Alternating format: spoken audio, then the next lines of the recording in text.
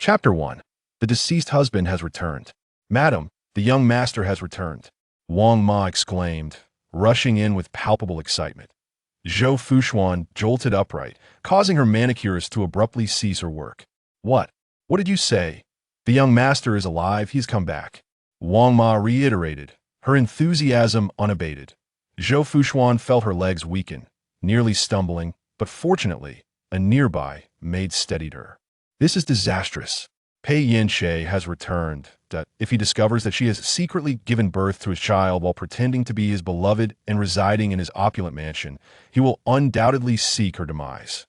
Initially, she had employed certain tactics to ascend to Pei Yance's bed, resulting in an unexpected pregnancy. When she was 4 months along, she approached Pei Yance, hoping to leverage the situation to marry into wealth.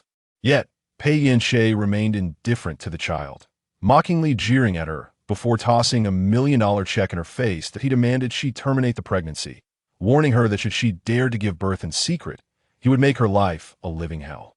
That terrifyingly cruel gaze still haunted her memories. Pei Yance, the heir of the Pei Group, was known for his cold demeanor, ruthless nature, and a propensity for holding grudges. During her tenure as Mr. Pei's secretary, she had witnessed his unyielding and merciless side.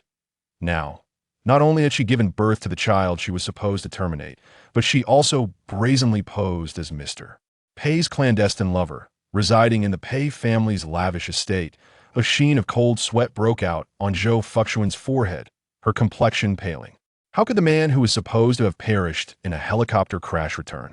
Madam, why does your face appear so pale? Are you unwell? Wang Ma inquired with concern. Zhou Fuxuan snapped back to reality, quickly donning an expression of elation. No, I am merely overwhelmed with excitement and momentarily lost my composure. Wang Ma, are you certain that the master has truly returned? She stifled a few sobs. I fear it may be a false hope.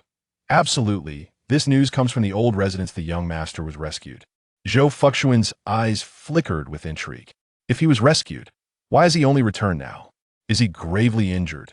After careful consideration, Wang Ma replied, it is said that the young master suffered a blow to his head and has lost his memory. He has even forgotten the master and mistress, so he may not remember you either. Upon hearing this, she cautiously monitored her mistress' reaction, apprehensive that she might faint from sorrow once more. Previously, at the young master's funeral, Zhou Fuxuan, pregnant and grief-stricken, had wept inconsolably, nearly losing consciousness. Thus, in the Pei household, it was common knowledge that the madam held profound feelings for the master. However, upon hearing the news, Zhou Fuxuan's eyes suddenly sparkled with uncontainable joy. He has lost his memory? Wang Ma was momentarily taken aback. Madam, you seem quite pleased. Zhou Fuxuan's anxious heart began to ease considerably. I am indeed very happy, for Yance is alive. As long as he lives, it matters not if he forgets me.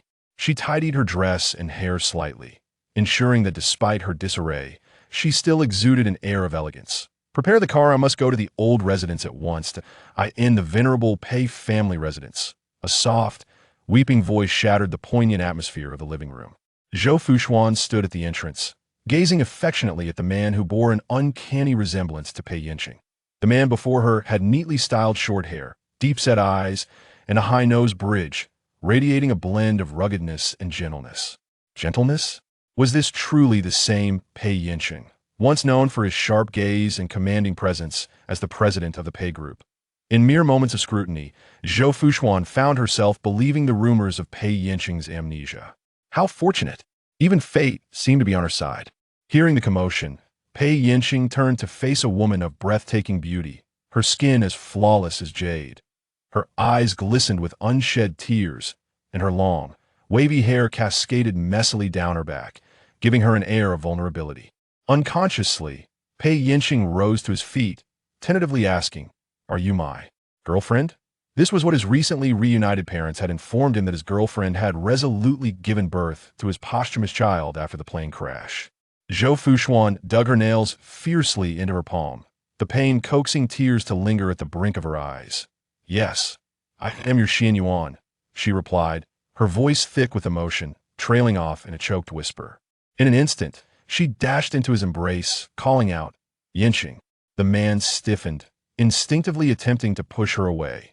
Yet Zhou Fuxuan would not grant him such a wish. She cleverly pressed herself against his chest, making it impossible for him to disengage. With a quivering voice, she intertwined her fingers with his, pleading, "Everyone said you were dead, but I refuse to believe it. How could you leave us, when you love me so dearly and have yet to meet our child? I knew you would return." Her tears flowed like rain, her delicate shoulders trembling slightly. From a distance, Pei's mother lowered her head, discreetly wiping away her tears, while Pei's father, similarly affected, sighed heavily. Gradually, Pei Yanqing's body relaxed, and he ceased to push her away, instead allowing his arms to encircle her loosely. "I am sorry I sustained a head injury and have forgotten many things, including you," he confessed. Zhou Fuxuan's eyes widened in disbelief. "Yanqing, you don't remember me?" She stood frozen, her eyes brimming with tears, swirling in a daze until the tip of her nose became perfectly flushed before the tears finally fell. She had practiced this maneuver countless times before the mirror, aware that it would evoke his protective instincts and guilt. As anticipated, Pei Yanqing sighed softly, his gaze dropping. "I apologize, I truly have lost my memory." Zhou Fuxuan's expression was one of anguish, yet she feigned strength, saying, "It's all right, as long as you are alive. Though you may have forgotten me and our child, I believe that one day you will remember." Ah, how she secretly wished Pei Yanqing would never recall. He nodded, yet his response lacked any emotional resonance. He merely replied, "Huh." With that, he gently pushed the woman in his arms away. Sensing the moment was right, Zhou Fuxuan quickly stepped back, her gaze drifting to the unfamiliar woman seated on the sofa. "Who is this?" Pei's mother promptly introduced. "This is Fu Xian, and she is Aker's savior, named Miao Anan." Miao Anan, true to her name, appeared quite serene, possessing an oval face and delicate features, though her skin bore a hint of darkness, likely a result of sun exposure. Dressed in a simple dress, she sat somewhat awkwardly on the leather sofa. "Hello, my name is Miao Anan." Before Zhou Fuxian could utter a word, Pei Yance stepped protectively in front of Miao Anan. "It was by sheer luck that I survived adrift on the ocean. It was Anan and Uncle Da who rescued me." Witnessing the man's defensive gesture, Zhou Fuxian could not help but scoff inwardly. It seemed that her path to becoming the legitimate wealthy wife was fraught with challenges.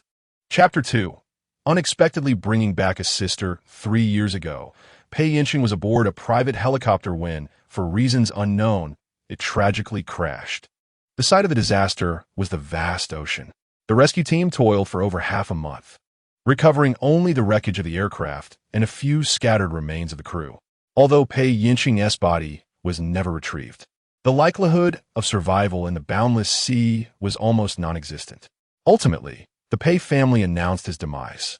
Little did anyone anticipate that on the day of the crash, the severely injured Pei Yanqing was rescued by a father and daughter from the Miao family, who were out fishing. They brought him back to Amo Island, a place markedly underdeveloped, where communication and transportation were severely lacking, resulting in a significant delay in news. Miao Guangda, the father, took Pei Yanqing into his home and sought the care of a barefoot doctor. Fortunately, Pei Yanqing was robust and, after a month and a half of recuperation, regained his health completely.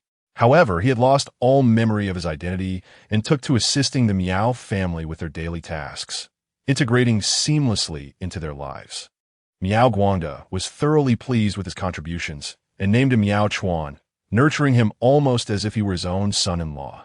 Not only did he provide him with shelter, but he also imparted skills in woodworking and fishing, ensuring that Pei Yanqing could establish himself on the island. 6 months prior, Miao Guangda fell gravely ill, and in his final moments, he clasped Pei Yanqing's hand tightly, entrusting him with the care of his daughter, Anan. Months later, when Pei Yanqing ventured off the island for business, he encountered many people and was soon recognized. This narrative was pieced together by Zhou Fuxuan after hearing the entire story and speculating on the nature of humanity. According to Pei Yanqing's account, it was the Miao father and daughter's kindness that saved him. This assertion held truth, for without their intervention, who could say if Pei Yanqing would have survived until the rescue team arrived? Zhou Fuxuan grasped Miao Anan's hand and said, "Anan, thank you for saving Yanqing. You're not only a savior, but also the savior of myself, my child, and the entire Pei family." Upon hearing the word child, Miaonan felt a pang in her heart, as if pierced by a needle. She abruptly withdrew her hand, asserting, "You need not thank me. I did not save Brother Yinqing for anyone else." Zhou Fuxuan's hands hovered uncertainly in the air, pursing her lips before slowly retracting them. Pei's mother emerged to mediate the situation, stating, "Fuxuan is correct. You are indeed a benefactor to our family. Please express any desire you may have. The Pei family shall do our utmost to fulfill it." Miaonan shook her head, replying, "Now that my father has passed and Brother Yinqing has found his family, I am left alone with no other desires." "Then let Anan stay with us for now. We can arrange everything gradually," said Su Zhonglan, not waiting for a response before instructing, "Housekeeper, please have the maid prepare a room for Miss Miao." Miaonan anxiously interjected, "Auntie, I do not wish to stay here. I want to be with Brother Yinqing." She had learned through their conversation that Brother Yinqing would not be residing there. Not wanting to be separated from him, she looked up at Pei Yinqing with watery eyes. "Brother, may I stay with you?" Finally, Pei Yinqing spoke, "Mother, with Uncle gone, and in being away from home for the first time, it is natural for her to feel frightened in such an unfamiliar environment. I wish to keep her close for now, until she adjusts to life here, and then we can make further arrangements." Su Zhonglan's gaze flickered between her son and Zhou Fuxuan, betraying a sense of inner conflict. After a moment, Zhou Fuxuan, perceiving that the time was ripe, spoke up thoughtfully. "Mother, Yin Che is right. It is indeed more fitting for him to stay with us, and I genuinely like it." Her willingness was not born from true magnanimity, but rather an understanding that refusal would be futile. While Su Zhonglan appeared to support her, she secretly wished for Zhou Fuxuan to take the initiative and agree. Thus, Zhou Fuxuan decided to go with the flow, hoping to endear herself to Pei Yin Che in the process. As expected, no sooner had she voiced her thoughts than Pei Yin Che cast a grateful glance in her direction. Su Zhonglan nodded with satisfaction. "I'm glad to hear you think this way." Indeed, Zhou Fuxuan silently chuckled to herself. In the opulent villa located in the heart of the capital, Zhou Fuxuan assumed the role of the gracious hostess.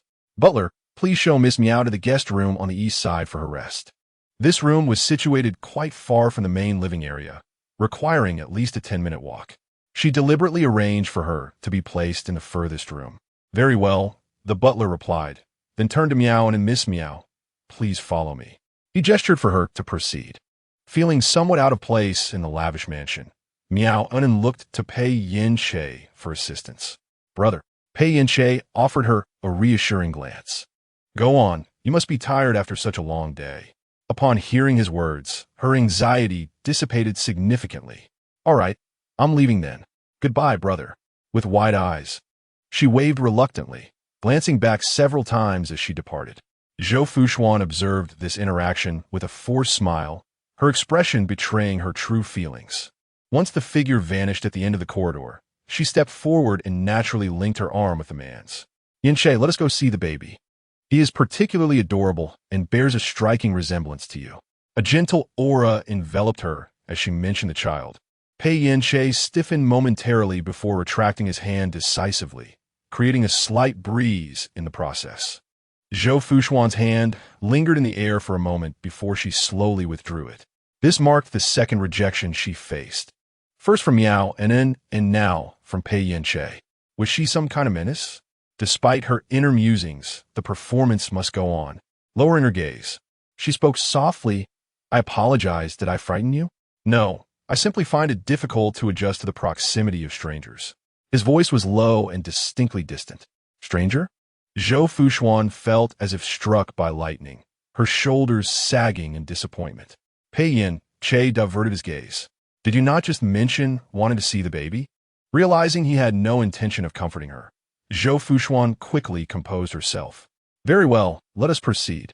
They walked in silence, maintaining a half-meter distance between them until they reached the door to the nursery.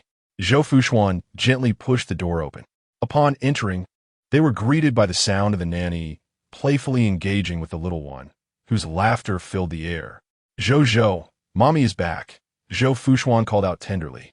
The child's full name was Pei Yin Zhou, affectionately known as Zhou, and he was 2.5 years old. "Mommy." The baby suddenly looked up, his voice bright and clear. He opened his arms, his little feet pattering joyfully as he ran over, utterly adorable, while the nanny followed closely behind, watching over him with care. Zhou Fuxuan smiled as she crouched down, embracing her rushing son and gently kissing his forehead. "Zhou, have you missed Mommy?" Zhou tilted his fair little face upwards and, in a sweet, childish voice, replied, "Yes, Zhou misses Mommy very much." Pei Yance stood behind, capturing this heartwarming scene in his mind. Chapter 3. Son Zhou quickly noticed Pei Yance, blinking his big eyes and asking, "Mommy, who is this uncle?" He found him familiar, but could not recall where he had seen him before. Zhou Fuxuan replied tenderly, "Zhou, he is your father. You have seen his picture. Every time you cry, you hold on to Daddy's photo and call out for him." She subtly hinted at certain details while observing Pei Yance's reaction from the corner of her eye. Zhou stared intently at Pei Yance, scratching the back of his head. "Is this Daddy?" Pei Yance looked back at him. This little creature, resembling him by 70%, was indeed his son. The two locked eyes, a silent exchange devoid of the expected emotional turmoil. Zhou furrowed his small brows, pondering for a couple of seconds. But the daddy in the photo is pale, and this uncle is dark. At this, Pei Yance's lips twitched slightly. His darkness was a result of frequently going out to sea for fishing, sun-kissed by the sun. Zhou Fuxuan gently ruffled his hair, softly explaining, "Daddy is just tanned. He will become fair again after some time, just like in the photo." "Really?" "Of course. But Mommy, didn't you say Daddy is an astronaut in space? How can he be tanned?" Zhou Fuxuan was momentarily stunned, incredulously gazing at her 2.5-year-old son. Could a child of this age really think from such a perspective? "Sweetheart, why do you think you can't get tanned in space?" Zhou proudly replied, "I've seen it. Astronauts wear thick clothes, so they definitely won't get tanned." Zhou Fuxuan found herself at a loss for words. It seemed she had underestimated her son's intelligence. It made sense. She was a graduate of a prestigious university, and his father was exceptionally bright. How could their child be easily fooled?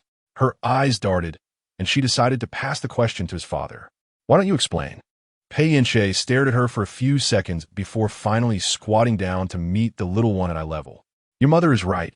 I am indeed your dad." His voice was somewhat rigid. After saying this, he fell silent.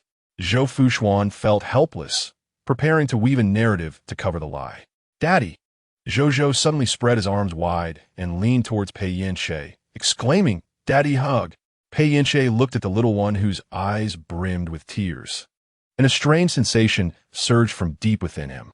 After a moment of hesitation, he slowly raised his arms, gently enveloping the small figure in his embrace. "Daddy here." Upon speaking, his voice tightened slightly. The 2.5-year-old was light as a feather, soft in his arms, emanating a faint milky scent. Woo Zhou clung tightly around his father's neck, resting against his shoulder. His soft sobs gradually escalated into loud cries. Pei Yance, having never interacted with such a small child, felt somewhat at a loss. He looked towards Zhou Fuxuan, who was quietly wiping her tears nearby, and winked at her. "What should I do now?" Zhou Fuxuan stepped forward, took his hand, and placed it on their son's back, signaling him to comfort the child properly. Pei Yance patted the child's back clumsily, trying to soothe him. "Don't cry, Daddy is here." After a few minutes, Zhou's cries gradually subsided, yet his small hand remained tightly grasping his father's clothing, fearful that he might disappear again. Why did Daddy come back only now? Zhou's head was nestled in his father's neck, his voice muffled. Pei Yance felt a bit uncomfortable, the area around his neck damp. Yet he couldn't bring himself to push away the little one in his arms. "I'm sorry. Daddy didn't intend to miss your growth." "Why is that?" Pei Yance did not conceal the truth and explained candidly. 3 years ago, before you were born, Daddy had an accident and fell into the sea. It took a long time for me to find my way home." Zhou suddenly lifted his small face, his eyes wide with fear. "Daddy fell into the sea?" "Yes. But Mommy said you went to outer space."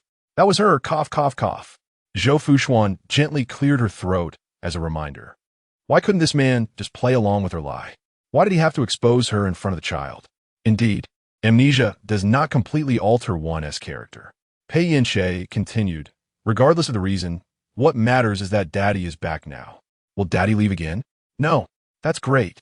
The little one broke into a smile. I will have daddy from now on. Pei Yance gazed at the little one in his arms, his expression gradually softening. Suddenly having a son didn't seem so difficult to accept. In the study, Pei Yance flipped through his trophies, albums, and traces of his past life. He looked at the photographs of himself with various prominent figures displayed in the glass cabinet, as if viewing the life of another person. Every detail felt unfamiliar to him. Knock, knock, knock. A gentle knock was heard. Zhou Fuxuan leaned in halfway and softly asked, Yance, may I come in? Pei Yance looked towards a voice. The woman before him had changed into a silk robe, her hair casually pinned up, revealing her slender, fair neck. Zhou Fuxuan was beautiful, possessing a soft, enchanting allure. Every frown and smile was captivating. He was uncertain if this was the type he had once favored. Yance. Zhou Fuxuan called softly again, may I come in? Pei Yance returned to his senses, nodded slightly. Yes, you may. Zhou Fuxuan's eyes sparkled as she approached him, holding an album. Yance, these are our pictures together. Would you like to see?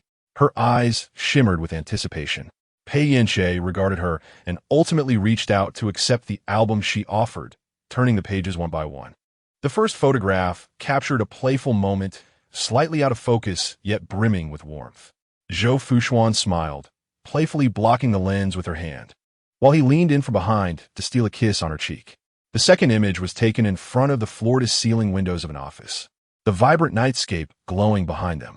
He rested his chin on Zhou Fuxuan's shoulder, their faces close together as they smiled blissfully at the camera. The next few pages revealed similar snapshots, each one a testament to their shared joy. Merely gazing at the photograph evokes a profound sense of the love shared between the two individuals captured within it. Though the collection comprises only a handful of images, each exudes an intimacy that unmistakably reveals their romantic connection. The settings predominantly feature their workplace or indistinct indoor environments, aligning perfectly with the fabricated narrative of an office romance she meticulously crafted. In her endeavor to convince Pei's parents of her status as Pei Yance's undisclosed lover, she exerted considerable effort, not only curating various affectionate photographs, but also concocting a myriad of shared experiences. Chapter 4. The evidence of love relies solely on fabrication. Due to her dismal upbringing, she felt compelled to invent a respectable family background. Presently, she portrays herself as a privileged young woman, an alumna of a prestigious institution, with her parents residing abroad, one a university professor and the other a physician. Her application for the role of the CEO's secretary was merely an attempt to hone her skills. Zhou Fuxuan was acutely aware that such a familial background would render her incapable of ascending to a wealthy social circle. Yet, given her lack of resources at the time, she could not fabricate an excessively affluent lineage. Furthermore, with the Pei family's extensive connections, any pretense of opulence would be swiftly uncovered. After much contemplation, she opted to disguise herself with a modest yet respectable family history. Pei Yance stared at the photograph in his hand, yet felt no stirrings of emotion within. With a calm demeanor, he inquired, "You are my secretary, and then we fell in love?" Zhou Fuxuan eagerly nodded, affirming, "Indeed, we developed feelings for one another amidst our work interactions, but due to our disparate statuses, we cannot publicly acknowledge our relationship." Pei Yance lifted his gaze, scrutinizing her face for an extended period. Zhou Fuxuan had long cultivated a resilient heart. Even under his intense scrutiny, she revealed no signs of faltering, even daringly asking, "Yance, do you remember the little moments we shared?" Pei Yance paused in his perusal of the photo album and replied, "I'm afraid I still have no recollection." Zhou Fuxuan feigned disappointment, allowing her eyes to fall, yet soon rallied her spirits. "It's all right. Take your time. We have all the time in the world. One day, you will remember." Pei Yance remained silent, unfazed by his cold demeanor. Zhou Fuxuan pressed on with genuine concern. "Yance, I am quite curious about your experiences over the past 3 years. Could you share them with me in detail?" Pei Yance did not lift his head, stating curtly, "There is nothing to discuss. It's all in the past." Zhou Fuxuan found herself at a loss, uncertain of his attitude. Had she become a nuisance so quickly? Or was he deliberately distancing himself due to lingering feelings from Yaonan, with whom he had spent 3 years on that island? This possibility loomed large in her mind, as they might have already fostered a deeper connection during their time together. However, she had no intention of shattering this delicate facade. Although she had borne the Pei family's first legitimate grandson, the absence of a marriage certificate or wedding left her feeling insecure. She needed to solidify their marital status while Pei Yance was still amnesiac. Once they were legally wed, she would secure her position as the esteemed lady of the Pei family. As for Pei Yance's acknowledgement of her or his desire for additional romantic entanglements, she remained indifferent. Her ambitions lay solely in financial gain, rather than in Pei Yance as an individual. Zhou Fuxuan swiftly regained her composure, affirming to herself, "You are right. Let bygones be bygones. What truly matters is our present life." As she spoke, she delicately placed her fair, smooth hand upon the back of the man's, her fingers slowly weaving between his, longing to entwine their fingers. "What are you doing?" Pei Yance instinctively withdrew his hand. Zhou Fuxuan paused for a moment, her eyelashes fluttering slightly, her expression wounded as she gently bit her lower lip. "We used to often rest our foreheads against each other, our fingers interlocked. I never anticipated such a strong reaction from you. I'm not fond of others encroaching upon my space."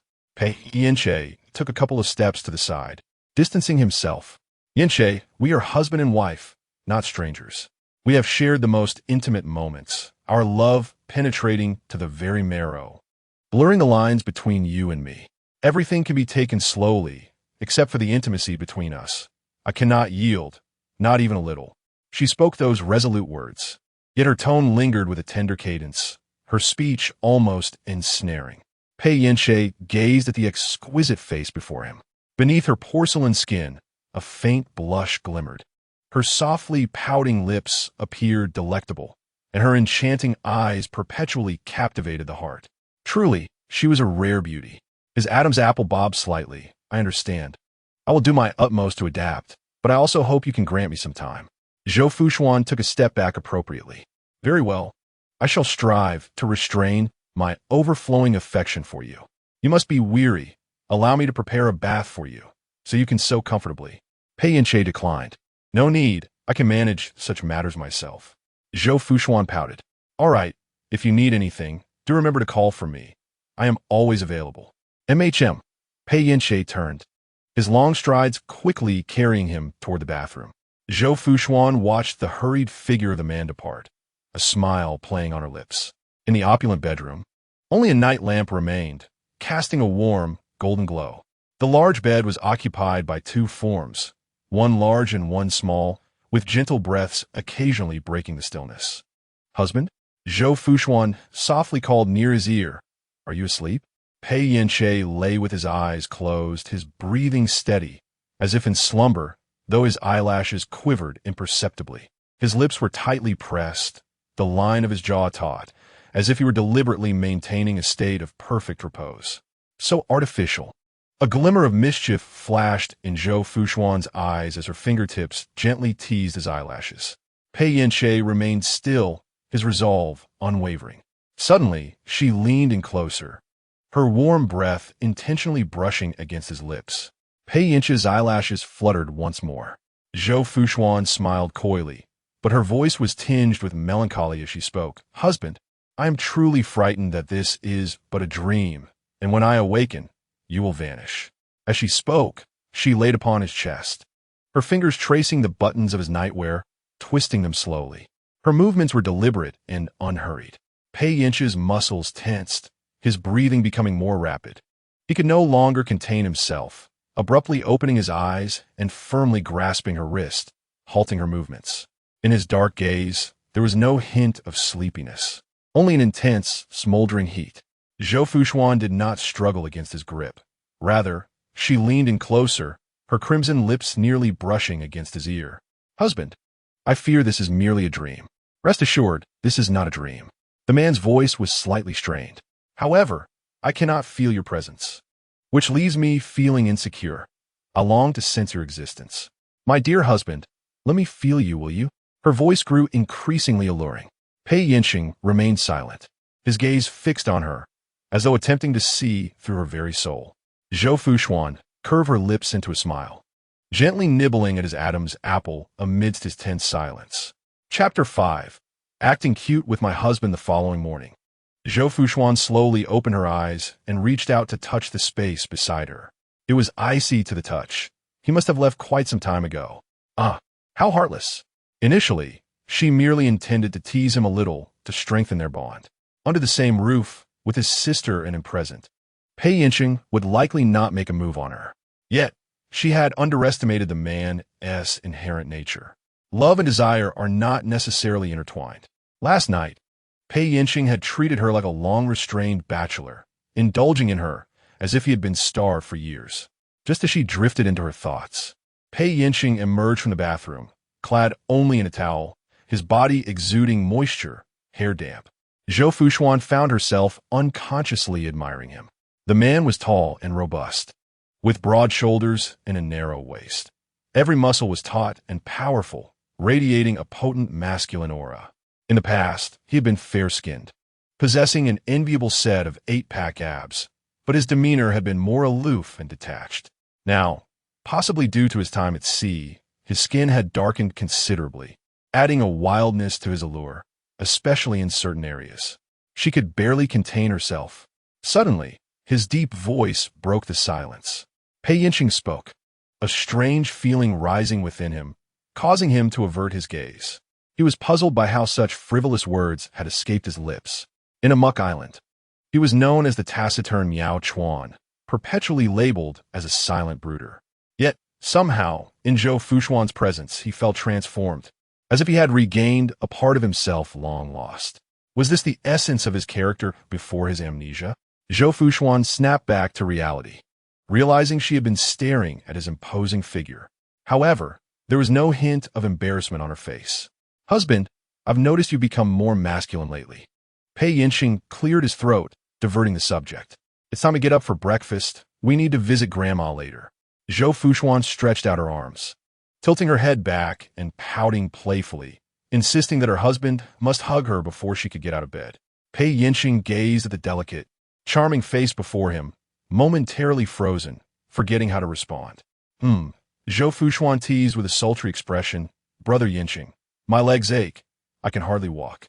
Pei Yance inhaled deeply, compelled by an inexplicable force to step closer, bending down to lift her into his arms. Zhou Fuxuan lightly wrapped her arms around his neck and, taking the opportunity, planted a kiss on his cheek. "You're the best, husband." Pei Yance lowered his gaze to the victorious little vixen in his arms, swallowing hard. But his words faltered. Zhou Fuxuan nuzzled her nose against his Adam's apple, tilting her head up, her lips slightly pursed. "Care me to wash up?" she said softly, her voice laced with enchantment.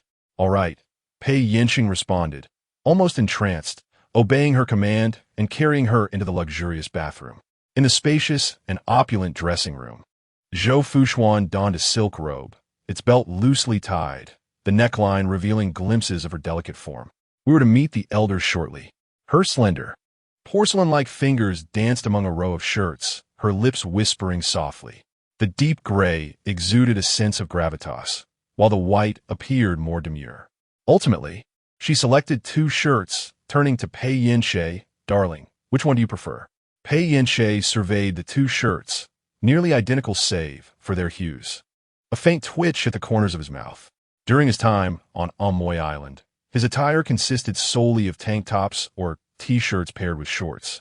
A casual summer wardrobe, accustomed to such relaxed dressing, he found himself instinctively resisting the allure of these exquisite yet confining garments.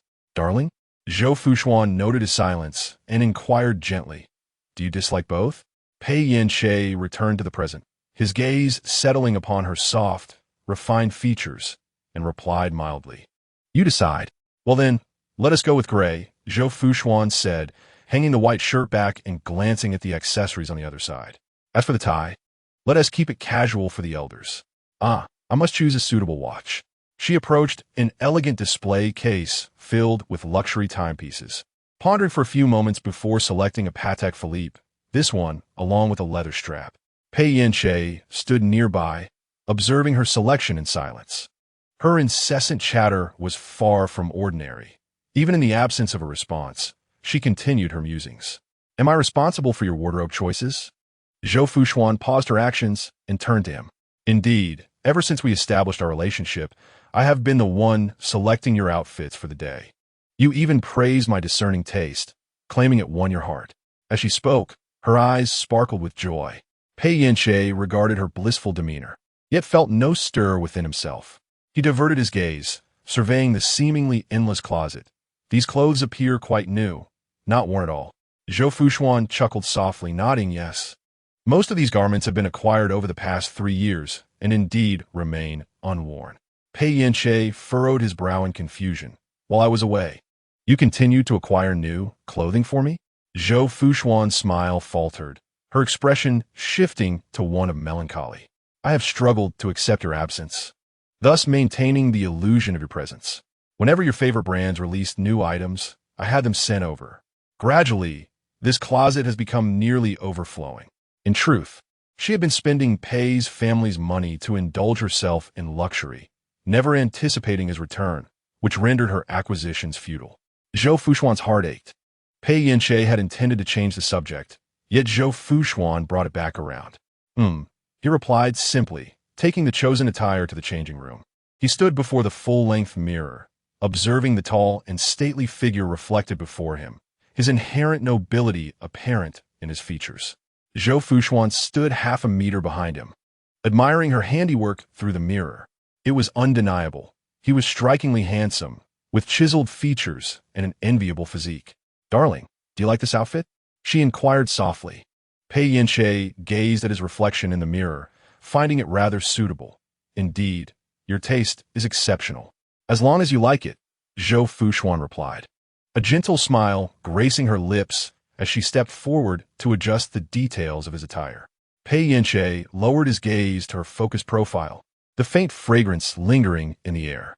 From his vantage point, he could catch a glimpse of the alluring scenery that danced just out of reach. He understood that this woman was being deliberately provocative, yet he could not comprehend why. If they truly loved each other, she would go to such lengths to entice him. Chapter 6. The Dead of Life at the Dining Table. Zhou Fuxuan smiled softly. Anin, did you sleep well last night? Miaonan looked up, her gaze landing on a strikingly beautiful face, the skin as delicate as porcelain, captivating even her, as a woman. How could someone be so stunning? A pang struck her heart, and she dryly replied, thank you, Sister Xian, for your concern. I managed to sleep all right. In truth, after realizing how far her room was from her brother's, she had been too furious to sleep, mentally chastising Zhou Fuxuan countless times.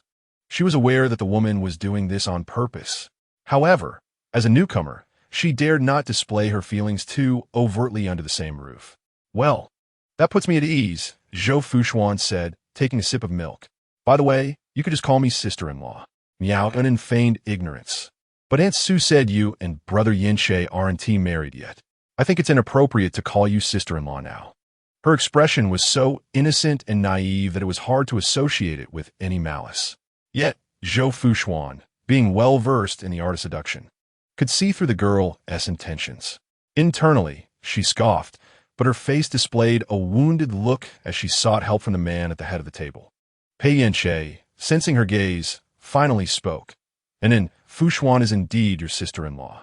Zhou Fuxuan subtly curved her lips in a smile.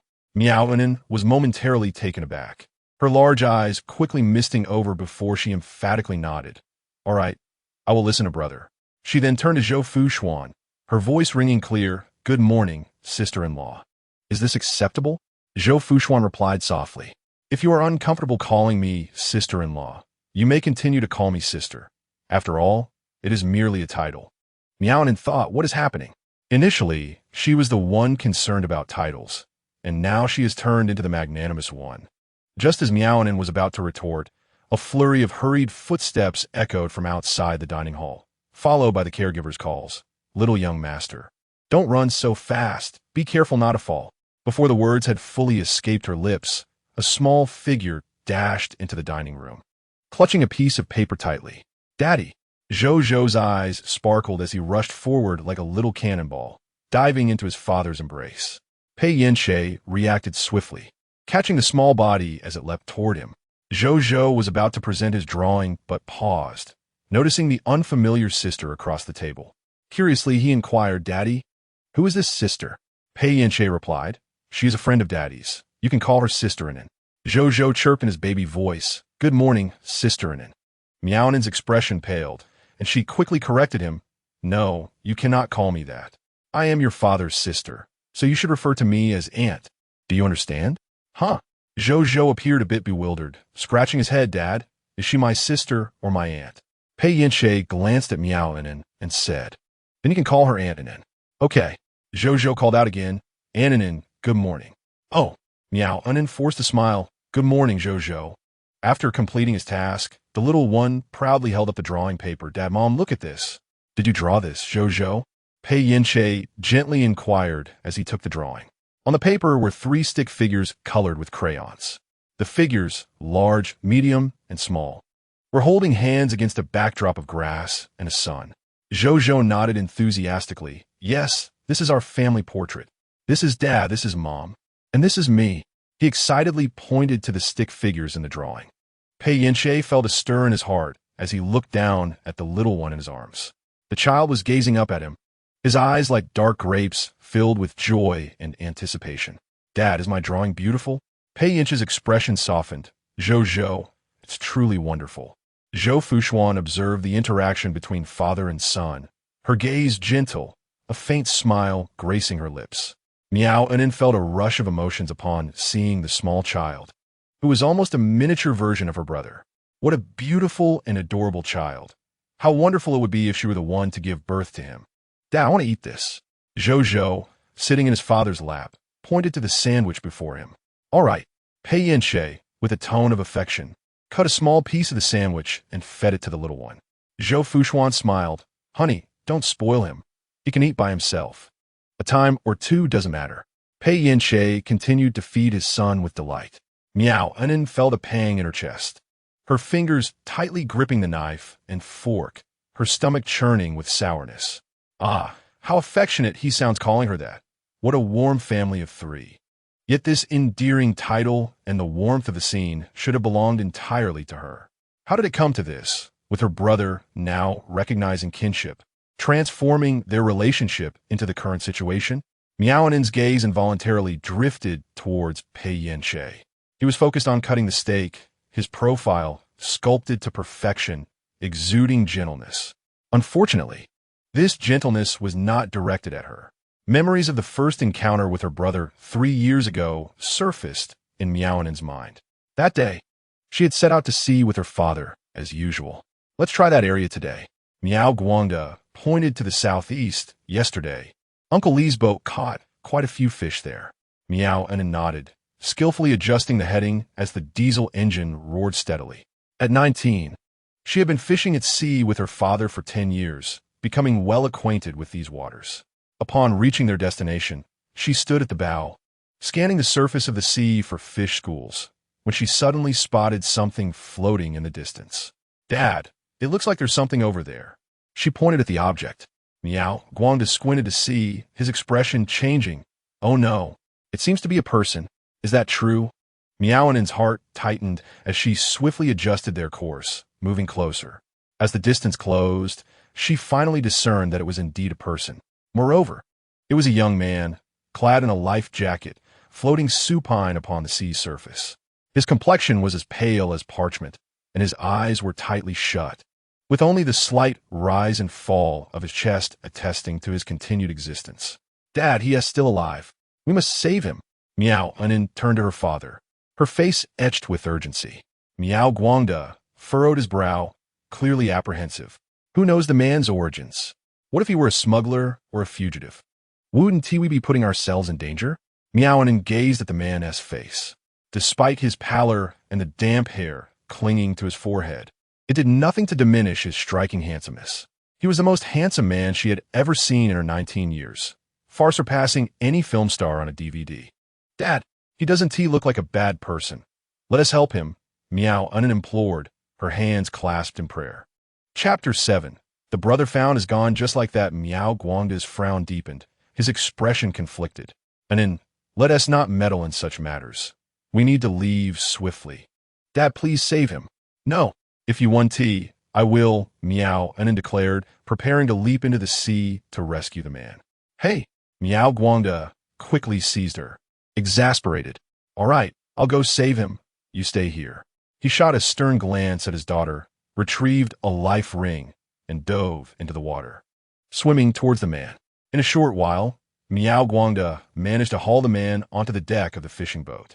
After a considerable effort, the man finally regained consciousness. Cough, cough.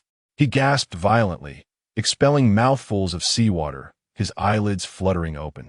Miao Anin sat on the deck, her large eyes fixated on him, her heart racing wildly. How could there be such a remarkably handsome man in this world?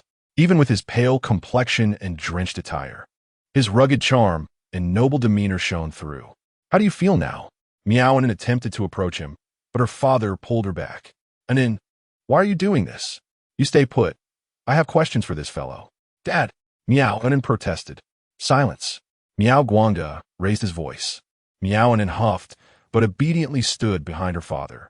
Miao Guangda stared intently at the man. Who are you? How did you end up floating in the sea? The man scanned his surroundings in confusion, his head pounding. I don't remember, he replied, his voice hoarse and weak. Don't remember? Miao Guangda regarded him warily. You're not feigning ignorance, are you? I warn you, if you harbor any ill intentions, I won't let you off easily. Dad, he just woke up. He must be disoriented. Can you please stop intimidating him? Miao Anin darted out from behind her father like a fish, positioning herself in front of the man. He needs to rest. Any questions can wait until he has recovered. Seeing his daughter's peculiar demeanor, Miao Guangda's frustration mounted. You really? Fine. Once we reach shore, I'll call the police and turn him over to the authorities. I won't concern myself with anything else. Miao Anin's face was a portrait of reluctance, yet she refrained from further protest. Miao Guangda abruptly concluded their fishing expedition for the day, turning the boat around and heading towards Amo Island. Miao Anin retrieved spare clothing for the man and poured him a cup of hot tea. Be careful, it's hot, she cautioned.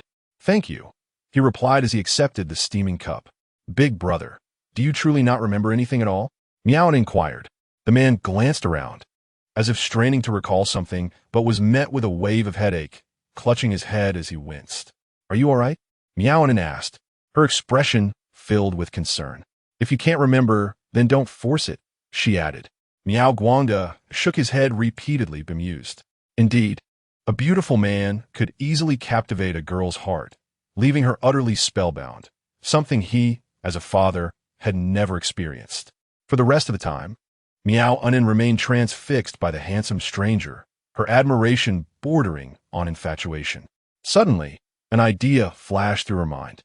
Her eyes sparkled with excitement as she leapt to her feet and approached her father, whispering urgently in his ear, Dad, what if we don't call the police? Miao Guangda was taken aback. How can we not? Why not? Miao Anin raised an eyebrow at him. Weren't you always saying we needed an extra pair of hands around the house? Look at him. Muscles everywhere.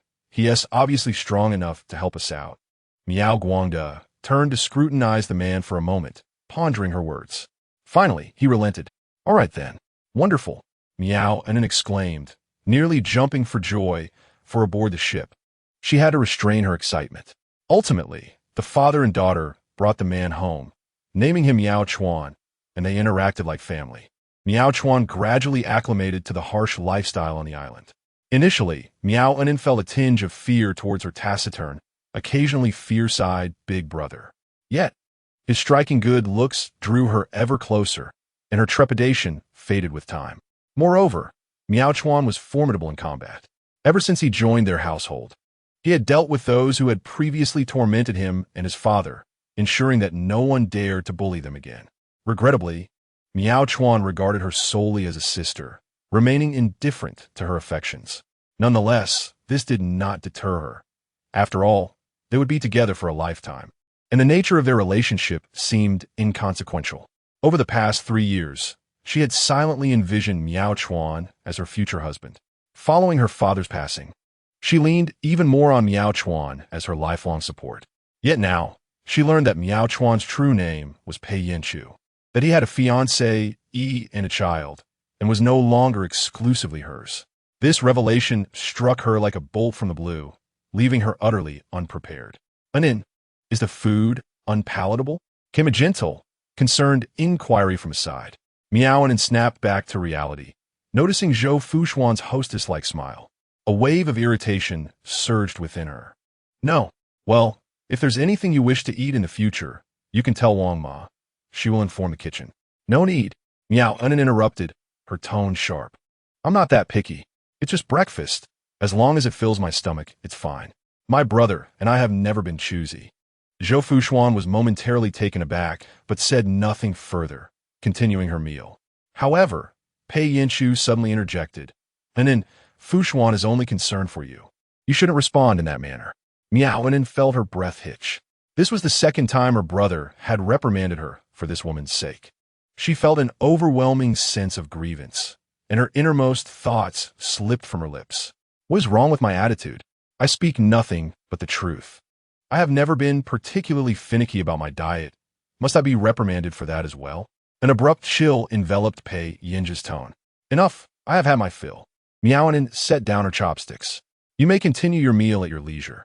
I shall not intrude further, lest I be scolded a third time. With that, she turned on her heel and fled. Zhou Fuxuan cast a sidelong glance at Pei Yance, noting that his expression remained unchanged as he continued to feed the child in his arms. Daddy, isn't an aunt angry? No, she has simply had enough to eat. Zhou nodded. Daddy, then I am full as well. He smiled, patting his round little belly. Pei Yance glanced at the caregiver beside him, signaling for her to take the child away.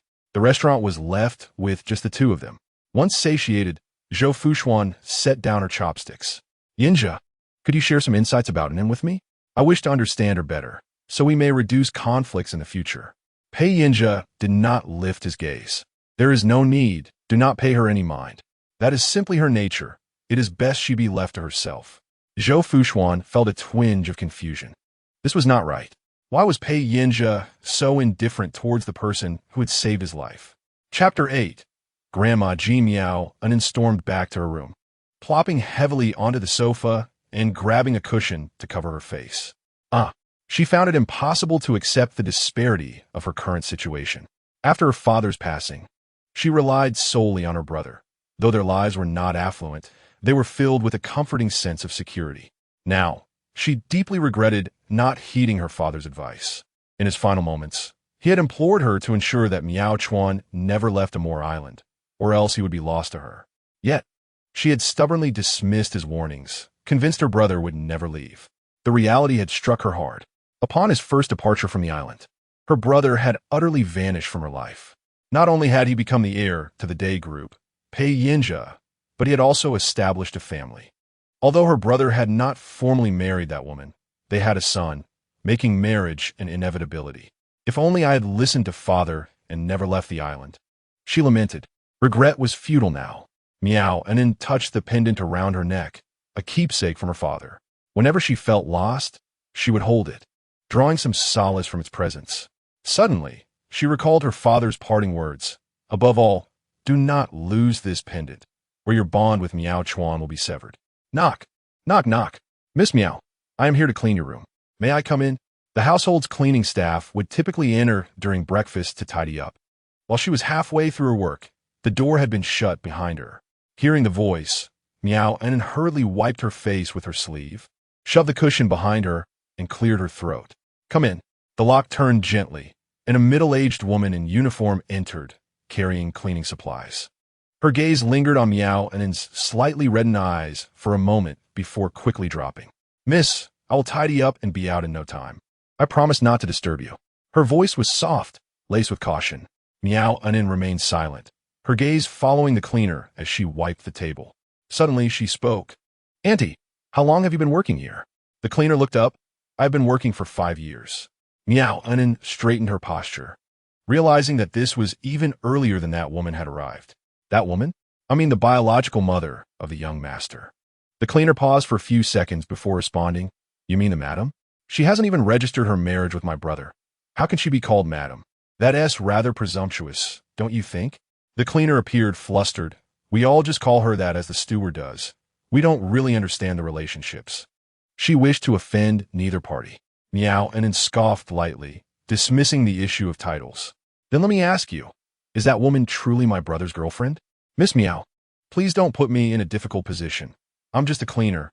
How would I know about such matters? Haven't you been here for 5 years? The cleaner regretted mentioning her tenure. No matter how long I've been here, I'm merely a cleaner, rarely encountering the master or madam. Perhaps you could ask the master. I truly know nothing. Meowen rolled her eyes. Are you foolish? My brother has amnesia. Asking him is futile, otherwise. Would I bother to ask you? The cleaner forced a smile and resumed her task of wiping the table. A long Rolls-Royce glided into a verdant estate. The residence of Mrs. Pei Yance, also known as Old Madame G. Zhou was particularly excited, eagerly wanting his seatbelt unbuckled. Mom, unbuckle it. Zhou Fuxuan patted his head. Wait until the car has stopped, and then Mommy will unbuckle you. Zhou obediently quieted down. Pei Yance gazed at the scenery of the estate, a feeling of inexplicable familiarity washing over him. It was said that he had lived here for a time, almost being groomed as the heir of the G family.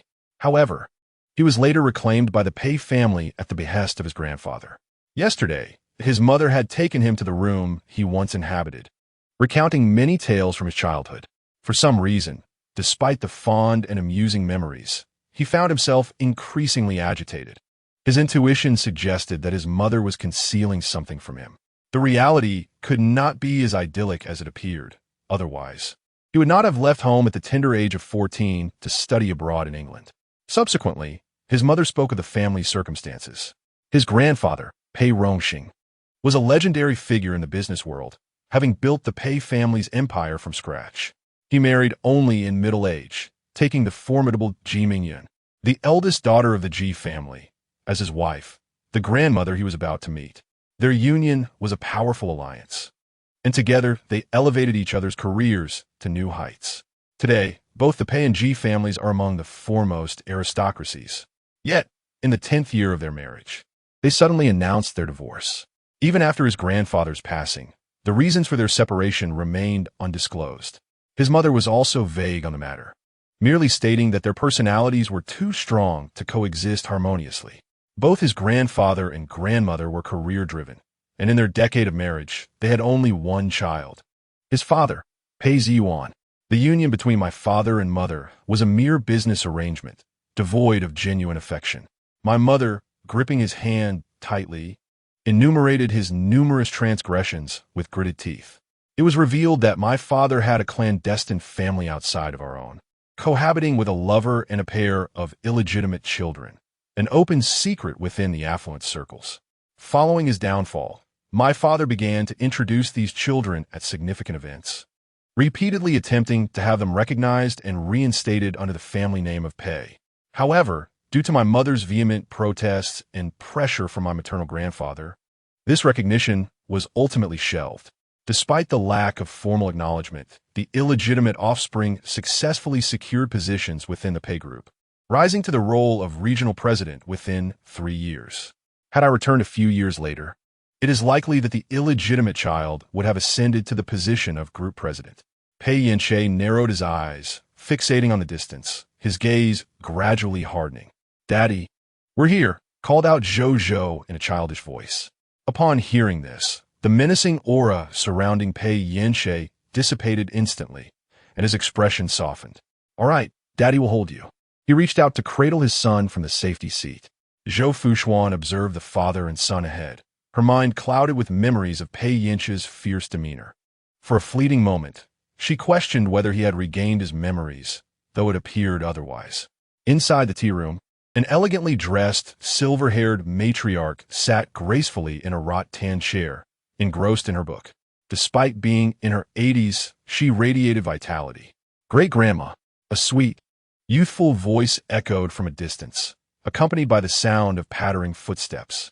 Mrs. G turned her gaze to see her little great-grandson joyfully approaching her, her serious demeanor instantly softening as she affectionately exclaimed, "Oh, my little darling has come." She opened her arms wide to embrace the boy who leapt into her embrace. "Great-grandma, I came with Daddy and Mommy to see you," Zhou replied brightly. Chapter 9. Striving to manifest truth, goodness, In beauty, no sooner had the words left his lips than the elderly lady's expression transformed. With your daddy and mommy? She slowly lifted her gaze, her heart racing as she beheld the grandson she had longed for standing before her. Ache, you have returned. Her voice trembled with emotion. Pei Yance remained rooted in place, his eyes reflecting a complex mix of feelings as he regarded the elderly lady before him. Zhou Fuxuan gently squeezed his fingers, whispering, Yance, this is your grandmother. Taking a deep breath, he replied, Grandma, I have come back. Mrs. G extended her wrinkled hand to caress his cheek, tears glistening in her eyes. For 3 years, I never ceased searching for you. You have finally returned. Pei Yance lowered his head, murmuring, I am sorry, Grandma. I have caused you worry. He briefly recounted the incident of his plane crash and subsequent amnesia. Mrs. G tenderly patted his shoulder. It's all right. What matters is that you are back. She took his hand and guided him to sit at the tea table. Let Grandma take a good look at you. Zhou Fuxuan picked up Zhou and quietly stepped aside, allowing the two to share their moment. Ache, you have lost weight and tanned, Mrs. G observed closely, her eyes filled with concern. How have you fared these past 3 years? Pei Yance comforted gently. Grandma, I am doing quite well. That's wonderful, replied Mrs. G.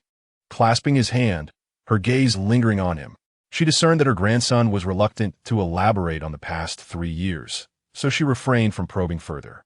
Subsequently, she instructed the butler to fetch an album, believing it might evoke cherished memories. As the album opened, it revealed photographs chronicling Pei Yance's life from childhood to the present. Zhou Fuxuan, cradling Zhou, leaned closer. The little boy pointed at a photograph of a young boy, asking, Is this Daddy when he was little? Mrs. G affectionately patted her great-grandson's head. Yes, that is all your father. Zhou's eyes sparkled. Wow, Daddy and I look alike. Mrs. G chuckled heartily. Her sorrow lightened considerably. Oh dear, you've got it wrong. It is you who resemble your father, not the other way around. Zhou nodded enthusiastically. I look like Daddy and also like Mommy. Zhou Fuxuan smiled as she gently rubbed her son's soft little face. Mrs. G cast a contemplative glance at Zhou Fuxuan. Aware of her scrutiny, yet feigning ignorance to avoid direct eye contact, Zhou Fuxuan felt a shiver of apprehension. Aside from the amnesiac Pei Yance, Mrs. G was the second person to instill such fear in her. The elder's penetrating gaze seemed capable of unveiling one's innermost thoughts, rendering one utterly defenseless. They lingered at Grandma's house for an extended period, departing only when Zhou, yawning and drowsy, signaled his fatigue. As dusk settled, their car glided smoothly along the national highway. Zhou slumbered peacefully in his safety seat. Zhou Fuxuan stole a glance at her son before diverting her gaze to Pei Yance, who reclined in his seat with his eyes closed, resting. After a day spent together, she sensed the fluctuations in Pei Yance's demeanor towards her. Having made strides in their relationship that morning, he had swiftly retreated into aloofness. She had never anticipated that a few days would suffice to win him over. However, the thoughts of the amnesiac Pei Yance were even more inscrutable and challenging than before, a development she had not foreseen. As Zhou Fuxuan contemplated her next steps, her eyes inadvertently swept past the window. At that moment, a small figure abruptly captured her attention. In the night, a sandy-colored puppy was navigating through the traffic. Its hind leg appeared injured, causing it to limp pitifully. Cars whizzed past, some nearly colliding with it, rendering the frightened pup immobile in the center of the road. An idea struck Zhou Fuxuan. Stop the car. Driver Lao Chun immediately slammed the brakes, pulling the vehicle to the side. Pei Yance opened his eyes, looking at her with confusion. What's wrong? There's a puppy in the middle of the road. It's in danger. She uttered this and flung open the car door, dashing outside. Madam, Lao Chun exclaimed, quickly following her. Zhou Fuxuan cautiously approached the trembling puppy, whispering, Don't be afraid. I'm here to help you.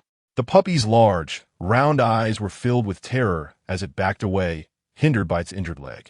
Her impulse to rescue the dog was tinged with performative intent, yet upon witnessing its pitiable state, her heart tightened. Zhou Fuxuan gradually crouched down, extending her hand. Come here. Little puppy, please, she uttered softly, fearful that her gentle voice might startle the dog into dashing once more into the bustling traffic. Lao Chun hastened to her side, madam. It's too perilous here with all the vehicles. Allow me to assist. Do not approach, she interjected firmly. The puppy is frightened. The presence of strangers may cause it distress. Zhou Fuxuan halted the driver's advance, instructing, fetch me a blanket from the car. Lao Chen nodded and departed swiftly. Zhou Fuxuan inched closer to the trembling creature, continuing her soothing murmurs, do not be afraid. I mean you no harm. The puppy bore an uncanny resemblance to her childhood companion, the little yellow dog she had once secretly nurtured. The mere thought of that dog, Ah Huang, tightened her heart. The one she had rescued from the brink of death, her sole childhood companion, had been sold to a dog trader by her aunt for a trifling sum. She had wept uncontrollably, kneeling and repeatedly bowing her head, pleading for them not to take Ah Huang away. Yet, her anguish fell on deaf ears, and her aunt, enraged, had struck her. Zhou Fuxuan edged closer to the puppy, seizing the scruff of its neck in a swift motion. Perhaps sensing her goodwill, the puppy did not resist, emitting only a pitiful whimper. It's all right now. Zhou Fuxuan gently stroked its head, examining its injuries. She discovered that the dog was emaciated, its ribs prominently visible. Not only were its hind legs injured, but it bore numerous bloodstains, a clear indication of having been mistreated. Lao Chen quickly returned with a blanket. Zhou Fuxuan enveloped the puppy in the fabric and cradled it in her arms. Pei Yance, unbeknownst to her, had exited the vehicle and stood beside the door, his expression obscured by the night. Zhou Fuxuan hurried to his side. Yance, I've rescued a puppy. Her excitement resembled that of a diligent student awaiting commendation from a teacher. Pei Yance regarded her with a complex gaze. Your actions are exceedingly reckless. Lowering her eyes, she replied, I feared for the puppy's safety. I didn't think it through. However, rest assured, I shall be more cautious in the future. Pei Yance studied her intently. Let us get in the car. We must take it to the pet hospital. Zhou Fuxuan returned to the vehicle, clutching the puppy. At that moment, Zhou had awakened, his large eyes wide with curiosity. Mommy, puppy? Indeed, a little puppy. Do you like puppies, Zhou? I do. Then we shall keep it as your companion, shall we? Yes. Zhou exclaimed joyfully, his little arms flailing with delight. As Zhou Fuxuan comforted her son and tended to the puppy, she occasionally cast sidelong glances at the man beside her, keen to gauge his reactions. Chapter 10. A warning. Do not force what is inappropriate. A Maybach glided into the Pei family plaza, coming to a halt in the driveway. Good morning, Madam Pei. The mall manager promptly greeted her, flanked by uniformed staff. Zhou Fuxuan nodded slightly, handing her Hermes bag to the approaching attendant. Miao Ainen, unfamiliar with such grandeur, stood awkwardly half a step behind Zhou Fuxuan, her modest attire of mere dozens seeming incongruous in this opulent setting. The manager's gaze fell upon Miao Ainen, a flicker of surprise crossing her features, yet her professional demeanor swiftly restored her smile. The doors to the room slid open silently. This nearly 300 square meter space is a private shopping salon meticulously designed for elite clientele. Miao Ainen's eyes widened in astonishment as she surveyed her surroundings, her mouth agape in sheer disbelief. It was evident that the affluent experienced shopping in a manner entirely distinct, without even the need to encounter ordinary patrons. Zhou Fuxuan observed her reaction with a subtle smile playing at the corners of her lips. Are the seasonal new arrivals ready? She inquired as she settled leisurely onto the central sofa. Yes, everything is prepared, replied the store manager, dressed in a professional ensemble, crouching slightly as she navigated the screen. These are the seasonal new arrivals, carefully curated according to your preferences. Zhou Fuxuan accepted the device handed to her by the manager, her fingers gliding casually across the screen. Miao Ainen observed Zhou Fuxuan's movements, discreetly mimicking her to appear more at ease. Ainen, Zhou Fuxuan said, turning slightly, choose whatever you like. We'll have them delivered later. Wow, these dresses are stunning. Miao Ainen exclaimed, instantly captivated. However, when she caught a glimpse of the price tags, she gasped in shock. But they're so expensive. Each dress was priced in the 5 figures, with some reaching 6. Isn't it just a few pieces of fabric? Zhou Fuxuan smiled lightly. Yance asked me to bring you here so you could indulge in shopping. The price is of no consequence as long as you adore them. Miaonin found her reasoning sound. Spending her brother's money felt entirely justified. Moreover, if she didn't spend it, this woman would surely do so she might as well indulge herself. With newfound confidence, her gaze settled on Zhou Fuxuan's attire and accessories, which exuded luxury, particularly the diamond necklace adorning her neck. "I'll take this one, and this one," she declared, shedding her earlier timidity and selecting over a dozen garments. "Very well," the store manager signaled to an attendant behind her, who promptly went to arrange the items. Within 3 minutes, 8 staff members entered in formation, each pushing wheeled racks adorned with the garments Miaonin had just chosen. Impatiently, Miaonin rose to her feet. "I want to try this one on." Zhou Fuxuan remained seated on the sofa, gracefully sipping her tea, her eyes drifting towards the fitting room. 3 minutes later, Miaonin emerged shyly from within. She clutched the hem of her dress, her voice barely above a whisper, as if feeling it was ill-fitting.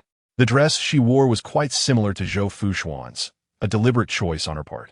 Yet, Zhou Fuxuan's ample bosom and slender figure, complemented by her long, fair legs, created an effortlessly graceful silhouette, making her look exquisite in anything she donned. This particular dress, while ordinary in itself, appeared rather lackluster on Miaonin. The neckline gaped emptily against her flat chest. She tugged at the hem, attempting to make the neckline appear less absurd. Zhou Fuxuan set her teacup down, rising to stand behind Miaonin, her fingertips lightly brushing over her shoulder and resting on the strap. "It looks quite lovely. It just needs a bit of adjustment here." She cast a knowing glance, ready to assist with the necessary alterations. "No, thank you," Miaonin interjected firmly. "I feel this dress doesn't quite suit me." With that, she turned to retreat back to the fitting room to change out of it. Zhou Fuxuan suddenly spoke up, saying, "You're absolutely right. Suitability is paramount, and one should never force what is unsuitable. You may find it looks splendid on others, yet it may not suit you at all." With a light laugh, she continued, "Fortunately, it is merely a dress. If it does not fit, one can simply change it. Unlike with people." Miaonin halted her steps, turning back to fixate on that stunning face. She grasped that this woman was issuing a warning. Zhou Fuxuan subtly shifted the subject, adding, "I believe there are several dresses that would suit you quite well. Do try them on shortly."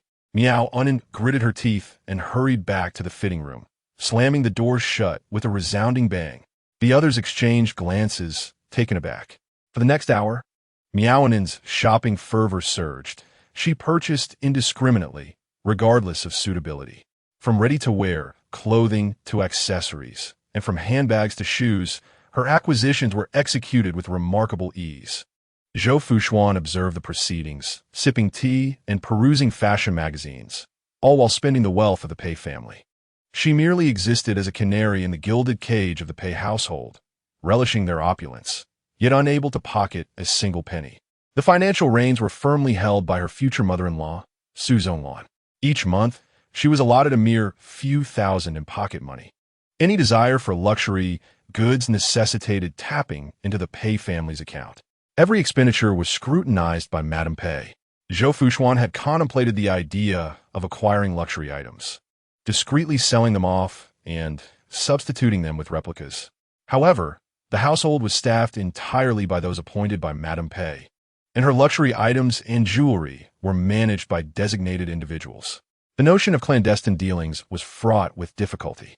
In retrospect, the return of Pei Yance was not entirely unwelcome. At the very least, with him present, she still had a chance at formal recognition. And extracting funds from him would be considerably easier than from Madame Pei. Su Zonlan glanced at the notification of expenditures on her phone, her brow furrowing ever deeper. In just one afternoon, Zhou Fuxuan had spent over 10 million in high-end boutiques, a feat unprecedented. Had her usual prudence merely been an act? Did she assume that with Yanqing's return, she could discard pretense? Su Zonlan promptly dan Zhou Fuxuan. As Zhou idly scrolled on her phone, she noticed her future mother-in-law's call coming through. It came as no surprise. She quickly answered, addressing her with a respectful and submissive tone. "Mother, what is the meaning of this?" Su Zonlan began, questioning the exorbitant spending of over 10 million in a single afternoon. Zhou Fuxuan replied softly, "Mother, Yinqing asked me to take in and out for a little shopping. Being new to this world, and then finds everything delightful, and perhaps as a result, I inadvertently bought more than intended." Su Zhonglan fell momentarily silent, but soon regained her indignation. "That girl lacks restraint. Do you not understand this? While the Pei family is not short on funds, money does not come easily." Zhou Fuxuan listened obediently to the reprimand. As the saying goes, one should never bite the hand that feeds them. This was her survival strategy within the Pei household. Moreover, Su Zhonglan's criticisms paled in comparison to the verbal abuse and mistreatment she had endured under her current circumstances. "Mother, you are right. I certainly did not consider this thoroughly. I thought of Unin as Yinqing's savior, and felt it inappropriate to halt her enthusiasm, but I assure you it will not happen again." Su Zhonglan scoffed, a cold smile gracing her lips. What savior? If she had returned Yin Che at the first opportunity, she would truly be a lifesaver. This father and daughter concealed Yin Che in a remote area, causing my son to endure so much suffering. As she spoke, she sensed something amiss and abruptly halted her words. "All right, you handle it. Just ensure she doesn't squander money." "Understood, Mom," Zhou Fuxuan replied with a slight smile. Chapter 11. You are unworthy to bear my bloodline in a bar that had closed early. Zhou Fuxuan sat on a sofa in a booth, her long legs elegantly crossed, swaying gently to the rhythm of the music, exuding an indescribable charm. Her right hand held a glass of red wine, her gaze lost in the depths of the crimson liquid. "You seem a bit off today," Lin Hui remarked as she took a seat opposite her. Zhou Fuxuan slowly lifted her head, her eyes slightly glazed, managing a faint smile at the corners of her lips. "Can't you tell? I'm drowning my sorrows in wine." Lin Hui teased. "Ah, so even a wealthy lady has her troubles." Zhou Fuxuan shot her a sidelong glance, self-deprecatingly stating, "What am I, really? At best, just a canary begging for coins." Lin Hui dismissed her lament as mere whining, pulling a slender cigarette from a pack, lighting it, and taking a deep drag before exhaling slowly. "You're still troubled? Countless people envy your life, wealthy, with children, and free from the burden of serving a husband." Zhou Fuxuan sipped her wine. "Pei Yance has returned." "What?" Lin Hui straightened in her seat. "Didn't he perish in that plane crash 3 years ago?" The Pei family had yet to publicly announce Pei Yance's return. It would likely be after he fully adjusted that a press conference would be held for an official announcement. Thus, the world remained unaware of his survival. Zhou Fuxuan traced the rim of her glass with her fingertip, her tone devoid of emotion. He was rescued by a father and daughter who were fishing, lived on Amu Island for 3 years, and just returned the day before yesterday. This brief statement was laden with information, and Lin Hui took several moments to digest it. Is that for real? Of course it's true. Would I fabricate such a story out of boredom? Though she was a master of deception, she seldom lied to Lin Hui. Lin Hui couldn't help but exclaim, "He is quite fortunate to have survived a plane crash. But if he didn't die, why return after 3 years?" This puzzled her. He suffered a head injury and lost his memory. Wow, sounds like a plot from an idol drama. Lin Hui chuckled teasingly. Wait, if he lost his memory, why didn't that father and daughter report it? Zhou Fuxuan idly swirled the wine in her glass. They thought he was a fugitive or an illegal immigrant, so they didn't dare to report him. Instead, they took him home, treated him, and taught him to fish and do carpentry. And thus, 3 years passed. She recounted what she had overheard that day at the Pei family estate. Lin Hui listened wide-eyed, finding the story rather peculiar. Who would take a fugitive or an illegal immigrant into their home? In my view, they likely wanted a strong laborer to work for them. Zhou Fuxuan chuckled softly. I had the same thought. So this is true? Lin Hui asked, astonished. Zhou Fuxuan shrugged. Who knows? Pei Yance refused to elaborate on the experiences of those 3 years, perhaps overwhelmed by the memories he wished to forget. Lin Hui shook her head, expressing sympathy for his predicament. I find your wealthy husband somewhat pitiable. Pitiable? Zhou Fuxuan replied nonchalantly. From Pei Yance's perspective, it was indeed unfortunate. This favored child of destiny endured 3 years of hardship in a remote area. Yet, she could not muster an ounce of sympathy. She, herself, was a mere small, lacking the authority to feel compassion for a scion of affluence. Furthermore, the suffering Pei Yance endured was not of her making. He is not my husband now. I have no reason to feel heartache for him. Lin Hui countered, you even have a child together. What difference does it make? A considerable difference, Zhou Fuxuan retorted. Do you not wonder why I came here to drown my sorrows in wine? You know very well how Zhou came to be. I share no emotional bond with Pei Yance. As the conversation progressed, her thoughts drifted back to 3 years prior, in the executive office of the Pei Group. Gently caressing her abdomen, she announced, President Pei, I am pregnant with your child. Her voice trembled with deliberate emotion. As soon as the words escaped her lips, time seemed to freeze. Pei Yance reclined lazily in his chair, his dark eyes piercing into her soul. Terminated, he stated flatly, devoid of any emotion. What? Zhou Fuxuan gazed at him in disbelief. You do not want our child? Our child? Pei Yance's lips curled into a sardonic smile.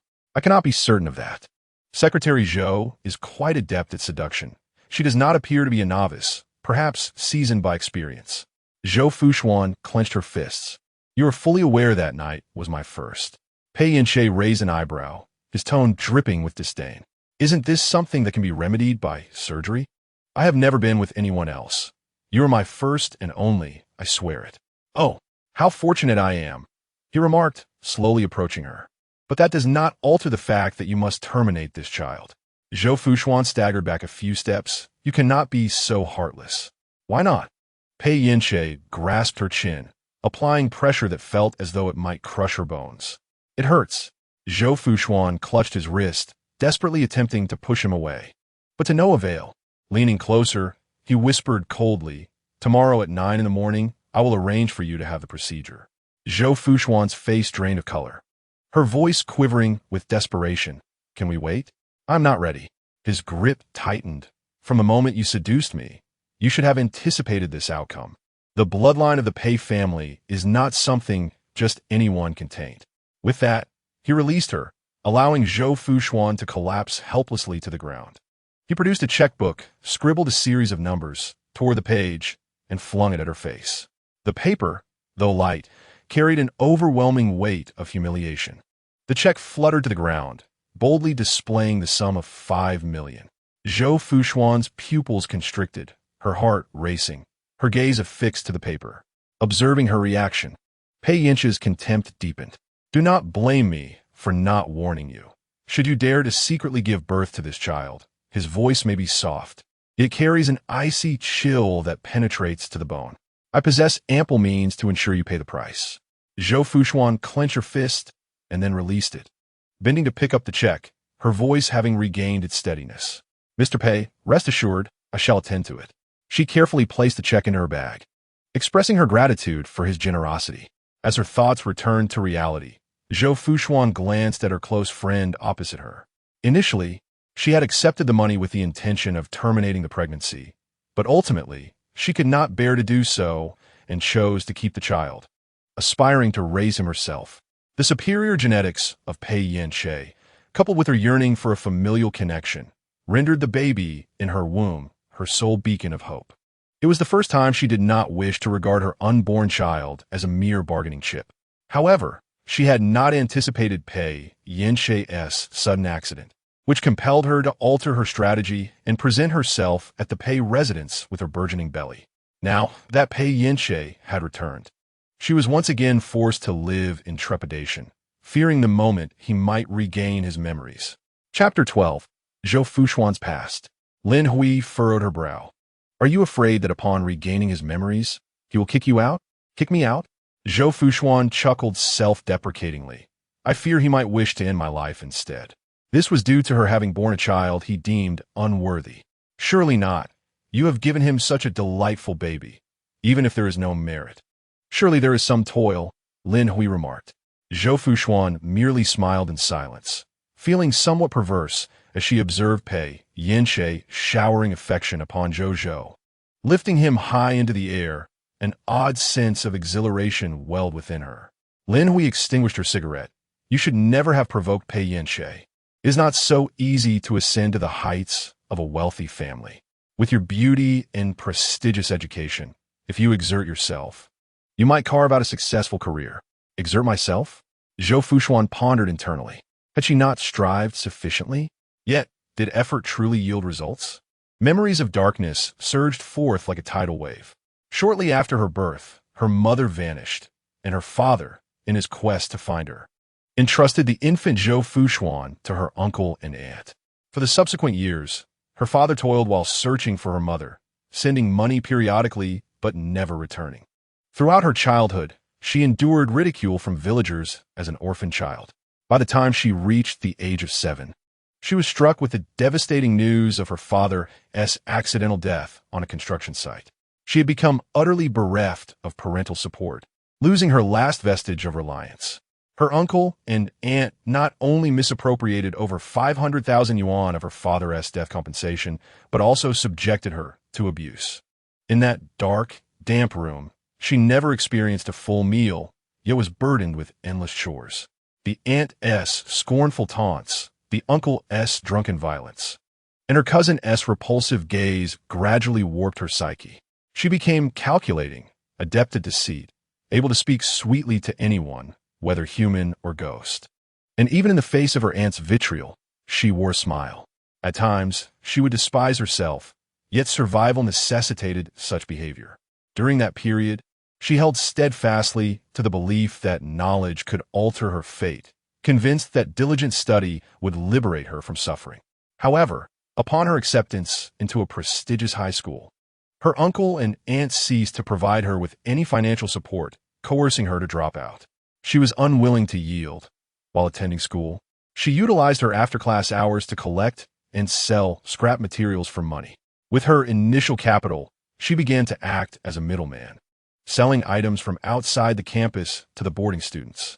Her life gradually improved, and her academic performance was outstanding.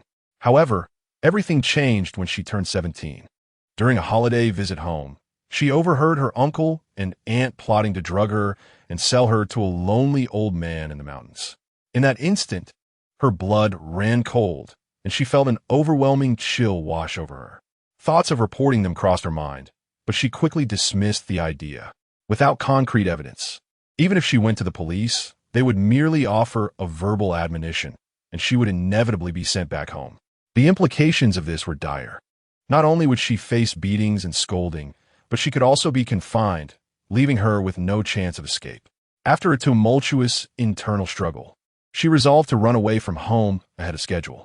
The following morning, she stealthily took the medication meant for her and discreetly mixed it into the family's meal, successfully incapacitating her uncle and aunt. She then made off with all the cash in the house and fled to an unfamiliar city, embarking on a challenging journey to survive in the bustling metropolis. Unfortunately, fate seemed to delight in tormenting her. Each time she glimpsed hope, she was met with a harsh blow. Here, she encountered deception, betrayal, disdain, and slander. Gradually, she came to understand that possessing beauty without the means to protect oneself was also a form of guilt. Hard work alone could not rectify her situation. Later, through Lin Hui, she procured a new identity from the black market, assuming the name Zhou Fuxuan and deliberately increasing her age by 3 years. This identity was meticulously crafted, ensuring that even the most thorough investigation would yield only flawlessly fabricated personal information. From that moment on, she embraced her role as a privileged returnee from a prestigious university, embarking on her new ventures. Though Pei Yance was not her first target, he became her first man. Zhou Fuxuan acknowledged her flawed values and her vanity. But what of it? She had indeed improved her circumstances through cunning and deceit. Years prior, she could never have imagined entwining her fate with a family as affluent as the Peis. Xian? Lin Hui waved her hand in front of her. Why are you so distracted? Are you drunk? I'm not drunk, Zhou Fuxuan replied, downing her drink and seamlessly returning to the conversation. There are no what-ifs. Even if time could rewind, I would still choose this path. Because Zhou is a ray of sunshine in my life, the choice I regret the least. Upon returning home, as she passed by the children's room, she noticed the door ajar and heard the sound of laughter from within. She paused, peering through the crack in the door. Pei Yance held Zhou close, whispering something into his ear. Zhou, clad in pajamas, excitedly waved a brand-new toy airplane. Miao Anan sat on the other side of Zhou, holding a piece of cake to his mouth, urging Zhou, take another bite. Obediently, Zhou took a bite, then wriggled free from his father's embrace, brandishing the model airplane. The plane is about to fly. In that cozy children's room, the three of them together resembled a complete family. Zhou Fuxuan fixated on the cake in Miao Anan's hands, a hint of irritation surfacing in her exquisite features. It was nearly bedtime, yet these two had allowed the child to indulge in cake. She pushed the door open and strode in. Upon hearing the noise, Zhou turned his gaze, and his eyes lit up upon seeing his mother. "Mom." Zhou Fuxuan swiftly altered her expression, crouching down to embrace her rushing son, softly inquiring, "Darling, why are you still awake at this hour? Dad and Aunt Anan are playing with me, and they even bought me toys. Look, Mom," he exclaimed, proudly displaying the airplane in his hands. The children's room was brimming with toys, all of considerable value. Zhou Fuxuan hadn't anticipated that a mere model airplane would so easily captivate her little one. "Oh dear, how easily amused you are," she mused tenderly, ruffling his hair. "Did you remember to thank Aunt Anan?" "I said thank you," he replied. "Yes, my sweet boy," she praised. Zhou beamed with pride. Zhou Fuxuan lifted her son and turned to Pei Yance, saying, "Darling, seeing you and Zhou bond so well brings me immense joy. However, Zhou is still young, and he should consume fewer snacks like cake, especially before bedtime." Her voice was gentle, her eyes alight with mirth, lacking any hint of reproach. Pei Yance paused for a moment, feeling apologetic. "Why didn't he think of that?" Zhou Fuxuan approached him, cradling their son, and smiled. "No need to apologize. You're just adjusting to your role as a father, and it's only natural to overlook some things. You're doing wonderfully." She then looked down at Zhou. "Would you like to hear a bedtime story from both Daddy and Mommy?" Zhou's eyes sparkled with excitement, yes. Zhou Fuxuan lifted her gaze, her eyes shimmering as she addressed Pei Yance. "Darling, it's getting late. Let us retire to our room for some rest." Pei Yance nodded in agreement. Meanwhile, Miao Anan stood neglected to the side, her nails digging deeply into her palm. Chapter 13. Having a child does not guarantee entry on the terrace of the Pei family estate. A small private gathering was underway. Present were Pei Yance's childhood companions, each one either wealthy or of noble lineage. Yi Mingwei, heir to the Yi Technology Group, stood at 186 centimeters, lean and athletic, with a penchant for extreme sports and a devil-may-care attitude. Zhao Yu, the second son of the Zhao Energy Group, measured 187 centimeters, robust in build, and was an unabashed playboy. Chun Siyin, the scion of a premier automotive group, also stood at 187 centimeters, possessing a striking mixed heritage and a composed demeanor. When Pei Yance made his entrance, Yi Mingwei sprang from the sofa, rushing over to pinch his face. "Wow, you're really alive. Let me see if you're just a look-alike from some cosmetic surgery." Pei Yance frowned, instinctively gripping his wrist, twisting it in a manner that nearly pinned him to the coffee table. "Oh, that hurts." Yi Mingwei winced, baring his teeth. "Damn it, even with amnesia, you're still fierce," Chen Xian remarked nonchalantly. With that reaction, it's undoubtedly a Che. Pei Yance released his grip and surveyed the room. "Are we that familiar?" The three responded in unison. "Of course." Yi Mingwei, nursing his injured wrist, added with a tone of mock grievance, "Our bond is so strong. We could share a pair of pants." Pei Yance, Zhao Yu chuckled and asked, "Aker, why have you become so dark? Have you been mining coal for the past 3 years?" Yi Mingwei stifled a laugh, having heard that he had been taken in and was now helping with fishing and selling fish daily. How could he not be tanned? Zhao Yu teased. Who would be so bold as to let the sole heir of the Pei family conglomerate sell fish? Wrong. He also went fishing, Yi Mingwei added with a jab. The group fell silent for a moment before erupting into laughter that echoed throughout the terrace. Pei Yance wore a stoic expression, taking a sip of the red wine before him, simply glad to be alive. Indeed, Zhao Yu managed to suppress his laughter. "Thankfully, you haven't lost any limbs." Chun Xian adjusted his gold-rimmed glasses and inquired, "Yance, what have you experienced over the past 3 years?" Yi Mingwei chimed in, Yeah. I'm incredibly curious about how you went about fishing and selling fish." Zhao Yu interjected, Minghui, that's enough. Can you show some respect for our esteemed Pei Xiao? Yi Minghui retorted, isn't this concern? Besides, do we really not know each other's embarrassing stories? The four of them had grown up together, thoroughly familiar with one another's misadventures.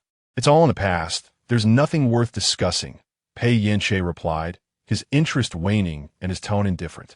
The trio exchanged glances. Chun Suyin comforted him, all right? Let's not dwell on those troubling matters. What matters is the present. By the way, Acre, do you truly have no memories left? Yi Minghui redirected the conversation. Yes, I remember nothing at all. I had my assistant contact you to learn about my past.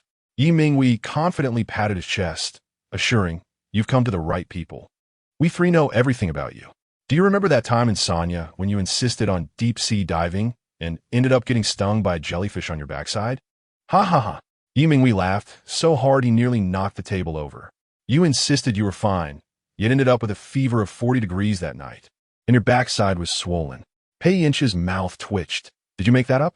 Not at all, Chan Suyin calmly replied. If you don't believe us, we still have the video on our phones. Delete it, Pei Yance commanded. Yi Minghui grinned mischievously. Oh, come on. Maybe watching it could help jog your memory. Pei Yance's expression darkened. All right, let us change the subject. Zhao Yu presented his phone's screensaver, exclaiming, look, this is a photo of the four of us. In the picture, they appeared as youths standing before a helicopter with the majestic Alps in the background. We made a bet on who could reach the destination fastest. And you were so audacious that you wagered that rare supercar, only to end up breaking a bone. Pei Yance gazed at the photo of himself in a cast, lying in a hospital bed, his temples throbbing. Where's that car now? Of course, it's in my garage, Yi Minghui said proudly, adjusting his collar. Pei Yance could practically confirm that these were mischievous friends, seizing the opportunity of his amnesia to share his embarrassing tales. Surely, there are some glorious deeds of mine? Oh, indeed, Yi Minghui replied. The legendary exploits of Pei Xiao are countless. Then why not share them? Yi Minghui similkit, reveling a mishiuskurin. I believe the embarrassing stories will stimulate your memory better. We are genuinely trying to help you, yet you remain ungrateful. The gaze of that little woman resembled that of a sorrowful young bride. Pei Yance could not bear to look, diverting his gaze instead. You may continue, he said. Ultimately, under the relentless barrage of memories from his three mischievous friends, he began to fathom the essence of his former self. In his youth, he had been eccentric and domineering, reveling in the thrill of racing and other exhilarating pursuits. As an adult, he became shrewd and inscrutable, his demeanor marked by a ruthless decisiveness. In short, he was not someone to be trifled with, harboring a vengeful spirit. This was a stark contrast to the well-behaved, composed youth his mother had described. Nevertheless, he found himself more inclined to accept the portrayal offered by his three friends, contemplating that perhaps he had merely feigned normalcy in his mother's presence. As the conversation drew to a close, Pei Yance suddenly inquired, Are you aware of my situation with Zhou Fuxuan? The trio paused, their wine glasses suspended in midair as they exchanged glances. Pei Yance narrowed his eyes, questioning, What does your reaction signify? Yi Minghui stroked his chin thoughtfully. Well, to be honest, we were quite surprised that you developed a private relationship with Secretary Zhou. Their astonishment had reached its peak when they learned that Secretary Zhou, with child, approached the Pei family, claiming to carry Pei Yance's posthumous child. Zhao Yu leaned in, asking, what are your current thoughts about Secretary Zhou? Pei Yance took a sip of wine, replying, She is already with child. What more can I think? Chun Suyin nodded in agreement. Zhao Yu muttered under his breath, Who says one cannot have other thoughts? There are many ways to approach this. The other three turned their attention towards him. Why are you looking at me like that? Zhao Yu retorted, I simply believe Ake should not be morally shackled. The child was unilaterally brought into this world by that woman. It's possible Ake never even engaged with her. This insinuated that Zhou Fuxuan had employed underhanded tactics to conceive. Don't label me as heartless. If I were in his shoes, I would certainly pay to ensure the child has future, Zhao Yu argued. Yi Minghui shook his head. I never imagined you to be such a faithless man. Zhao Yu, visibly agitated, replied, What faithless man? Don't pretend to be a champion of pure love before me. They all understood the reality. Marriage could not be dictated by whim. His words were grounded in truth. Given their familial backgrounds, one could play around, but a proper wife had to come from a suitable lineage. Clearly, Secretary Zhou's background was insufficient to gain entry into the Pei household. What of having a child? Countless examples abounded of children born, yet unable to enter high society. Pei Yance lowered his eyelids, his mind filled with Zhou Fuxuan's playful complaints. Chapter 14. If you think you could dismiss me with money, you are sorely mistaken. In a secluded room of the opulent mansion, Zhou Fuxuan opened her laptop and accessed the surveillance footage from the terrace. From the very first day Pei Yance returned home, she had installed miniature cameras throughout the mansion. She needed to keep a vigilant eye on Pei Yance's movements. Watching the footage, she heard the voices of the four men chatting through her headphones, each word crystal clear. Her expression grew increasingly shadowed, her hands tightening into fists. These men dare to encourage Pei Yance to dismiss her with money? Not a chance. After all the effort she had invested to reach this point, how could she possibly relinquish it so easily? Had she not given birth to Zhou? Faced with numerous obstacles, she might have opted to take the money and leave. However, now that she has Zhou, even if not for her own sake, she must consider her son. If she were to retreat in disgrace, the Pei family would undoubtedly prevent her from taking her son. Naturally, she could not selfishly deprive the child of his rightful place. Pei Yance would most likely marry a woman of equal standing and have children with her. Zhou would certainly struggle to compete with that child, perhaps even becoming marginalized or a casualty of the fierce struggles within the elite circles. She would never allow such a fate to befall him. Zhou Fuxuan slowly closed her laptop, taking a deep breath as her resolve strengthened. Baby, rest assured, Mama will always be your mother. I will clear away all obstacles and secure your position as the legitimate heir of the Pei family. Zhou Fuxuan entered the spacious, bright dressing room, her fair fingers gliding over a row of various nightgowns. She paused before a silk slip dress, took it out, and changed into it. She was well aware that using her beauty to attract someone was not a lasting strategy. It was the quickest way to forge an intimate bond between two people. The bathroom door swung open, and Pei Yance emerged, still steaming from a shower. He was drying his damp hair with a towel, his lower body wrapped only in a white bath towel. His lean, muscular physique was on full display, with defined abdominal and pectoral muscles. His skin glowing healthily under the lights. Darling, are you finished washing up? Zhou Fuxuan's voice floated in from behind him. Pei Yance instinctively turned around, the towel resting on his shoulder, but as soon as he caught sight of her, he held his breath. The view before him was simply mesmerizing. Bathed in soft light, Zhou Fuxuan wore a black silk slip dress. The fabric was minimal, with delicate straps precariously resting on her shoulders, as if they could snap with the slightest tug. The deep neckline plunged dangerously above her chest, edged with exquisite black lace, serving to accentuate rather than conceal. Pei Yance felt his throat involuntarily tighten, his breath quickening. Zhou Fuxuan approached him with seductive grace, her delicate feet making no sound on the soft carpet. Before he could react, she gently took the towel from his shoulder and said softly, "Let me help you dry off." Before Pei Yance could respond, she had circled behind him, rising onto her toes as the soft towel lightly covered his damp hair.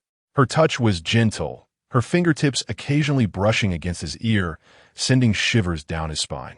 He could feel her warm breath on the nape of his neck, laced with a hint of red wine. "Have you been drinking?" he asked in a husky whisper. "Yes, but just 2 glasses." Zhou Fuxuan's voice was a mere whisper close to his ear. "Why did you drink?" Pei Yance, throat constricted, wondering if something unpleasant had occurred. Zhou Fuxuan's hand moved from the towel to gently comb through his partially dry hair. She leaned in closer, nearly pressing her body against his back.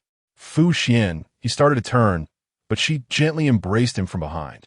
Her arms encircled his waist, her palms pressed gently against his abdomen. Pei Yance could feel her cheek resting against his shoulder blade, the warmth of her breath rendering that small patch of skin extraordinarily sensitive. "Don't move," Zhou Fuxuan softly pleaded. "Yance, I feel so sad tonight. I just want to hold you for a moment, please." "What happened?" Pei Yance stood frozen, his heart pounding like a drum. The fragrance wafting from her hair mingled with the rich aroma of red wine, akin to a deadly allure. You've been avoiding me these past few days. She tightened her embrace. I really feel so down. Did I do something wrong? Pei Yance finally turned to face her, grasping her wrists, uncertain whether to pull her closer or to distance himself. You haven't done anything wrong. I just need some time alone to clear my thoughts. Have you sorted out your thoughts now? Zhou Fuxuan looked up at him, her eyes shimmering with unshed tears, her lips appearing particularly full from the wine's indulgence. Pei Yance's breath caught in his throat, cursing softly as he swept her up in his arms and hurried toward the bedroom. Pei Yance stared at the ceiling, remnants of his thoughts lingering, making sleep elusive. He felt a sense of familiarity with everything around him, yet the woman beside him felt entirely foreign. Even though they had just shared an intimate moment, her presence still felt unfamiliar. Had he ever truly loved Zhou Fuxuan? Why did he feel a stirring in his heart when he encountered family members he had long forgotten? Even his rascally friends Yi Mingwei, Chun Suyan, and Zhao Yu evoked a sense of inexplicable familiarity. Yet, with Zhou Fuxuan, it was different. This felt wrong. If they were indeed deeply in love, his body should harbor some memory of her. As he spiraled into his thoughts, the woman beside him began to move restlessly. No, no, she murmured incoherently, her voice laced with fear. Pei Yance hesitated, gently nudging her shoulder. Fuxuan, are you all right? Don't take Yance away from me. Please let him go. Zhou Fuxuan's voice trembled, interrupted by sobs, her eyes still closed as if trapped in a nightmare. I can't bear the pain of losing him. I will go mad, please. Pei Yance furrowed his brow tightly, yet his heart began to soften. He pulled her gently into his embrace, soothing her softly. I'm here.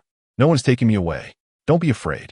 Their skin touched, and Zhou Fuxuan gradually quieted in his arms, her breathing returning to a steady rhythm. Pei Yance gazed down at her sleeping face, a surge of unprecedented protectiveness swelling within him. Perhaps what she said was true. Perhaps it was merely his memory that was flawed. However, unbeknownst to him, the woman in his arms fluttered her eyelashes and subtly curled her lips in a secretive smile. Chapter 15. Love and Family. Both cherished morning arrived. The door to the bedroom was pushed open by a chubby little hand. Zhou, clutching a teddy bear, blinked her round, bright eyes scanning the room. Upon seeing the bulging blankets, her eyes suddenly sparkled with delight. Pei Yance was still lost in slumber, his eyelids firmly shut, and his body gently rising and falling with each breath. In the next moment, Zhou, with his short little legs, scampered over and leapt onto the mound of blankets. Daddy's awake. The sun is shining on our behinds. Pei Yance felt a weight on him, letting out a soft groan, yet he did not open his eyes. The corners of his lips curled up slightly. Zhou had inherited his father's delicate features, his youthful visage already revealing a refined contour and charming spirit. Nestled atop his father, he chirped in a sweet voice, Daddy, you can't sleep in. The teacher says if you sleep in. He suddenly paused, pouting as he recalled the teacher's words. You'll be taken away by bad people. Though Zhou had yet to attend school, he was already receiving foundational education from a professional teacher. At that moment, the blankets stirred slightly, and muffled laughter emerged without a word. Seeing that his father was resolutely refusing to rise, Zhou furrowed his small brow, worry creeping into his eyes. He reached out his tiny hand to lift the blanket covering Pei Yance's head. Daddy, if you stay like this, bad people will take you away. All right. Daddy will get up. Pei Yance, unable to withstand the commotion, finally relented, his voice still tinged with the raspiness of mourning. My little treasure, why are you up so early? It's not early. The sun has already reached our behinds. With a long arm, Pei Yance enveloped the little one in his embrace, gently pinching that chubby cheek. No wonder I felt my behind getting warm. It turns out the sun is shining on it. Thank you, little treasure, for rescuing Daddy. Zhou tilted his head back, beaming with pride. Pei Yance gazed down at that cherubic face, his heart melting in an instant. Unable to resist, he tightened his embrace, as if wanting to meld this soft, squishy bundle into his very being. You're truly adorable.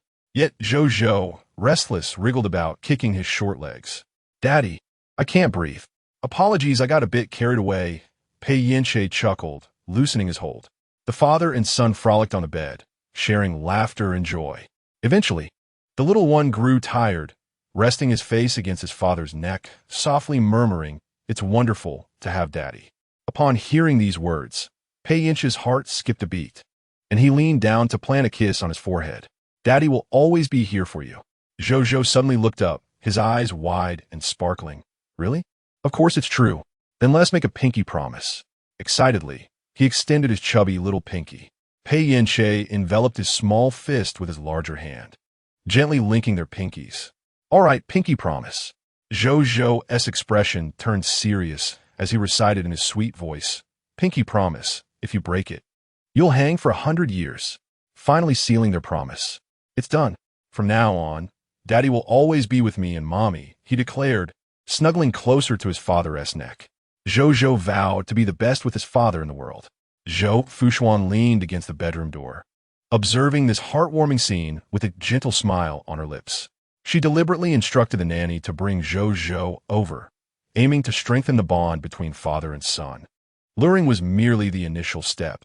Fostering a warm family atmosphere was the key to unlocking Pei Yance's heart. As she noted the time, she feigned jealousy, saying, "Baby, you and Daddy are the best in the world, but what about Mommy? Mother?" Upon hearing his mother's voice, he immediately scrambled off his father's lap, arms outstretched as he ran toward her. Zhou wanted to be the best with his mother in the world. Zhou Fuxuan embraced her son tightly, lowering her head to plant a kiss on his fragrant little face. "Yes, then both mother and father are the best in the world with Zhou." Pei Yance observed the affectionate scene of mother and son from a distance, a warm, swelling sensation rising within him. This feeling was unfamiliar, yet he found himself not averse to it. In the living room, "Brother, do you think this hairstyle looks good on me?" Miao Ainen twirled excitedly in her new designer dress, her long black hair transformed into a messy orange wavy bob. She felt like a princess from a fairy tale. Pei Yance regarded his sister, now completely transformed, with a slight furrow in his brow. "It doesn't quite suit you." "How can that be?" Miao Ainen replied incredulously. "The stylist said this hairstyle is perfect for me, especially this hair color, which makes me look fairer. Everyone says it has a Western flair and is very trendy. Don't you think it looks good?" She batted her eyelashes, pouting playfully, gazing at him with anticipation. "I don't think so." Pei Yance could not utter a single lie. "Change it. This really doesn't suit you." Given that Miao Ainen spent years accompanying their father at sea, her complexion was somewhat tanned, and the orange hue only accentuated her darkness. Without makeup, she appeared rather rustic. "I refuse." Miao Ainen stomped her foot in frustration. "I spent hours on this hairstyle. I haven't even enjoyed it yet, and I won't change it for anything. Suit yourself." Brother, you're such a typical straight man. Can't you give me a compliment? That would require something worthy of praise." Miao Ainen pouted, her expression one of grievance. Zhou Fuxuan, seated on the sofa, listened to their banter, a subtle smile gracing her lips. After spending this time together, she had grown accustomed to Miao Ainen's occasional displays of affection and playful bickering with Pei Yance. She recognized that Miao Ainen was intentionally showcasing their unique bond in front of her. Was she envious? Not at all, merely a touch dissatisfied. Despite her various affectionate gestures toward Pei Yance, she was still met with a vague sense of aloofness and wariness from him. Yet, his interactions with his younger sister radiated familiarity and ease. Zhou Fuxuan understood well what kind of person Pei Yance had been before his memory loss. He had been so cold and arrogant, viewing her as insignificant, exuding an air of superiority. Aside from family and a few childhood friends, he was excessively indifferent to outsiders. Clearly, Miao Ainen had come to occupy a position in his heart that was akin to that of family or friends, a distinctly different existence. Suddenly, Pei Yance turned to Zhou Fuxuan. "Fuxuan, why don't you teach Ainen how to enhance her taste?" Before Zhou Fuxuan could respond, Miao Ainen protested loudly. "I don't want to." "Absolutely not." "Why not?" Because she suddenly faltered. It was undoubtedly because Zhou Fuxuan was a duplicitous woman, presenting one facade while concealing another. Entrusting this task to such a woman might lead to schemes behind her back aimed at embarrassing her. Just like the last time in the fitting room, when this woman had deliberately tempted her to choose similar clothing, causing her to become a spectacle in front of the crowd. This experience is more unbearable than killing her. Regardless, she will not give that woman another opportunity to humiliate her. Chapter 16. Stirring strife between siblings. Suit yourself. Pei Yance nodded. After all, you need not socialize or attend significant occasions. Dress as you please. As long as you feel comfortable, that suffices. Miaonin was momentarily taken aback, but eventually grasped his meaning. Brother, what do you mean by that? Are you implying I need not attend important events? She understood that in a prestigious family like the Peis, attendance at significant gatherings was inevitable. Her efforts to transform herself were solely for the purpose of confidently standing by her brother's side at grand banquets. Are you saying you won't take me with you in the future? Pei Yance furrowed his brow slightly. Why would I take you? Isn't that obvious? Given our relationship, wherever you go, I shall follow. For 3 years on Amor Island, Miaonin had been like Pei Yance's shadow, trailing him wherever he went. In her subconscious, she believed that she and her brother would never part ways. Especially after their father's passing, her world had shrunk down to just him. Pei Yance patiently elaborated, things are different now. What is different? Aren't you still my brother? I am indeed your brother, and that will not change, but we cannot remain as we once were. Zhou Fuxuan discreetly straightened her posture, keenly listening to their exchange. She hadn't anticipated Pei Yance would confront this matter. After all, Miaonin had frequently interposed herself between them, engaging in outrageous antics. For instance, she had once sleepwalked from the farthest guest room precisely to their bedroom door in the dead of night. Fortunately, Zhou Fuxuan had a habit of locking the door, preventing her from intruding. This was merely one of her many absurd behaviors. Miaonin would always loom like a colossal light bulb, seizing every opportunity to hinder her and Pei Yance from enjoying private moments. This woman truly had no sense of boundaries. Infuriatingly, even when Pei Yance was annoyed, he merely reprimanded her coldly, lacking any real sting. At times, Zhou Fuxuan couldn't help but admire the Miao family duo for managing to mold Pei Yance in such a way. This was a treatment even his biological parents might not have received. Sigh. She wondered when she could cultivate Pei Yance to the point of being utterly compliant to her wishes. I don't understand. Miaonin's eyes widened, brimming with tears. If you're still my brother, why can't we go back to how things were? Have you forgotten your promise to father to take care of me for life? Pei Yance felt a twinge of annoyance at her frequent invocation of Uncle Da. I haven't forgotten. Rest assured, since I promised Uncle Da would look after you, I shall not go back on my word. However, I have my own family, and you will have yours as well. I will not. I refuse to marry. Miaonin interrupted him without a second thought. I want to stay with my brother forever, never part. After all, you promised me you would not abandon me. Hearing this, Zhou Fuxuan slightly lowered her gaze, concealing the amusement in her eyes. In the presence of her mistress, she boldly proclaimed her desire to be with the master for a lifetime. Although she regarded herself as lacking moral integrity, before Miaonin, she resembled a mere novice. Pei Yance's brow furrowed increasingly. Enough of such talk. It must not be spoken again. You must be feeling quite bored here, he suggested, urging her to venture out more and cultivate friendships. Miaonin's voice quivered with emotion. A mere glance from Pei Yance silenced her instantly. I will assist you in contacting universities abroad, selecting a manageable field of study for you to pursue over there. For the Pei family, sending Miaonin abroad for her education would be as simple as making a donation an effortless task. Miaonin shook her head vehemently. Brother, you know I'm not cut out for academics. Her intellect was lacking, her academic performance dismal, leading her to drop out early. The prospect of being sent abroad to study in an unfamiliar environment felt like a death sentence. Observing Miaonin's nearly shattered expression, Pei Yance's heart softened, and he spoke gently. You need not feel pressured. Consider it an opportunity to broaden your horizons, make friends, and enjoy a few years before returning. Brother, I don't want that. I don't want to leave you. Pei Yance's expression darkened, his tone icy. It seems you have not grasped my words. I present you with 2 choices. One is to study abroad for further education, and the other is to remain here, move out, and I will arrange for someone to look after you. You need only to find some hobbies to enrich your life. He hoped for an end to develop her own identity, rather than centering all her attention on him. Zhou Fuxuan was initially taken aback, but soon comprehended Pei Yance's benevolent intentions. Miao Anin undoubtedly held a unique place in Pei Yance's heart. While he himself was still acclimating to the new environment, he had already meticulously considered every aspect for Miao Anin, especially the second option, which was enviably akin to a life of luxury.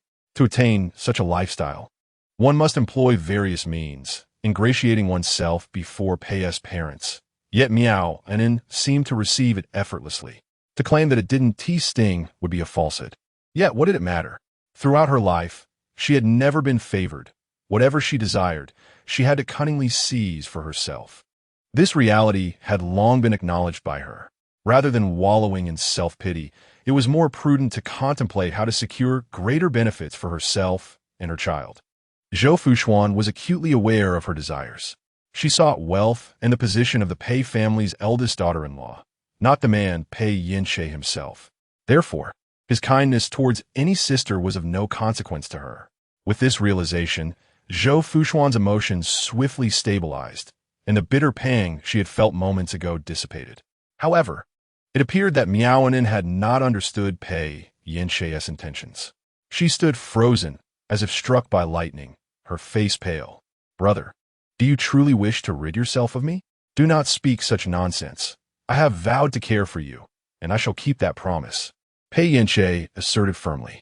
"Choose, study abroad, or remain here to focus on your own pursuits."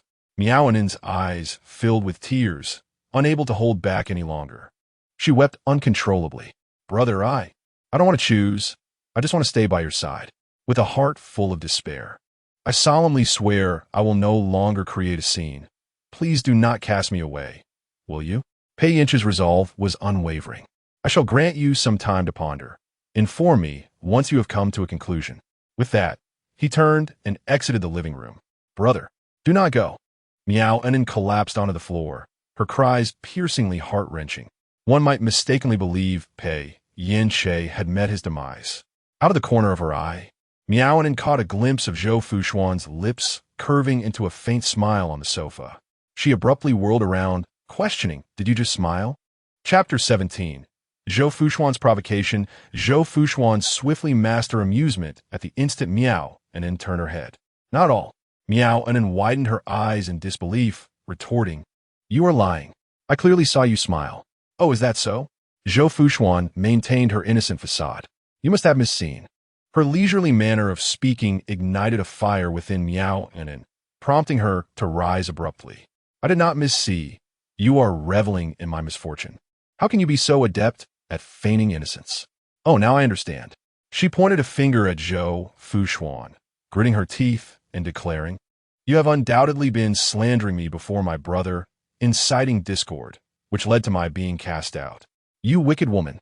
Miss Miao, if you harbor such suspicions, you may certainly inquire with Yance. There is no need to cast malicious conjectures upon me." She abandoned the term Anin, addressing her directly as Miss Miao. "How could I possibly ask? My brother would never divulge your true nature." Zhou Fuxuan chuckled lightly, tucking a stray lock of hair behind her ear. "Then what shall we do? You do not believe my explanations, nor do you trust your brother's words." Her gaze resembled that of a playful child. Miao Anin found herself momentarily speechless, doubting whether she had truly witnessed Zhou Fuxuan's wicked glee. However, she quickly dismissed this notion. Her intuition insisted. This woman was far from benevolent. She was a master of pretense. I care not whether you admit it. I trust my eyes and instincts. You are indeed a malicious woman." Zhou Fuxuan's expression remained unchanged, leaning back slightly, her legs crossed elegantly. Her long, fair calves swayed gently, tracing graceful lines in the air. Every contour of Zhou Fuxuan's figure appeared meticulously sculpted. Her mere presence was a visual delight. Miao Anin's gaze involuntarily fell upon her legs, her brows knitting tighter. What was it about this woman that exuded such allure? Who was she flaunting those legs for? No wonder Brother Yance accepted her so readily. He must have been ensnared by her beauty. Realizing the nature of her thoughts, she was immediately startled into averting her gaze. Brother Yinche was not the type to be swayed by mere appearances. His acceptance of Zhou Fuxuan was undoubtedly rooted in responsibility towards the child, not affection for Zhou Fuxuan. With this thought, Miaonin's expression gradually softened. Zhou Fuxuan observed the shifting emotions on her face, a smile playing at the corners of her lips.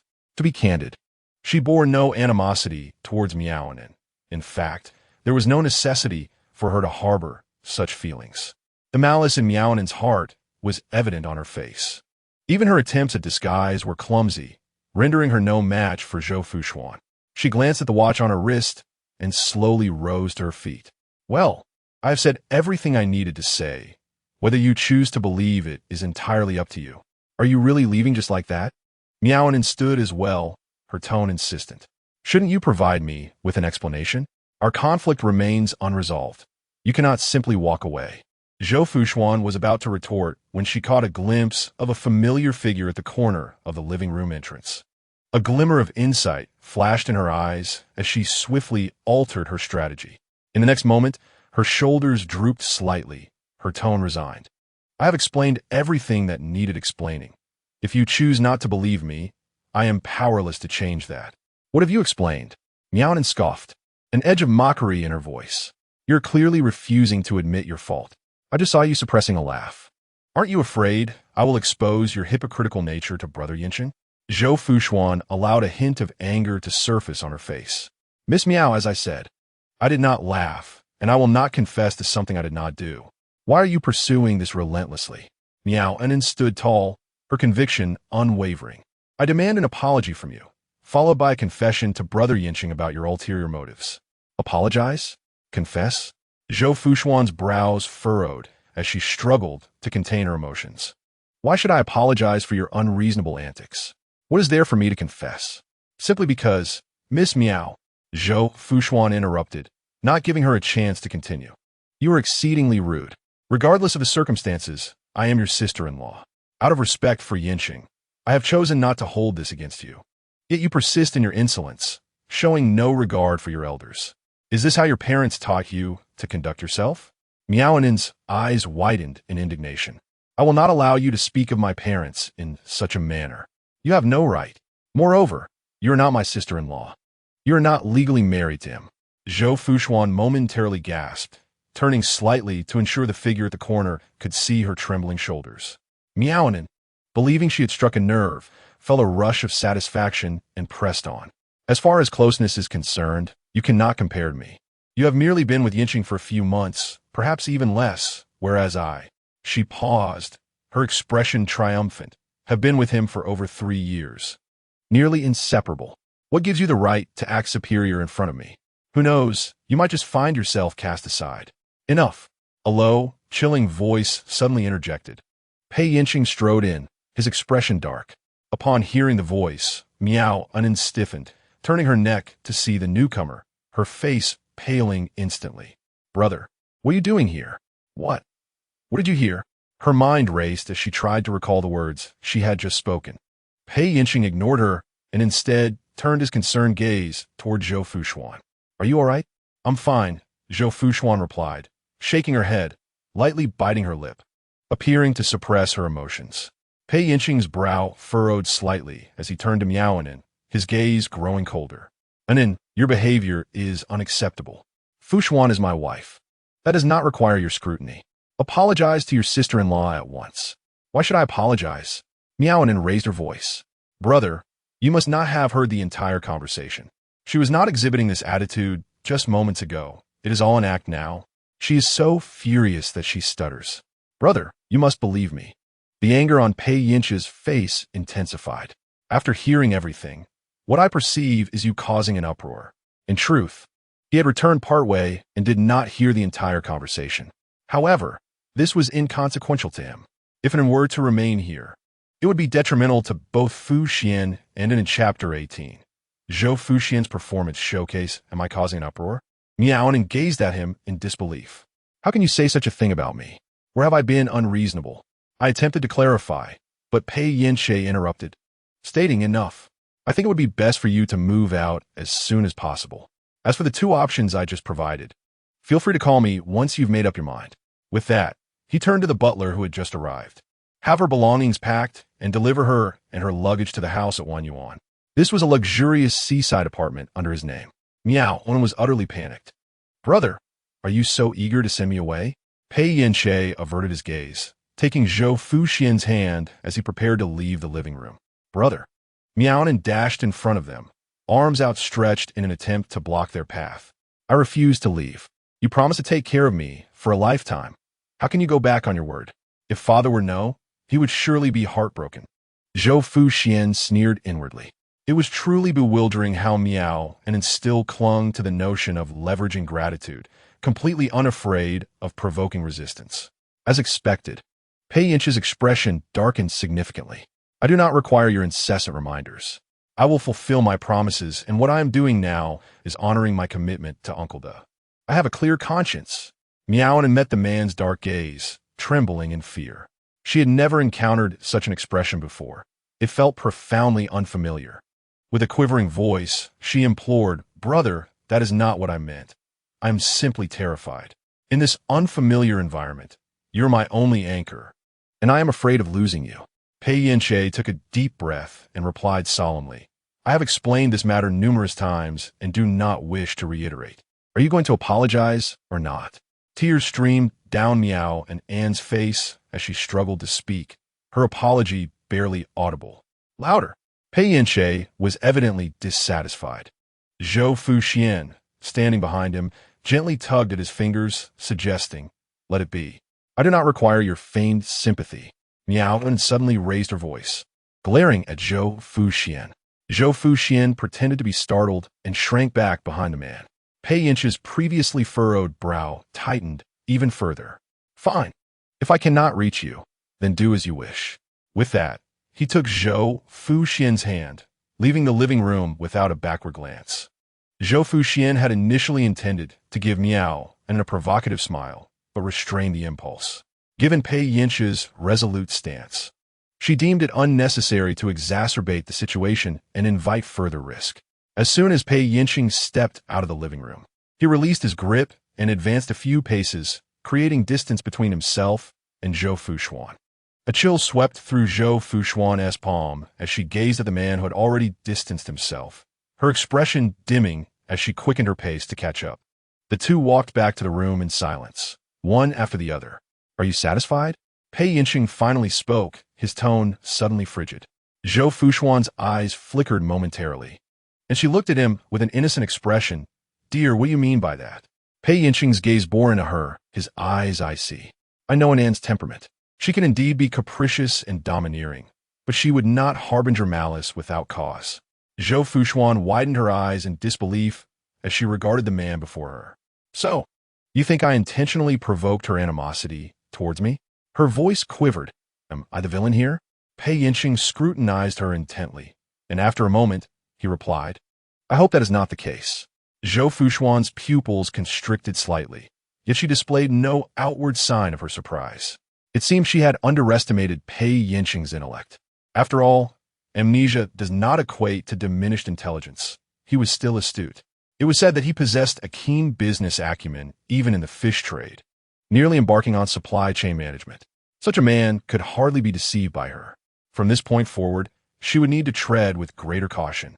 When she lifted her gaze again, her eyes shimmered with unshed tears, her delicate lips quivering as she protested softly. I did not. I have never spoken harshly to her. Rather, she harbors hostility towards me.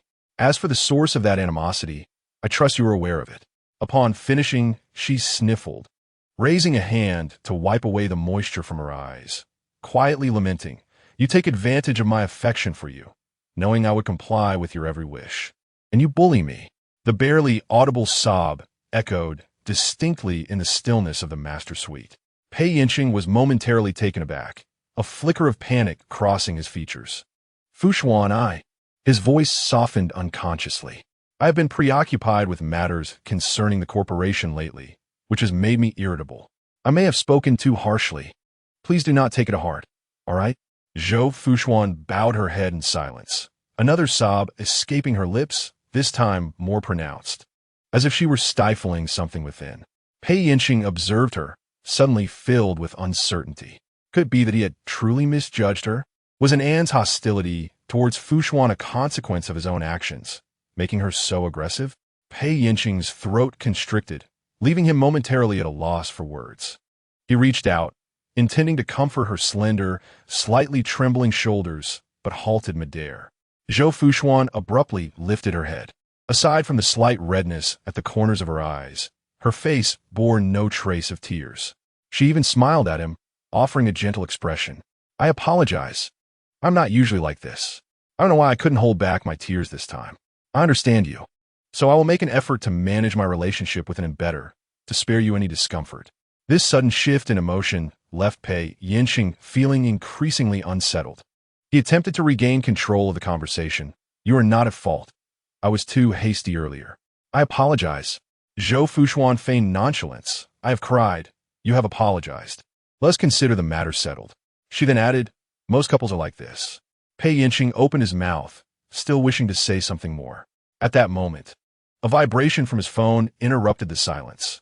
It was a call from Assistant Chun. He accepted the call, and after hanging up, he turned to Zhou Fuxuan, softly stating, I have matters to attend to, so I shall take my leave. In her heart, Zhou Fuxuan scoffed. When have you ever accompanied me? It is always me who takes the initiative.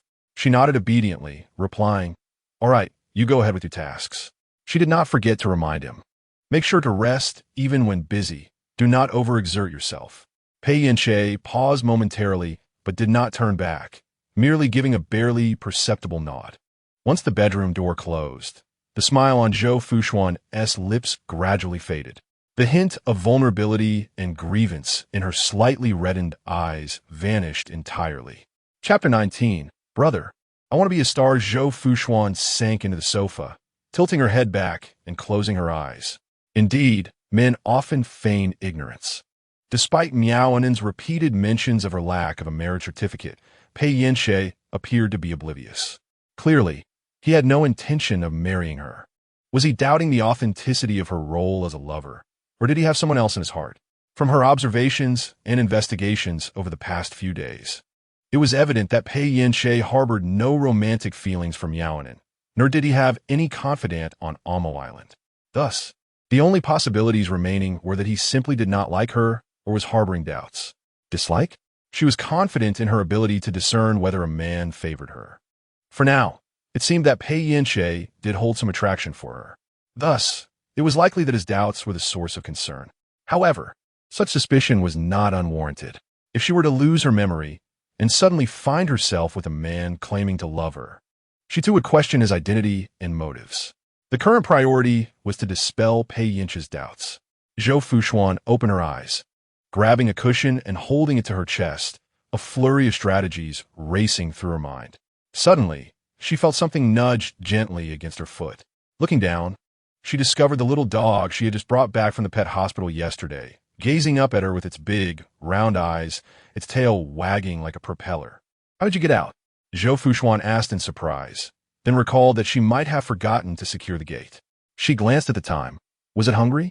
The puppy remained still, merely continuing to watch her. In a daze, she saw a reflection of her childhood dog, a Huang, from when she was 10. She extended her finger, and the puppy eagerly approached, allowing her to pet its head. You truly resemble it, Zhou Fuxuan murmured to herself, so I shall name you Xiao Huang. She cradled the puppy in her arms, checking its wounds for signs of healing. You are fortunate, encountering me at this time. I have the means to provide for your treatment. If it were me in my childhood, I wouldn't even have money for my own medical care. Just as she was lost in her thoughts, a sudden idea struck her. She quickly grabbed her phone and called Lin Hui. Hui, please assist me in fabricating a depression diagnosis from 3 years ago. Miao Anen sat reluctantly in the departing car, her face sullen. As the vehicle began to move, she glanced back at the opulently decorated villa, silently vowing that one day she would be its mistress. Halfway through the journey, rain began to fall outside. Miss, there's a traffic jam ahead. We may have to wait for a while, came the driver's voice from the front. Miao Anen remained silent, her mood heavy as she turned to gaze out the window. The rain fell in a gentle drizzle. It seemed that even the heavens took pity on her, bidding her farewell with a downpour. Her gaze pierced through the misty car window, suddenly captivated by the enormous screen across at the commercial plaza. On the screen, the renowned actress Yulina elegantly twirled a perfume bottle in her hand, her crimson lips slightly parted. She radiated an ethereal glow, not merely from the brightness of the screen, but from an inherent confidence and charm that seemed to emanate from her very core. Miaonin's heart was struck as if by a bolt. Her fingers pressed against the cold glass, murmuring, "She is so beautiful." She envisioned her own face in her mind. As the advertisement concluded and the screen transitioned to other content, that image remained indelibly etched in her memory.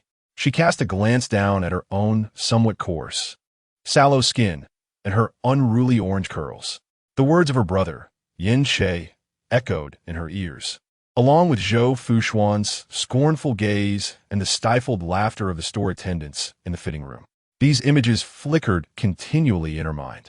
Finally, the vehicle resumed its journey, and Miaonin clenched her fists, her nails digging into her palms. If everyone looked down upon her, then she would strive to become the most radiant new star in the entertainment industry.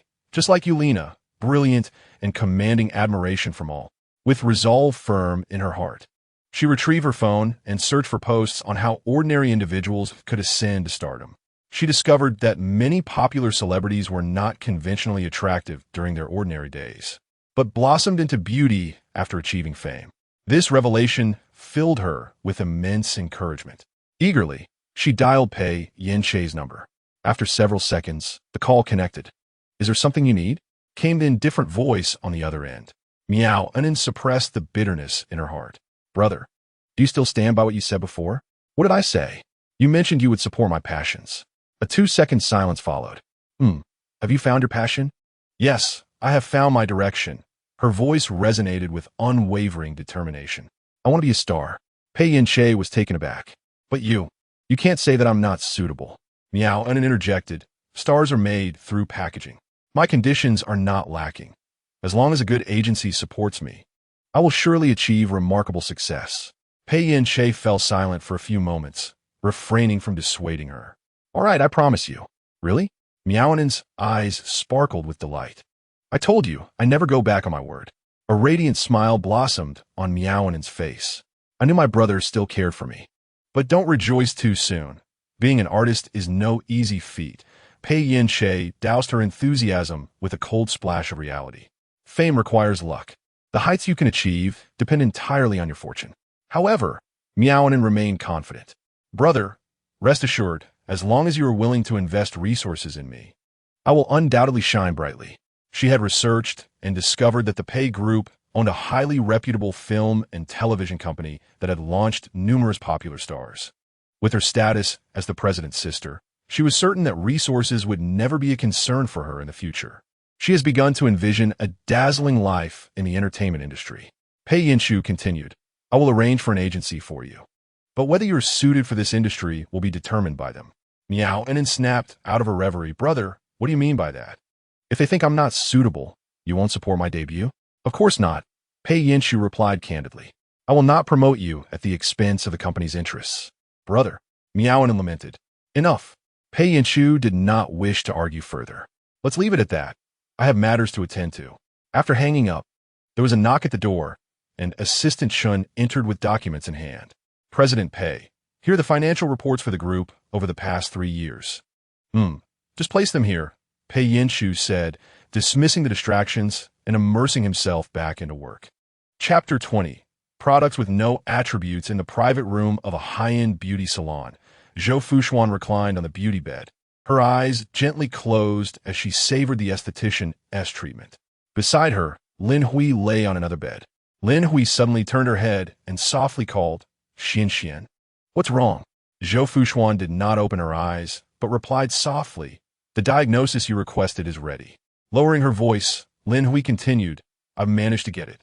Zhou Fuxuan slowly opened her eyes and gestured for the esthetician to step out. Once the door closed, she sat up, wearing a facial mask. "Hui, thank you for your hard work this time. Whatever you desire, just let me know, and I will fulfill it." Lin Hui shot her a glance. "We're good friends." "Why do you say such things?" "Precisely because we are friends. I cannot let you toil for nothing. I understand that this diagnosis is difficult to forge. Very well. La lui conceded. When I need something, I will ask you. But now, tell me honestly, what do you need this depression diagnosis for? Zhou Fuxuan did not conceal her intentions. I plan to employ a tactic of self-pity. I cannot solely elicit sympathy for him. He must also feel concern for me. A tactic of self-pity? Lin Hui expressed skepticism. Will that truly work? If a man does not love you, even if you were to perish before him, he would not blink an eye. Zhou Fuxuan lowered her gaze, admiring her freshly manicured nails, and casually remarked, "You make a valid point, but I still wish to give it a try. During this time, I have exhausted every method available. Through persistent attachment, my relationship with Pei Yance has progressed further. Yet, I know he does not fully trust me. His affections have been inconsistent, so I must swiftly alter the situation. Lin Hui, you bear his children and share his bed, yet he remains guarded around you. You truly are in a miserable predicament." Zhou Fuxuan shot her a glance. Lin Hui immediately ceased her remarks, smiling innocently. "Xian, I believe you are too anxious. How long has Pei Yance been back?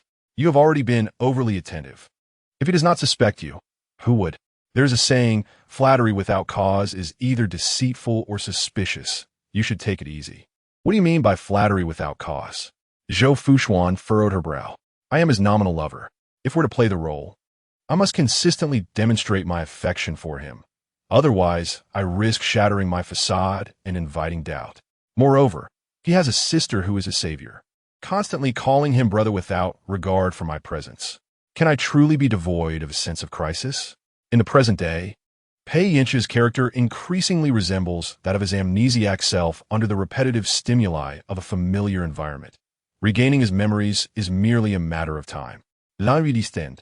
Her brows furrowed in concern. Ascending the ranks of high society is no simple feat, as it demands the simultaneous juggling of numerous matters. Merely hearing about it makes my head throb incessantly. All right, enough of this. You're giving me a headache. Why not consider having another child? It would provide a perfect opportunity to discuss marriage. Zhou Fuxuan remained silent for a moment.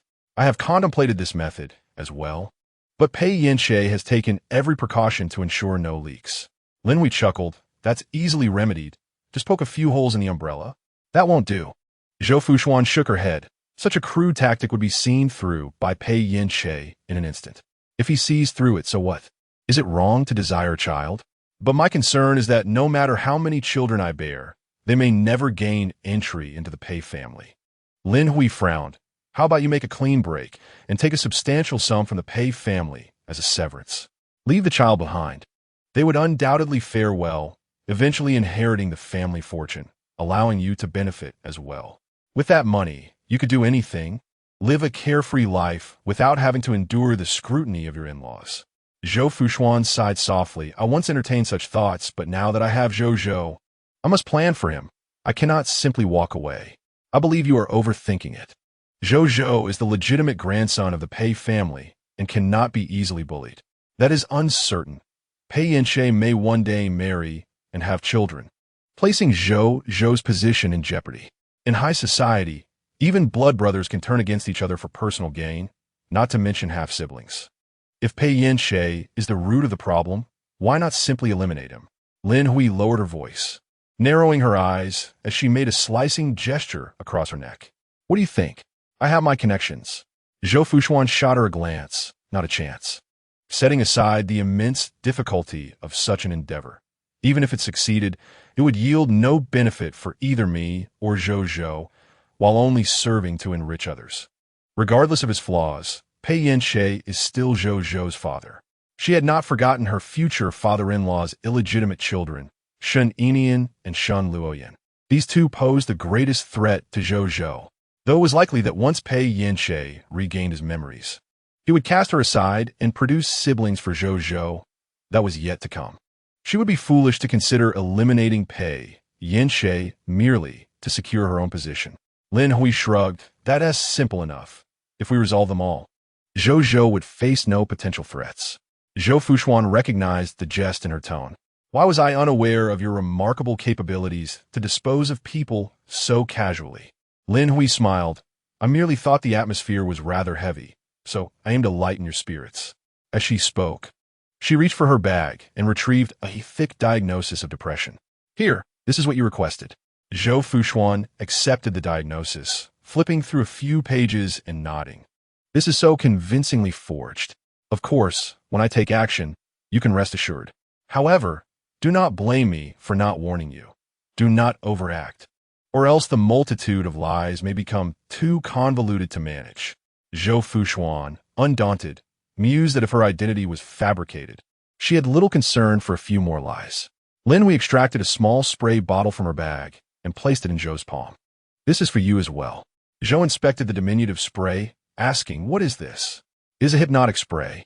When you apply it to Pei Yance's face, whatever you say will be believed. Zhou gasped, is this for real? Such a miraculous item exists? Of course it does. Would I deceive you with a counterfeit? Zhou scrutinized the spray repeatedly, noting the absence of an ingredient list, deeming it a product devoid of any certification. Could this be harmful to one's health? Her greed was apparent, yet she did not wish for harm. Lin Hui hesitated. Well, it might have slight side effects, but they're negligible. Rest assured, I would never cause harm. Zhou remained apprehensive, not out of disbelief in Lin Hui's words, but rather from concern that Lin Hui herself might have been misled. Have you tried it? It's difficult to obtain. I haven't had the opportunity. You may choose to use it or not. It is yours now. Zhou held the spray thoughtfully in her hand. Chapter 21. Pei Yance's probe in the presidential office on the 56th floor of the Pei Group. Pei Yance sat at his desk, his profound gaze seemingly lost in contemplation. A gentle knock interrupted the silence as Assistant Chun entered briskly. President Pei, here are the materials you requested. He placed a sealed document pouch on the desk. Pei Yance did not reach for it immediately. Have you verified everything? His voice was low and steady, betraying no true emotion. Yes, everything is confirmed. The records indicate that Miss Zhou indeed grew up in Canada. Her father, Zhou Qisheng, is a university professor, and her mother, Wen Rumu, is a doctor at a clinic. They now reside in Canada. Assistant Chen summarized the findings. Here are photographs of Miss Zhou from childhood to present, along with her transcripts. Pei Yance opened the pouch and extracted a stack of photographs. Among them was a little girl, strikingly similar to Zhou Fuxuan, joyously holding a pinwheel and beaming at the camera. Have these photos been authenticated? Assistant Chen paused momentarily. Yes. They have been verified. All these photographs are genuine. Pei Yance glanced at him. You may leave. Once Assistant Chen exited, he set the photographs aside without closer examination. That evening, Zhou Fuxuan, clad in a silk robe with a slightly open collar, carried a platter of fruits and handmade delicacies to the study's entrance. A gentle knock resonated. Darling, may I come in? Enter, came Pei Yance's deep voice. Zhou nudged the door open with her shoulder, deliberately allowing the collar of her robe to slip slightly. Pei Yance's attention shifted from the computer screen to her, pausing momentarily. Am I interrupting you? Her tone was soft, laced with just the right amount of apology. Not all. Pei Yance rose, circumnavigating the desk to accept the tray from her hands. Thank you. I am indeed feeling a bit hungry. Zhou Fuxuan reclined gracefully against the desk, her legs elegantly crossed, the hem of her robe slipping to reveal a glimpse of her snow-white thigh. You've just returned to the company. Why are you so busy?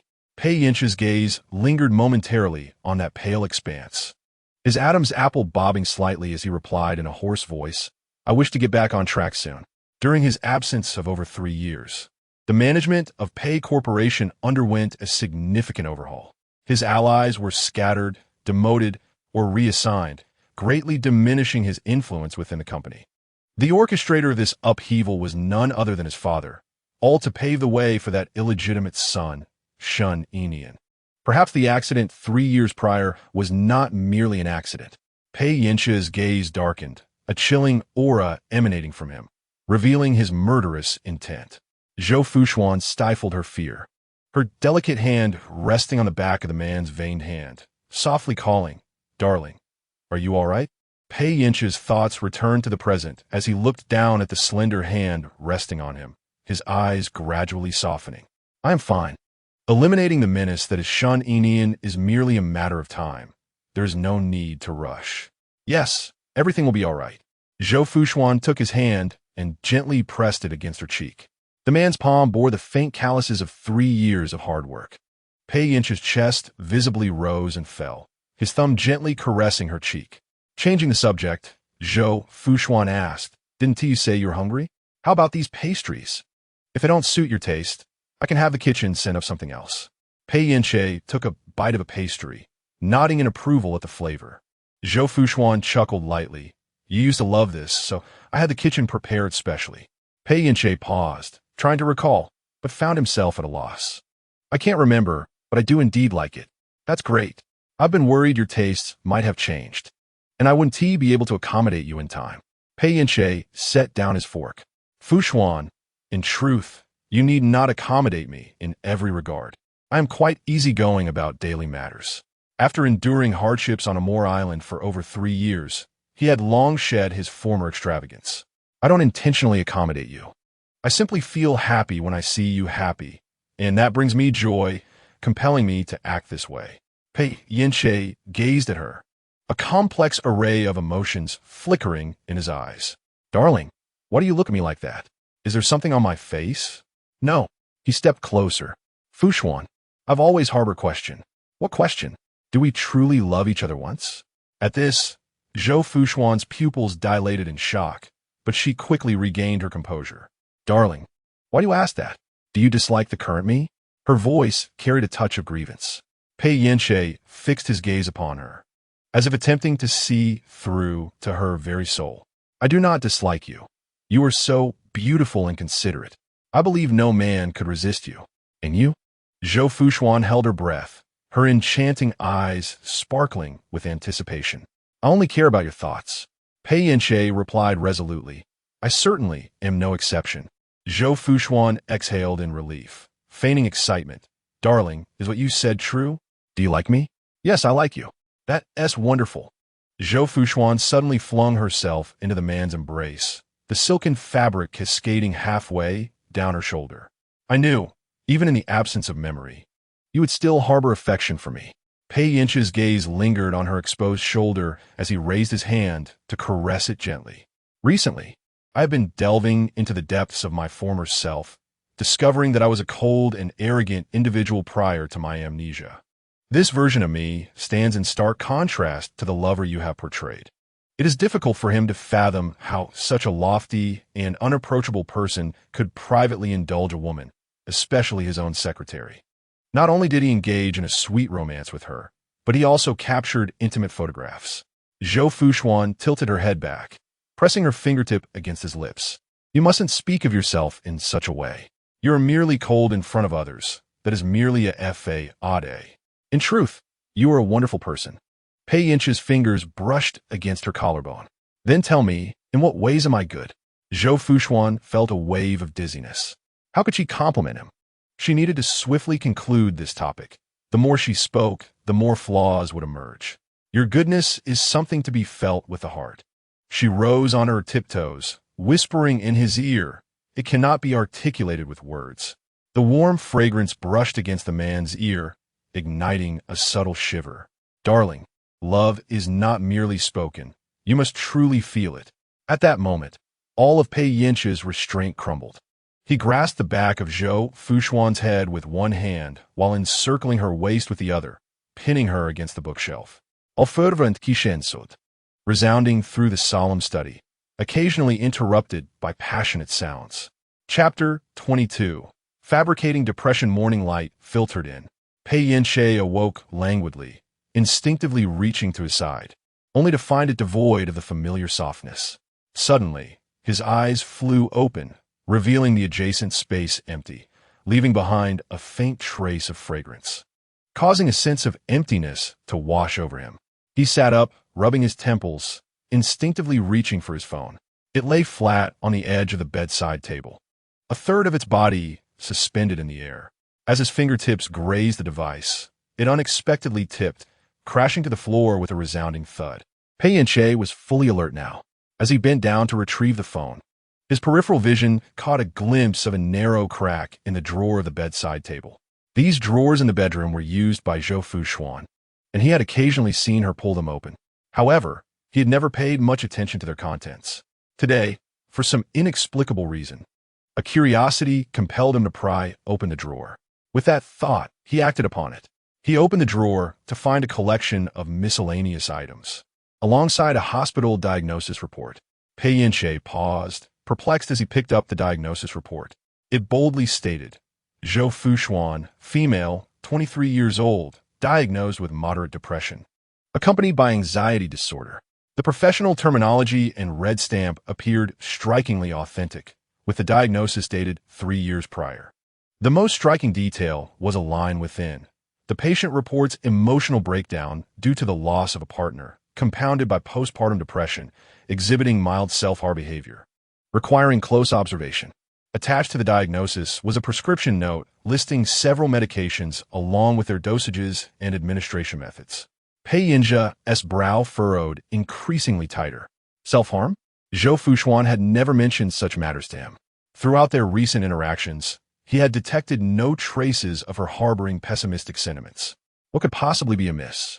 At that moment, a light patter of footsteps echoed from outside the bedroom. Pei Yance swiftly returned the diagnostic report to its place, closed the drawer, and feigned awakening. Darling, you're awake. Zhou Fuxuan greeted him with a radiant smile. Pei Yance gazed at her face, his tone unconsciously softening. Yes, I just woke up. Zhou Fuxuan settled at the bedside, her peripheral vision quickly scanning the drawer, noticing that the previous gap had closed. A glimmer of mischief flickered in her eyes. My dear, do you have any plans for today? Nothing in particular. That's wonderful. The weather is delightful today. Let us take Zhou out for some fun. Her eyelashes fluttered gently as she looked at him with eager anticipation. Pei Yance's gaze lingered on her enchanting countenance, and almost instinctively, he nodded. Do you have a place in mind? Indeed. Zhou mentioned that he particularly wishes for our family to visit Zhou Children's Paradise. Zhou Children's Paradise? Pei Yance inquired, to which Zhou Fuxuan nodded, smiling as she explained, yes, it was built by my mother to celebrate Zhou's birth. Last year, Zhou was even held by my mother for the grand opening ceremony, attended by many relatives, and numerous photos were taken. Let me fetch the album to show you. Zhou looked exceptionally adorable back then. Zhou Fuxuan promptly retrieved the photo album and opened to a family portrait. Look, isn't Zhou adorable? My mother said he was not at all shy. She recounted animatedly, as if reliving the moment. Pei Yance studied the family portrait, searching for Zhou Fuxuan's figure, yet found nothing. The elders and peers from the Pei, Ji, and Su families were present, but conspicuously absent was the child's mother. Where were you? Pei Yance suddenly queried. Zhou Fuxuan's smile faltered. I had a cold that day and couldn't attend. Pei Yance scrutinized her, detecting the guilt etched on her face, realizing she was fabricating a story. It seemed her situation within the Pei family was not favorable, as she had been unable to partake in such a significant moment for their child. He reflected on his recent aloofness and suspicions towards her, as well as his own absence over the past 3 years, feeling a surge of guilt within. Very well, let us proceed to this paradise then. Darling, you're so wonderful, Zhou Fuxuan exclaimed joyfully, planting a kiss on his cheek.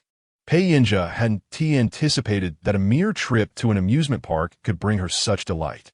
He opened his mouth, intending to inquire about her struggles with depression, yet the words caught in his throat. Perhaps it was best not to broach past grievances during this moment of happiness.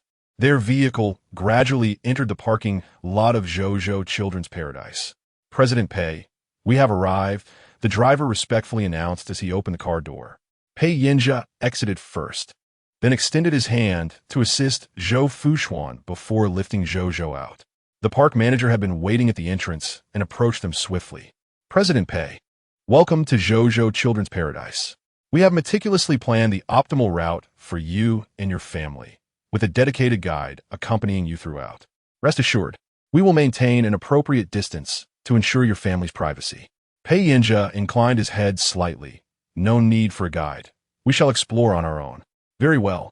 The manager thoughtfully presented 3 wristbands. Mr. Pei, these are unlimited play wristbands. With them, you can bypass all queues for attractions and enjoy exclusive rest areas and dining services.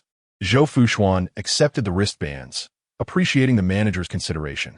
This is what we ought to do, the manager replied, bowing slightly in a gesture of respect. Upon entering the amusement park, Zhou was overwhelmed with excitement. "Daddy, I want to ride the merry-go-round," he exclaimed, pointing to the nearby carousel. Zhou Fuxuan knelt down to wipe the beads of sweat from his forehead. "Which one would you like to ride? The little white horse or the little lion?" "I want to ride the biggest horse." Zhou tugged at his father's pant leg. Pei Yance glanced at the largest white stallion on the carousel. "All right, let us go ride the horse," he said, lifting his son into his arms. Zhou Fuxuan, camera in hand, walked alongside them, capturing the moment shared between father and son. "Mommy is coming too." Zhou Fuxuan chuckled softly, shaking her head. "Mommy will take your pictures." "Okay." Soon after, both father and son were seated on the magnificent white steed. The music of the carousel began to play. Pei Yance held his son close with one arm while grasping the pole with the other. As they spun around, their gazes met multiple times with Zhou Fuxuan standing by the railing, both smiling in unison. Pei Yance looked at her, a gentle warmth spreading from his chest. Once they disembarked from the carousel, Zhou tugged at his father's hand, eager to ride the miniature train. Throughout the morning, the trio indulged in nearly every suitable attraction for a 2.5-year-old. By the end of their adventures, Zhou was utterly exhausted.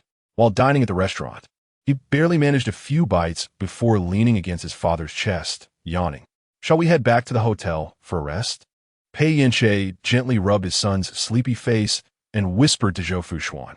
She glanced at her watch. There were still 2 hours until the afternoon fairy tale theater. "Let us rest at the hotel for a while then." After finishing their meal, they drove back to the hotel. Pei Yance carefully placed his sleeping son on the bed, removed his shoes, and covered him with a light blanket. Chapter 23. A step closer to success. Pei Yance returned to the living room only to find Zhou Fuxuan asleep on the sofa. She appeared utterly worn out. Lying on the expansive leather couch, her dress clung to her skin, accentuating her graceful curves. The hem of her dress had lifted slightly due to her position, revealing her fair thigh in a rather enticing manner. Pei Yance approached silently and stood beside the sofa, his gaze lingering uncontrollably over her form, from her delicate ankles to her beautifully shaped calves, from her slender waist to her porcelain shoulders. He could not deny that Zhou Fuxuan was truly beautiful, captivating enough to hold one's gaze. He pondered, was it her beauty that initially drew him to her? Pei Yance seated himself beside her, entranced by her serene, sleeping face, his thoughts a tumult of confusion. It felt as if a thick fog enveloped his mind, obscuring clarity and breeding discomfort. He recalled her deliberate attempts to please him in recent days, the diagnosis of her depression, and the Pei family's evident exclusion and wariness towards her. She exerted herself tirelessly to please him, perhaps out of fear that he would not acknowledge her. Like the rest of the Pei family, hence her cautious demeanor, an indescribable emotion surged within his chest. Zhou Fuxuan suddenly curled up with a soft hum, wrapping her arms around herself, as if devoid of security. Pei Yance's thoughts returned to her, and he sighed softly, draping a blanket over her shoulders. As the blanket settled upon her, her eyelashes fluttered, and a faint sound escaped her lips. Moments later, she gradually opened her eyes, still somewhat dazed. "Did I wake you?" he inquired softly. "No," Zhou Fuxuan replied, propping herself up on the sofa. "I intended to take a light nap, but ended up falling asleep completely." In truth, she had not truly slept. Her mind was alert, and this act was merely a performance for Pei Yance. Her gaze swept over the blanket draped across her, and a sense of triumph welled up within her. It seemed this tactic had borne some fruit. "Fuxuan," Pei Yance suddenly spoke. What is it? Are you unwell?" he finally asked. Zhou Fuxuan paused, then blinked in confusion. "I'm perfectly fine, not sick at all. Why do you ask?" Her voice held a hint of uncertainty. Pei Yance observed her subtle reaction, his doubts alleviating significantly. If she could feign such distress, Zhou Fuxuan could surely win an award for her performance. "This morning, I discovered a diagnosis from 3 years ago indicating you had been diagnosed with depression," he stated. Zhou Fuxuan gasped, covering her mouth with her hand, and then frowned in frustration, as if regretting not having tucked the diagnosis away properly. "I was indeed diagnosed with depression 3 years ago, but rest assured, I'm fine now. I am not a patient. I can take care of Zhou. Truly, please do not separate me from Zhou. As she spoke, her voice began to tremble. What are you saying? How could I possibly separate you from Zhou because of your illness? Why would you react this way? Has someone said something to you? Pei Yance had already begun to conjecture the answer, yet he still sought clarity. Zhou Fuxuan's eyes misted over, and she spoke with difficulty. Yinzhou, I am frightened. Pei Yance placed his hand over hers, enveloping it in his, and gently reassured her. Do not be afraid. Tell me what is truly going on. Zhou Fuxuan gazed at their clasped hands, biting her lip in hesitation before speaking. After your incident, I was in immense pain, crying almost daily until I could cry no more. During that time, I forced myself to eat and sleep solely for the sake of our baby. I had intended to give birth to our child and raise it alone. It wasn't until I saw the haggard visage of the chairman's wife in the newspaper that I realized her departure had wrought suffering upon more than just me. I had our baby as solace, but the chairman's wife did not. I could not bear to imagine her anguish. Thus, after much contemplation, I came to the Pei family while 5 months pregnant. I knew beforehand that everyone would regard me as a vain woman. Yet, I could not bear to watch those who loved you suffer because of your absence. Thus, I chose to silently endure all misunderstandings, believing that one day, everyone would accept me. They would come to realize that I am not the person they perceive. Yet, I was mistaken, from the beginning to the end. I felt like an outsider, unable to truly integrate into this family. During that period, having just given birth to Zhou, I was particularly prone to overthinking and fell into postpartum depression. Eventually, Zhou Fuxuan took a deep breath and, feigning ease, remarked, Yinche, rest assured. I stopped my medication a year ago, and my mindset has improved significantly. Especially after learning of your safe return, I have nearly forgotten about my depression. Although she wished to evoke feelings of guilt and protectiveness in him, she understood the importance of moderation. This affliction could only be a part of her past. It could not linger, lest it jeopardize her prospects of marrying into the Pei family. With a bright smile, she added, I am exceptionally happy now. Pei Yanche's gaze grew complex. Fuxuan, I apologize. It is my failure to protect you and the child. Zhou Fuxuan suddenly lifted her hand, gently placing her fingertips against his lips, silencing his unspoken words. I will not allow you to speak of yourself in such a manner. This is not your fault. Your safe return is the greatest blessing for me and our baby. Pei Yance paused, then took hold of her wrist, his palm resting against her skin. Fuxuan, to be honest, I have not yet rediscovered the love I once held for you. I cannot be certain if I will in the future, but you can be assured that I will not be a faithless man. His gaze was particularly earnest. I understand that sharing this may disappoint you or sadden you, but I do not wish to deceive you. Zhou Fuxuan lowered her eyelids, her shoulders drooping slightly, yet she quickly straightened her back. It is all right. Compared to your initial aloofness towards me, things are much better now. We can be close, we can travel as a family of 3, and we can share our hearts as we do now. These are all things I dared not dream of after losing you, and I'm already content. Suddenly, Pei Yance wrapped his arms around her, pulling her into his embrace, his palm resting against her back, gently caressing her. Yes, those unpleasant times are behind us. Let us live well moving forward. Upon hearing this, Zhou Fuxuan felt an overwhelming joy, burying her face in the crook of his neck. All right, at 2:30 in the afternoon, Zhou awoke on time, exuberantly clamoring to see the fairy tale play. A long queue had formed at the theater entrance, but they were ushered directly into the prime viewing area. The performance commenced, with Zhou seated on his father's lap, entirely captivated by the stage, oblivious to the shift in atmosphere between his parents. Chapter 24. Brother is truly fortunate today. Zhou Fuxuan took Zhou to see an art exhibition. She held her son's small hand as they entered the gallery, accompanied by a caregiver. The gallery was not crowded. Only a few viewers lingered before each painting. The entire exhibition hall exuded tranquility. Mommy, this painting is so beautiful, Zhou exclaimed, stopping before a realistic depiction of a rural landscape. The artwork featured golden wheat fields, rolling green hills, and a sky adorned with a few white clouds. The scene was serene and picturesque. Zhou Fuxuan crouched down gently and inquired, "Does Zhou like this painting?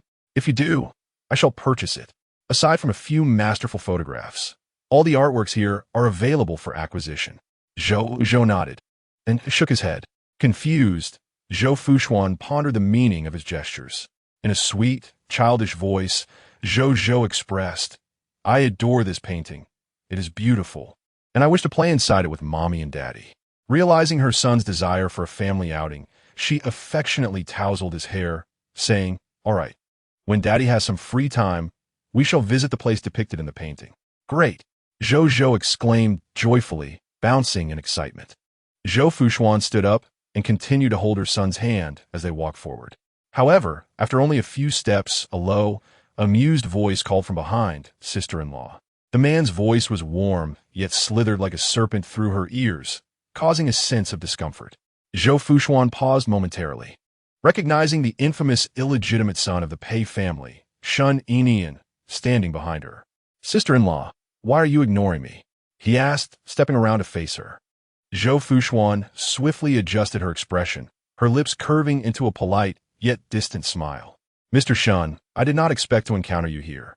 Shun Yinian was tall and fair-skinned, possessing a strikingly handsome demeanor that matched his name. Yet, she was acutely aware of the dissonance between his appearance and his true nature. Shun Yinian feigned a pout. "Sister-in-law, why has your address changed since my brother's return?" Then, with a shift in tone, he added, "I prefer when you call me Yinian." Zhou Fuxuan's smile vanished instantly. "Mr. Shun, you seem to be mistaken. When have I ever referred to you in such a manner? Furthermore, I recall that Yance has no younger brother. Your calling me sister-in-law is rather presumptuous." Shun Yinian, unfazed by her words, turned his attention to the little boy beside her. "Zhou has grown so much. The last time I saw him was at the family banquet. He was just a tiny, adorable creature. Come, let Uncle hold you." He crouched down, his tone indulgent, but as he extended his hand, Zhou shyly retreated behind his mother.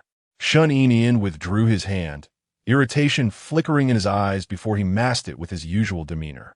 "My brother truly is something." Having returned, he is immediately consumed by work, neglecting to spend time with you and our little nephew. Does work take precedence over his wife and child? Zhou Fuxuan silently observed his one-man performance. "Are you finished? If so, may I pass? You are obstructing my path." Shun Yinian appeared to ignore her, remaining rooted in place.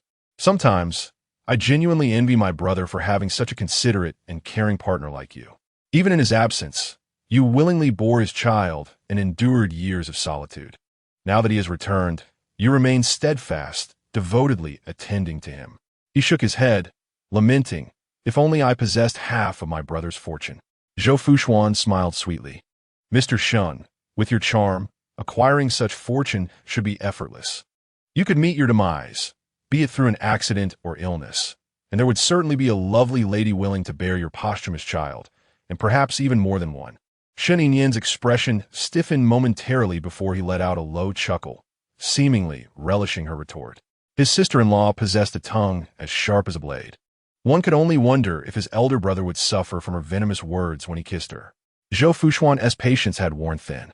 "Mr. Shun, your concern for our marital affairs would be better directed towards your own well-being. That dark hue beneath your eyes gives off an unsettling aura. You ought to tread carefully, lest your dreams manifest into reality, and you find yourself with a posthumous child." With that, Zhou Fuxuan took her son Zhou's hand and strode away without a backward glance. Shun Yinian remained rooted to the spot, watching the graceful figure fade from sight, the smile on his face gradually evaporating. In the exhibition hall, Zhou, weary from walking, extended his arms, yearning for a hug. The nanny quickly stepped forward. "Madam, allow me to carry him." Zhou Fuxuan was about to agree when Zhou squirmed, refusing the nanny's embrace. "I want Mommy to hold me." "Very well, I shall carry him." Just as she bent down, a woman in uniform rushed towards them. Fortunately, she reacted swiftly, scooping up her son and sidestepping the oncoming figure. The uniformed woman was equally startled, halting abruptly, but her momentum caused a gust of wind that tousled Zhou Fuxuan's hair. The nanny, witnessing the scene, immediately positioned herself protectively in front of her employer, her voice laced with anger. "What is the matter with you? What if you had collided with Madame and the young master? The woman, flustered, repeatedly apologized, bowing deeply. I am so sorry. I was too hasty and did not see you. Madam, are you unharmed? Zhou Fuxuan glanced at her nameplate, which read, Jiang Yuqing. I am fine. The exhibition hall is crowded, so please be more cautious next time. Thank you for your understanding. I shall certainly be more careful in the future. Jiang Yuqing lifted her head, and upon recognizing the woman's exquisite features, she was momentarily captivated, a glimmer of astonishment flashing in her eyes. How beautiful! The woman before her boasted refined features, fair and dewy skin, and a flawless figure, exuding an air of noble elegance. Zhou Fuxuan, however, did not linger to admire her further and left with her son. Jiang Yuqing stood rooted in place, a strange sense of familiarity washing over her regarding the departing lady. How could she possibly know a wealthy matron? Could she be some celebrity? Qing, why are you daydreaming here? The district is short-handed. A colleague's call pulled her back to reality. It reminded her that she had been rushing to assist in the district, and she quickly nodded in acknowledgement. Yes. I'm on my way now. After a busy hour, Jiang Yuqing was summoned to the break area for assistance once more. As an unconfirmed exhibition assistant, she was a mere laborer at the beck and call of anyone in need. While tidying up the coffee cups on the table, she caught sight of a colorful square scarf on the sofa. This appears to be an Hermès scarf. She picked it up, bringing it closer to her nose, and was enveloped by a luxurious fragrance. It seemed to be the same delightful scent that the lady in the exhibition hall had worn. This scarf must belong to her. The style likely cost several thousand. Jiang Yuqing found herself torn, contemplating whether to take it to the lost and found. The lady, adorned in designer attire and exquisite jewelry, radiated an air of affluence that suggested she would not return for the silk scarf. Should she choose not to reclaim it, it would likely become a fortunate acquisition for a colleague at the front desk. She glanced around, noting the absence of onlookers, and discreetly tucked the scarf into her pocket. Chapter 25. That lady looks familiar. Jiang Yuqing sheltered beneath the eaves at the employee exit, rainwater splashing against her trousers. What an insufferable weather, she muttered. Why does it have to rain precisely when I finish work? Frustrated, she fished out her phone to call her boyfriend, Zhou Ming. After a prolonged wait, just as the call was about to disconnect, he finally answered. Instead of a greeting, the sound of clattering mahjong tiles greeted her ears, followed by the muffled voice of the man. Hello. Zhou Ming, head cocked to one side, held the phone between his shoulder and ear while shuffling tiles, a cigarette dangling from his lips. Jiang Yuqing, aware of his leisure activity, felt her irritation escalate. It's pouring rain. I can't catch a cab. Hurry up and come get me. Now, came the impatient reply from the other end. I'd have started this round. Jiang Yuqing tightened her grip on the phone, demanding, Am I really less important than a game of mahjong? After a brief silence, he conceded, All right, I'll come get you right away. And with that, he hung up, staring at her phone. Jiang Yuqing bit her lip, feeling a wave of injustice wash over her. She and Zhou Ming were from the same hometown, having met through a game, and had been together for 7 years. Their relationship had endured numerous breakups and reconciliations, each time muddled and unclear. She often questioned her attachment to him. Despite his decent appearance, he possessed a multitude of flaws, and his parents were no easy company. Yet, whenever she parted ways with him, an overwhelming sense of loss consumed her, leaving her restless and hollow. Suddenly, a piercing car horn jolted her from her thoughts, and she looked up to see Zhou Ming's second-hand Hyundai idling in the rain, him shouting from inside, What are you dawdling for? Get in the car. Jiang Yuqing, holding her umbrella, jogged over, only to find a vehicle parked precariously at a puddle. This posed a dilemma for her. Why aren't you getting in? He urged impatiently from inside. With a stretch, she grasped the door handle, pulling it open and stepping inside with purpose. Settling into the passenger seat, she felt a pang of annoyance as she hastily dabbed herself with tissues. Why'd you take so long? It's only a 5-minute drive from our place. Yet I've been waiting for ages. Well, excuse me for being slow, Zhou Ming retorted, cigarette still perched in his mouth. You have no idea how bad traffic can be in the rain. In truth, he had merely finished a round of mahjong before coming to fetch her. Jiang Yuqing shot him a glare, but given that he had braved the rain for her, she decided against further confrontation. As the car started moving, she rummaged through her bag and retrieved a small bread roll she had bought earlier, tearing open the packaging and munching on it. Finishing her snack, she felt her spirits lift a little. Ming, let me tell you, today I encountered an exceptionally beautiful woman at the exhibition hall. She possesses a beauty that surpasses even the starlets of the entertainment industry, clearly embodying the elegance of a privileged lady. Her voice dripped with envy. Zhou Ming gripped the steering wheel, his gaze fixed ahead, scoffing, "What does that have to do with you?" Jiang Yuqing pouted. "Can't we just chat? I merely find her strikingly familiar, as if I have encountered her somewhere before." The gaze of that woman reappeared in her mind. There was neither disdain nor contempt in that look, but rather a disconcerting indifference that was more unsettling than anything else. "Enough already," Zhou Ming said, turning the steering wheel. "You, as an exhibition hall assistant, what wealthy individuals could you possibly know?" Jiang Yuqing shot him a glare. "I never claimed to know her. I simply thought she looked familiar. Is that not permissible?" A heavy silence enveloped the car. Suddenly, she turned to face the man, her expression serious. "Ming, did you not promise me you would work diligently and refrain from playing mahjong? What is going on today?" Zhou Ming felt a twinge of guilt. "It's a holiday today.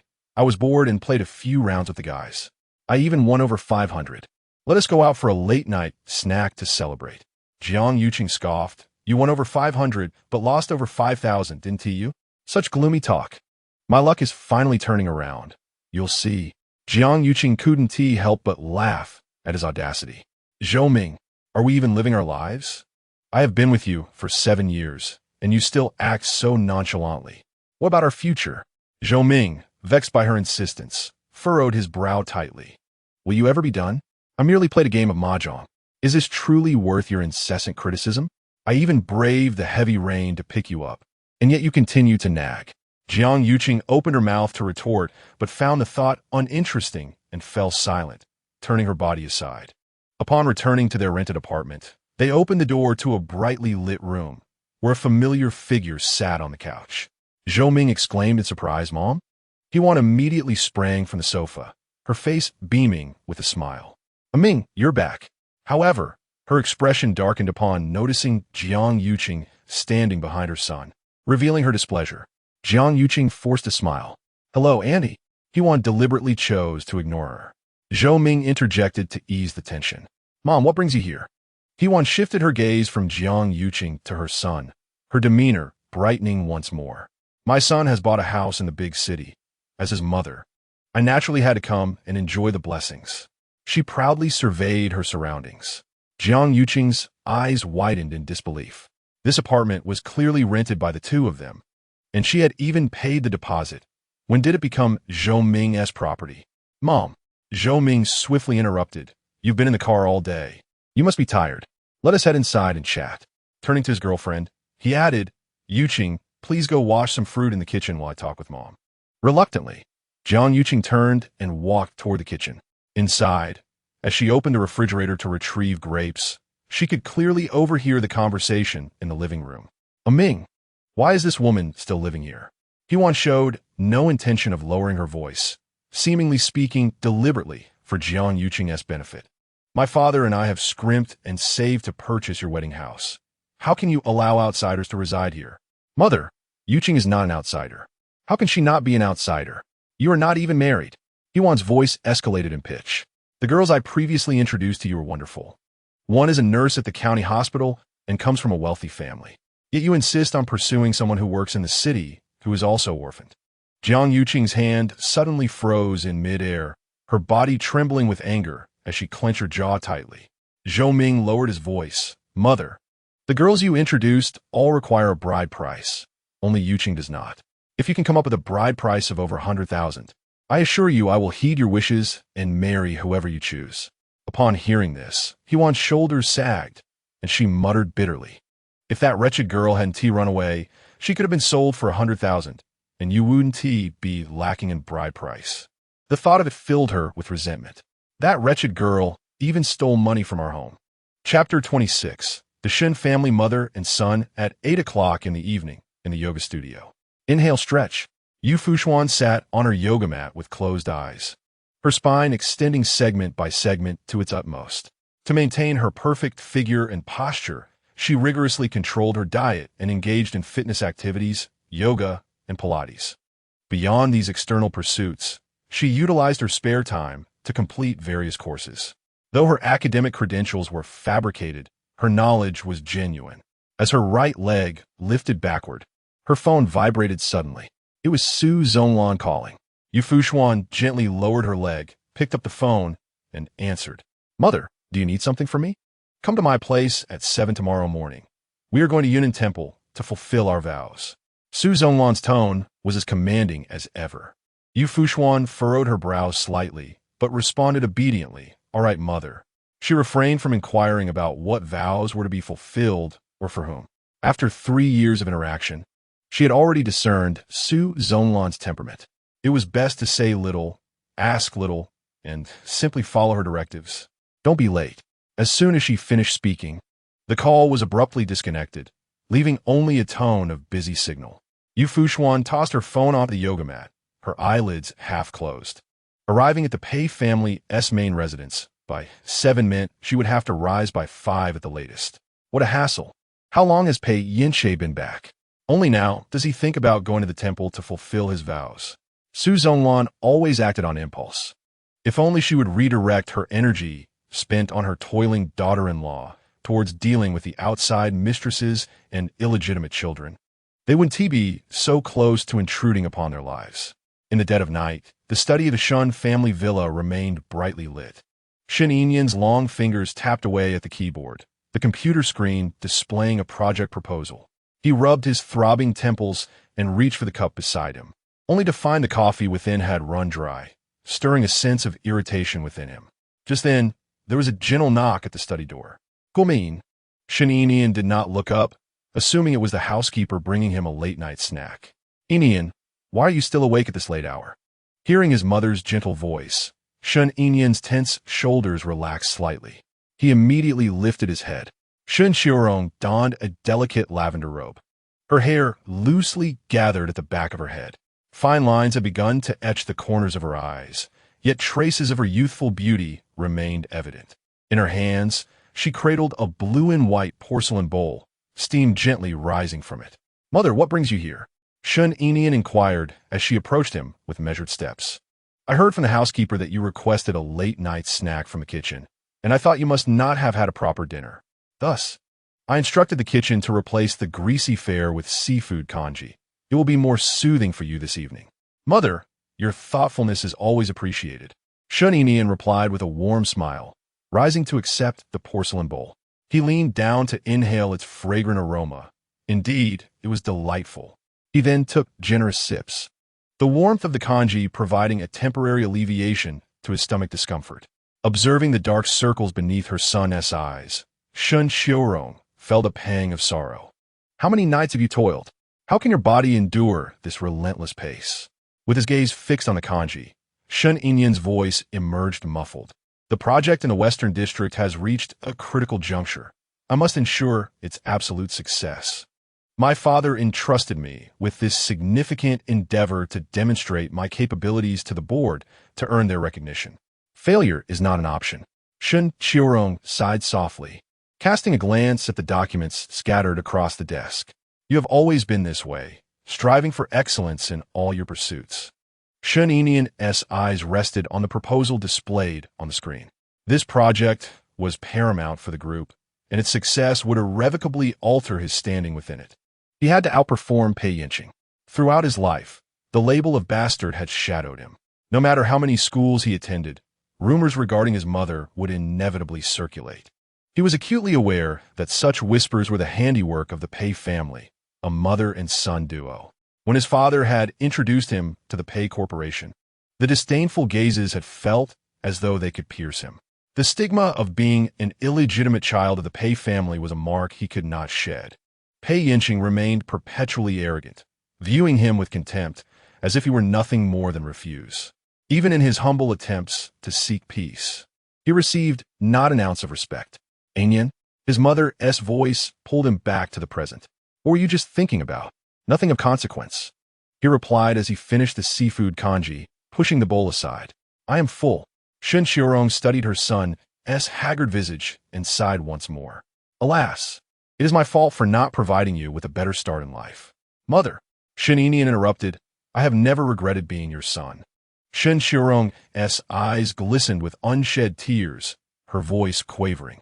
But you are so talented, no less than anyone from the Pei family. Yet you face constant oppression because of me. My heart aches for you, and I feel immense guilt. Taking a deep breath, Shen Yinian reassured her mother. This is not your fault. The true fault lies with this world that values mere titles. However, things are different now. I possess the ability to reclaim what is rightfully ours. Shen Xiaorong gazed at her son, hesitating to speak, before finally asking with trepidation, if this project succeeds. Will the board genuinely acknowledge you? Yes, he affirmed. My father has paved the way for me, and I have made the necessary arrangements. Shen Xiaorong's eyes lit up with surprise. When did you make these arrangements? What are your chances of success? During these years, while Pei Yance has been absent, I have been diligently working, and my father has been assisting me. Shen Yinian narrowed his eyes, a resolute aura emanating from him. Among the 13 members of the board, 5 had explicitly expressed their support for my assumption of the group's core operations. If this project succeeds, Uncle Wang will surely turn his favor towards me. Shen Xiaorong furrowed her brow, yet that only accounts for 6. Shen Yinian remained silent for a moment, and one of them is grandmother. Upon hearing this, Shen Xiaorong's heart sank. Yinian, it is not my intention to discourage you, but that old lady has never favored the 3 of us. How could she possibly support you? In the past, Pei Ziyuan wished for his children to acknowledge their ancestry and revert to the Pei surname, but this was met with vehement opposition from the Su family. Although old Madame Ji did not overtly oppose it, she publicly declared a revision of her will, stripping her only son of any inheritance rights within the Ji group. To mention such matters at this critical juncture is merely a subtle form of dissent, is it not? Ultimately, the affair ended in failure. Consequently, she harbored resentment towards old Madame Ji. Clearly, her Yinian and Luoyan are both descendants of the Pei family, yet are treated differently. The offspring of the Pei and Ji families are scant, and yet that old lady shows favoritism towards a departed soul. Surely, she must be losing her senses. The more Shen Xiaorong pondered, the more infuriated she became, her expression betraying her fury. Suddenly, Shen Yinian spoke. Mother, I will find a way to gain grandmother's acknowledgement. What method do you have? Shen Xiaorong pressed for an answer. Let us not discuss that for now. You should go rest. Shen Yinian reassured her with a calming gaze. I have it under control. Shen Xiaorong gently caressed his face, worry evident in her demeanor. You should rest early as well. Don't push yourself. Yes, I am aware. Shen Xiaorong understood her son was merely placating her, yet felt powerless. After she departed, the warmth on Shen Yinian's face gradually faded. This project is merely the beginning. Henceforth, he would methodically strip Pei Yance of everything he possesses, ensuring that the lofty individual experiences the sensation of being trampled beneath foot. Chapter 27. A suitable match for marriage. At precisely 5 o'clock in the morning, a gentle vibration emanated from her wrist. Zhou Fuxuan, a light sleeper, awoke within 3 seconds of her smart watch's soft buzz. Concerned that the alarm might disturb Pei Yance, she had deliberately worn her smartwatch to bed. She silenced the alarm and cautiously maneuvered her body, attempting to extricate herself from Pei Yance's embrace. However, his robust arm weighed heavily upon her waist, his breathing deep and tranquil. Zhou Fuxuan cast a playful glance at the man before inching away. Just as she was on the verge of successfully freeing herself, he murmured, "What is the matter?" Pei Yance's deep, husky voice drifted down from above, laced with lingering drowsiness. Noticing he was now awake, Zhou Fuxuan ceased her careful movements and directly pushed his arm away. Though her tone remained gentle, "Did I wake you?" Pei Yance glanced at the electronic clock on the bedside table, which read 5:03. He frowned slightly. "Why are you up so early? Do you have something to do?" "Yes, I need to arrive at the old residence before 7. "What for?" "To accompany Mother to Yunnan Temple for blessings and vows." Zhou Fuxuan sat up, adjusting her slipping strap while her fair, delicate shoulders were adorned with a few soft red blossoms. Pei Yance's throat tightened slightly at the sight. What blessings? What vows? This inquiry was not posed by me. Perhaps it is due to your safe return that mother wishes to offer her blessings and fulfill her vows. Beyond that, she could think of nothing else. Pei Yance propped himself up, saying, "Then allow me to accompany you." "No need, we have a driver at home. You may continue to rest," she replied, leaning in to plant a kiss on the man's cheek. Pei Yance gazed at her for a few moments before ultimately nodding in acquiescence. Very well. Within the tranquil confines of Yunnan Temple's Buddha Hall, the air was suffused with the delicate aroma of sandalwood, and wisps of incense spiraled gracefully upward.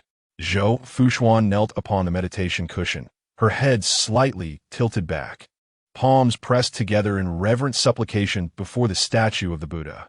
She had deliberately adorned herself in a modest yet elegant qipao today, her hair simply styled to reveal her fair, elongated neck. This outfit was meticulously prepared after her research into Su Zhonglan's preferences. At this moment, Su Zhonglan sat nearby, her eyes closed in meditation, fingers gently gliding over a priceless string of sandalwood prayer beads, completely absorbed in her practice. 10 minutes elapsed, and Zhou Fuxuan began to feel discomfort in her legs. Her previously erect posture had begun to sag slightly. One must not exhibit any sign of negligence before the Buddha. Su Zhonglan's voice resonated softly. Zhou Fuxuan jolted, instantly rectifying her posture and straightening her back. A fleeting glance at Su Zhonglan, who sat comfortably on the cushion, darkened her expression as she silently grumbled about the double standards, how she was expected to maintain an upright position while Su Zhonglan knelt at ease. Finally, the recitation came to an end, and Su Zhonglan slowly opened her eyes. "Assist me in rising." Zhou Fuxuan, enduring the discomfort of prolonged kneeling, moved to her side and helped her stand. In that moment, she felt akin to a servant from ancient times. After completing their prayers in the hall, the two made their way through the temple's corridors, the sound of Zhou Fuxuan's heels echoing crisply against the bluestone path. In a place of worship, one ought not to wear high heels, Su Zhonglan remarked with a frown. How can one lack such basic awareness? Zhou Fuxuan contemplated explaining that her heels were only 4 centimeters high, thus not truly high heels. However, she ultimately swallowed her words and lowered her gaze. "I shall certainly be more mindful next time." "Alon," a bright, melodious voice rang out from behind. Zhou Fuxuan turned to see a middle-aged woman, elegantly dressed and adorned with a jade necklace, approaching briskly, accompanied by 2 younger women who appeared to be attendants. Su Zhonglan's expression shifted from somber to joyful. "Yeah. When did you return to the country?" Wu Yayu affectionately linked her arm with Su Zhonglan's. "I just landed the day before yesterday. I had quite the battle with jet lag, but I finally felt a bit better today and ventured out. What a delightful coincidence to run into you." Su Zhonglan nodded, acknowledging the serendipity. "Are you here to pay your respects as well?" "Indeed, my daughter Xiao Xiao is graduating from Zurich University next month, and I specifically came to seek blessings for her, hoping all goes smoothly." "Oh, Xiao Xiao is about to graduate. I've heard she is performing exceptionally well." Wu Yayu beamed with pride. "Yes, she excels in every subject at school, although it is important to remain modest. I cannot help but sing her praises whenever she is mentioned." Su Zhonglan gently patted her hand. "It is only human nature. Were I to have a daughter like Xiao Xiao, I too would be unable to resist boasting." As 2 individuals exchanged smiles, their conversation grew ever more animated as they strolled along. Zhou Fuxuan followed closely behind them, feeling almost invisible. She searched her mind for the identity of the lady with the elegant name, based on Su Zhonglan's address. Although she had never participated in the social gatherings of high society, she was well acquainted with the prominent figures within the elite circles. Soon, she recalled Wu Yayu, the second daughter of the Longfang family at Silver Peak Capital, who now held the esteemed title of the chairman's wife at Huanyu Real Estate. The Qiao Qiao mentioned was likely her youngest daughter, Lin Xiaowei.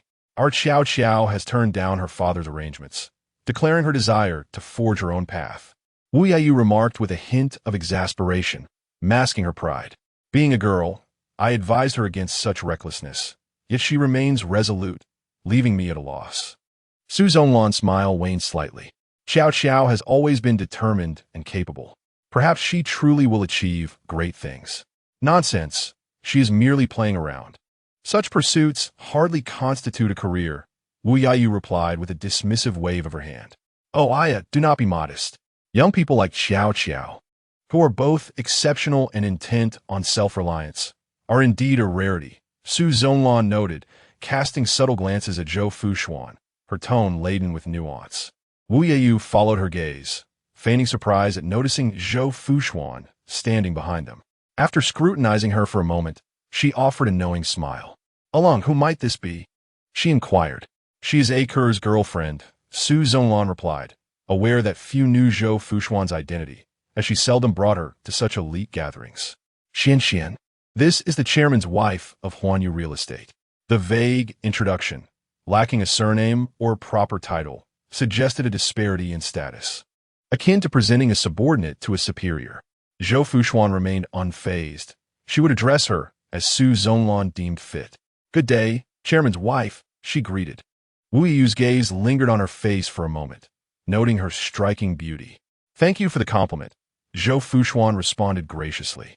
Wu Yayu furrowed her brow slightly before turning her attention elsewhere, leaving Zhou Fuxuan in the periphery. Along, do you recall how Xiao Xiao used to follow Aker around when she was little? Of course, Su Zhonglan replied, her smile warm and affectionate. Back then, she was so small, she gestured to illustrate the height, calling out brother Aker adorably. Zhou Fuxuan's eyes flickered, yet she maintained her poised smile.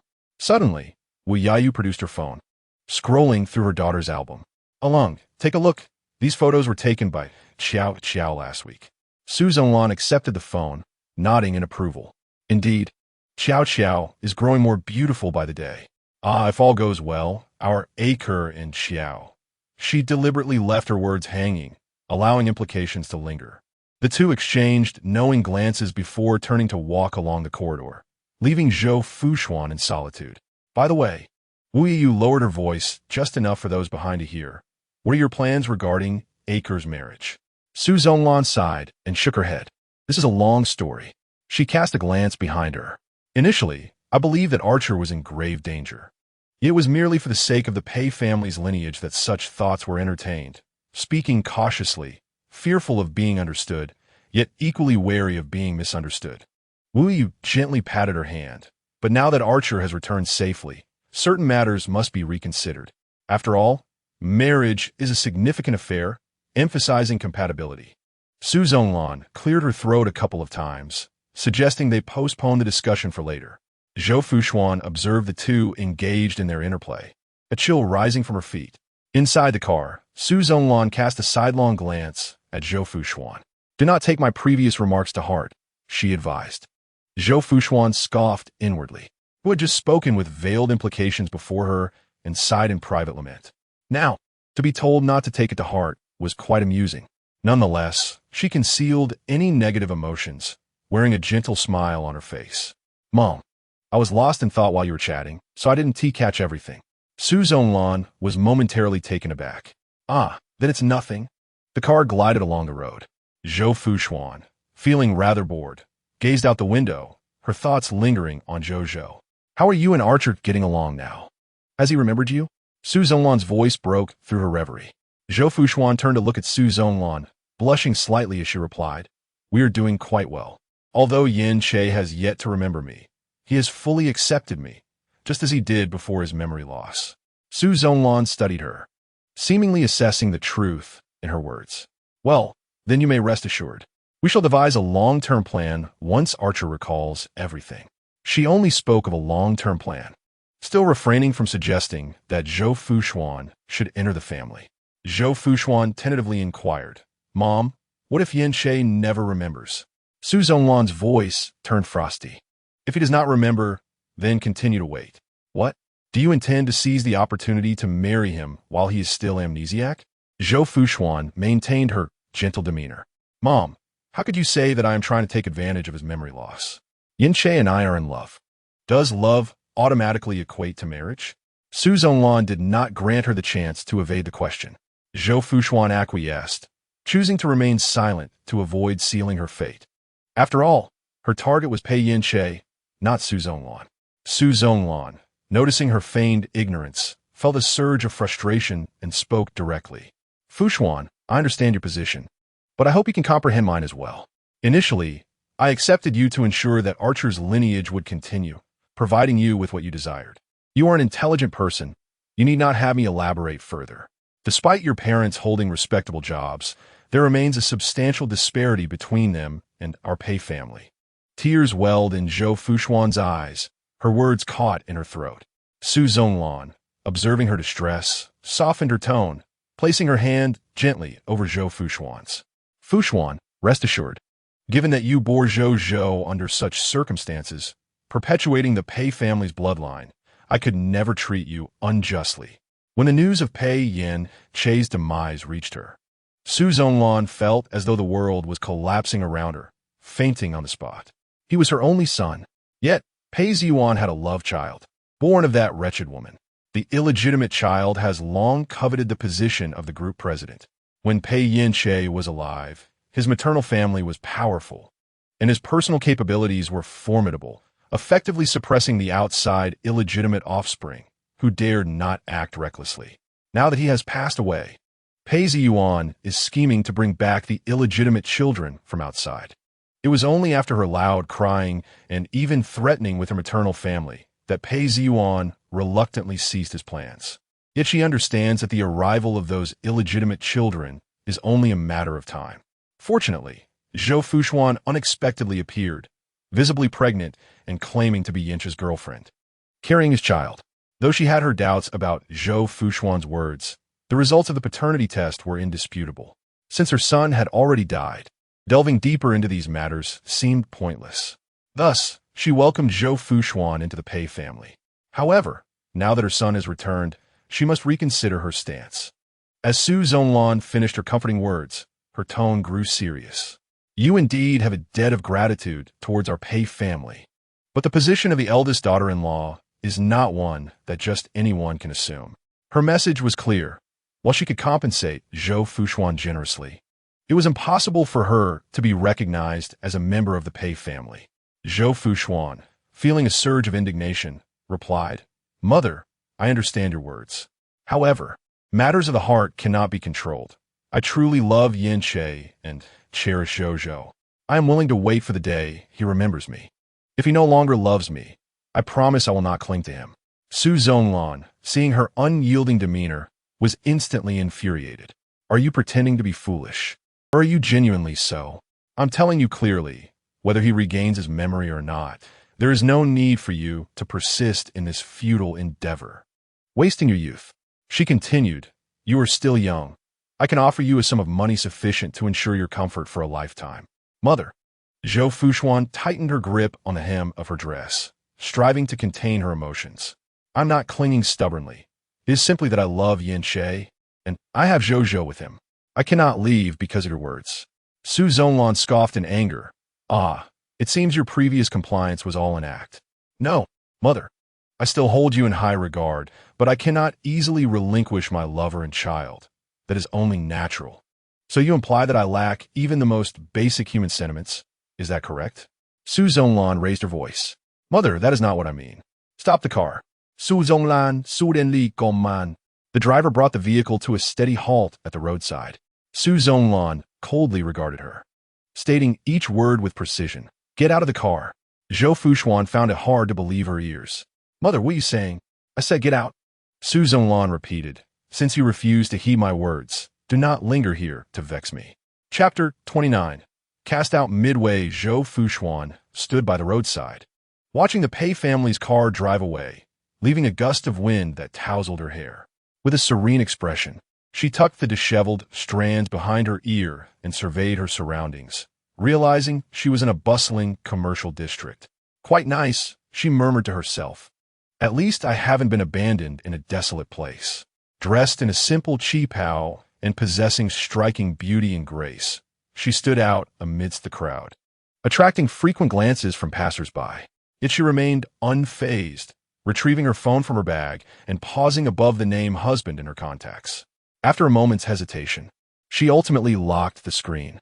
It was futile to engage in a fleeting bout of anger that would disrupt her rhythm, given the current state of their relationship.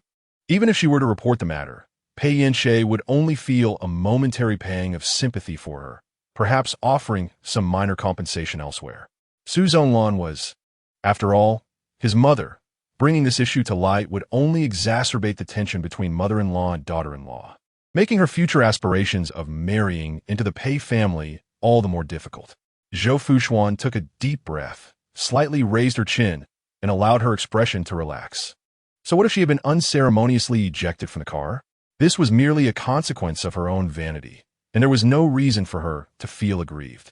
Moreover, in comparison to her past experiences, this was hardly significant. With a graceful turn, Zhou Fuxuan made her way towards the nearby snack street, her steps light and carefree. Having enjoyed a vegetarian meal at Yunnan Temple earlier, she had nearly digested it all. The tantalizing aromas wafting from the snack street made her stomach rumble in anticipation. Perhaps due to the end of the workday, the snack street was particularly bustling, filled with a lively crowd. Navigating through the throng, she followed her nose to a noodle stall. A cheerful woman, clad in an apron, greeted her warmly. "Miss, would you care to try our signature noodles?" Zhou Fuxuan glanced at the satisfied diners, nodded, and replied, "I'll have a portion, please." She then chose a seat in the far corner, casually placing her luxurious bag on the plastic chair beside her. "Would you like it spicy?" the woman inquired. "Yes, make it extra spicy," Zhou Fuxuan replied with a smile. "I love spicy food." "All right then," the woman responded enthusiastically. Zhou Fuxuan had adored spicy food since childhood, but in recent times, she had refrained from indulging in heavily flavored dishes for the sake of her skin. Now at this roadside stall, she felt compelled to savor some spice to soothe her aching heart. In no time, the woman presented her with a bowl of noodles generously slathered in chili sauce. "This is my secret homemade chili sauce. It has a unique flavor that everyone raves about." "Thank you," Zhou Fuxuan said, her mouth watering at the sight of the vibrant chili. Eagerly, she tore open the packaging of the disposable chopsticks and lifted a noodle drenched in sauce. The first bite sent a fiery rush to her head, causing her eyes to well up. Coughing, she acknowledged her love for spicy food, though her tolerance was not quite as robust. Nevertheless, the chili sauce was absolutely delectable. Zhou Fuxuan dove into the bowl, tears streaming from the heat. She grabbed a few napkins to dab away the moisture from her eyes and nose before continuing her meal. This was the first time she had dined so unceremoniously since entering high society. If Zhou Fuxuan were to witness her, she would likely scorn her with a disapproving glare. Laughter and chatter from the neighboring table drew her attention, and she turned to see a young couple enjoying noodles with their 4- or 5-year-old daughter. "Daddy, I want to eat from your bowl," the little girl pointed at her father's noodles. "This bowl has a lot of chili. It's quite spicy. Are you sure you want to try?" The man's voice was gentle. "Yes." The girl nodded emphatically. "I want to eat it. I'm not afraid of spice." The mother across from them chuckled and said, "It's fine. Let her have a taste. Just don't let her cry from the heat." The father carefully selected noodles with fewer chilies and offered them to his daughter, saying, "Come, ah." The little girl happily took a bite, but quickly stuck out her tongue, exclaiming how spicy it was. The parents found it both amusing and heart-wrenching as they fed her milk and teased her. The father had previously warned her about the spiciness, saying, "You still ate it. Look how red you've turned, like a ripe apple. Delicious." The little girl pouted, asserting, "I'm not afraid of spice. I can take a big bite." The couple was charmed by their daughter's adorable demeanor. However, due to Zhou Fuxuan's unwavering gaze, the couple finally noticed her and turned their attention towards her. Zhou Fuxuan, not feeling embarrassed by being caught, smiled at them. The little girl was indeed quite endearing. The young couple relaxed and returned her smile. "Thank you," Zhou Fuxuan murmured as she slowly withdrew her gaze, feeling an inexplicable sense of loss. If her parents had been alive, would she have grown up in love like that little girl? But she quickly dismissed this unrealistic notion, recognizing that her very existence was a mistake. For years, her father traveled from city to city, working while searching for her mother. Initially, she could not comprehend why her father loved her mother so deeply that he could forsake her for 7 years. It was only after the villagers called her a bastard and her aunt insulted her mother in front of her that she slowly began to understand her predicament. "How dare that little wretch glare at me? I'll teach you a lesson." A bitter-looking woman lashed a thick wrought tan stick across the little girl's back. You unwanted bastard. Your mother ran off, and here I am giving you food. You should be grateful instead of stealing chicken legs. I'm not a bastard. I didn't steal any chicken legs. The little girl protested defiantly. Huh, your mother was already pregnant with you when she was with On. What else could you be but a bastard? I'm not a bastard. Yet, her stubbornness only resulted in a beating and days of hunger. Suddenly, her phone vibrated, pulling her thoughts back to reality. Zhou Fuxuan glanced down and saw a message from Old Chun, the driver. Madam, my car has arrived at the entrance of the department store. Where are you exactly? She looked at the half-eaten noodles, her appetite having vanished, and replied, Wait there. I'm coming over now.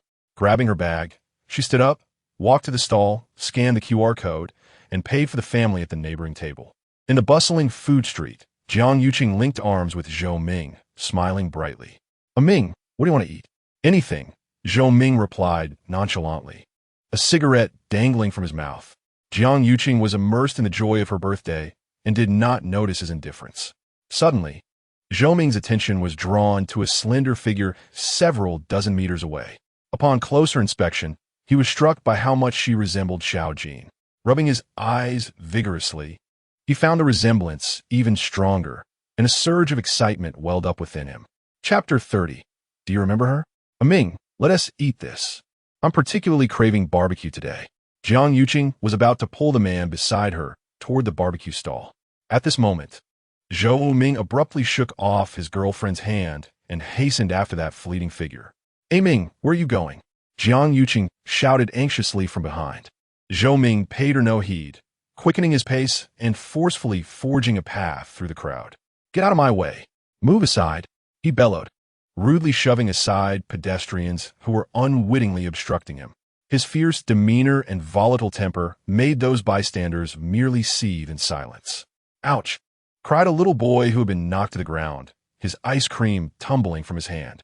The boy let out a wail.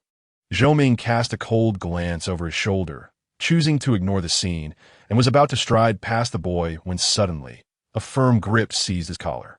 Are you trying to flee after knocking my son down like this? The words came from a burly man with a fierce gaze, clearly not someone to be trifled with. Zhou Ming was compelled to halt, feeling a pang of guilt as he faced the furious figure before him. He tugged at the hand, clutching his collar. But to no avail. He could only soften his tone in a plea. Brother, you misunderstand. I didn't intend to run. I have urgent matters to attend to. His eyes remained fixated on the vanishing silhouette around the corner, his anxiety mounting like a restless ant on a hot pan. Fine, you can deal with your affairs. But just know that if anything happens to my son, you will pay 100-fold. The boy's father, seeing no hint of remorse, was incensed and delivered a punch to Zhou Ming's face, causing blood to spurt from his nose. Meanwhile, the boy's mother had already scooped the child into her arms, meticulously checking for any injuries. In the distance, Zhou Fuxuan heard the commotion and instinctively turned her head, scanning the agitated crowd. A throng had gathered a few dozen meters away, where fierce shouts and cries for mercy echoed intermittently. She was not one to seek out chaos, despite her curiosity. Her feet did not pause for a moment as she proceeded to the designated meeting point. A black Maybach stood quietly by the roadside.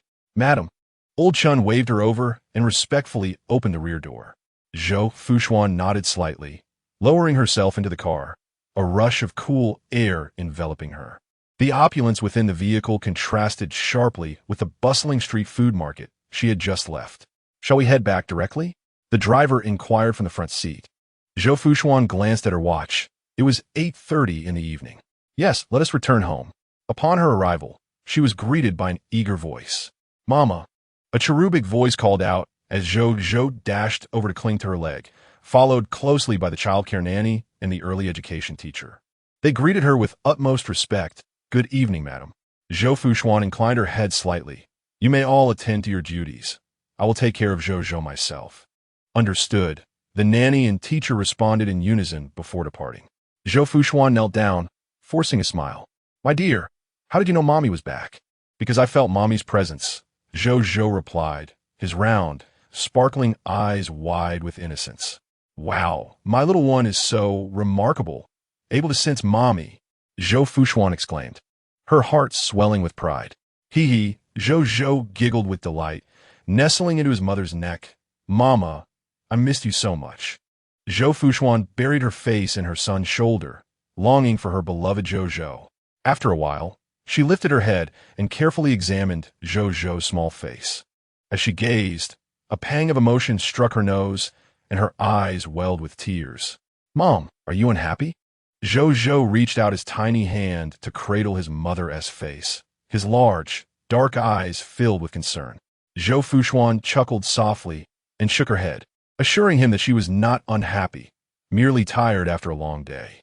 Then shall I sing for you, Mom? What song? Twinkle, twinkle, little star. All right, I would love to hear it. Zhou stepped back a few paces, raising his small fist as if it were a microphone, and sang in a sweet, childish voice, Twinkle, twinkle, little star, how I wonder what you are. Zhou Fuxuan kept rhythm beside him, her face beaming with happiness. As Zhou sang about the stars shining brightly in the sky, he suddenly spread his little hands, sparkling like stars, and twirled around. Zhou Fuxuan was charmed by his adorable antics and couldn't resist ruffling his hair. When the song concluded, Zhou scampered back into his mother's embrace, looking up at her. Mom, did I sing well? Zhou Fuxuan gently rubbed her nose against his. It was beautiful, truly beautiful. After hearing you, I feel completely rejuvenated. With that, she enveloped her son in her arms and whispered in his ear, Mom loves you dearly. I love you dearly too. Zhou planted a kiss on her cheek. In that moment, the shadows in Zhou Fuxuan's heart dissipated, and her gaze became steadfast.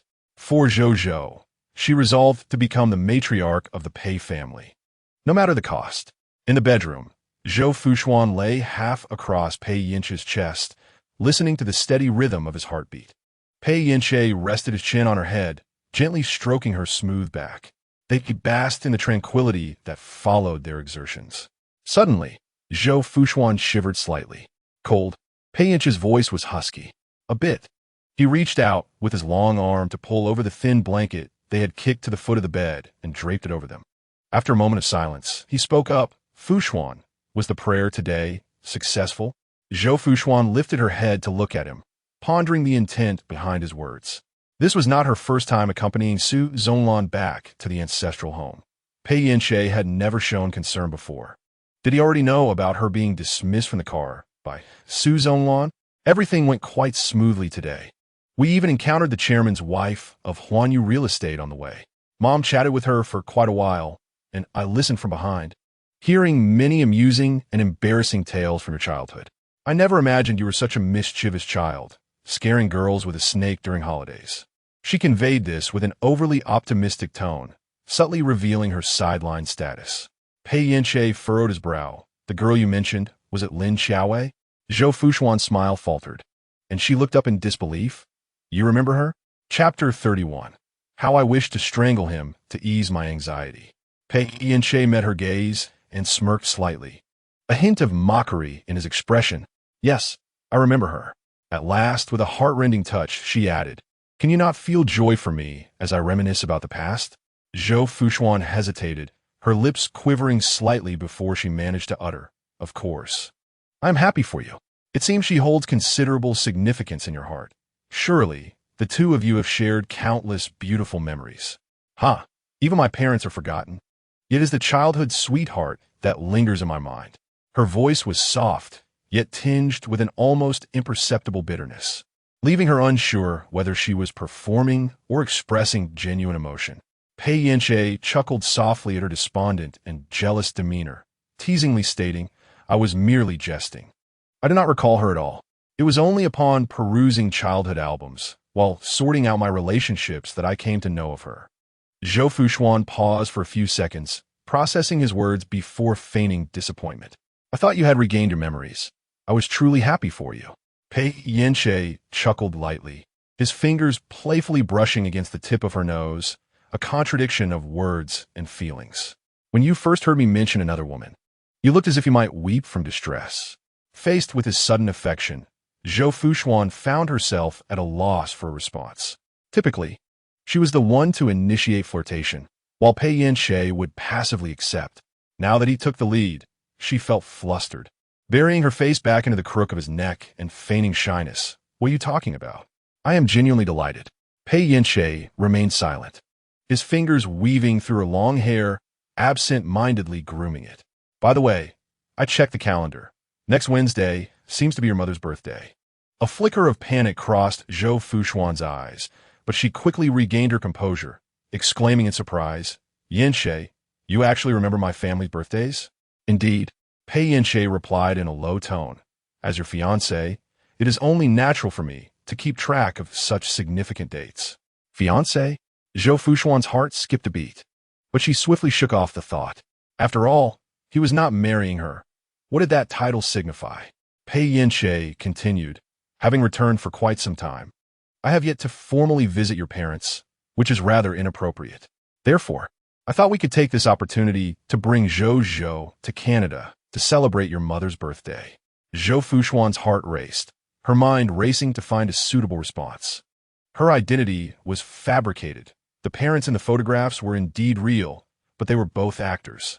These two actors had signed a long-term contract with her, promising to assist at critical moments, but she only intended to use them for remote deception. Pei Yance was so meticulous in his thoughts. Should he truly meet these two actors, he might uncover inconsistencies. Zhou Fuxuan sat up, feigning the adjustment of her nightgown straps to mask her current turmoil. Darling, your thoughtfulness truly moves me. However, you have been so busy lately, working late hours. It is unnecessary for you to make a special trip to Canada. I believe we could celebrate via video call on the birthday. My mother would certainly. Pei Yance interrupted her, sitting up as well. That is out of the question. Celebrating a birthday through a video call is far too impolite. No matter how busy one is, a few days can be spared. I will have Chinte adjust his schedule accordingly. Zhou Fuxuan felt cold sweat trickle down her spine. She began to suspect that this man had sensed something amiss and was testing her. Otherwise, why would he insist on such superficial gestures? It seems never-ending. Pei Yance gazed at her with confusion. Fuxuan, it appears you are not particularly eager for me to meet your parents? Zhou Fuxuan wore a look of grievance. How could that be? I merely feel concerned for you, afraid that you might tire yourself. Moreover, my mother never hosts a birthday party. She and my father usually take a trip for a few days to celebrate her birthday. If we were to go, it would only encroach upon their leisure time. In such a case, a video call would be far simpler and more convenient. Pei Yance's eyes flickered slightly. Then why didn't you mention earlier that your uncle and aunt are going on a trip? Zhou Fuxuan bit her lip. Because their trip is not a significant matter. It can be postponed at any time, which is why I didn't mention it. My primary concern has always been whether this would become a burden for you. In our family, celebrating a birthday is an utterly mundane affair, akin to having a meal. Yet you would have to carve out time from your busy schedule to fly to Canada, which I find rather unnecessary. Pei Yance's expression softened a bit. Well, in that case, let us postpone the meeting for now. By the way, have your uncle and aunt decided where they are going on vacation? I can make arrangements in advance. Zhou Fuxuan realized she could no longer refuse at this moment. A radiant smile blossomed on her face as she leaped into the man's embrace and kissed his cheek. Darling, you are truly wonderful. I will ask my parents tomorrow. Why wait until tomorrow? You can ask now, Pei Yance said, lowering his gaze to the woman in his arms, his eyes enigmatic. Now, Zhou Fuxuan hesitated. But it's only 6 in the morning in Vancouver. My parents are surely still asleep. Pei Yance chuckled lightly. I nearly forgot. Let us wait until tomorrow then.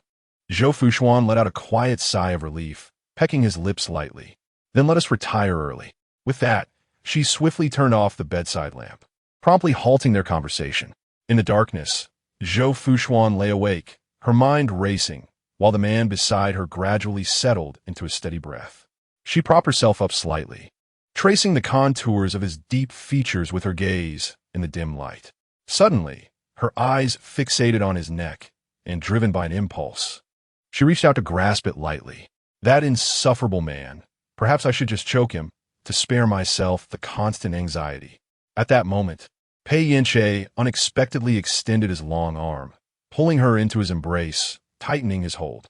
Zhou Fuxuan's heart leapt into her throat, and she covered her mouth, suppressing a sound. However, she soon realized that Pei Yance had not awakened. It was likely an unconscious action, mistaking her for a pillow. She mentally scolded him a few times, gradually relaxing her body. Chapter 32. A debt of over 100,000. Zhou Ming's right eye was swollen and bruised, his clothes torn in several places, revealing skin that was red, swollen, and oozing blood. It was evident he had been pressed to the ground and scraped. Jiang Yuqing bit her lip cautiously as she applied medicine to his wounds. Does it hurt here? Of course it hurts. How could it not? Zhou Ming frowned, a cigarette dangling from his mouth. Jiang Yuqing shot him an irritated glance. If you know it hurts, why were you charging around in front of so many people? And you didn't even apologize after hurting someone. You truly are. All right, I don't need you to tend to my wounds. Zhou Ming brushed her hand away, exasperated. I'm already injured. Do you have to keep nagging? He not only lost track of the person, but also suffered a beating, leaving his spirits low. To make matters worse, this woman incessantly nagged, truly vexing him. Jiang Yuqing felt a sharp sting on the back of her hand, her fingertips trembling slightly as she held the cotton swab. She opened her mouth, but ultimately fell silent, tightening the cap of the iodine bottle, thinking to herself, I can't be bothered with you. Today was her birthday. Not only had she missed out on cake, but she was also subjected to reprimands, feeling an overwhelming sense of grievance. At that moment, the sound of the door lock turning interrupted her thoughts. Mom bought your favorite snacks. Hewan's voice abruptly halted. Her gaze shifted from the bruises at the corner of her son's eye to his tattered, filthy clothes, finally landing on the medicine bottle in Jiang Yuqing's hand. Oh my God, what happened? Hewan exclaimed, rushing to her son's side. Upon seeing the injuries on his face and body, she felt as if struck by lightning. What happened? Who did this to you? Jiang Yuqing recalled that Zhou Ming had a cut on his lip, making it difficult for him to speak. So she interjected with an explanation. Amin accidentally knocked over a child at the snack street, and the child's parents gave him a beating. Hewan's triangular eyes widened in disbelief. Goodness, what kind of barbarian does that? Just help the child up. How can they resort to violence? Is there no law anymore? She shouted, incensed. This is nothing but bullying the innocent. Jiang Yuqing couldn't help but mutter to herself. What kind of innocent person is Zhou Ming? Zhou Ming struggled to sit up straight and said, Mom, I'm fine. How can you possibly be fine? Hewan gently stroked her son's face. You've been beaten up like this. Did you call the police? Zhou Ming remained silent. Jiang Yuqing added, Auntie, you can't call the police. Amin was the one who knocked the child down first. Bah, Hewan interrupted her. What kind of girlfriend are you? Supporting outsiders? Jiang Yuqing was taken aback. Auntie, I'm merely stating a fact. The child Amin knocked over was only 3 years old, and his head hit the ground. Any parent would be furious. Besides, Zhou Ming didn't apologize at the time and just tried to run away. Who else would the child's father hit? Hewan glared, her eyes bulging as if they might pop out at any moment, her voice sharp and piercing. Is it acceptable to hit someone out of anger? Every child grows up with bumps and bruises. Oh, so his child is precious? If he's so precious, he shouldn't be brought out. Her words flew out like bullets from a machine gun. Jiang Yuqing blinked, her mouth half open, finally managing to squeeze out a response. You are being utterly unreasonable. The moment those words left her lips, Hewan exploded with rage, shouting, I'm being unreasonable? How is it unreasonable to defend my son? Unlike you, who can't even support your boyfriend, constantly undermining him. Jiang Yuqing's voice trembled with anger. Annie, why do you speak so harshly? What do you mean I'm undermining him? I can earn my own money. I'm not dependent on anyone. Moreover, this house is still mine, Jiang Yuqing. Zhou Ming suddenly shouted, interrupting her. How can you speak to my mom like that? With her son backing her up, Hewan straightened her posture, casting a sidelong glance at Jiang Yuqing. Truly an uncultured little girl. Jiang Yuqing turned to Zhou Ming. Is this how you allow your mother to insult me? Zhou Ming averted his gaze, dismissively uttering, Mom, please stop. I have a headache. All right, dear. I certainly wouldn't want to make things difficult for you. I'll go boil some eggs to soothe the bruises on your face. Unlike certain individuals whose boyfriends were assaulted, yet still spoke in favor of outsiders. How infuriating. Zhou Ming frowned. I understand. Jun reluctantly made her way to the kitchen. Jiang Yuqing remained rooted in place, tears welling in her eyes. You are clearly biased. Have you had enough of this? Zhou Ming retorted impatiently. Haven't I already asked my mom to leave? I'm the one nursing injuries. Yet you persist in this nagging. It's utterly exasperating. Silence lingered for several seconds. Jiang Yuqing bit her lip, turned, and entered the bedroom, hastily dragging out her suitcase and stuffing it with clothes. Tears soon blurred her vision, prompting her to slow her movements, anticipating Zhou Ming's intervention. But nothing came. As she dragged her suitcase past the living room, Hejun was seated beside Zhou Ming, peeling eggs for him. They did not even spare her a glance. Heartbroken, Jiang Yuqing left the house without looking back. Hejun, observing the door slam shut, scoffed. That ungrateful girl is so ill-mannered. She might just break the door. Mom, could you please refrain from speaking so much? Hejun was about to continue, but the fierceness in her son's gaze silenced her. After a considerable pause, Zhou Ming suddenly spoke. Mom, I believe I saw Xiao Jin. What Xiao Jin?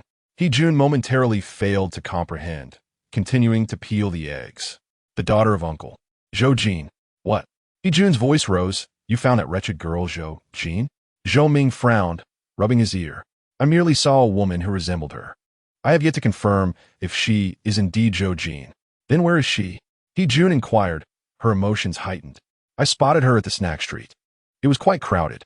I intended to pursue her, but someone obstructed my path. Had that pesky child not blocked my way, I would have apprehended her by now. If that woman is truly Zhou Jin, she must be doing exceptionally well. What makes you say that? Hejun's interest was piqued. Zhou Ming extracted a cigarette from the pack, lit it, took a drag, and slowly explained. Her attire appeared quite expensive, and she stood out amongst the crowd with an air of affluence. Hejun scoffed. If she were truly well off, would she be found in a place like the snack street? More likely, she's just putting on a facade to catch a wealthy suitor. Regardless of whether she is genuinely wealthy or merely feigning it, she owes our family a substantial sum and must repay it. 6 years ago, we had secured a buyer, preparing to sell Zhou Jin for 130,000. We had even accepted a deposit, only for her to flee, absconding with 5,000 in cash.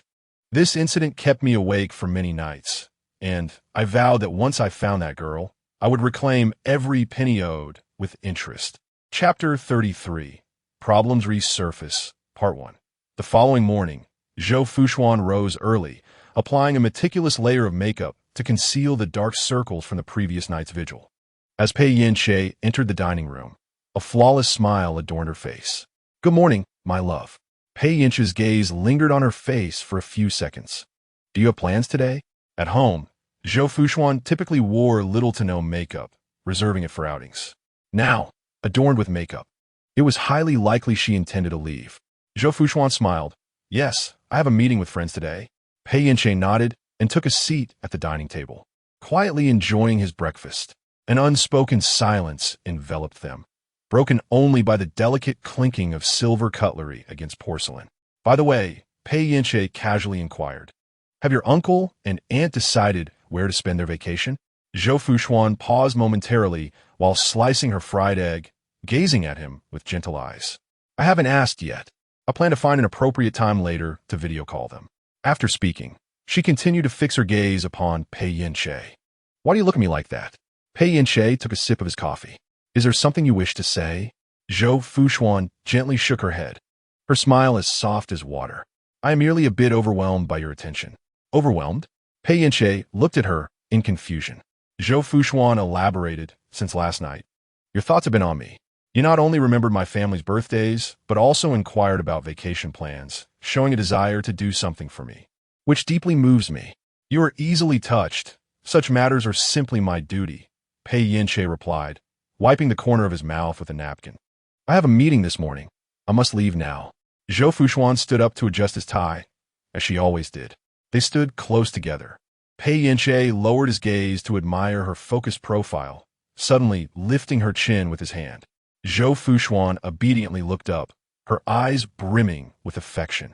After a few seconds of gazing in her eyes, Pei Yance slowly spoke, I have a social engagement tonight. You need not wait for me to return before sleeping. A flicker of disappointment crossed Zhou Fuxuan's eyes. I understand, she replied. Rising on her toes, she planted a kiss on his cheek. Be careful on the road. Pei Yance's eyes darkened as he abruptly wrapped his arm around her slender waist, pulling her closer. Zhou Fuxuan gasped softly, instinctively leaning into his embrace. Pei Yance lowered his head, capturing her lips with precision, transitioning from a gentle peck to a deep kiss. Once in her secret hideaway, Zhou Fuxuan locked the door and retrieved her phone from her bag. She promptly called Lin Hui. The phone rang for a considerable time before being answered. Lin Hui's voice came through, laced with evident drowsiness. "Hello, Xian. Why are you calling me so early?" Zhou Fuxuan glanced at her watch. It was 9:30 a.m., not particularly early. You know my nocturnal habits. 9 a.m. feels like 5 a.m. to me. "All right, my apologies for waking you," Zhou Fuxuan said softly. "Shall I hang up and call you later?" Wait. Just tell me now. I'm awake anyway." Suddenly, an odd light gasp was heard, followed by Lin Hui's hushed reproach. "Don't make a fuss." The sound of rustling accompanied a low male voice from the other end. Zhou Fuxuan instantly understood, her lips twitching. "Hui, have you started seeing someone new?" "Not just anyone. I met him last night. He's a 9-meter tall, six-pack abs little wolf cub," came the enthusiastic reply from the other end. Lin Hui lit a cigarette and took a puff, slowly exhaling a plume of bluish-white smoke. Zhou Fuxuan furrowed her brow. She was aware of Lin Hui's liberal tendencies, yet the immediacy of their acquaintance filled her with trepidation. This is perilous. What if he turns out to be a rogue? "I had a bit too much to drink last night, as you know. I don't usually behave this way. Rest assured, there won't be a next time." "Hui, let's not dwell on me. Tell me about your affairs. Is this early call related to your wealthy husband?" The man, who was in the midst of donning a shirt, paused at the mention of wealthy husband and cast a glance at the woman on the sofa. Lin Hui, noticing his gaze, winked playfully at him. "Darling, I'm famished.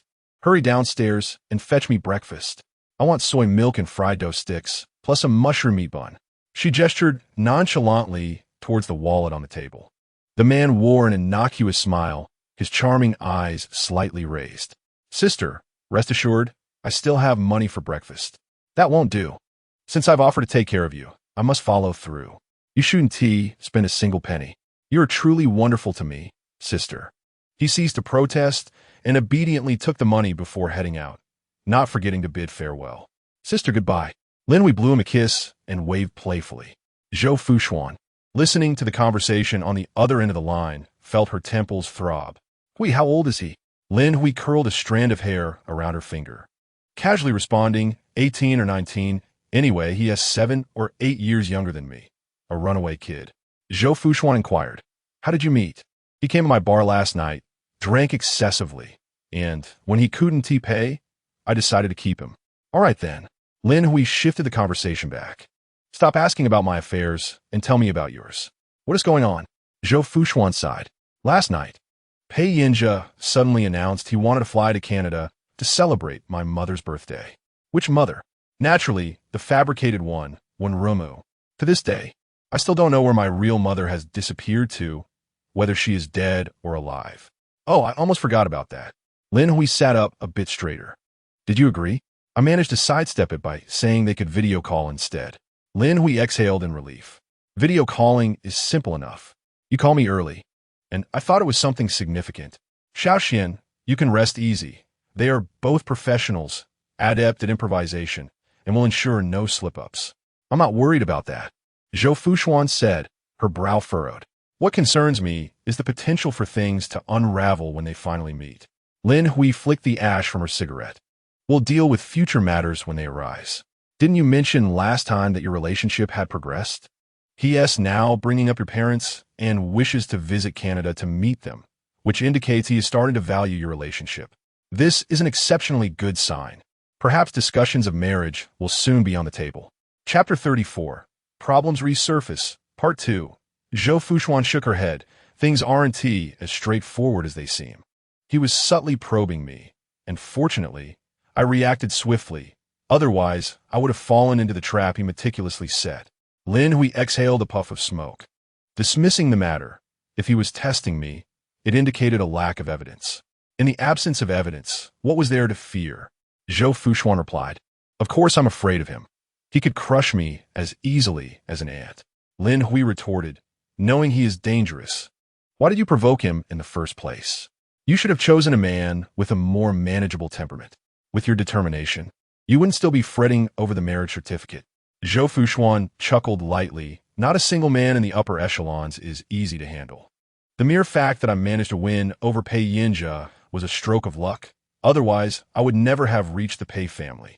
Besides, Pei Yance is remarkably handsome and strong, without any of the usual entanglements, which is rare even among ordinary folks, let alone someone from such a prestigious background. Oh, you're quite complimentary, Lin Hui teased. It seems you are rather fond of him. Are you perhaps developing feelings? I dare not entertain such feelings, Zhou Fuxuan said, absently clutching the cushion in her arms. That statement is merely a reflection of reality.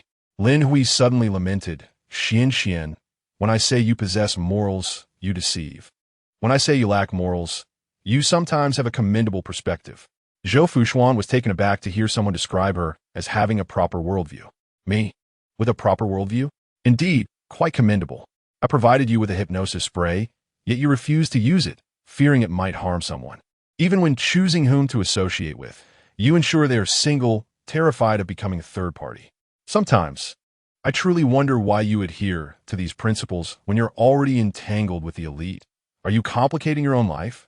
Zhou Fuxuan fell silent for a moment before self-deprecatingly replying. You make a fair point. I am indeed a person who both adheres to and defies principles, bringing suffering upon myself. Xian, that's not what I meant, Lin Hui quickly clarified. I merely believe that abandoning one's principles could lead to a more effortless existence.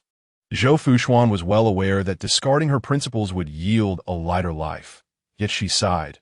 Let us not dwell on that for now. I called to inquire about the male actor. I've been unable to reach him. Lin Hui replied. He probably hasn't risen yet. It's not just today. I often interact with them, sending greetings to create the illusion of communication with my parents. The female actress is quite cooperative, but the male actor seems to have vanished. Lin Hui's expression shifted as she asked, why didn't you mention this sooner?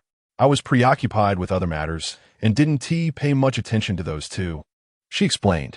All right, I'll inquire about it later. Very well, let us leave it at that. Goodbye. Goodbye. After hanging up, Zhou Fuxuan attempted to call the male actor several more times, but the line remained busy. What on earth was he doing? Did he not possess a sense of contractual obligation? Half an hour later, Lin Hui called back, her voice laced with anger. Xian, that male actor has breached the contract. What on earth happened?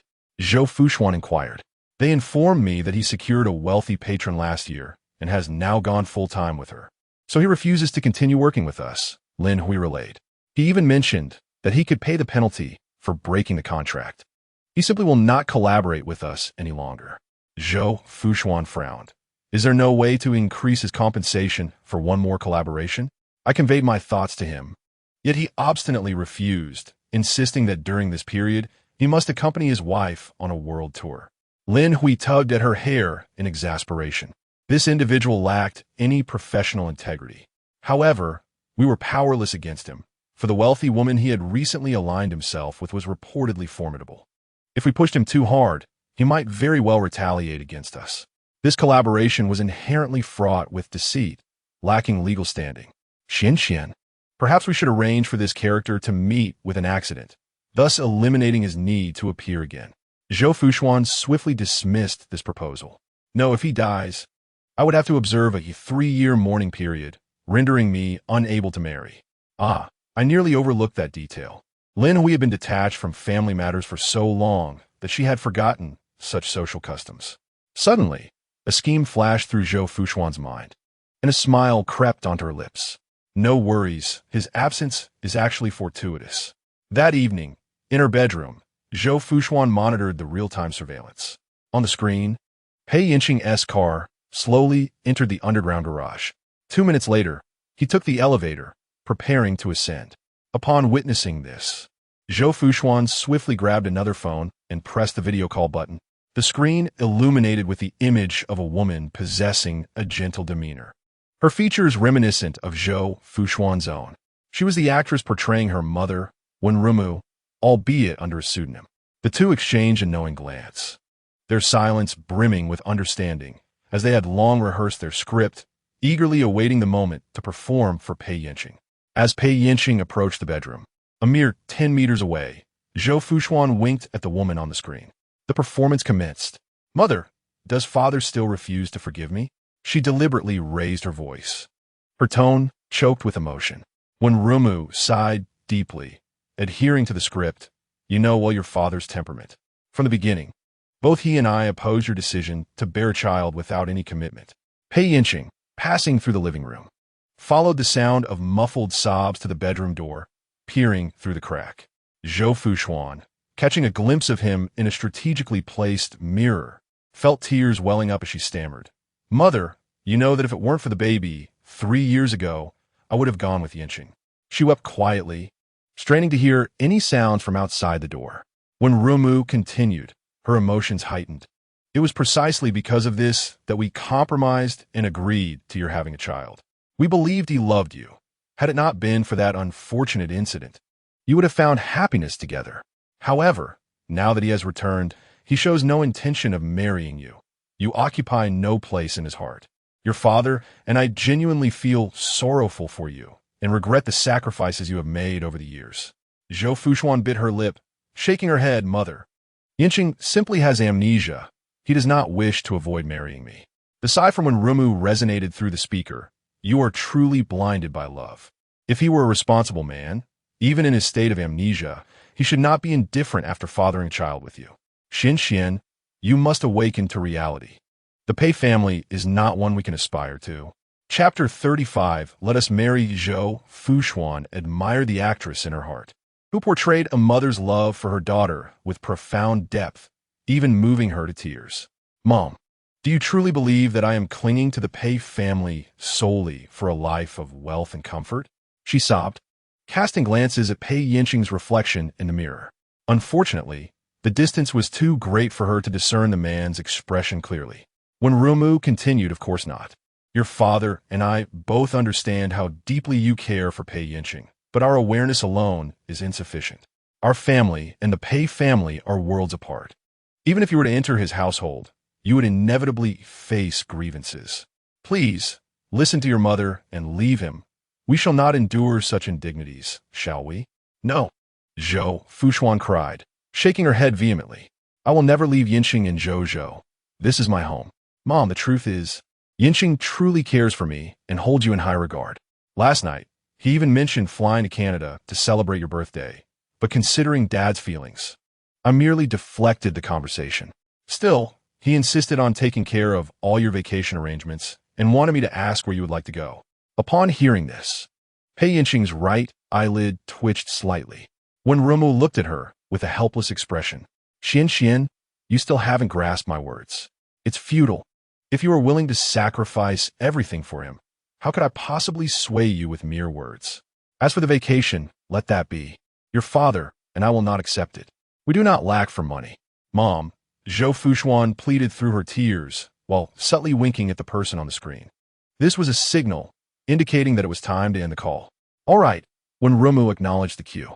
This path is yours to choose. We can only respect it. If you grow weary, return home, for it shall always be your strongest support. I'm sorry, Mom. I am the one who has caused you worry. Zhou Fuxuan was instantly overcome with emotion.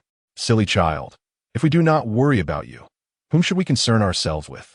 When Rumu's loving gaze felt like a warm hand reaching through the screen to caress her hair. For a fleeting moment, Zhou Fuxuan genuinely believed that the woman before her was her mother. She opened her mouth, but her throat tightened painfully, rendering her voiceless. Mom, until the screen darkened and the call ended. She snapped back to reality, self-deprecatingly tugging at the corners of her mouth. Then, she resumed her performance. Clutching her phone tightly, she buried herself in the blankets and wept inconsolably, her sobs muffled. 2 minutes later, the bedroom door creaked open. Zhou Fuxuan immediately composed herself, crying while attentively listening to the approaching footsteps. The spot beside her sank slightly as a pair of warm hands rested upon her shoulders. Fuxuan, Pei Yinqing's voice was hoarse. Yinqing? Zhou Fuxuan exclaimed, her heart racing as she lifted her head, her eyes red and brimming with tears. When did you return? Pei Yinqing's eyes were filled with concern. Just 10 minutes ago. Zhou Fuxuan gasped, her gaze frantic. Then you must have heard everything? Yes, I heard it all. Pei Yinqing's fingers gently traced her damp eyelids, wiping away her tears. Why did you not tell me about your family's attitude towards me and your true feelings? Zhou Fuxuan lowered her head, a strand of hair cascading down the side of her face, gently biting her lower lip. She longed to crack open Pei Yance's mind to uncover its workings. How could he selectively forget? What did it mean when he claimed she hadn't told him? She had subtly hinted several times that they needed to obtain a marriage certificate. It was he who feigned ignorance. Nevertheless, it was not too late to speak openly now.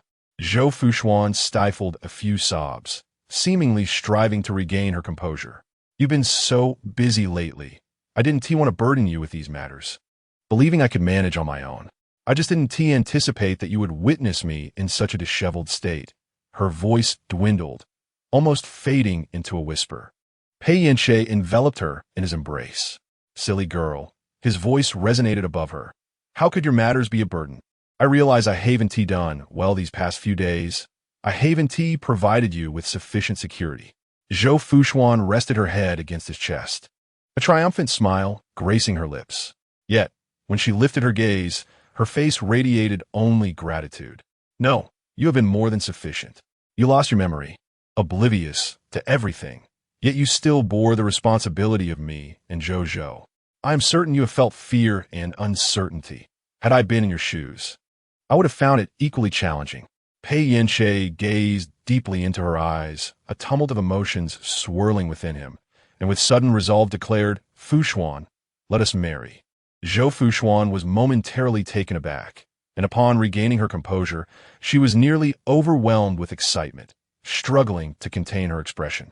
Nevertheless, she managed to steady herself, her tear-filled eyes meeting his. Husband, is what you say truly genuine?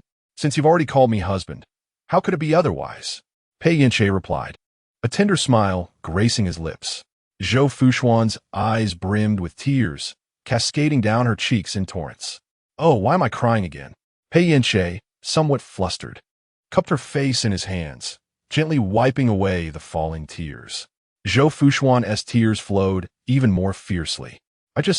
She sobbed, I am so happy. I am about to become your wife. Husband, do you know? I have wished to be your wife, even in my dreams, to be with you in a rightful manner. I feared you might forget me forever and fall in love with someone else during that time, abandoning me. But I dare not voice these concerns, fearing I would burden you. Pei Yance felt a thawing of the ice within his heart and drew her into his embrace once more. I am sorry, he murmured, for allowing you to feel such fear for so long. Zhou Fuxuan raised her tear-streaked face. Husband, when shall we obtain our marriage certificate? She was no longer inclined to beat around the bush. She sought a clear answer. Pei Yance gently stroked her head. There is no need to rush. We must choose an auspicious date. The Pei family held great faith in metaphysics and feng shui. Significant life events, such as marriage registrations and weddings, were always calculated by a professional. Yet Zhou Fuxuan could not bear to wait even a moment longer. Husband, I believe tomorrow would be a splendid day. Shall we obtain the certificate then? The wedding can wait.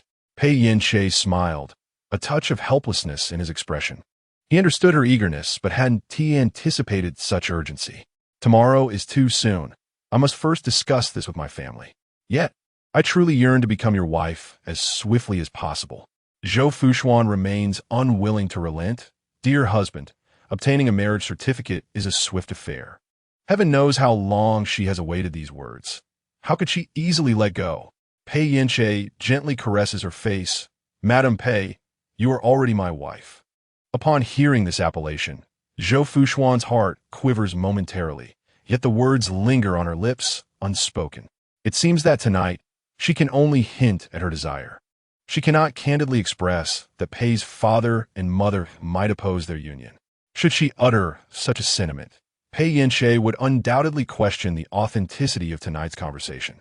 Resigned, Zhou Fuxuan nestles into the embrace of the man. Very well, I shall heed your wishes. Chapter 36. The heartfelt bento in the clean and well-lit kitchen, madam. Are you certain you wish to cook personally? Aunt Zhang stands at the kitchen door, concern etched upon her face.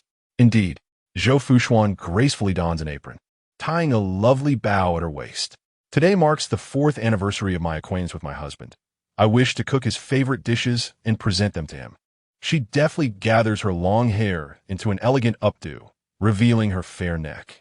Your husband is most fortunate, Aunt Zhang remarks with a light chuckle. Shall I assist in preparing any ingredients? No need, everything should be in the refrigerator. Zhou Fuxuan approaches the double-door smart refrigerator, skillfully retrieving the ingredients.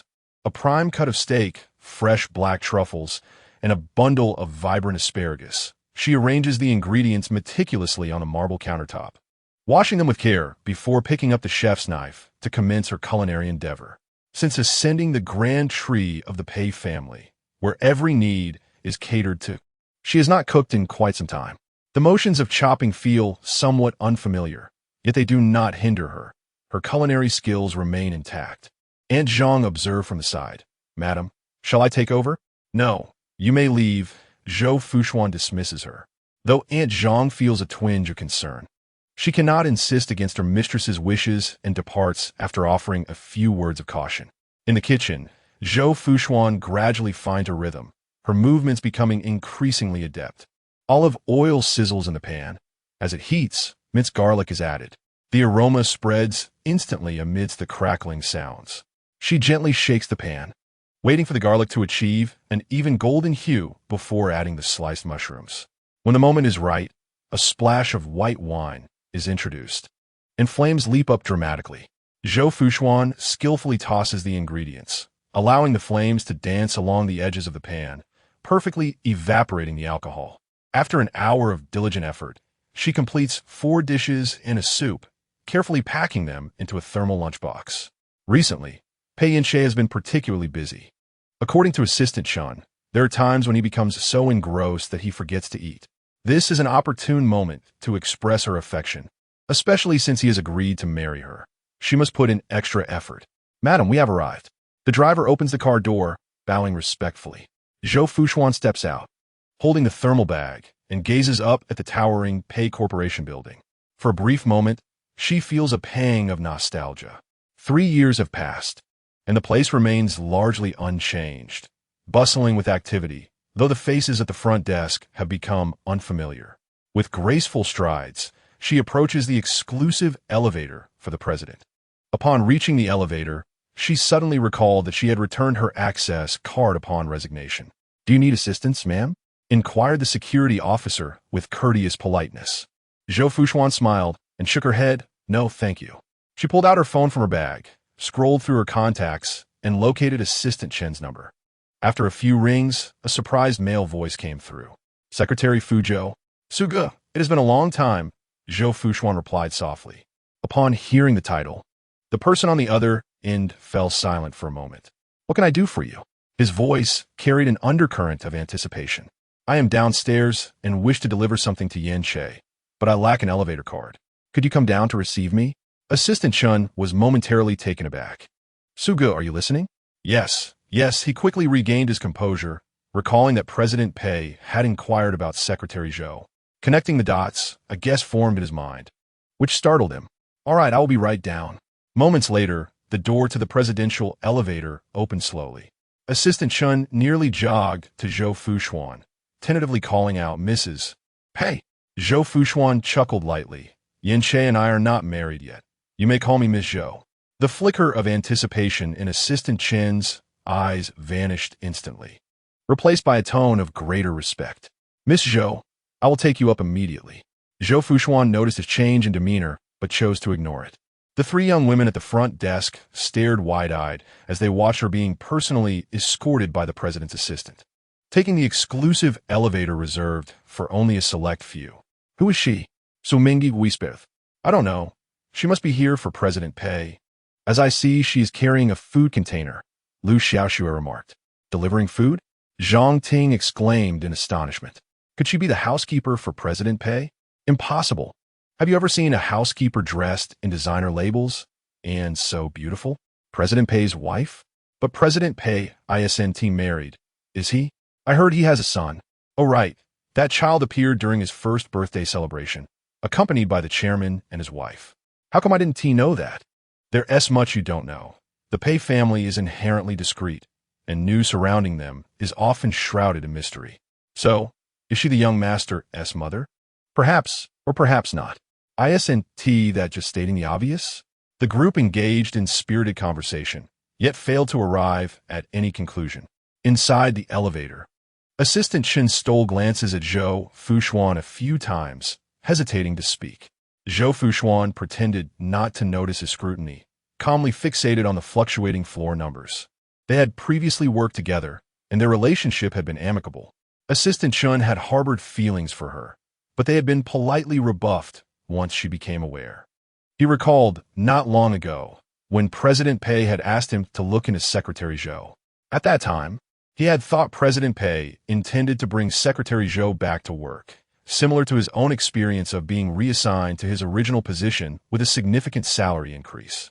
Therefore, while investigating Secretary Zhou, he merely conducted a cursory inquiry, not delving too deeply. Yet as time passed, he had not received any news of Secretary Zhou's reinstatement. Unexpectedly, President Pei's inquiry about Secretary Zhou was not regarding her reinstatement, but rather an effort to comprehend the intricacies of his intimate companion, Assistant Chen. A peculiar sensation blossomed within Chen's heart. A colleague once secretly admired now stood as his superior. "Miss Zhou, is President Pei aware of your visit today?" Zhou Fuxuan candidly responded, "It was a last-minute decision. I hope I am not disrupting his work." "President Pei is likely not occupied," Assistant Chen blurted out. Upon uttering this, he realized the inaccuracy of his statement and hurriedly clarified, "I meant to say that President Pei currently has a guest in his office and is engaged in conversation." "What guest? Isn't it nearly lunchtime?" "It's Miss Miao. Do you know her?" "Yes, she is Yanche's sister." Zhou Fuxuan's expression subtly shifted. "Does she frequent here often?" Assistant Chen hesitated, uncertain whether to divulge the truth. Sensing his reluctance, Zhou Fuxuan refrained from further inquiry, muttering, "All right, I understand." A hint of dissatisfaction brewed within her. She had not anticipated that after sending Miao away, the meeting location would be swiftly shifted to the office. Clearly, Miao traversed this space with ease. At that moment, the elevator ascended directly to the 56th floor, the executive area, and with a chime, the doors opened. Zhou Fuxuan navigated her way to the president's office with familiarity. Chapter 37. Sister-in-law, you wouldn't want to part with him, would you? Brother, I genuinely believe that manager has it out for me, constantly criticizing my shortcomings. Miao stood before the desk, her mouth animatedly expressing a torrent of grievances. Moreover, I have to rise at 6 each morning for various classes, only finishing at 10 in the evening. Those instructors are particularly harsh, often berating me. This is more exhausting than accompanying father on his sea voyages. At least on the ship, I could rest, and Father Wu scold me. Pei Yance sat at his desk, engrossed in work, occasionally responding with a dismissive word. "Brother, are you even listening to me?" Miaonen stomped her foot. "I am listening," he replied without lifting his gaze. "Artists have it tough. You are entering this world midstream, which is undoubtedly more challenging. But I see many contestants on those talent shows who seem to get by just fine," Miaonen retorted. Pei Yance rubbed his temples, striving to maintain his patience. "Do not fixate solely on others' shortcomings. Those who are favored possess their own merits. If it becomes unbearable, perhaps the entertainment industry is not for you." "That is not what I mean," Miaonen insisted. "I simply wish to change managers. The current one is utterly unprofessional." Pei Yance frowned. For that manager had nurtured rising stars and A-list celebrities.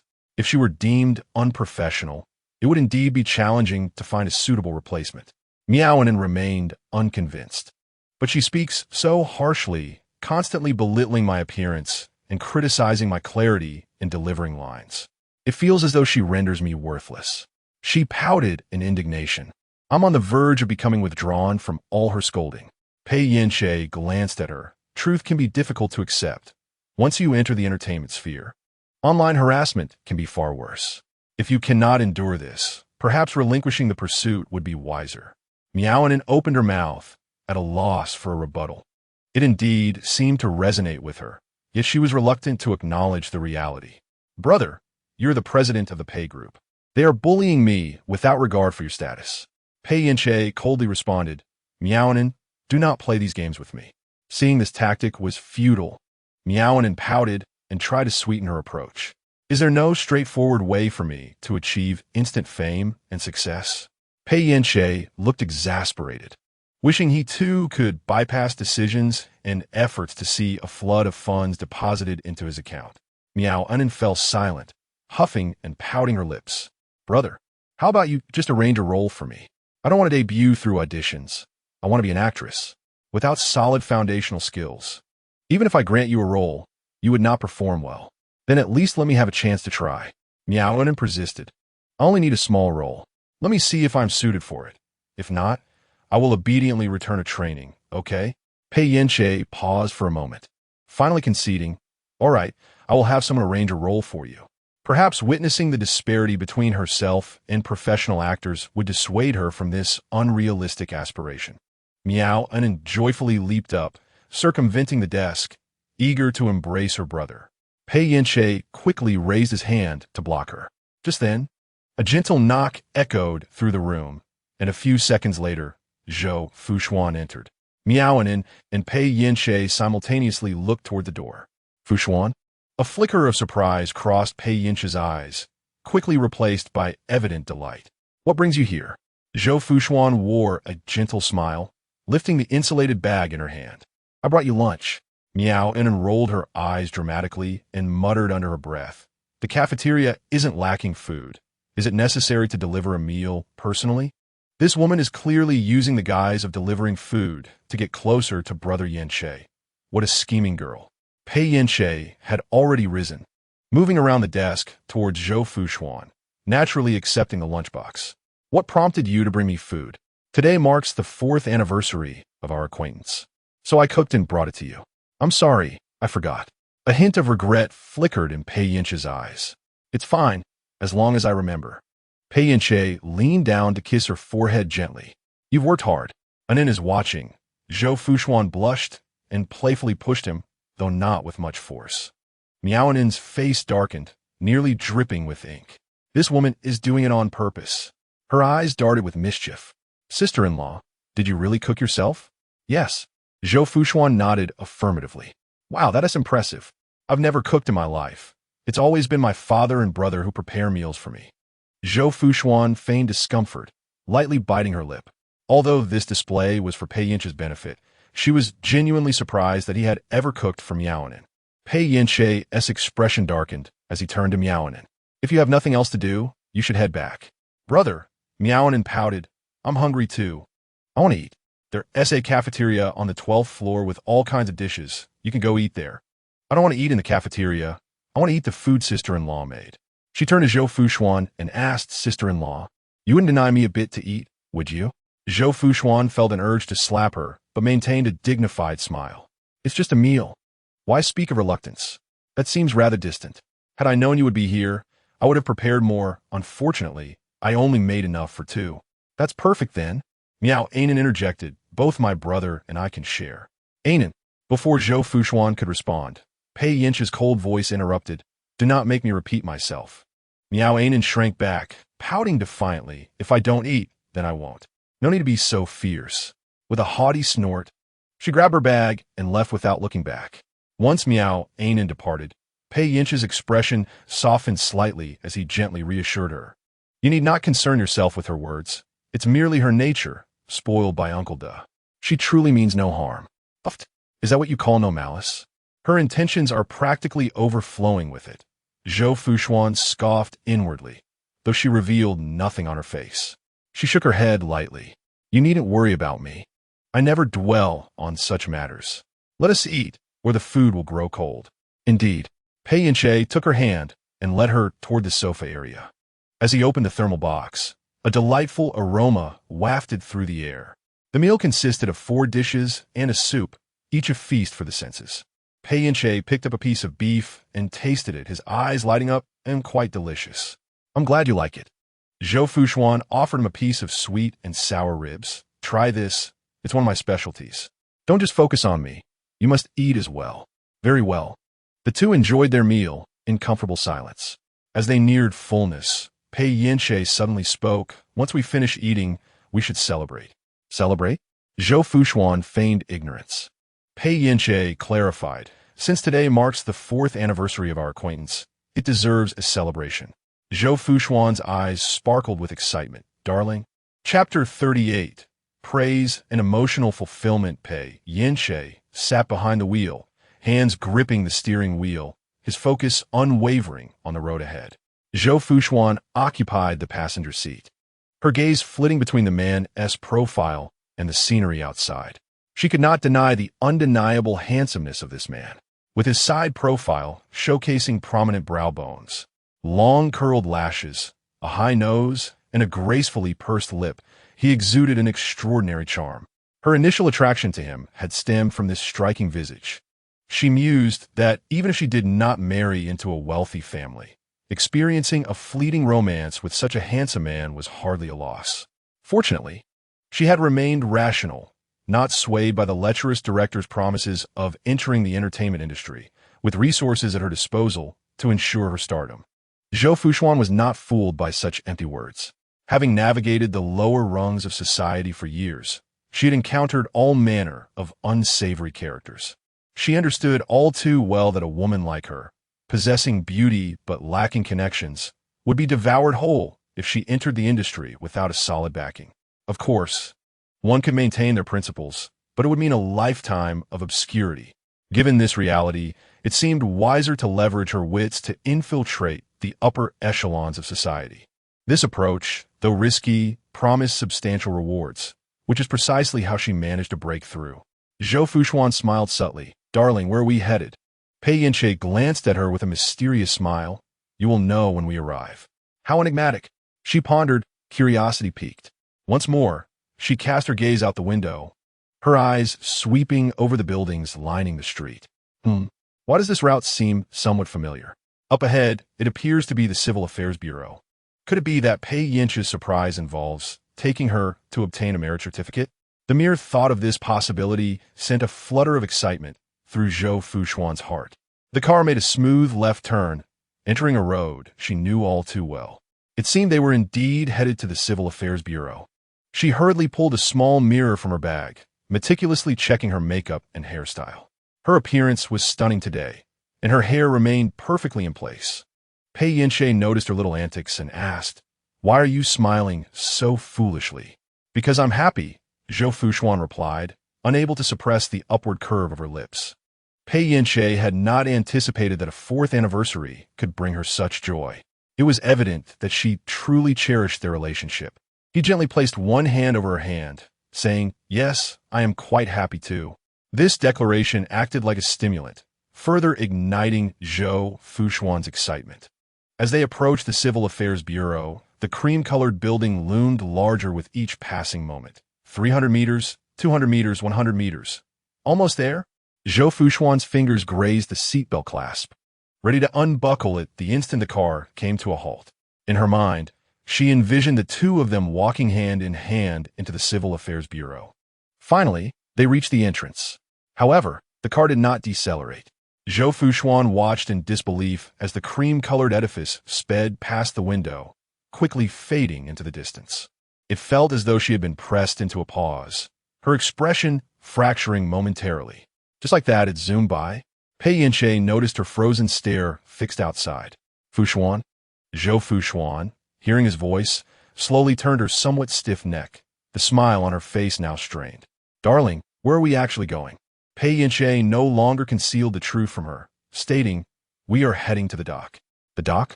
Zhou Fuxuan's hopes were utterly dashed. Alas, what a wasted moment of excitement. With her expectations diminished, she refrained from inquiring further about their destination, adjusted her seat, and gently closed her eyes. Pei Yance glanced at her and quietly turned off the music in the car. The melody ceased abruptly. Zhou Fuxuan's softly closed eyelids fluttered but did not open. 2 hours later, their vehicle pulled into the exclusive parking lot of the yacht club. Zhou Fuxuan followed the man towards the dock, the sea breeze tousling her hair and skirt. Before her lay a magnificent, gigantic yacht. She held her wide-brimmed straw hat adorned with lace, tilting her head to admire the vessel. "Darling, are we celebrating our 4th anniversary on this?" "Yes, let's go," Pei Yance replied, taking her hand and leading her onto the yacht, casually adding, "Last week I noticed you gazing at the yacht in the magazine for quite some time. Conveniently, I own one." and I thought it would be perfect for our anniversary celebration. Zhou Fuxuan suddenly grasped his hand, halting her steps, and asked in astonishment, "Darling, you even know what I've been looking at in the magazine?" Pei Yance feigned indifference, saying, "I work in the study, and you sit beside me." Flipping through magazines and reading books, it would be hard not to notice. Zhou Fuxuan gazed at the man's taut jawline, a subtle smile playing upon her lips. It was evident that he was deliberately trying to remember, yet he refused to acknowledge it. How could she be unaware of Pei Yance's prideful demeanor? It seemed that Pei Yance had finally begun to take her to heart, filling her with a sense of clarity akin to watching the clouds disperse to reveal the moon. "Let us not linger here," Pei Yance urged. "All right, darling." Zhou Fuxuan affectionately wrapped her arms around his sturdy bicep. Once aboard the yacht, she immediately twirled several times on the deck. "Darling, this place is so beautiful. I absolutely adore it." Pei Yance chuckled at her exuberance. Is it truly that exaggerated? He had always felt that Zhou Fuxuan expressed her emotions with fervor, bordering on flamboyance. However, considering her upbringing abroad, such displays seemed entirely reasonable. Not exaggerated at all. Zhou Fuxuan turned, her eyes shimmering with moisture. "This is the first surprise you've prepared for me since your amnesia. It holds tremendous significance for me. I feel like the happiest woman in the world." Hearing such exaggerated and sentimental praise, Pei Yance chuckled lightly. "Since you adore it so much, I shall gift you this yacht." "Gift me?" Zhou Fuxuan's eyes widened in astonishment. "Are you serious? A yacht worth billions, and you simply offer it as a gift?" "Indeed, this yacht is yours. Once we return, I'll have the transfer paperwork arranged." Yet, Zhou Fuxuan hesitated, pondering whether her parents would disapprove of such a gift. "My possessions are mine to give as I please. They will not interfere." He paused. "If you're truly concerned, then perhaps it is best to refrain. After all, you can use this yacht whenever you wish." "No," Zhou Fuxuan exclaimed, her voice rising before she quickly lowered it again. "Darling, this is your first gift to me since your amnesia. It holds great importance. I do not wish to miss out." Pei Yance was amused by her rapid change of expression. "All right, be honest in the future, and simply express your desires." Zhou Fuxuan, no longer shy, dashed into the man's embrace, wrapping her arms tightly around his waist and burying her face against his chest. "Darling, I love you. You're the absolute best husband in the world." She rose on her toes and showered his cheek with several kisses. Pei Yance couldn't suppress his smile at her animated demeanor. Chapter 39. If I were a fishmonger, would you still love me? Half an hour later, the yacht anchored in a tranquil sea. Pei Yance retrieved 2 sets of professional fishing gear from the storage compartment. "It is still early. Shall we go fishing?" "Absolutely. I adore fishing." Zhou Fuxuan beamed as she accepted the fishing rod. Ever since receiving the extravagant gift worth billions, she radiated joy. Pei Yance deftly organized the fishing rod, his long fingers skillfully weaving through the ropes, swiftly completing a complex knot. "What kind of knot did you tie, darling?" Zhou Fuxuan inquired, leaning in curiously. "This is called a fisherman's knot. It can withstand a pull of 5 tons without slipping." Zhou Fuxuan, puzzled, asked, "Are we fishing for sharks? Is that why we need such a heavy load?" Yet her face shone with admiration. "Then please teach me." Pei Yance placed the rope in her palm, explaining and demonstrating as he went along, first wrapping it around twice, then threading it through. Zhou Fuxuan followed his movements and quickly learned. Yet she feigned a few minor mistakes to enhance their interaction. "Darling, this knot is a bit challenging. Could you please go slower?" Since discovering the sweetness of being coy, she had ventured down that path without turning back. Pei Yance, suppressing a tingling sensation in his body, calmly replied, "Aren't you usually quite clever? How come you can't even tie this knot? Every field has its own expertise. Not everyone is as clever as you, my dear. You're quite the flatterer." Pei Yance retorted with mock disdain, yet he held her hand, teaching her with gentle guidance. Zhou Fuxuan suddenly realized that the amnesiac Pei Yance was rather easy to coax. Had she known that a little flattery could yield so much, she would have abandoned the pretense of being a virtuous wife and embraced the role of a sycophant instead. On the shimmering surface of the sea, they sat side by side at the edge of the deck, feeling the sea breeze as their feet dangled gently over the ship's railing. "Fuxuan," Pei Yance suddenly spoke, Would you like to hear about my experiences on Amoy Island? Zhou Fuxuan straightened up, eager to know. This was the first time in 3 months that he had voluntarily mentioned that chapter of his past. I often went out to sea back then. Pei Yance gazed into the distant horizon, lost in thought. However, it was not on a yacht like this, but on a dilapidated fishing boat, whose engine would occasionally fail. Initially, the smell of the sea and brine was quite unfamiliar to me, and I would often gag uncontrollably. Zhou Fuxuan recalled Pei Yance's obsession with cleanliness and felt a pang of sympathy at the thought of someone so meticulous being reduced to a disheveled state while fishing. Every time I gagged, Uncle Du would scold me in dialect, saying that with my strength, I was nothing but a decorative pillow. He continued. Zhou Fuxuan tilted her head in curiosity. Could you understand him?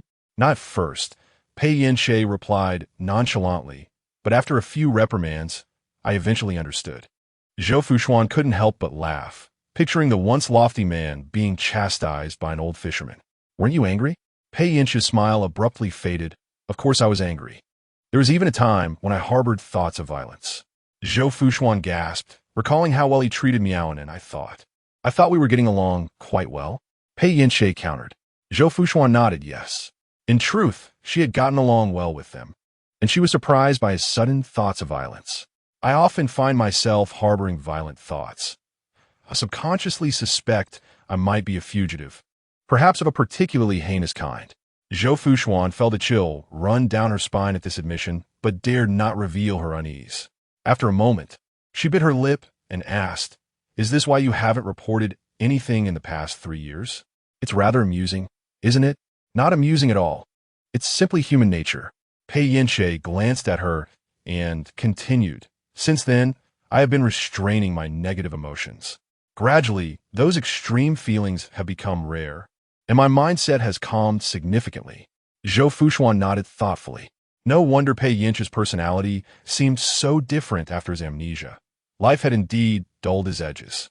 It remains uncertain whether Pei Yance will revert to his formerly cold and unfeeling demeanor upon regaining his memories. One can only hope that he never recalls them. Zhou Fuxuan's spirits momentarily dipped, yet she quickly regained her composure. This was not a time for pessimism.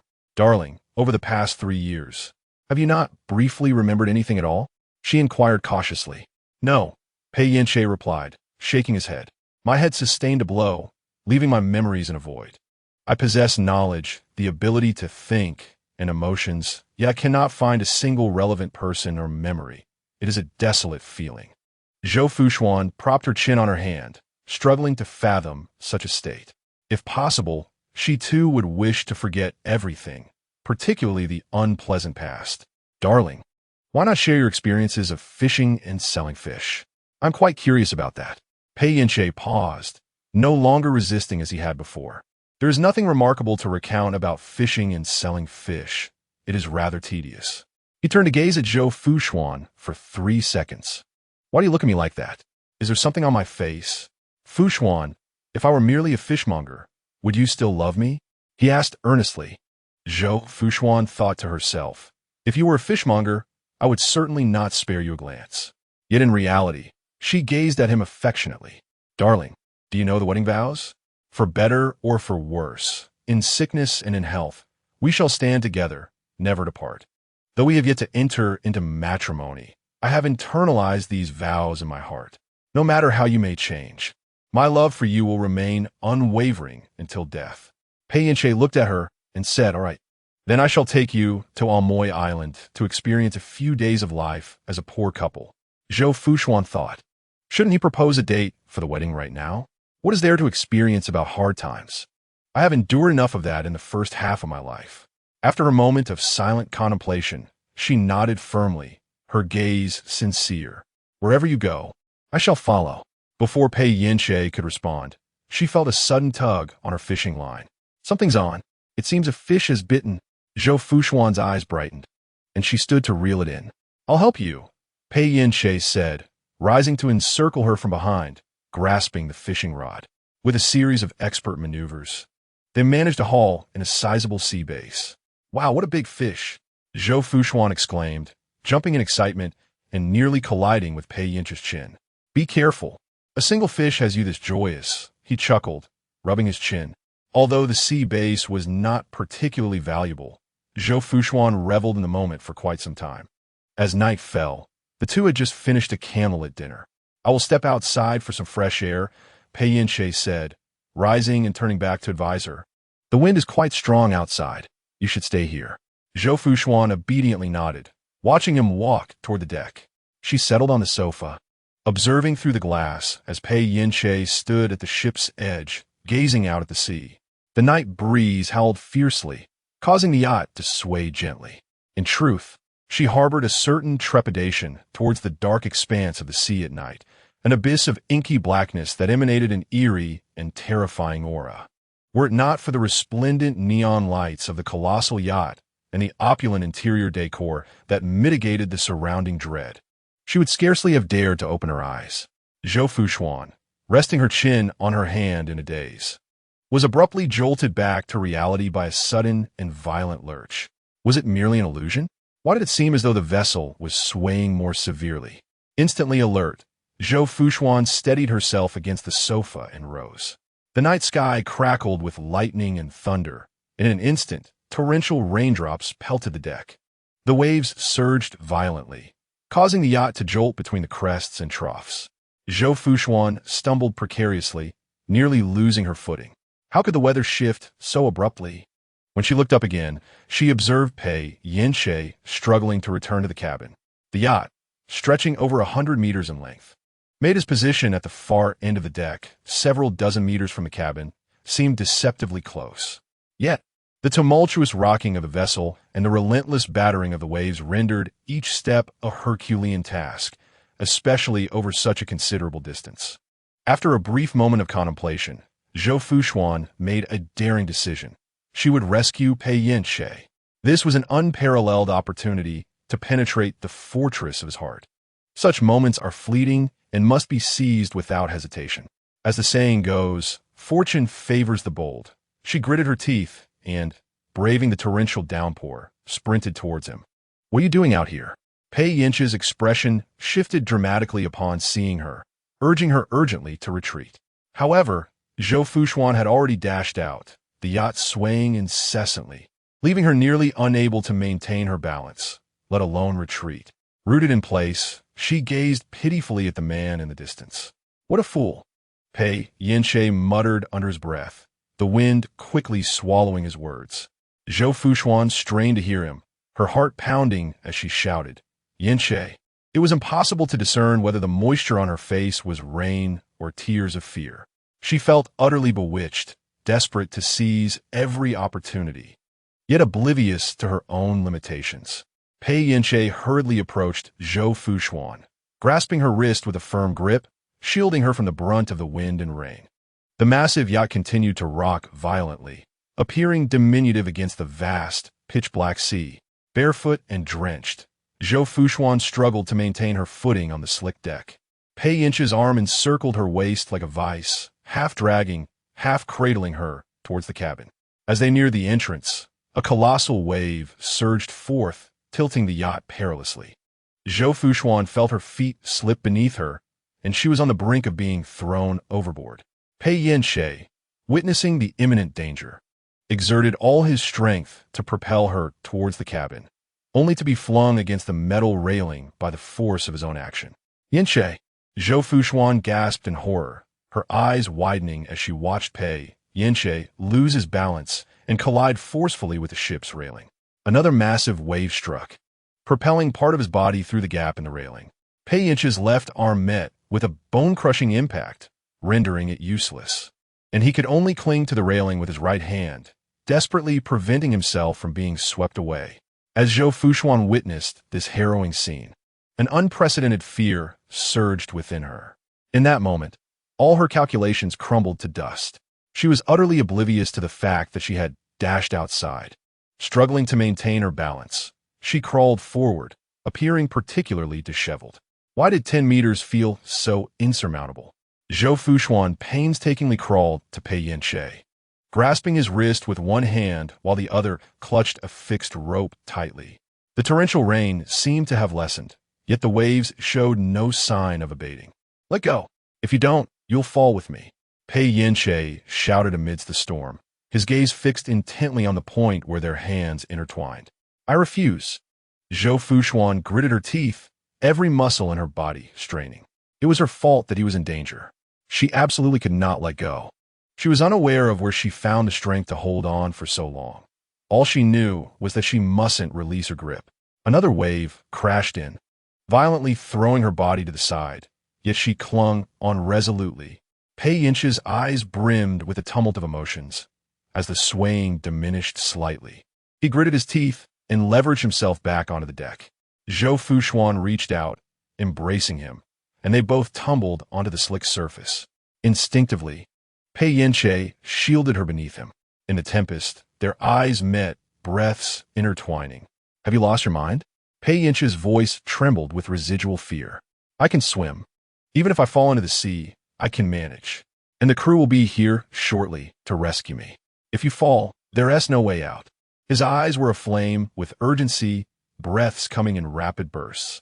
Why are you yelling at me? Zhou Fuxuan nearly shouted back. Do you think I would just stand by and watch you fall? This was her first time speaking so forcefully to Pei Yance. He gazed at her, his expression a mixture of shock, concern, and a deeper complexity of emotions. Finally, the captain and crew arrived. Sir, madam, we apologize for our tardiness. Under the crew's escort, they safely returned to the cabin. In the warmth of the lounge, a ship's doctor tended to Pei Yance's injured hand, treating the wound simply. Zhou Fuxuan remained by his side, her face filled with remorse. Pei Yance suddenly spoke, please refrain from undertaking such dangerous actions in the future. I have encountered many storms over the years and know how to cope. His tone was gentle. Zhou Fuxuan lifted her gaze to him, uttering a completely unrelated remark. Darling, I've realized how strong your core strength is. In such circumstances, you manage to flip back up with one hand. Pei Yance sighed. Do not divert the subject. I'm serious. Promise me you won't engage in such foolishness again, understand? Yes, I understand, Zhou Fuxuan replied softly, her eyes cast down. If it weren't for me, you might have returned long ago. That is not what I meant. You need not explain. I'm serious as well. In fact, I deeply regret this. If my foolishness harmed you, I might spend the rest of my life engulfed in guilt. Her voice grew choked, tears streaming down her cheeks. Pei Yance sighed helplessly, drawing her into his embrace with one arm, leaning down to whisper soothingly in her ear, There, do not cry. Zhou Fuxuan nodded, her sobs subsiding. Chapter 41. A blissful family outside in a certain villa. Madam, the sir has arrived, the maid announced. Shun Xiaorong's eyes sparkled with curiosity as she inquired, Is Mr. Pei here? Where is he now? He is in the living room. Ah, I see. Shun Xiaorong's heart raced with excitement as she briskly made her way to the living room. Since Pei Yance returned, Pei Ziyuan's visits had notably decreased. Ziyuan, Shun Xiaorong called softly, her watery eyes brimming with affection. Although she had nearly reached 50, her well-maintained visage belied her age, appearing as if she were in her 30s. Even as she adopted a youthful demeanor, it seemed entirely fitting, lending her an air of mature elegance. Why didn't you let me know you were coming in advance? I could have prepared better. Shun Xiaorong approached quickly, clad in a silk nightgown and a light cardigan. Pei Ziyuan removed his suit jacket, and she promptly took it from him, handing it to the maid by her side. It was a spur-of-the-moment decision. I suddenly wanted to see you and the children. Pei Ziyuan replied, casting a weary glance at her. Ziyuan, you look quite fatigued, Shun Xiaorong observed with concern. Have you been too busy lately? Pei Ziyuan remained silent. Noticing his reticence, Shun Xiaorong astutely shifted the topic. By the way, have you eaten? I just made your favorite duck soup with cordyceps flour and gelatin. There are also several dishes you love in the kitchen, untouched. Seeing her thoughtful nature, Pei Ziyuan's furrowed brow finally relaxed. Yes, I'm indeed a bit hungry. Shun Xiaorong linked her arm with his, leading him to the dining room.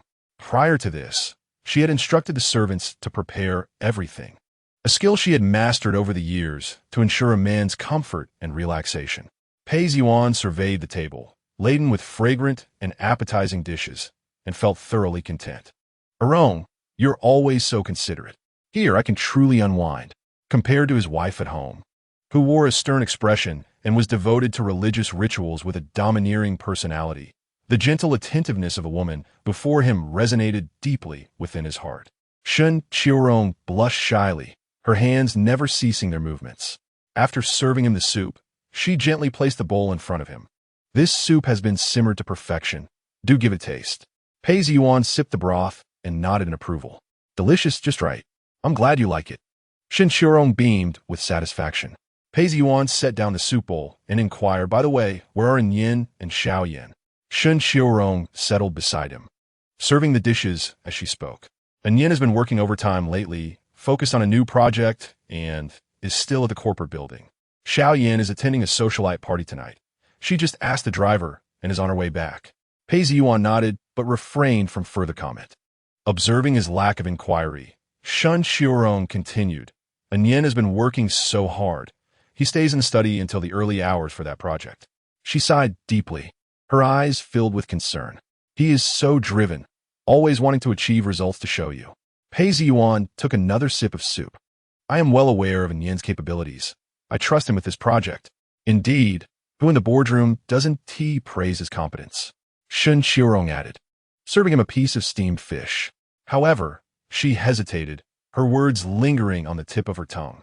But what? Pei Yuan raised his gaze. Shen Qiurong bit her lower lip, as if summoning great determination before finally speaking. I have heard that the resort project, previously managed by Yin, has suddenly been reassigned back to Yin Che. Pei Yuan paused, his chopsticks halting, his voice low and somber. That was originally Yin Che's project. 3 years ago, when he was absent, it was merely under Yin's temporary management. Now that Yin Che has returned, it naturally falls back under his purview. Do not overthink it. Shen Qiurong furrowed her brows. Ziyuan, you know I have never been one to contend or compete. Yet, regrettably, this very disposition has inadvertently burdened Yin, rendering his journey particularly arduous. Over these 3 years, he has poured his heart and soul into the resort in Nanchang, shuttling back and forth, and we have both witnessed his efforts. Now, with Yin Che's return, I fear he may harbor grievances upon discovering that Yin has temporarily assumed so many of his responsibilities. Even if everything is returned, the emotional knot remains. And I truly fear. Her words trailed off, but her meaning was unmistakable. I understand your concerns. Pei Yuan reassured her, taking her hand in his. Rest assured, I have it all under control. I would never let our son suffer. Shen Qiurong nodded, recognizing the moment to shift the conversation towards their daughter. The atmosphere in the dining room lightened considerably. Daddy, a bright, cheerful voice rang out, accompanied by hurried footsteps growing closer. A slender young girl, dressed in an exquisite gown, burst into the room, clearly just returning from a social gathering, her attire still unaltered. She joyfully leapt into Pei Yuan's embrace, her face beaming with uncontainable delight. Daddy, you're finally back. A tender smile graced Pei Yuan's face as he held her close. I'm back. Why are you so happy? Is there something you desire? Wishing for Daddy to buy for you? Shen Luoyin lifted her head, pouting slightly and giving a mock huff. Father, your words imply that I can't think of you unless I want something. That truly hurts my feelings. She promptly extricated herself from his embrace, feigning anger. All right, it was my mistake. Pei Yuan gently coaxed her. Xiao Yin is simply Daddy's little treasure. Humph, that is more like it, Shen Luoyin conceded. Shen Qiurong watched the affectionate exchange between father and daughter with a gentle smile. All right, you're both grown, yet still behave like children. Shen Luoyin pouted. In front of Daddy, I am still a child. Pei Yuan affectionately ruffled her hair, his eyes filled with tenderness. Indeed, no matter her age, Xiaoyan will always be Daddy's precious daughter. After sharing a few more endearing words, they reluctantly bid farewell. Before Shen Luoyin departed, she turned back, repeatedly reminding Dad, I'm going to change my outfit and will return shortly. You mustn't leave without me. Yes, Daddy will patiently wait right here, Pei Yuan assured her eagerly. Once she heard the promise, Shen Luoyin scampered back to her room, satisfaction radiating from her. Shen Qiurong gazed at her daughter's retreating figure, her eyes filled with affection. This child usually appears so composed, yet somehow, upon seeing you, she becomes so childlike. Pei Yuan chuckled. In my eyes, Both in Yin and Xiao Yin will forever remain children. At that moment, a phone rang. He glanced at the caller ID, his brow immediately furrowing as he pressed the answer button. What is happening? What is the current situation? Pei Yuan's tone grew increasingly grave. Shen Xiaorong perked up her ears to listen. After hanging up the phone, Pei Yuan suddenly stood up. Hey Rong, I won't be staying over tonight. Ah, is there an urgent matter? Shen Xiaorong rose to her feet as well. Chapter 42. Mom and Dad, I wish to marry Zhou Fuxuan. Pei Yuan's brow was tightly knitted. Yes, Yin Shay encountered a violent wave on the yacht and was injured. He is now in the hospital. Oh my, Shen Xiaorong exclaimed, concern etched on her face. Is it serious? Is he all right? Yet, her mind raced to decipher what this news might signify. Pei Yuan gently patted her hand. Do not worry. Yin Shay is not in grave condition. He merely fractured his hand and will likely need a few days to recuperate. Upon hearing this outcome, Shen Xiaorong felt a twinge of disappointment, but feigned relief. That's good to hear. But why would Yin Shay be on the yacht so late? Was he meeting a client? Pei Yuan's expression darkened. What client? He was skipping work to have fun. After saying this, he felt it inappropriate to criticize his eldest son and waved his hand dismissively. Forget it. I shall go to the hospital. As he prepared to leave, Shen Xiaorong thoughtfully fetched his coat, gently reminding him, be careful on the way. Pei Yuan grasped her hand, his tone softening considerably. Please apologize to Xiao Yin for me. I had to leave urgently. I will visit her next time. There is no need for apologies between father and daughter. Xiao Yin was always understanding. Pei Yuan let out a soft sigh, his gaze filled with remorse. Thus, their conversation continued until they reached the garage.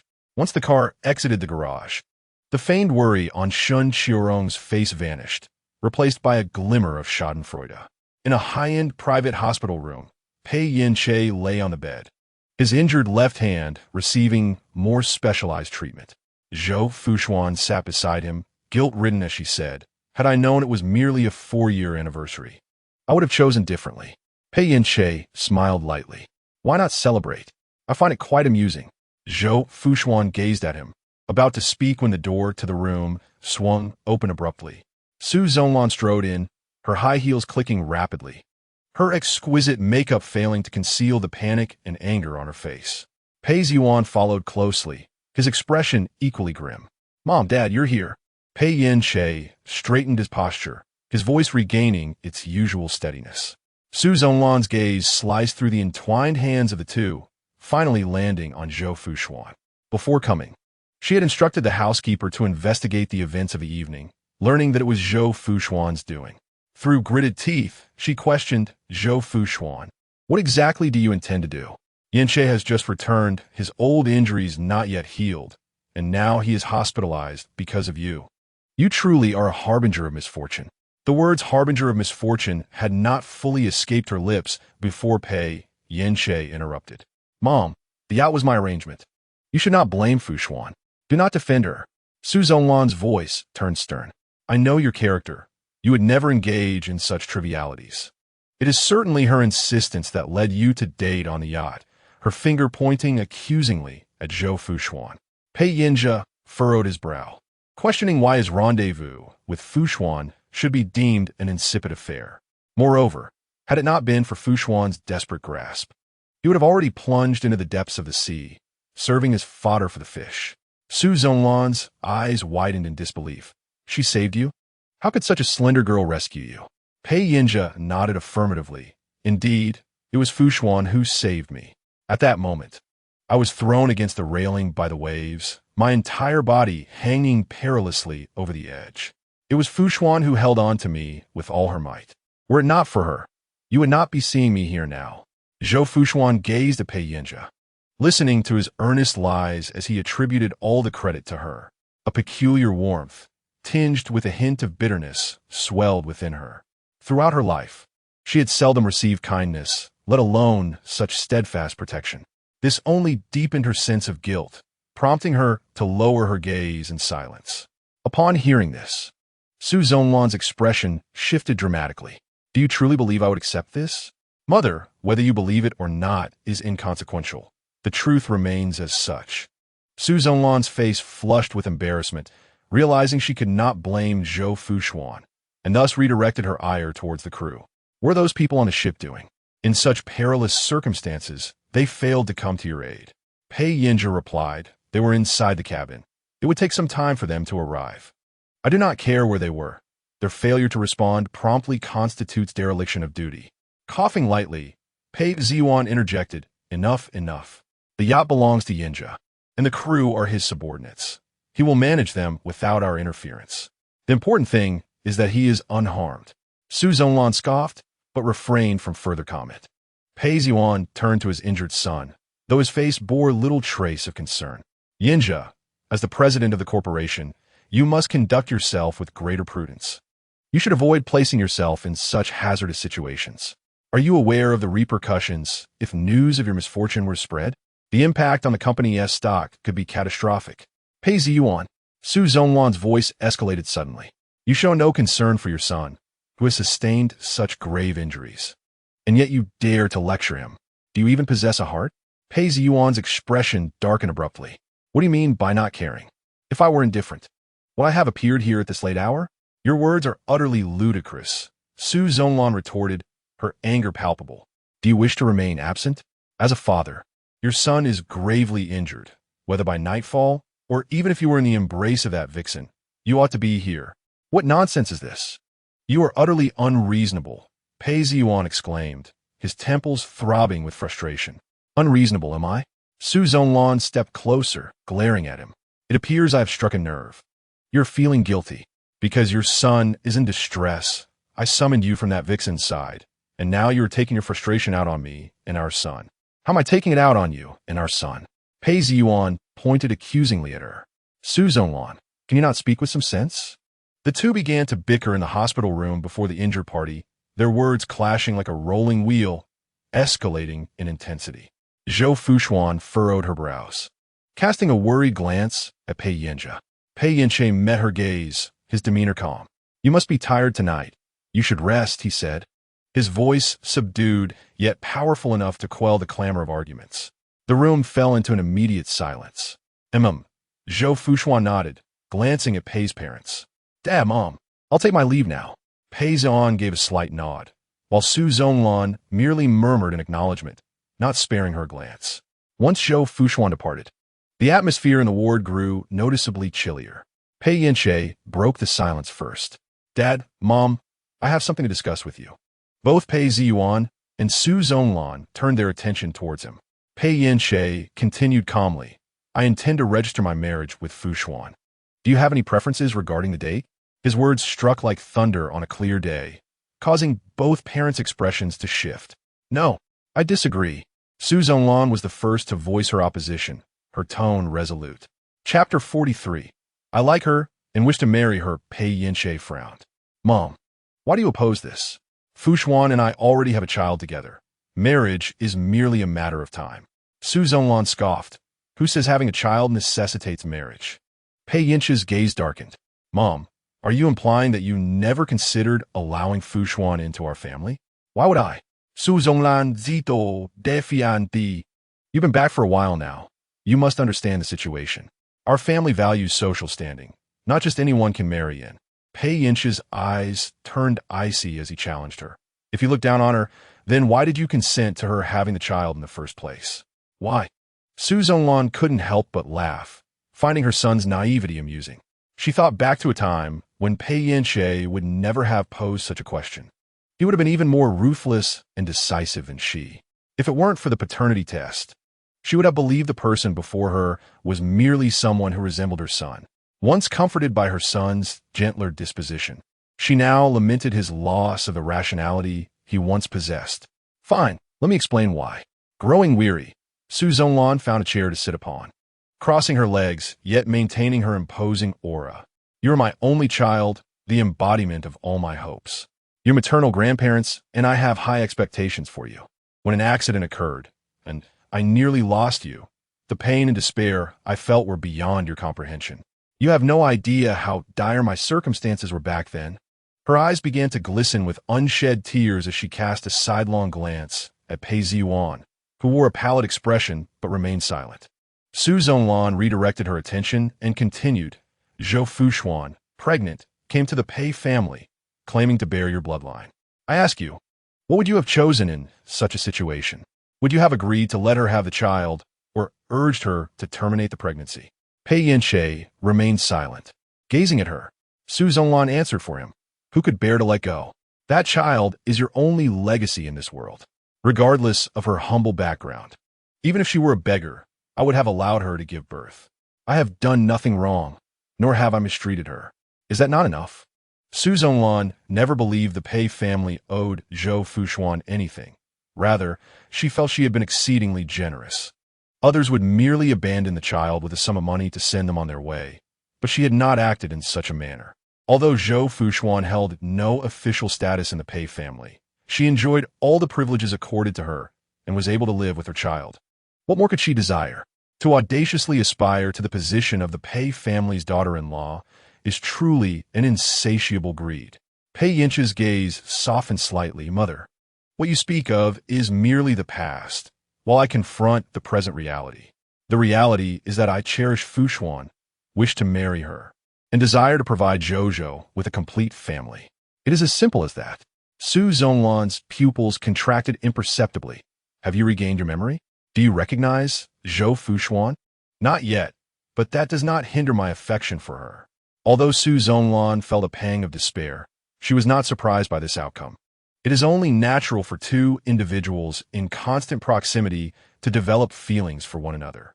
Moreover, Zhou Fuxuan's beauty and her cunning nature must have captivated Pei Yance completely. She sighed heavily and spoke with earnest concern. Based on my experience in discerning people, she is certainly not as innocent as she appears. I have encountered many women who seek to attach themselves to power. Despite Zhou Fuxuan's exemplary demeanor and her impeccable conduct, which left no room for criticism, it was precisely this perfection that made Su Zhonglan perceive her as a formidable woman. Mother, you need not worry, although I have lost my memory. I'm not a fool. I can still distinguish truth from falsehood. Su Zhonglan scoffed. How can you discern the truth of her words without having regained your memory? Pei Yance's jaw tightened, his gaze resolute. I trust my own perceptions and feelings. What you see may not be the truth. Perhaps it is merely what she wishes for you to see. Pei Yance remained silent in response. Su Zhonglan continued. If you were a pauper, would she be willing to bear your illegitimate child? Her initial intentions were to secure the Pei family's status and wealth, while you alone speak of genuine feelings. Pei Yance's voice turned cold and firm. There is no such hypothetical. She has fallen for me, a man of wealth and status. These attributes are my advantages. Why should I forsake them? Su Zhonglan felt an immediate surge of anger as she witnessed her son defend a woman so fervently. What spell has that woman cast upon you to render you so infatuated, to the point of losing your capacity for rational thought? She has given me her sincerity. Sincerity? I see that you are truly lost. You have forgotten everything and speak of sincerity with a woman you have known for merely 3 months. I agree with Yance's desire to marry her. Pei Yuan interjected suddenly. Yance is correct. Our family must not neglect Fuxuan. As soon as he spoke, a wave of indignation surged within Su Zhonglan. She never imagined that at this moment, the man with whom she had shared many years of marriage was still scheming against her and their son. How could she not feel heartbroken? If her son were to marry Zhou Fuxuan, a woman of no significant background, it would mean the loss of support from their familial clan. Consequently, the greatest beneficiary would be that illegitimate son, Shun Enian.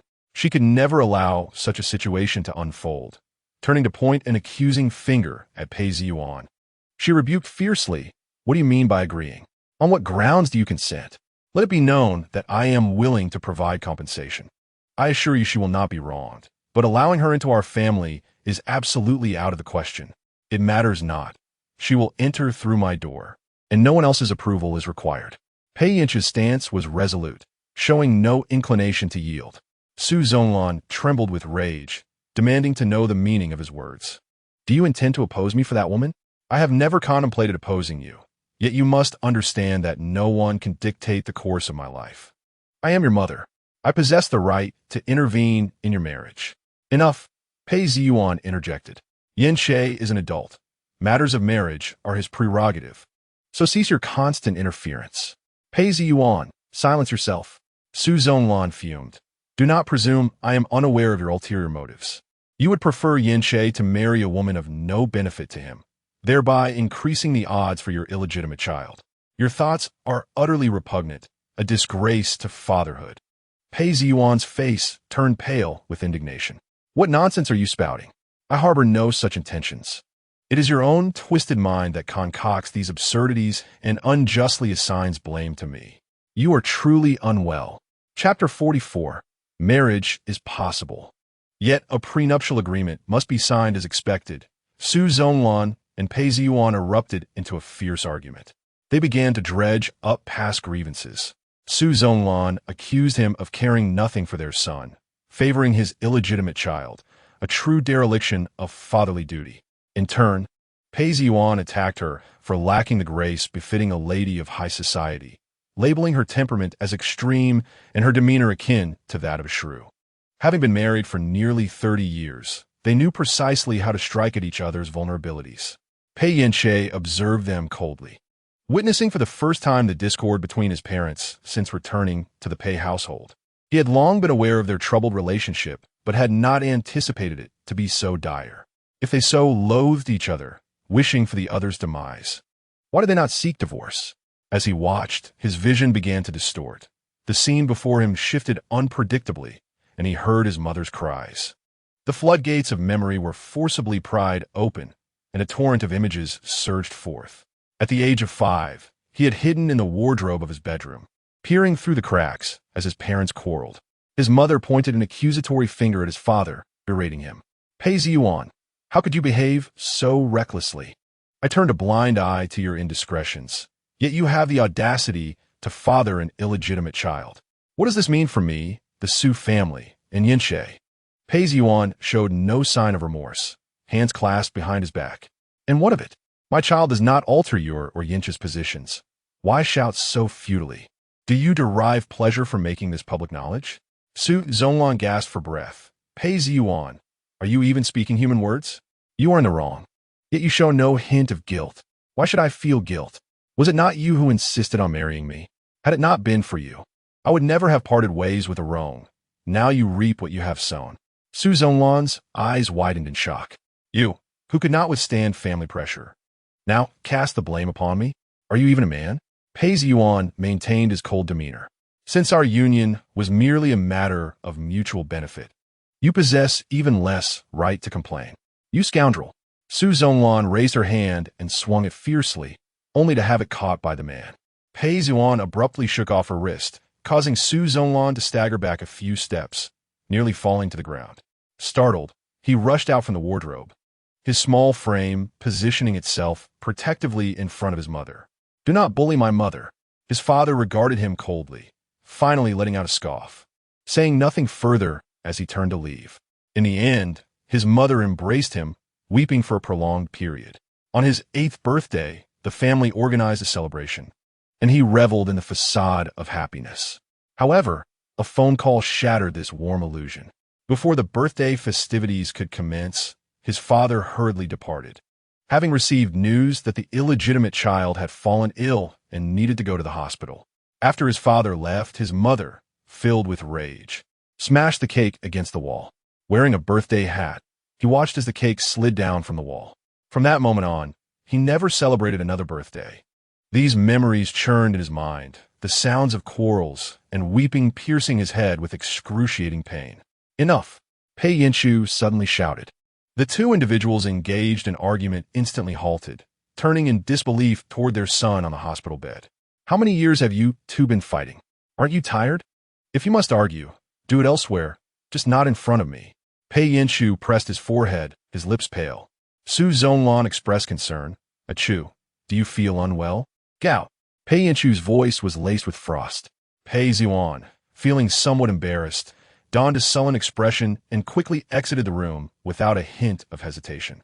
Yet, Su Zhonglan remained rooted to the spot. You too, please leave. His tone softened slightly. Achoo, did what you just said remind you of something? Pei Yance replied coldly, indeed. I recalled the endless arguments between you and father in my childhood. Su Zhonglan faltered. That was your father's fault. Enough. I do not wish to be a judge. I am simply weary and desire rest.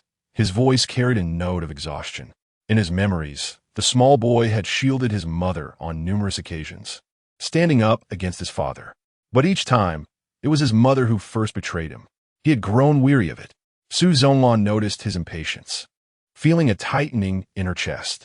Are you still resenting me for opposing your marriage to Fuxuan? Everything I do is for your sake. If your father did not have those illegitimate children threatening your position, I would never interfere in your marriage. Seeing her son remain silent, she let out a deep sigh and spoke earnestly. Achu, you have returned to the company for some time now. You should be aware of your circumstances. That vixen son has already gained a foothold in the company, and with your father's support, he will undoubtedly threaten your position. You must marry a woman of equal standing. It will bolster your career. Pei Yance scoffed. Only a coward like father would think to rely on a woman to secure his position. Su Zhonglan furrowed her brow. Regardless of everything, he is still your father. You should not speak of him in such a manner. She did not wish for her son to become estranged from his father, inadvertently benefiting the outside offspring. Pei Yance regarded his mother with a sense of irony. Mother, it was you who instilled these thoughts in me, and now you expect me to continue pretending to be a filial son. Do you not find this utterly ridiculous? Su Zhonglan, found myself at a loss for words. Pei Yance continued, I have Fuxuan and Zhou, yet you want me to marry another woman. Are you not merely attempting to create another version of yourself? Upon hearing this, Su Zhonglan's face drained of color. What difference does it make? Pei Yance pressed on. Su Zhonglan's lips moved a few times before she finally sighed, realizing that no amount of argument would bear fruit. Her son had always looked down upon commercial marriages, and now, enchanted by Zhou Fuxuan, he was even less likely to agree. Furthermore, she herself was no longer inclined toward such unions. She had once boldly declared Zhou's status as the legitimate grandson, leaving no room for retreat. In euphemistic terms, he could be called a posthumous son, but bluntly speaking, he was indeed a bastard. With a legitimate grandson in place, it was improbable for their family to marry into a prestigious household like the Pei families. This meant her choices for a daughter-in-law would have to be significantly diminished. The only option that slightly appealed to her was the daughter of the Lin family, though she still held some disdain. Her true admiration lay with the daughter of the Si family, Xining, given her son's talents and the Pei family status. If he were to take the initiative, it would not be impossible to win Xining's hand. Alas, Su Zhonglan sighed inwardly once more. Very well, I consent to your marriage with Zhou Fuxuan, but you must sign a prenuptial agreement. Chapter 45. Dare to deceive me, and I shall ensure she pays the price. Pei Yance's gaze darkened, and just as he was about to refuse, Su Zhonglan interjected, Do not be so quick to oppose. I'm not attempting to complicate matters for you. Rather, you remember nothing at present. You should not make hasty decisions based solely on Zhou Fuxuan's word. What if her claims are false? She paused deliberately. Surely, the future matriarch of the Pei family cannot be a fraud. Pei Yance looked at his mother. Are you questioning my judgment? I merely worry that you may lose your rationality in the throes of passion. Su Zhonglan sighed. Is it so difficult to sign a prenuptial agreement? If, upon regaining your memories, your feelings remain unchanged, you may annul the agreement at any time, and I shall raise no further objections. She made another concession. However, Pei Yance remained resolute, asserting that while signing such an agreement was indeed trivial, it was wholly unnecessary. What do you mean by unnecessary? Su Zhonglan felt a tightness in her chest. Your marriage concerns assets worth billions. Can you afford to act capriciously? Or do you believe that your so-called love for Zhou Fuxuan is impervious to the weight of material interests? Pei Yance's eyes lowered, concealing the tumult of emotions within. His mind was flooded with images of Zhou Fuxuan rushing towards him, undeterred by danger. The impact of that moment was so profound that his heart remained unsettled even now. Mother, if you were to view things from my perspective, perhaps you would comprehend my decision. This evening, the yacht was tossed about as if it might capsize. I stood on the deck, at risk of being engulfed by towering waves at any moment. Even in such peril, Fuxuan ran toward me without hesitation. willing to sacrifice her life for mine. Su Zhonglan parted her lips, contemplating that this might be a ploy of self-sacrifice. Pei Yance sensed her thoughts and interjected. Are you suggesting that this is her scheme? To risk her life to evoke my sympathy? Do you truly believe that is plausible? She was nearly swept away by the massive waves. If she were to perish, what would she gain? Su Zhonglan was momentarily taken aback by her son's retort, biting her lip in contemplation before finally responding. Fine, even if all of this is true, that she loves you dearly. Love is a fickle emotion that can change with the passage of time. You cannot assure that her heart will not waver in the future. Waver? Pei Yance chuckled indifferently. If she does, then we shall divorce. What is hers, and it is as simple as that. Su Zhonglan regarded him with a look of exasperation. I see you have not lost your memory, but rather your reason. One day, you shall pay the price for your arrogance. Perhaps, he mused, I chose this path, and I shall accept the consequences. If she deceives me, his gaze darkened, a feral glint flickering in his eyes. I will not let her escape. Su Zhonglan's pupils contracted slightly. Then she shook her head. You will not, at least not in your current state. You would be unwilling to let her go. A mother knows her child best. Despite her son's alarming words, she discerned a fundamental shift in his mindset. I will not. Pei Yance's expression returned to its habitual coldness. I will not spare anyone who deceives or betrays me. The hospital room fell into an oppressive silence. After a prolonged pause, Su Zhonglan spoke, regardless of what you say, I will not compromise on the prenuptial agreement. If you dare to secretly marry her, do not blame me for taking ruthless action against her. I mean what I say. With that final declaration, Su Zhonglan exited the hospital room without a backward glance. In a certain apartment, Jiang Yuqing knelt on the floor, rummaging through her suitcase, unable to locate her beloved Hermes scarf. It cannot be, she muttered to herself. I distinctly placed it in this bag. That day, in a fit of anger, she had hastily packed her belongings, shoving many items into the suitcase without thought. The scarf, which she cherished, had been carefully stored in a lovely pouch and was also crammed into the suitcase. Now, the contents of the suitcase lay strewn across the floor, forming a small mountain. Her silk pajamas, several professional outfits, undergarments, and various trinkets. Everything was exposed under the light, yet the scarf remained elusive. Jiang Yuqing bit her lip, striving to recall the details from the days leading up to her departure. She remembered that on the day after she found the scarf, she had taken several photos and edited them for social media. That post garnered the most likes since she began sharing her life online, bringing her small joy. Afterward, she had tucked the scarf away. Had she ever taken it out again? Her memory suddenly became hazy. It seemed she had taken it out once more, perhaps for another photo, and then carelessly set it on the dressing table. Could the scarf have been left there? Suddenly, a click echoed as the apartment door swung open. The sound of high heels clacking against the floor grew nearer. Yuqing? I'm back. Chun Xia's voice arrived before her presence, infused with the exhilaration of a post-date euphoria. Guess what Zhao Xiao gifted me today? She playfully shook her bag. Suddenly, her voice trailed off. Jiang Yuqing lifted her gaze, only to find Chun Xia standing at the bedroom door, her eyes wide with astonishment. Goodness, why does the house look as if it has been ransacked? The expression on Chun Xia's meticulously made-up face was one of shock. However, she soon realized it was her friend rummaging through things. What are you searching for? Jiang Yuqing glanced around, finally noticing the disarray of the room. Her belongings lay scattered across the floor as though a tornado had swept through.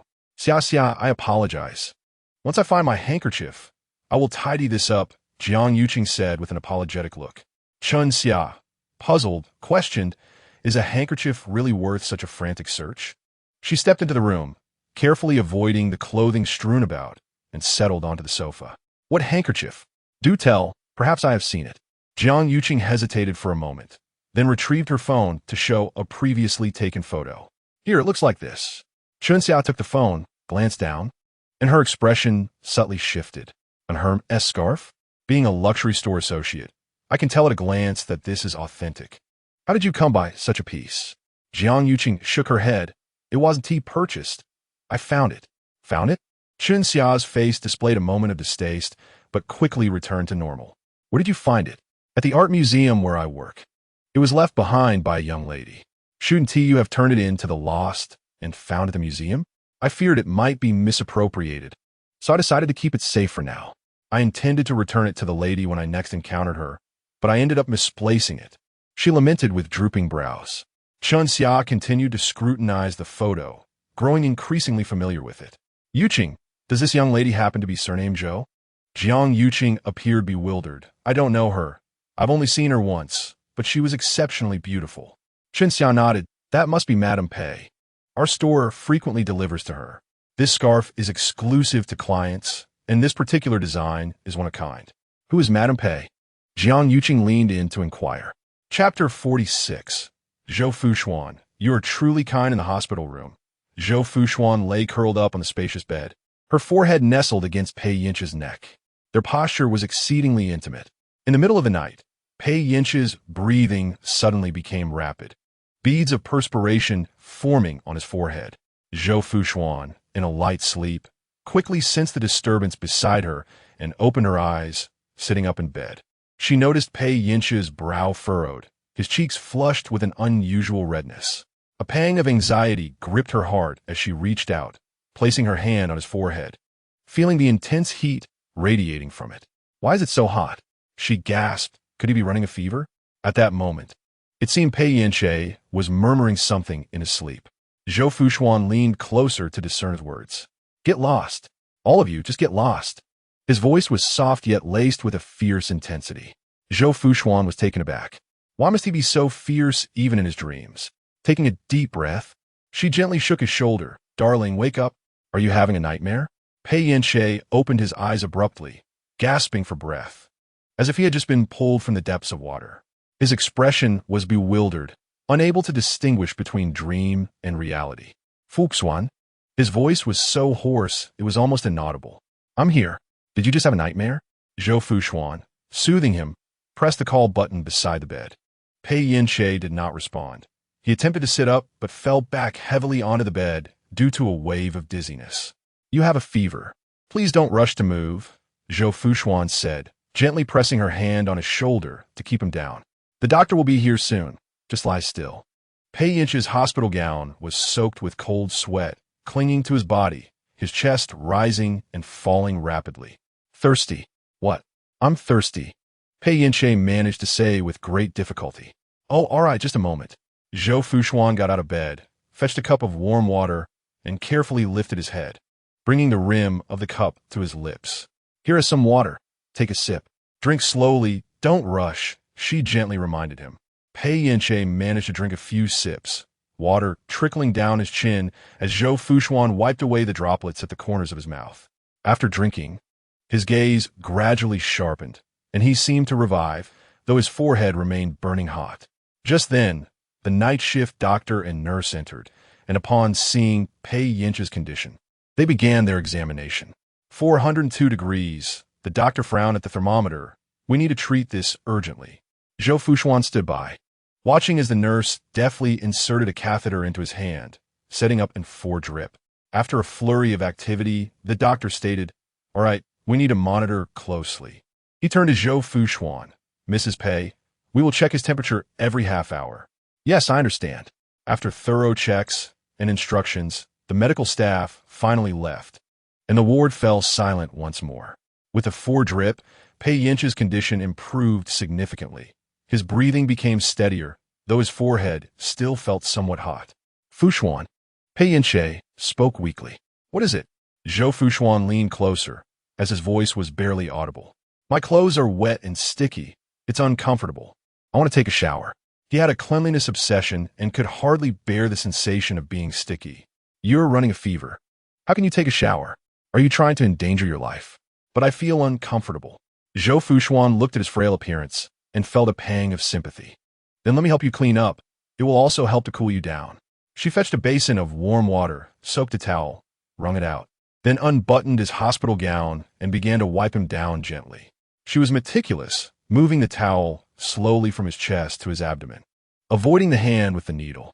How pitiful, a fracture in the left hand and a needle in the right. Pei Yance watched her focused profile, warmth swelling in his heart. Turn over, she gently prompted.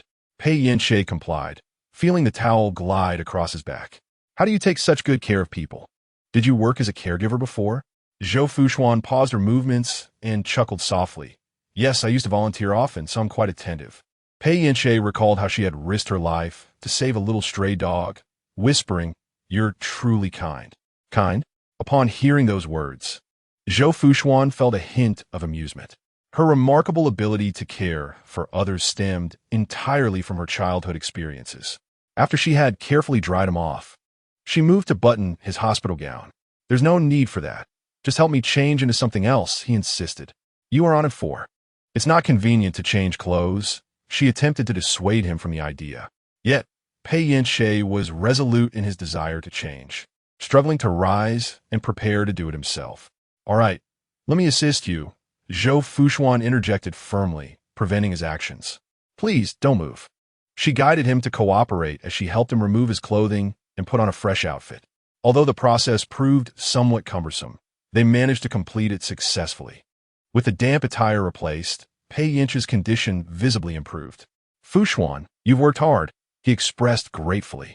Zhou Fuxuan shot him a playful glance, her lips curving into an involuntary smile. She replenished a basin with warm, clean water, wrung out a towel, and began to gently wipe his face, moving from his forehead to his nose, then to his cheeks and chin. Finally, she wrung the towel again and placed it upon his forehead. She understood that the cooling effect would be minimal, yet she persisted, aiming to provide him with at least a modicum of comfort. "Darling, are you still feeling unwell?" Pei Yance nodded, reverting to a state of weakness. "My head aches as if someone is hammering my temples." "Then let me give you a massage. I'm rather adept at it." She positioned his head upon her thigh, her hands gently massaging his temples. "Is this any better?" "Yes," Pei Yance replied, comfortably closing his eyes, his expression relaxing. After a brief interval, he suddenly spoke, his voice soft yet clear. "Fuxuan, I just had a nightmare." "I could tell." Zhou Fuxuan continued her soothing motions, her tone gentle. "Would you like to share what the nightmare was about?" She quickly added, "But if it's too uncomfortable, you needn't feel obliged." Pei Yance weakly began. "I dreamed of my younger self. Back then, I was still a little angel." Zhou Fuxuan couldn't suppress a laugh at that opening line. "You don't believe me?" His expression darkened slightly. No, it's not that. I just find it hard to imagine, but I do believe you." "Please, continue." "I want to interrupt. I won't say any more." "Don't, darling, I was mistaken. I'm tired and don't wish to talk." Pei Yance turned away from her. Zhou Fuxuan gazed at his back, her emotions growing complex. In the following hours, Zhou Fuxuan remained steadfastly by Pei Yance's side, meticulously recording his temperature, checking the IV's remaining volume and flow rate, offering him water when thirst struck, and adding blankets when he felt cold, her attentiveness unerring. The medical staff visited several times, and by 3 in the morning, Pei Yance's temperature finally dropped to 38 degrees Celsius. Although he had not completely recovered from the fever, his condition had significantly improved. Zhou Fuxuan sank onto the sofa, ready to close her eyes for a moment when she heard him softly call her name. "Fuxuan." She immediately leaned closer, her voice tender. "What is it? Are you feeling unwell?"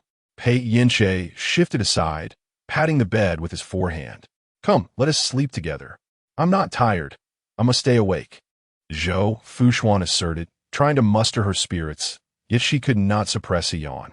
Pei Yance furrowed his brow, remarking that the nurse would come to check on them in due time, and there was no need for her to remain vigilant. Reluctantly, Zhou Fuxuan hesitated for a few seconds before nodding and lying down beside the man. Pei Yance wrapped his arms around her, resting his chin atop her head. They lay in tranquil silence. Zhou Fuxuan eventually spoke, her voice ethereal and distant. "When I was a child and fell ill, my mother would hold me close, gently stroking my back while humming a lullaby to lull me to sleep." In truth, she had no recollection of her mother. These memories were mere figments of her imagination, conjured during her times of extreme vulnerability and pain, a means of self-comfort. Now, she spoke merely to foster conversation and subtly probe Pei Yance's thoughts. During her absence from the ward, she was uncertain about what the Pei family had discussed, leaving her with a sense of unease, a vague feeling that their conversations were somehow related to her. When Su Zhonglan exited the ward, her face was a mask of anger, and her gaze toward Zhou Fuxuan was decidedly unfriendly. Following her lead, Pei Yance inquired, "What song did your aunt hum to you? Would you like to hear it? I can hum it for you." Zhou Fuxuan tilted her head slightly. Yes. Taking a deep breath, she began to softly hum a lullaby of her own creation, the melody tender and soothing. La la la la la la, la la la la. This tune had been sung to Zhou countless times. As she hummed, she suddenly recalled the days when Zhou was still an infant, soft and delicate, with a particularly adorable cry. Her humming gradually softened. When the melody concluded, she looked at the man expectantly. "What do you think?" Not particularly pleasant," he replied, looking down at her. "What?" Zhou Fuxuan was taken aback by such a critique. How could you judge so harshly? It was clearly beautiful. She would never concede that her singing was unappealing. Pei Yance chuckled lightly. "Your voice is delightful. Yet your pitch strays when you sing, which is indeed unexpected." He cherished the way Zhou Fuxuan called out to him, especially when she trembled, her voice imbued with a delicate allure. Zhou Fuxuan let out a playful hum and instinctively smacked his arm, the force neither too gentle nor too harsh. Only after the action did she realize what she had done, the facade of gentility momentarily cracking. "Husband, I didn't mean to." Pei Yance was momentarily taken aback, but soon broke into a gentle smile. "There is no need to be so flustered. I'm not a monster. I find this side of you quite appealing. It's lively. I hope you can reveal more of this aspect in the future." Previously, she had been too perfect, almost unreal. As a result, despite their intimate moments, they felt as though a veil separated them, perpetually unable to fully connect. Zhou Fuxuan gazed at him, speechless. To reveal her true self? If she truly did, it would yield an entirely different outcome. A person like her would wither under scrutiny, needing to be carefully concealed. They chatted idly for a while longer, and gradually fatigue began to take hold. Zhou Fuxuan's voice diminished until it finally faded into silence. Pei Yance's fingers gently wove through her soft strands of hair, caressing them with a delicate rhythm. "Fuxuan," he suddenly called softly, "are you asleep?" His voice, though subdued, resonated with clarity in the tranquil hospital room. Zhou Fuxuan murmured, her eyes still closed, responding with a hint of confusion, her head remaining unmoved. After a moment of silence, as she hovered on the brink of slumber, Pei Yance spoke again. "Let us choose a day to obtain our marriage certificate." Zhou Fuxuan jolted awake, her head snapping up. "What did you just say?" She thought she might have misheard him. Pei Yance did not respond immediately. Instead, he sat up, his gaze intently fixed upon her face, studying her with utmost seriousness. Zhou Fuxuan felt a pang of uncertainty. "Darling, what is it? Was that about us getting the certificate truly a figment of my imagination?" Pei Yance's hand brushed against her cheek, his thumb gently caressing her fair, smooth skin. "I just said, let us choose a day to obtain our certificate. What do you think?" Zhou Fuxuan's eyes widened in disbelief, her lips parting slightly. "Are you serious?" "Yes. Did you not wish to marry me sooner?" "I certainly do. But did you not mention discussing it with your parents first, to set a date?" She struggled to suppress her excitement, forcing herself to ask the question. Heaven knows she longed to simply agree. Yet reason dictated that she must feign composure, lest she appear overly eager. Pei Yance regarded her and replied honestly, "They have not consented due to the differences between us." As expected, Zhou Fuxuan was not surprised by the Pei family's attitude. However, she was somewhat taken aback that Pei Yance still wished to marry her despite his parents' opposition. He continued, "But do not worry. I can make the decision regarding our marriage myself, though." "Though what?" Zhou Fuxuan pressed. "Though the matter of obtaining the certificate cannot be made public for now, and the wedding must be postponed." Zhou Fuxuan was momentarily stunned, unsure how to react. In other words, Pei Yance intended to secretly marry her without his family's knowledge. This was something she had never dared to imagine, as she did not believe she held such significance in Pei Yance's heart. "What? Do you not wish to get married?" Zhou Fuxuan snapped back to reality. "No, I do wish to. I care not for the formalities. As long as I can be your wife, I would not mind if we never had a wedding." Pei Yance nodded, his expression suddenly turning serious. "Fuxuan, you would not deceive me, would you?" Zhou Fuxuan's heart raced, but she feigned calmness. Of course not. I love you too much. Why do you ask that all of a sudden? Just a casual inquiry. Pei Yance placed a gentle kiss upon her brow. I trust you. The following day at noon, Pei Yance sat on the hospital bed, a small table before him, adorned with a laptop and various contracts. Having regained some strength, he began working, a task he had diligently pursued for over an hour. Zhou Fuxuan sat beside him, watching, offering no objections, for she knew that her pleas would be in vain. During her tenure as Pei Yance's secretary, she had already witnessed his fervor for work. It was not until the time for medication arrived that Zhou Fuxuan slowly rose to her feet. Yinqing, don't rush. Come and take your medicine. She presented the pills before him, accompanied by a glass of warm water. Without lifting his hand, Pei Yinqing turned his head slightly and said, Feed me. Why are you so lazy? She chided, though her actions belied her words. She placed the pills into his mouth and then offered him water, urging him to drink slowly. Gently, she caressed the man's back. Just as he finished his medication, a series of knocks echoed at the door. Followed by assistant Chun entering with a document in hand, his gaze momentarily pausing on Zhou Fuxuan's face. They had only seen each other at the office yesterday. It was unexpected to meet again in a hospital, especially under such circumstances where the CEO was injured. President Pei, here is the yacht transfer document you requested. Just leave it there, Pei Yinqing replied with a slight nod. Assistant Chun waited for a moment, but without receiving further instructions, he nodded and exited the ward. Pei Yinqing handed the transfer document to Zhou Fuxuan. Sign this, and let the lawyer handle it. That yacht will be yours. Zhou Fuxuan accepted the document, but hesitated to sign. What's wrong? Is there a problem? Pei Yinqing inquired. There's no issue, Zhou Fuxuan said after a moment's contemplation. Darling, I no longer wish for this yacht. Could you instead provide me with a commercial space of equivalent value? I want to learn how to do business. This was a decision she had pondered since yesterday. A yacht worth billions indeed carried prestige, but if it couldn't generate income, it was merely an ornament. The gift from Pei Yinqing was not something she could sell, and even renting it out wouldn't yield substantial profit. Rather than possessing this extravagant toy, she preferred a commercial space or real estate that could yield income. Had it not been for Pei Yinqing's promise of marriage the previous night, which bolstered her confidence, she would not have dared to make such a request. Obtaining the marriage certificate was merely the first step. She intended to leverage Pei Yinqing's connections and resources to gradually construct her own business empire. Pei Yinqing gazed at her for a few seconds, his expression calm. Zhou Fuxuan felt a twinge of uncertainty under his scrutiny. Darling, I believe that only by standing on my own 2 feet and achieving something in my career will my parents truly accept me. This way, you won't feel so burdened. Her voice grew increasingly resolute. Rest assured, I have been seriously studying business these past few years. Before she could finish her sentence, Pei Yinqing acquiesced. I was just contemplating which commercial spaces to offer you.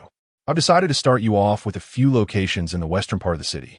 They are all in the food and beverage industry. He believed that for a novice in business, the food sector was relatively straightforward. Moreover, those spaces were situated in bustling areas, making it easy to turn a profit, which would help build Zhou Fuxuan's confidence. Upon hearing this, Zhou Fuxuan's eyes sparkled with excitement, and she nodded vigorously. All right, I'll follow your lead. You're so wonderful. She happily pressed a kiss on his cheek. Suddenly, the hospital room door swung open with a loud bang, and 3 men poured in one after another. Archer, I heard you've become a one-armed hero. A teasing voice rang out. Pei Yinqing felt his temples throb. He didn't even need to look up to know who had arrived. As expected, Ye Minghui, Zahayu, and Yi Siyan appeared at the entrance, their faces adorned with a gleeful smirk. The trio fixated on the intimate yet frozen stance of the two opposite them. Zhou Fuxuan was evidently startled by their sudden presence, immediately releasing her embrace around Pei Yince's neck. Hello there, she greeted with a polite smile. The 3 promptly regained their composure, responding cheerfully, sister-in-law, greetings. Younger sister-in-law, how delightful to see you. What brings you here? Pei Yince inquired with a frown, his expression nearly broadcasting his disapproval. We heard you nearly fell into the sea last night. How could we not come? Yi Minghui chuckled as he approached the bedside. Placing a fruit basket on the nightstand, his gaze settling on Zhou Fuxuan's face. This was not their first encounter. He had known Zhou Fuxuan, who was then the president's secretary, 3 years prior. Sister-in-law, you remain as radiant as ever. Thank you, Zhou Fuxuan replied. Fuxuan, this is my friend Yi Minghui. Pei Yance introduced. No need for introductions. I have met sister-in-law several times, Yi Minghui interjected. He turned to Zhou Fuxuan, his eyes glimmering with anticipation. You remember me, don't you? Zhou Fuxuan smiled gently and nodded. Yes, I remember Mr. Yi. I knew you would. It's delightful to see you again.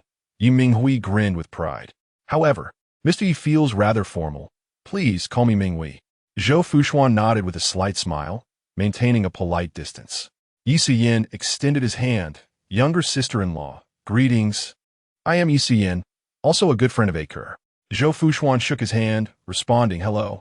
And I as well. Zhao Yu chimed in, eager to assert himself. Sister-in-law. I am Zhao Yu. Hello. You are even more beautiful than in the photos, he added. Thank you. In contrast to the warmth displayed towards the previous two, Zhou Fuxuan's demeanor towards Zhao Yu was noticeably cooler, her smile polite yet restrained. She had not forgotten that this man, Zhao Yu, had once encouraged Pei Yance to send her away with money. While this group of men was a mixed bunch, Zhao Yu was the most contemptible. Zhao Yu sensed her coldness and felt a twinge of confusion. However, he quickly recalled his previous comments, leading him to feel somewhat guilty. Wait a moment. Zhou Fuxuan shouldn't he know about that, he thought. Unless Aker betrayed me. The more he pondered, the more he found this possibility plausible. Casting a resentful glance at his good friend, sister-in-law, Yi Minghui suddenly directed his attention to Zhou Fuxuan, his expression turning inquisitive. I heard you and Aker are involved in a secret romance. I am particularly curious about your love story. Could you share with us? Zhou Fuxuan was momentarily at a loss for words. How could someone pose such a question? Yi Minghui. Pei Yance shot him a warning glance. What business do you have with such inquiries? Oh, so protective already? Yi Minghui raised an eyebrow. I was merely expressing innocent curiosity. However, judging by your reaction, I believe I have my answer. At this moment, Yi Suyin retrieved a thermos from a heat-retaining bag. Aker, I had someone prepare a nourishing medicinal soup. It's said to be particularly beneficial for fractures. Please have a taste. I'll take care of it, Zhou Fuxuan offered, reaching for the thermos before looking at Pei Yance to ask, is it time to drink it now? Yes, let us drink it now. I'm feeling a bit hungry, he replied. Zhou Fuxuan settled herself by the bedside and opened the thermos, releasing an enchanting aroma of rich bone broth that instantly filled the air. She ladled a spoonful of the soup, gently blew on it, and brought it to Pei Yance's lips. Open your mouth. Under the ardent gaze of 3 glaring light bulbs, Pei Yance naturally complied, parting his lips. Goodness, is this truly the Pei young master we know? The onlookers were left in astonishment. Finally, Pei Yance issued a polite dismissal, indicating that their visit had concluded and they should return home early. Chapter 49. The unspoken understanding in the hospital corridor. The 3 ousted individuals walked side by side. Yi Minghui stroked his chin, pondering aloud. Do you think Yance has genuinely fallen for Zhou Fuxuan? Chen Xian replied in a nonchalant tone, perhaps. It's the first time I've seen him so anxious over a woman. Suddenly, Yi Minghui halted, his expression turning grave. Do you think the Yance in the ward is the real Yance? What do you mean by that? Chen Xian and Zhao Yu both stopped, bewildered. Yi Minghui, with utmost seriousness, remarked, I can't shake the feeling that he is merely an impostor who bears a striking resemblance to Yance. Suyin and Zhao exchanged glances, and after a few moments, erupted into laughter. Ha ha ha, Minghui, have you been watching too many dramas? An impostor? Yance had a paternity test done the day he returned. He is undoubtedly the genuine article. And have you forgotten how he nearly twisted your hand off during our first encounter after his return? Such instinctive reactions cannot be feigned. True enough. Yi Minghui nodded, though still harboring some doubts. Chen Xian's eyes flickered with curiosity. Were you doubting?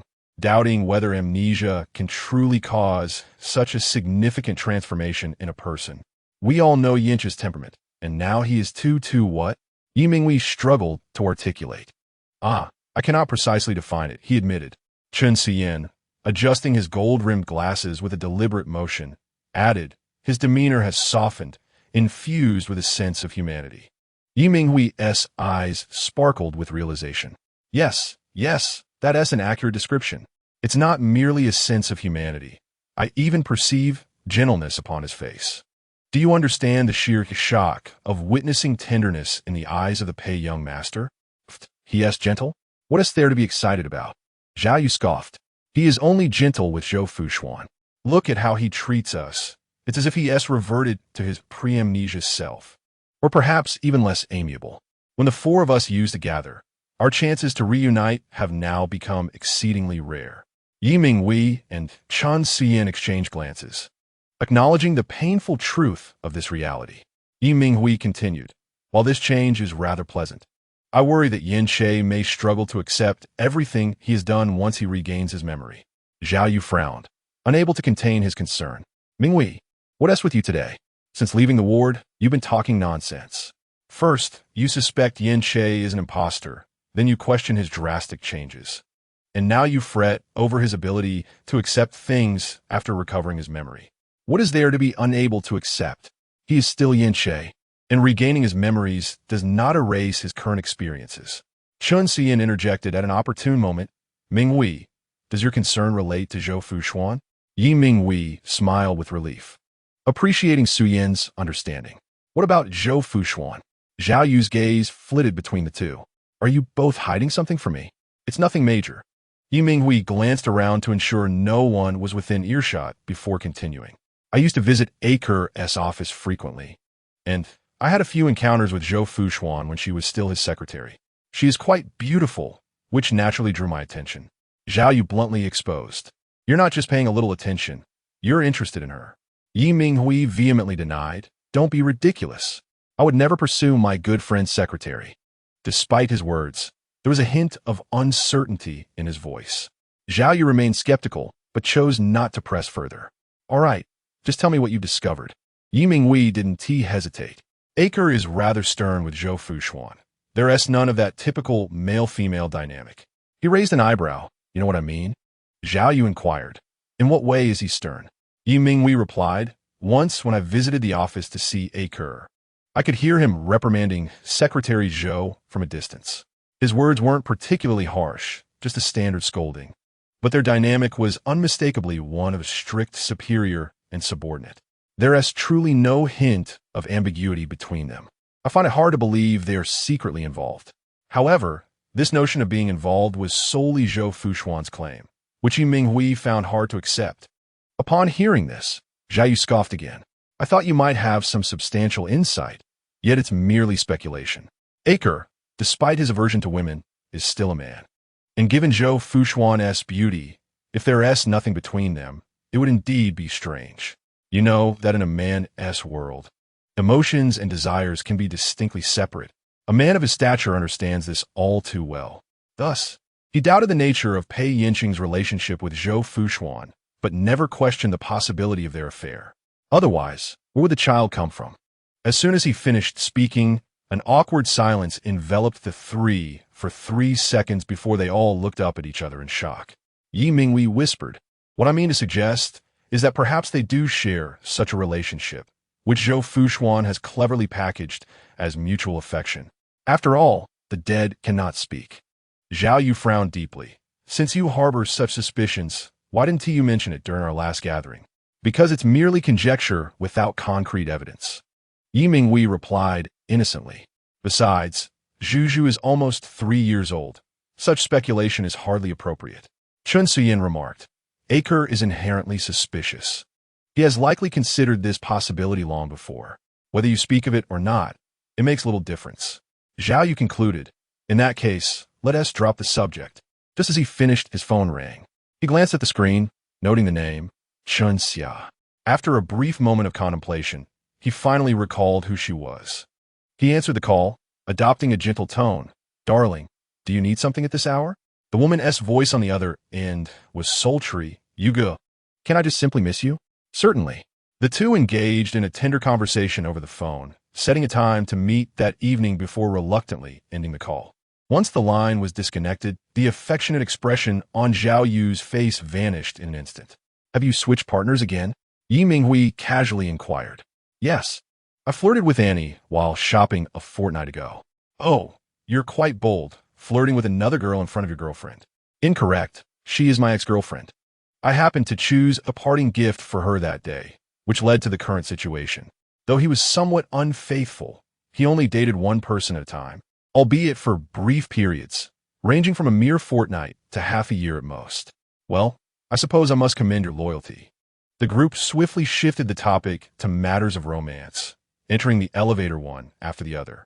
Once they had departed, Shun Enian emerged from around the corner, a sinister smile curling at the corners of his mouth. Chapter 50. The pressure from the eldest son in the hospital room. Pei Yance reclined against the headboard, his slender fingers tapping away on a laptop, his expression one of deep concentration. Zhou Fuxuan sat nearby, peeling an apple. A gentle knock echoed at the door, and before the occupants could respond, a figure entered. Elder brother, I heard you were hospitalized, so I came to see you. Shun Enian entered with a smile, holding a bouquet of lilies, his demeanor bold and unabashed. Bringing lilies to visit a patient? This was hardly a visit. It was evidently an intrusion. Zhou Fuxuan cast a few glances at the man whose face radiated charm, wondering what he had to be so pleased about. Had Pei Yance not been amnesiac and somewhat subdued, he might have been thrown out before uttering a word. Pei Yance did not lift his head. Mr. Shun, do you have so much time on your hands? It seems the overseas project department is quite idle. Shun Enian chuckled lightly. Elder brother, you speak as if I am at leisure. My father has entrusted me with the group's significant projects. I scarcely have a moment to breathe. Nevertheless, I could not neglect to visit you, especially given your injury. He approached the bedside, placing the lilies in the vase atop the headboard, his gaze glancing over the laptop screen. Even with a fractured arm, you remain dedicated to your work. Truly, you are a paragon for our generation. I must endeavor to learn from you. Are you finished? Pei Yance finally raised his head, his voice laced with frost. If you're done, kindly leave.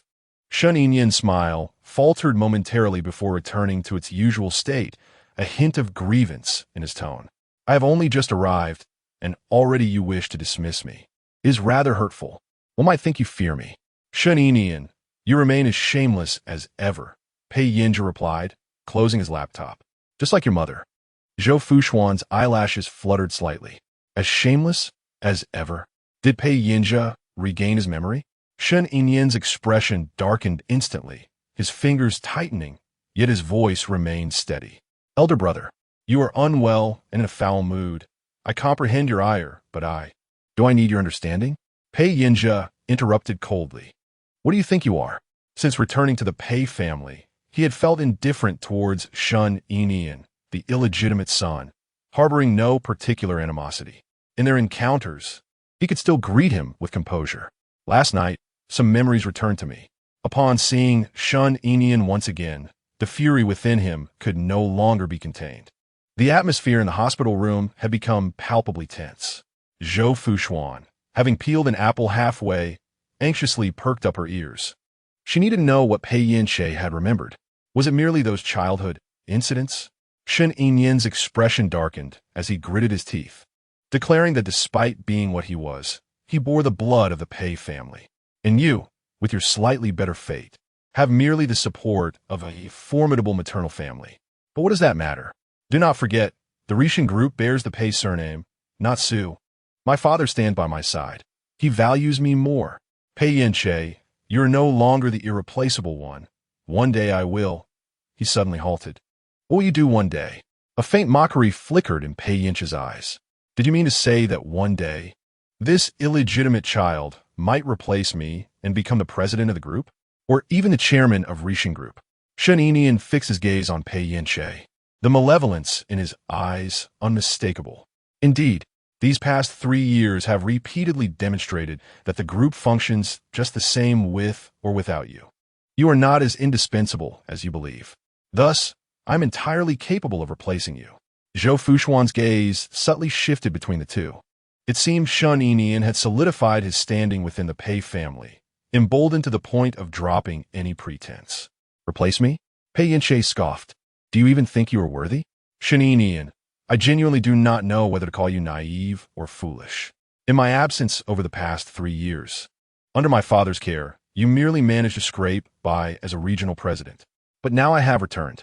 I am not only the heir to the group designated by grandfather, holding shares second only to father, but I also have the backing of my maternal family. He raised an eyebrow. Oh, and by the way, I'm also the heir of the G family. What can you, an illegitimate child, possibly use to contend with me? Shaninian's fists clenched tightly, the tension palpable. At this rate, you would struggle to even match my heels, Pei Yance continued, let alone replace me. Those words pierced Shaninian's heart like a dagger. His body began to tremble violently, not from fear, but from the indignation of being exposed. Pei Yance regarded him coldly, as if he were mere refuse. If there is nothing else, I suggest you leave quickly. It would be quite embarrassing if my bodyguards had to throw you out. Zhou Fuxuan stared blankly at Pei Yance before her. His demeanor, tone, and haughty posture mirrored precisely that of his pre-amnesia self. Shaninian's eyes reddened. Forcing out the words between clenched teeth, do not rejoice too soon. The outcome is still uncertain. Pei Yance smirked. I await your challenge. Shaninian's expression fluctuated wildly. His gaze lingered on Zhou Fuxuan's face for a moment before he strode out of the hospital room. Pei Yance returned to his bed, casting a lingering, melancholic glance at Zhou Fuxuan. She had finished cutting the apple and offered it to him. Yance, would you like an apple? Pei Yance did not take it. Why were you silent just now? Though he had not intended for the woman to defend him, her complete silence throughout made him slightly uncomfortable. Zhou Fuxuan hesitated. She did not forget to perform. Rather, she was too afraid to do so. Who could predict whether that madman, Shaninian, would turn his wrath upon her? When Shaninian entered, his gaze swept over her as if he were concocting some nefarious scheme. Zhou Fuxuan slightly lowered her eyes, fearing that her words might provoke Shaninian and thrust him into peril. After all, with her hand injured, it was quite likely that she could not contend with him. Who says I cannot defeat him? Pei Yance's tone dripped with disdain. With that scrawny figure of his, I could lift him effortlessly with one hand. Should I truly fear him? Zhou Fuxuan nodded in agreement. You're right. Shaninian is indeed no match for you. I was merely overthinking. Although Shaninian was tall and appeared devoid of muscle, he was hardly as frail as Pei Yance suggested. However, she always acquiesced to his words. Realizing the conversation had strayed from its course, she promptly inquired, Yance, have you regained your memories? Pei Yance bit into the apple she offered him. Not at all. My mind is filled only with fragmented memories from my childhood. Zhou Fuxuan breathed a sigh of relief inwardly. It's all right. We shall take our time. The fact that you can recall your childhood indicates that the restoration of your memories is not far off. Chapter 51. Madame Pei, relax. I won't escape. Shaninian stormed into the lounge, his face dark with fury. He kicked the door open with a resounding bang. This upscale private hospital was one of the enterprises under the Pei Group's medical sector. The executives promptly retreated, refraining from provoking him at such a volatile moment. Get lost. All of you get far away. Shaninian bellowed. The executives exchanged glances with the security personnel and staff, silently signaling them to vacate the premises. In no time, the corridor was devoid of onlookers. Shaninian strode into the lounge, tugging at his tie, a tempest brewing within his chest, ready to erupt. Who do you think you are? You, the illegitimate child. Will you have to contend with me? You struggle just to keep up with my heels. Pei Yance's voice echoed in his ears, accompanied by those disdainful glances and expressions that lingered hauntingly in his mind. In a fit of rage, Shaninian seized the ashtray from the coffee table and hurled it violently at the glass display cabinet. The shattering sound reverberated as the glass exploded into a million shards. At the age of 8, he had first stepped into the G family estate, joyfully attending his grandmother's birthday celebration. Pei Yance had looked down at him from the spiral staircase, as if surveying a rat that had crawled out of the gutter. Illegitimate child, he had silently mouthed. Shut your mouth. Shaninian screamed, sweeping everything from the table to the ground. Why are you the exalted heir of the Pei family? Why does everyone recognize only you? I am also of the Pei bloodline. Why is that? Ultimately, he was merely a product of fate. What made him superior to me? Haha. Shen Yinian laughed maniacally. 5 minutes later, Assistant Xiao Zhang, mustering his courage, timidly pushed the door open. What he beheld was utter chaos in the lounge, prompting him to gasp in shock. Shen Zhong. At this moment, Shen Yinian had exhausted his fury, slumped on the leather sofa, head tilted back, eyes closed. The lounge was enveloped in a profound silence. Xiao Zhang. Shen Yinian suddenly spoke, his tone remarkably calm, as if the earlier outburst of madness belonged to a different individual. Please call Li He and ask him to wait for me at our usual meeting place. I have matters to discuss with him. His eyes remained closed. The assistant paused momentarily, then responded, right now? Yes. But I heard that brother, he is currently out of town and won't return for a while. Shen Yinian's gaze sharpened. What is he doing there? I'm not entirely sure. I can inquire. No need. I will call him myself. The assistant could not help but silently complain, feeling caught in the middle when direct contact was possible. Shen Yinian stood up, adjusted his tie, and resumed his genteel demeanor. Before leaving, he glanced at the disheveled lounge and instructed someone to tidy it up. Understood. The assistant promptly replied. In the car, Shen Yinian attempted to reach Li He twice before finally connecting. A coarse voice greeted him on the other end. President Shen, is there something you need? I would like your assistance in investigating someone. Who? Zhou Fuxuan. Why her again? Haven't we looked into her before? What more do you wish to uncover? I want to find something incriminating on her. There was a brief silence on the other end. Do you have a grudge against her? No. Are you looking to exploit her? I suppose that's accurate. The man chuckled lightly. Very well, the price remains the same. I will do my utmost to uncover something different. All right. Shen Yinian ended the call, his expression darkening slightly. A week later, Pei Yance had fully recovered and promptly took Zhou Fuxuan to the Civil Affairs Bureau. This time, he was at the wheel without a driver. Zhou Fuxuan sat in the passenger seat, gazing out the window as the building of the Civil Affairs Bureau drew nearer. At this moment, her emotions were tranquil. Not long ago, she had daydreamed while passing by the bureau, but the car had merely sped past, leaving her with a pang of disappointment. This time, their vehicle came to a steady halt in the parking lot. No blunders this time. We've arrived. Pei Yance parked the car and unfastened his seatbelt. Zhou Fuxuan followed suit, and they entered the bustling hall of the bureau one after the other. Having made a prior appointment, everything proceeded smoothly. Hello. You need to fill out an application form first. A female staff member smiled as she handed over the form. As Zhou Fuxuan reached the section for the spouse's name, her hand hesitated, lingering without penning a word. What is the matter? Are you nervous? Pei Yance noticed her pause. Zhou Fuxuan smiled gently. Not nervous, just excited. Once we complete this, we will be legally married. It feels quite magical. With that, she elegantly inscribed her name, Zhou Fuxuan, on the application. After both had completed the form, the staff member collected it and began to meticulously verify their documents. Having undergone numerous verifications, Zhou Fuxuan felt confident in her identity, yet still experienced a flutter of nerves. Her eyes fixed on the staff member. Pei Yance smiled softly, reaching for her hand. Mrs. Pei, relax. I'm not going anywhere.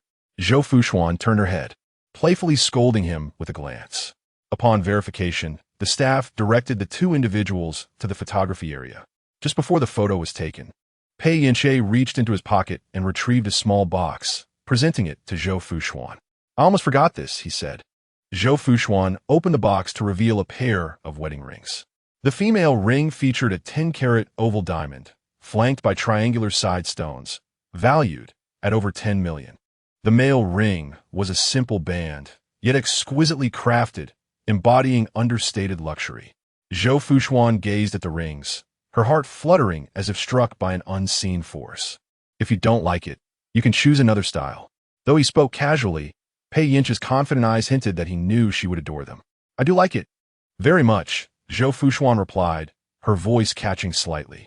Pei Yance leaned in, cradling her face as he gently wiped away the tears from the corners of her eyes.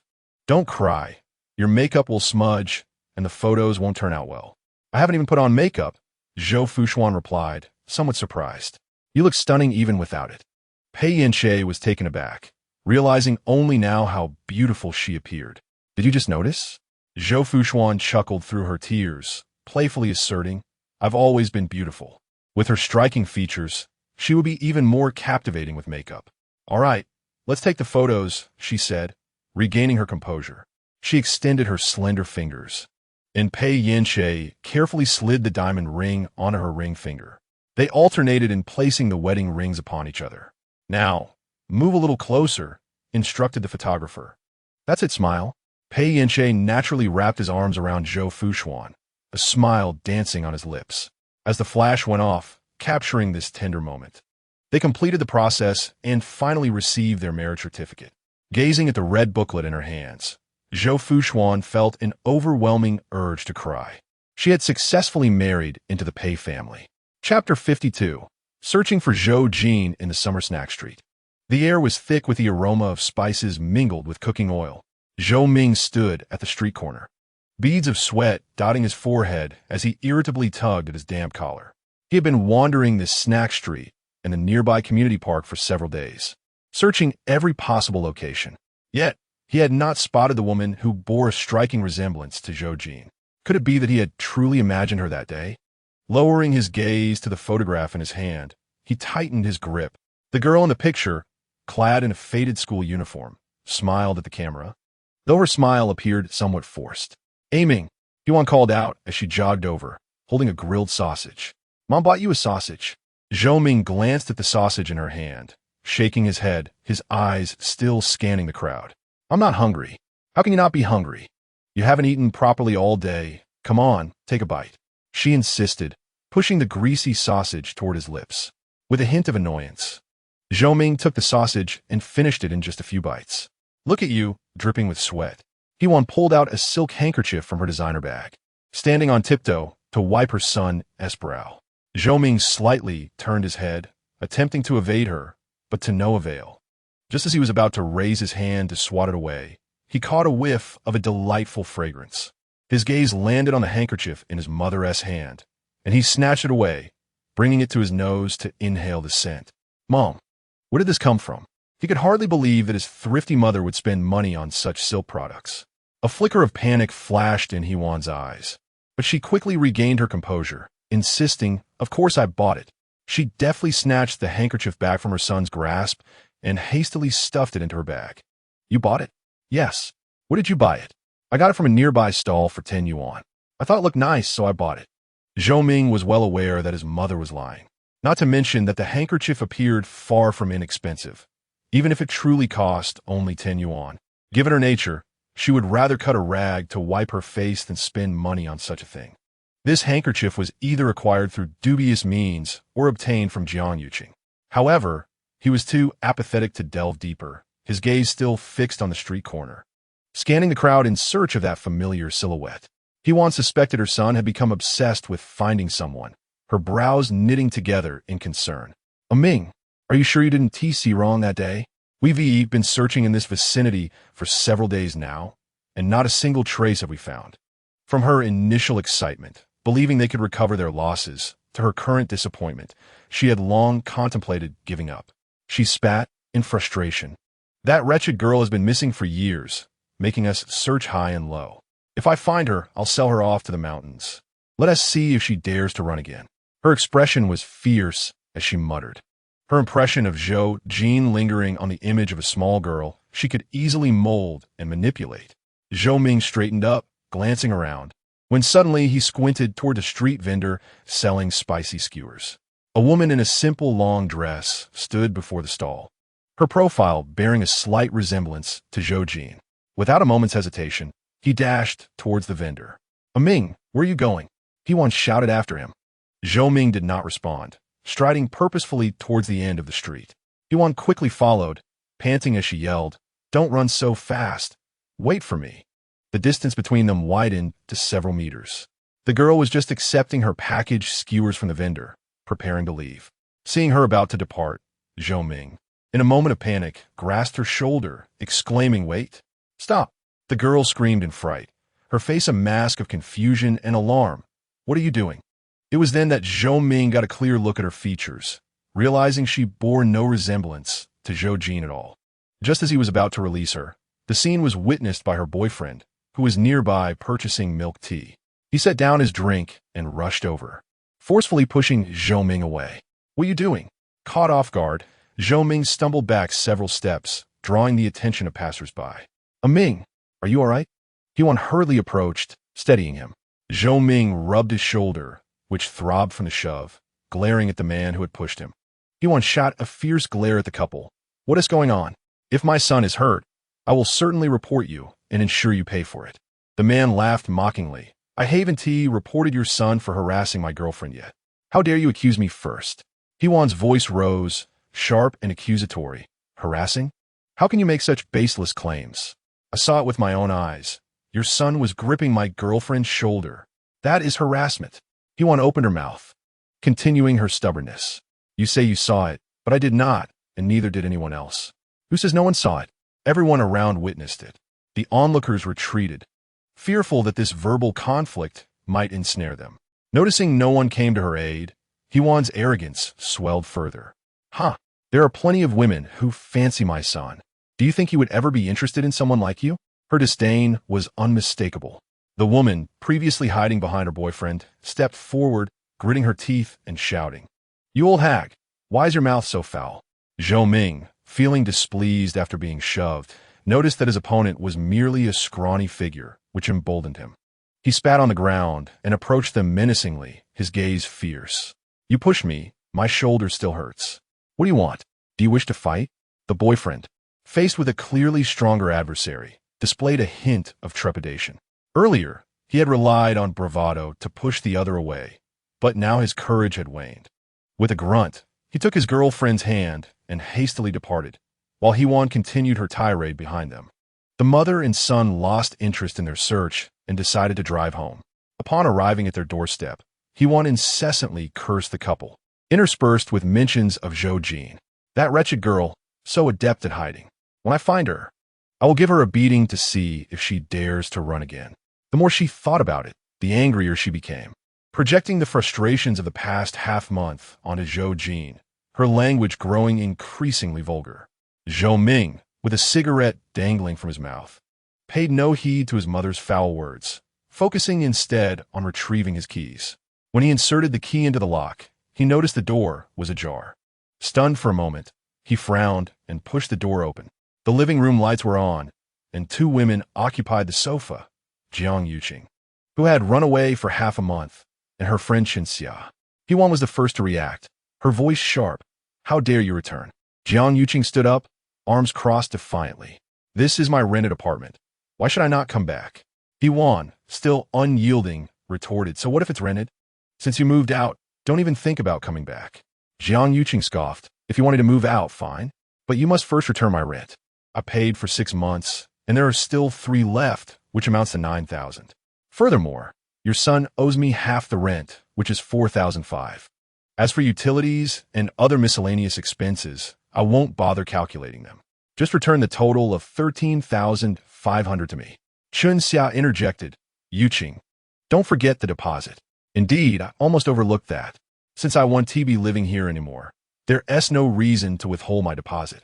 Therefore, you owe me the 10,000 deposit in advance, totaling 23,500. She pulled out her phone, displaying her payment code. Do you intend to pay in cash or via transfer? Huan, as if she had heard a ludicrous joke, scoffed. Rent? This house is rented by my son. Why should we give you money? Your son hasn't paid rent. What kind of rental agreement is that? Zhou Ming furrowed his brow tightly. Jiang Yuqing, have you had enough of your antics? Xinxia chimed in. Oh, so you can speak after all? I thought you were dead. When your mother bullies others, you play dead, but when Yuqing has the upper hand, you jump out. How utterly disgraceful. Zhou Ming's expression darkened. This is a matter between me and Yuqing. It is not for an outsider like you to meddle. Xinxia was about to retort, but the man's fierce gaze made her falter. Oof, she scoffed, turning her head away. Jiang Yuqing calmly pulled out the transfer records from her phone. This proves that the rent was transferred from my account to the landlord's. If you still don't believe me, I can call the landlord at any moment. Huan snatched her phone away and, upon seeing the transfer records, her face momentarily soured. She immediately resorted to being unreasonable. So what? You willingly paid the rent. You have no one to blame but yourself. In any case, we are not giving you a single penny. Xia could no longer hold her tongue. How can you be so shameless, you old hag? Jiang Yuqing shielded her friend, fearing that she might suffer at the hands of the old woman. If you refuse to pay, then you must move out immediately. I won't even charge you for half of the rent for the first 3 months. Yuan was about to retort, but Zhou Ming interjected. Yuqing, let's talk about this. I have nothing to discuss. Jiang Yuqing had lost all hope in this man. For the past half-month, she had been waiting for his call, even just a word concession, yet she received nothing. Under her friend's persuasion, she finally realized that this relationship was not worth her sacrifice. Yuqing, don't call me that any longer. I now present you with 2 choices. Pay me back or move out. Zhou Ming's expression darkened slightly as he lowered his voice. Yuqing, you know I have no money right now. No money? Jiang Yuqing scoffed. You have money to play mahjong, but not to pay me back? Do you take me for a fool? He lowered his voice again. My luck hasn't been good lately. I've lost quite a bit. I truly have no money. Zhou Ming, you are beyond redemption. How could she have been so blind, entangled with such a man for 7 long years? Jiang Yuqing's stance was resolute. I don't care whether you have money or not. Either you move out or you repay me. Otherwise, I will call the police. Yuan's eyes widened in shock. How can you be so heartless? A Ming has been with you for 7 or 8 years, and you would ruin him over this little money? Xia sneered. If it's such a small amount, why don't you just pay it? You still think you have a leg to stand on? Yuan glared at her angrily. What business is it of yours, outsider? Do you have any right to speak here? Xia rolled her eyes. You old hag. You and your son are the real outsiders here. She elongated her tone, and a thieving outsider at that. What thieving? What have I stolen? Yuan's face twisted in anger. Nonsense. Truly a child born of a father, but raised without a mother. Xia, incensed by the insult, shouted. You stole Yuqing's Hermes scarf. Nonsense. Yuan fumed, nearly poking Xia in the nose with her finger. As if I have nothing better to do than steal a worthless piece of cloth. It's utterly ridiculous. Jiang Yuqing stood in front of her friend, demanding, if you didn't steal it, how do you know it's a piece of cloth? Zhou Ming recalled the fragrant handkerchief, realizing it was indeed a luxurious item. Far from being inexpensive, he shot a glance at his mother before turning to Jiang Yuqing. All right, what else have you lost? Speak all at once. Jiang Yuqing replied candidly. At present, just this handkerchief. Today, I searched my room thoroughly but found nothing. In this household, aside from Yuan, that shameless old woman, no one would resort to such behavior. Zhou Ming pondered for a few seconds, then said, Fine, I will compensate you for the handkerchief. A Ming, Yuan interjected, attempting to intervene. However, a mere look from Zhou Ming silenced her. Witnessing this, Jiang Yuqing felt a profound chill. This man was clearly not a mama's boy. He had the capacity to dominate his mother. Yet, he always lingered in the shadows, passively allowing her to hurt her. She felt she had seen through him completely. This handkerchief is valued at 5,700. You owe me 5,000. 5,000. Yuan's eyes widened in disbelief, her eyeballs nearly popping out. For a mere scrap of fabric, 5,000 was outrageous. What evidence do you have to prove you lost that rag? Perhaps you hid it away yourself, then claimed it was lost to swindle us. Yuan yelled, spitting as she spoke. Jiang Yuqing, breathless with indignation, retorted, You are utterly shameless. Zhou Ming interjected. Compensation is acceptable, but you must first present the receipt. He understood Jiang Yuqing well. A person so frugal could hardly splurge over 5,000 on a mere handkerchief. She had never mentioned it before. Jiang Yuqing pressed her lips together, admitting, I don't have a receipt, as it was a gift from a wealthy lady. Yuan seized upon this, as though she had found a weakness. With your impoverished appearance, what wealthy lady would bestow gifts upon you? Surely, it must have been stolen. Jiang Yuqing's face turned pale, stammering, I didn't steal it. It was given to me. I assisted that lady at the art gallery, and she gifted me this handkerchief as a token of gratitude. Oh, a wealthy lady offers thanks not with money, but with a scrap of cloth, Yuan scoffed, her tone dripping with sarcasm. Who would believe such nonsense? Furthermore, even if it was indeed a gift, how could you shamelessly demand payment for something you received for free? Chapter 54. Mrs. Pei may be Zhou Ming's younger sister. Jiang Yuqing felt a throbbing in her temples as she continued to be obstinate.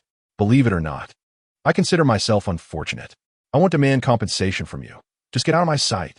Seizing the opportunity amidst the commotion, Chun Xia stealthily approached, picking up Hewan's handbag from the coffee table. With a swift motion, she tipped it over, spilling out a plethora of free giveaways, including the coveted Hermes handkerchief. The handkerchief is right here. As she bent to retrieve it, her gaze caught an old photograph lying on the table. In the image, an 8 or 9-year-old girl radiated beauty, resembling a celestial being lost in a shabby environment. However, there was something vaguely familiar about her. Before she could react, Hewan rushed over and forcefully pushed her aside. "You uncouth little brat. How dare you rummage through my bag? Do you believe I will report you for theft?" Chun Xia stumbled backward several steps before regaining her balance, a surge of anger rising within her. "You old hag, you steal, yet you accuse others first. What theft?" Hewan glared fiercely. "You must have slipped it in when I wasn't paying attention." She picked up a handkerchief soaked with her son's sweat and hurled it at Jiang Yuqing. "Get out of here with that filthy rag." Jiang Yuqing instinctively grasped the thrown handkerchief but soon realized it was damp and disdainfully tossed it back. "It's dirty, I don't want it." Zhou Ming observed her gesture with furrowed brows. "If you say you don't want it, then just let it be." Hewan, hands on her hips, began to yell. "You dare try to extort 5,000 from me for a rag? What a heartless thing." Her tirade grew increasingly unbearable. On the road, Jiang Yuqing asked, Xia, "Why are you pulling me away?" Chun Xia rolled her eyes in exasperation. "Are we to stay and endure that old witch's incessant insults? We are no match for that mother and son duo. Remaining there will yield no benefits. Are we just going to let this slide?" Jiang Yuqing protested. "He owes me over 20,000. The thought of losing that money is painful. Of course, we cannot simply let it go, but we must devise a different approach." Chun Xia replied. "What approach? Call the police? That would be futile.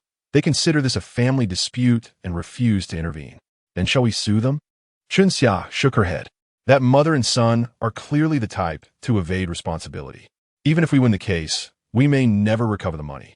Moreover, pursuing legal action is tedious and not worth the effort. By your reasoning, my 20,000 will simply vanish in a thin air?" Jiang Yuqing's face reflected her frustration. "Who says so? We can retaliate," Chun Xia declared. "We could hire some intimidating strongmen to confront them about the debt. I refuse to believe that mother and son can continue to act so brazenly." Jiang Yuqing appeared more troubled. "Where would I find such intimidating individuals? If you don't know anyone, then we can pay for muscle. But with a debt of over 20,000, will there be anything left after hiring thugs? If there is nothing left, so be it. It's not about the money. It's about reclaiming our dignity." Jiang Yuqing sighed. "I think it's best to let it go, as if I've thrown the money into the ocean. Why let it go? Because I'm exhausted. After 7 years of losses, I can't bear to lose this additional 20,000. You. Chun Xia poked her forehead in frustration. "No wonder that mother and son bully you. You always capitulate at the first sign of trouble. If they don't bully you, who else will?" Jiang Yuqing lowered her gaze, remaining silent. Seeing her like this, Chun Xia felt reluctant to criticize further. As they walked down the desolate sidewalk, one in front of the other in silence, Chun Xia suddenly recalled something. "Oh, I almost forgot to mention. That old witch dropped a photograph from her bag, and a little girl in it bears a striking resemblance to Mrs. Pei." Jiang Yuqing halted abruptly, turning swiftly to inquire, "What did you say? Mrs. Pei?" Indeed, the girl bore an uncanny resemblance to Mrs. Pei, particularly with those sparkling, expressive eyes. It was no wonder she recognized her immediately. Mrs. Pei possessed an unmistakable presence. "Please elaborate," Jiang Yuqing urged, leaning in closer. Chun Xia pondered for a moment. The photograph appeared to be quite old, the surroundings reminiscent of my village. No, in fact, it seemed even more impoverished and backward than my own village. The little girl, perhaps 7 or 8 years of age, was dressed very simply, yet her finely sculpted features left a profound impression. At first glance, she was like a miniature version of Mrs. Pei. Upon closer inspection, Jiang Yuqing pressed. "What about upon closer inspection?" "I cannot say," Chun Xia replied, frustration evident in her voice. "I didn't have the chance to examine it closely as that old crone pushed me away." As she spoke, she could not suppress her clenched jaw. Chun Xia continued, "After all those years with Zhou Ming, you never heard about the girl in the photograph?" A picture kept in a bag must belong to someone of significance. Jiang Yuqing contemplated for several seconds. I recall Zhou Ming mentioning that a few years ago, his uncle's daughter went missing, taking a sum of money from the family. Suddenly, her eyes lit up as realization dawned. Was the girl in the photograph wearing 2 braided pigtails? Xiao nodded. Yes, she indeed had 2 braids. Jiang Yuqing's mind cleared. Then it must be her. When I was dating Zhou Ming, I saw that photograph, but didn't pay much attention. No wonder I felt a sense of familiarity when I encountered Mrs. Pei at the art gallery. Xiao's expression shifted repeatedly. Are you certain you haven't made a mistake? Jiang Yuqing asserted confidently. I am certain. The girl in the photograph is indeed Zhou Ming's cousin. Xia countered. Just because they resemble each other doesn't mean they are the same person. There are many instances of celebrities and ordinary people looking alike. She found it hard to believe that the refined and elegant Mrs. Pei could be related to a crude scoundrel and an old crone. I never claimed they were the same person, merely that they share a resemblance. A brief silence enveloped them. Xia broke it first. What is the relationship between that mother and son and this cousin? Are they holding onto the photograph in search of her? Jiang Yuqing contemplated for a moment. As far as I know, before the cousin vanished, she took money from the family, so their relationship likely isn't very good. Xia suddenly lowered her voice. Yuqing, should we discreetly investigate this matter? Investigate for what purpose? Jiang Yuqing feigned ignorance. Of course, to take credit. If Mrs. Pei is indeed Zhou Ming's cousin, she would surely wish to remain hidden. We could alert her, informing her that the Zhou family is searching for her. Perhaps we could earn a token of gratitude. Moreover, Mrs. Pei might seek to deal with that mother and son. Jiang Yuqing felt a flicker of intrigue. We must deliberate carefully. If they're not the same person, we could find ourselves in trouble. That's true. Xia nodded, acknowledging the difficulty in linking the 2 individuals. Chapter 55.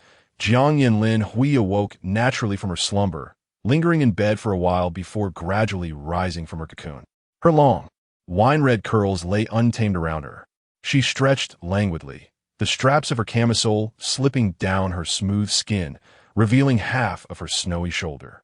A few delicate red plum blossoms were imprinted upon it, particularly striking against her fair complexion. Last night, she had quarreled with Jiang Yin until the early hours of the morning. Youth indeed has its advantages. Brimming with energy, he learned quickly, able to grasp concepts with just a little guidance. Lin Hui tousled her hair, donned in her spaghetti-strap nightgown, and padded barefoot out of her bedroom. Upon stepping outside, she heard the crisp sound of a spatula clattering and caught a faint whiff of frying eggs. How delightful! Following the enticing aroma, she entered the kitchen and discovered Jiang Yin clad in her pink apron, cooking eggs. Sister, you're awake. Jiang Yin turned with a bright smile, revealing a set of pearly white teeth. Please, take a seat in the dining room. Breakfast will be ready shortly. Lin Hui leaned lazily against the doorframe, gazing at the youthful, handsome face before her, feeling a twinge of guilt, as if she were leading her younger brother astray. Sister, why are you staring at me? He asked innocently, his smile disarming.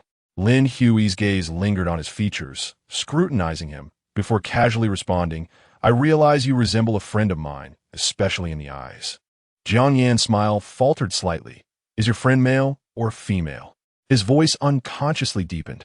Lin Hui, typically oblivious, failed to notice the subtle shift in his demeanor. A stunningly beautiful woman, for years older than you, she remarked, inadvertently revealing Zhou Fuxuan's true age. Jiang Yin inquired, who is more attractive, me or her? Is that even a question? Of course, my friend is the more beautiful one, Lin Hui replied without hesitation. It is no exaggeration to say that my friend possesses an unparalleled beauty. It would be a privilege for you to resemble her. The image of Zhou Fuxuan's radiant face flashed in her mind. Jiang Yin chuckled. May I have the pleasure of meeting your friend? Just as Lin Hui was about to decline, the doorbell rang. Jiang Yin dashed to answer it. It must be the milk delivery. I ordered fresh milk. Lin Hui blinked in confusion. Isn't there plenty of milk in the fridge? Why purchase more? Jiang Yin returned with the fresh milk, explaining, while tidying up yesterday, I noticed many items in the fridge had expired. I disposed of the old ones and bought new supplies, including a subscription for daily fresh milk. As he spoke, He poured the milk into glasses and set them on the dining table. Lin Hui suddenly felt as though she were the guest in her own home. She surveyed the surroundings, discovering that her abode had been meticulously tidied. Even the magazines she had carelessly tossed were now neatly arranged. Jiang Yin, you must be the reincarnation of the diligent girl from the tale. Jiang Yin chuckled. Since you took me in, I ought to do something for you. You are quite the grateful guest. Very commendable, Lin Hui remarked, pleased with his efforts as she sat at the dining table. She sampled a sandwich, finding it rather average. It was neither particularly delightful nor unsatisfactory, merely acceptable. After finishing her breakfast, she set down her utensils, wiped her mouth, cleared her throat, and commenced her unyielding address. Jiang Yin, you have been staying with me for about a week. When do you intend to return home? Jiang Yin paused for a moment, slowly lifting his head, his eyes glistening as he gazed at her. Sister, did you not say before that I could stay as long as I wanted? Have I not done enough? I can change. Lin Hui lowered her gaze and took a sip of fresh milk, avoiding those puppy-like eyes. You have done quite well, but you're only 19. The age for schooling. Jiang Yin hurriedly explained. It's summer vacation now. There's no school. Lin Hui slightly choked, then sighed. Well, I shall not beat around the bush.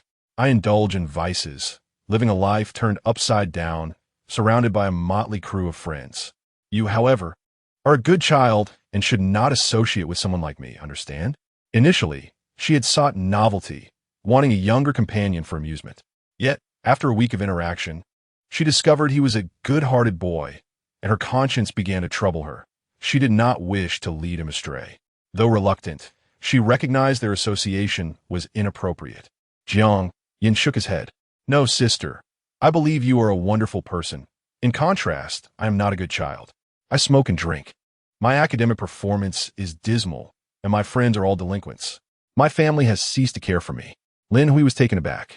So you are pretending to be good in front of me? No, no, no. Jiang Yin quickly waved his hands. I find myself instinctively behaving well in your presence, genuinely. Lin Hui regarded him skeptically, clearly unconvinced. Jiang Yin slowly lowered his head, resembling a forsaken puppy. If I am a burden to you, then I shall leave. Seeing him in such a state softened Lin Hui's heart, and she blurted out, If you leave, do you have somewhere to go? Jiang Yan's heart leaped, but his expression remained gloomy. I have nowhere to go. Can't you return home? My parents don't want me anymore. Lin Hui furrowed her brows. What exactly is your family situation? Jiang Yin paused momentarily. They ignore me. It's pointless to stay there. Ignored you? Lin Hui thought of her own upbringing, realizing he might be like her, having parents present, yet feeling worse than if they were absent. Very well, you may stay, but you must be self-sufficient. She did not wish for this young man to rely on her. Jiang Yan's eyes suddenly brightened. Sister, I can work at your bar to cover the rent. Lin Hui found this proposition reasonable. It was akin to hiring a summer intern. What can you do? I'll learn quickly. I could be a bartender, a server, or even security. Jiang Yin leaned closer, his gaze earnest. And I am quite handsome, which can help attract female customers for you. Hearing this, Lin Hui chuckled. I didn't expect you to be so vain. So, does that mean you agree? Jiang Yin asked cautiously. Fine, who could resist my kindness? Lin Hui raised a finger. You'll have a 1-week trial. If your performance is unsatisfactory, you're out. Jiang Yin leaped up in joy and embraced her. You're the best, sister. All right. You're grown. Stop being so clingy. Despite her words, this tactic was undeniably effective. That very evening, Jiang Yin accompanied Lin Hui to the bar, donning the uniform of a bar attendant. The fitted attire accentuated his slim waist, the sleeves rolled to his elbows, revealing his well-defined forearms.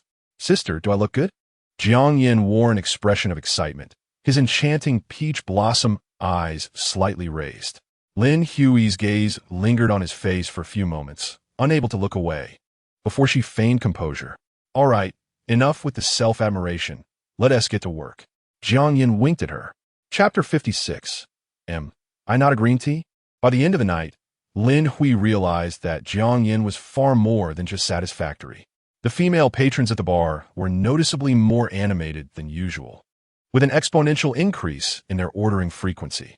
Jiang Yin effortlessly navigated among the tables, his eloquence and striking appearance captivating the women, who willingly spent their money. Truly, he was an exceptional candidate for a gigolo. Lin Hui mixed drinks at the bar, occasionally stealing glances at the booth. Jiang Yin frequently turned back, each time gracing her with a radiant smile. Zhou Fuxuan, donning sunglasses, silently settled at the bar, resting her hands on the countertop and conspicuously displaying her diamond ring. "May I have a cranberry soda, please?"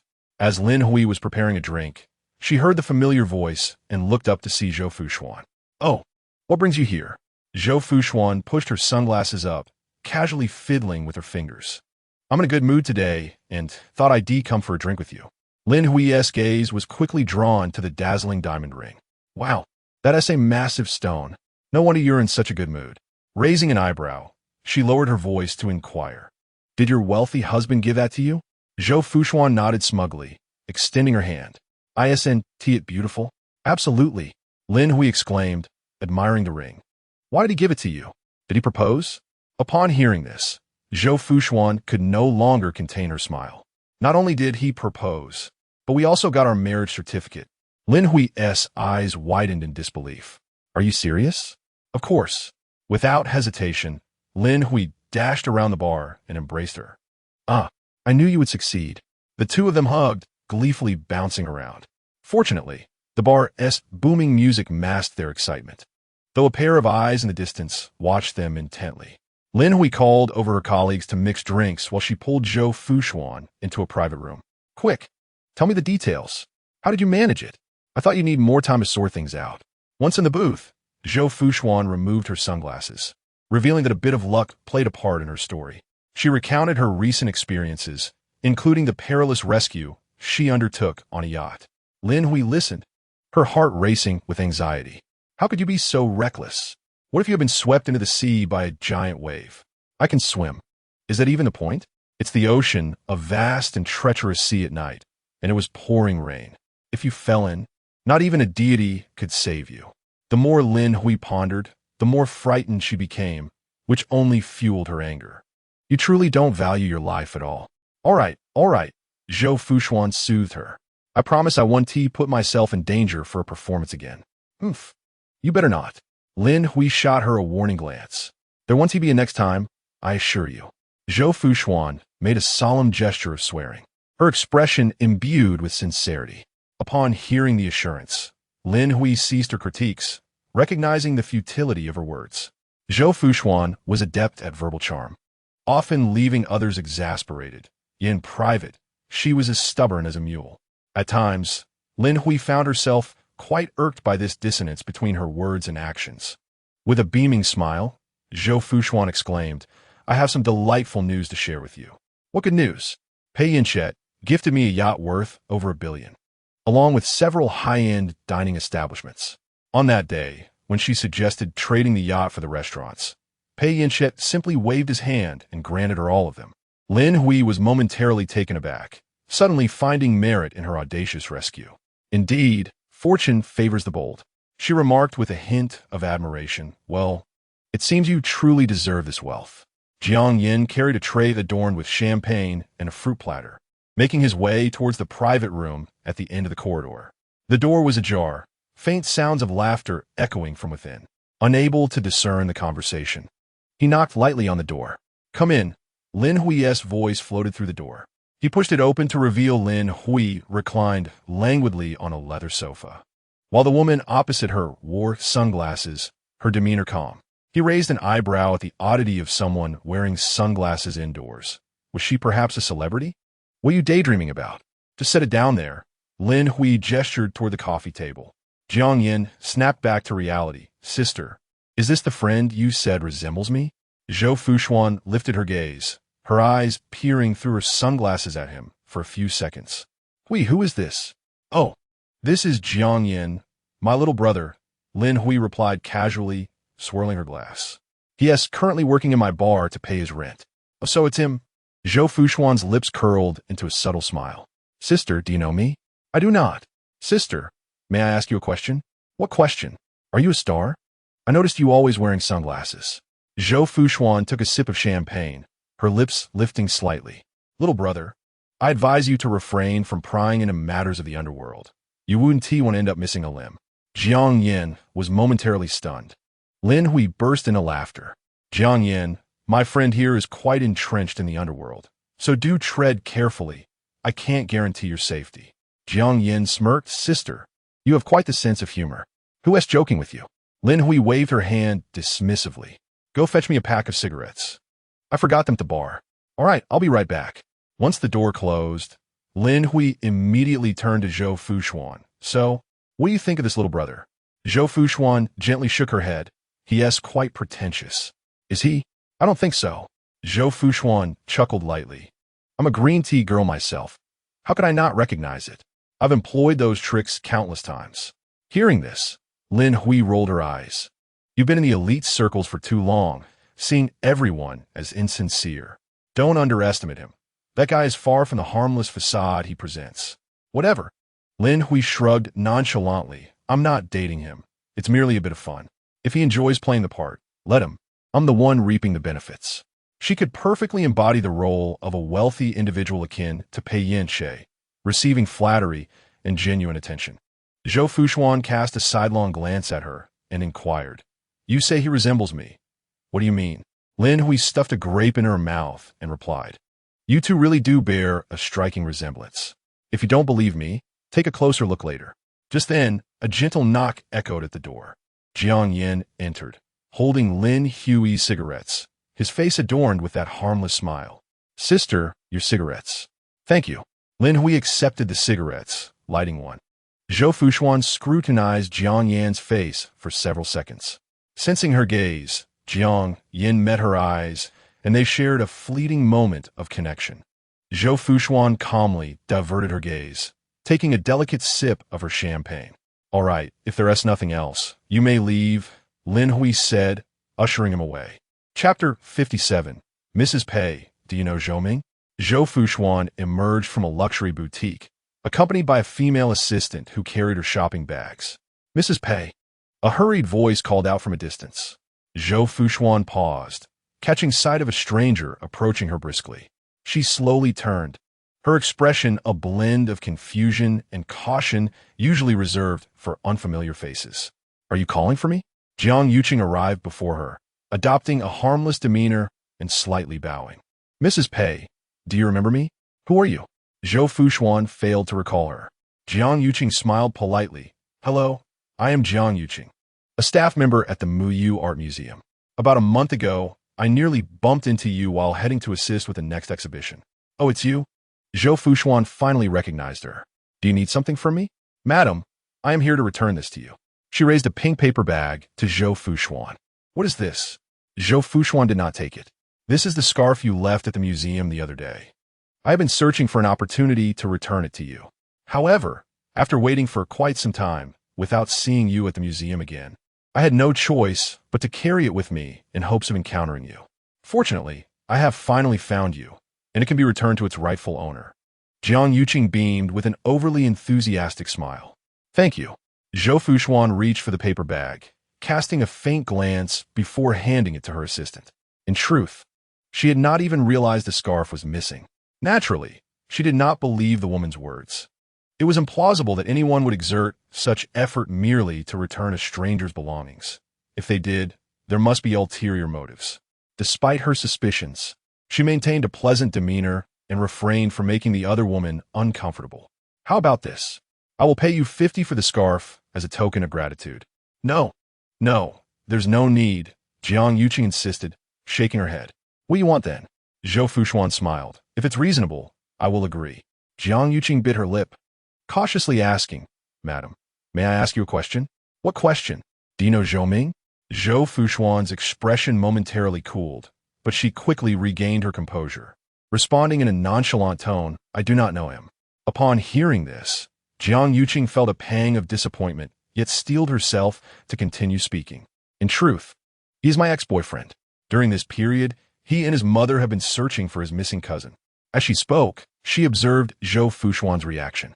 However, Zhou Fuxuan maintained her composure, though internally she felt a prickling sensation on her scalp and a chill running down her spine.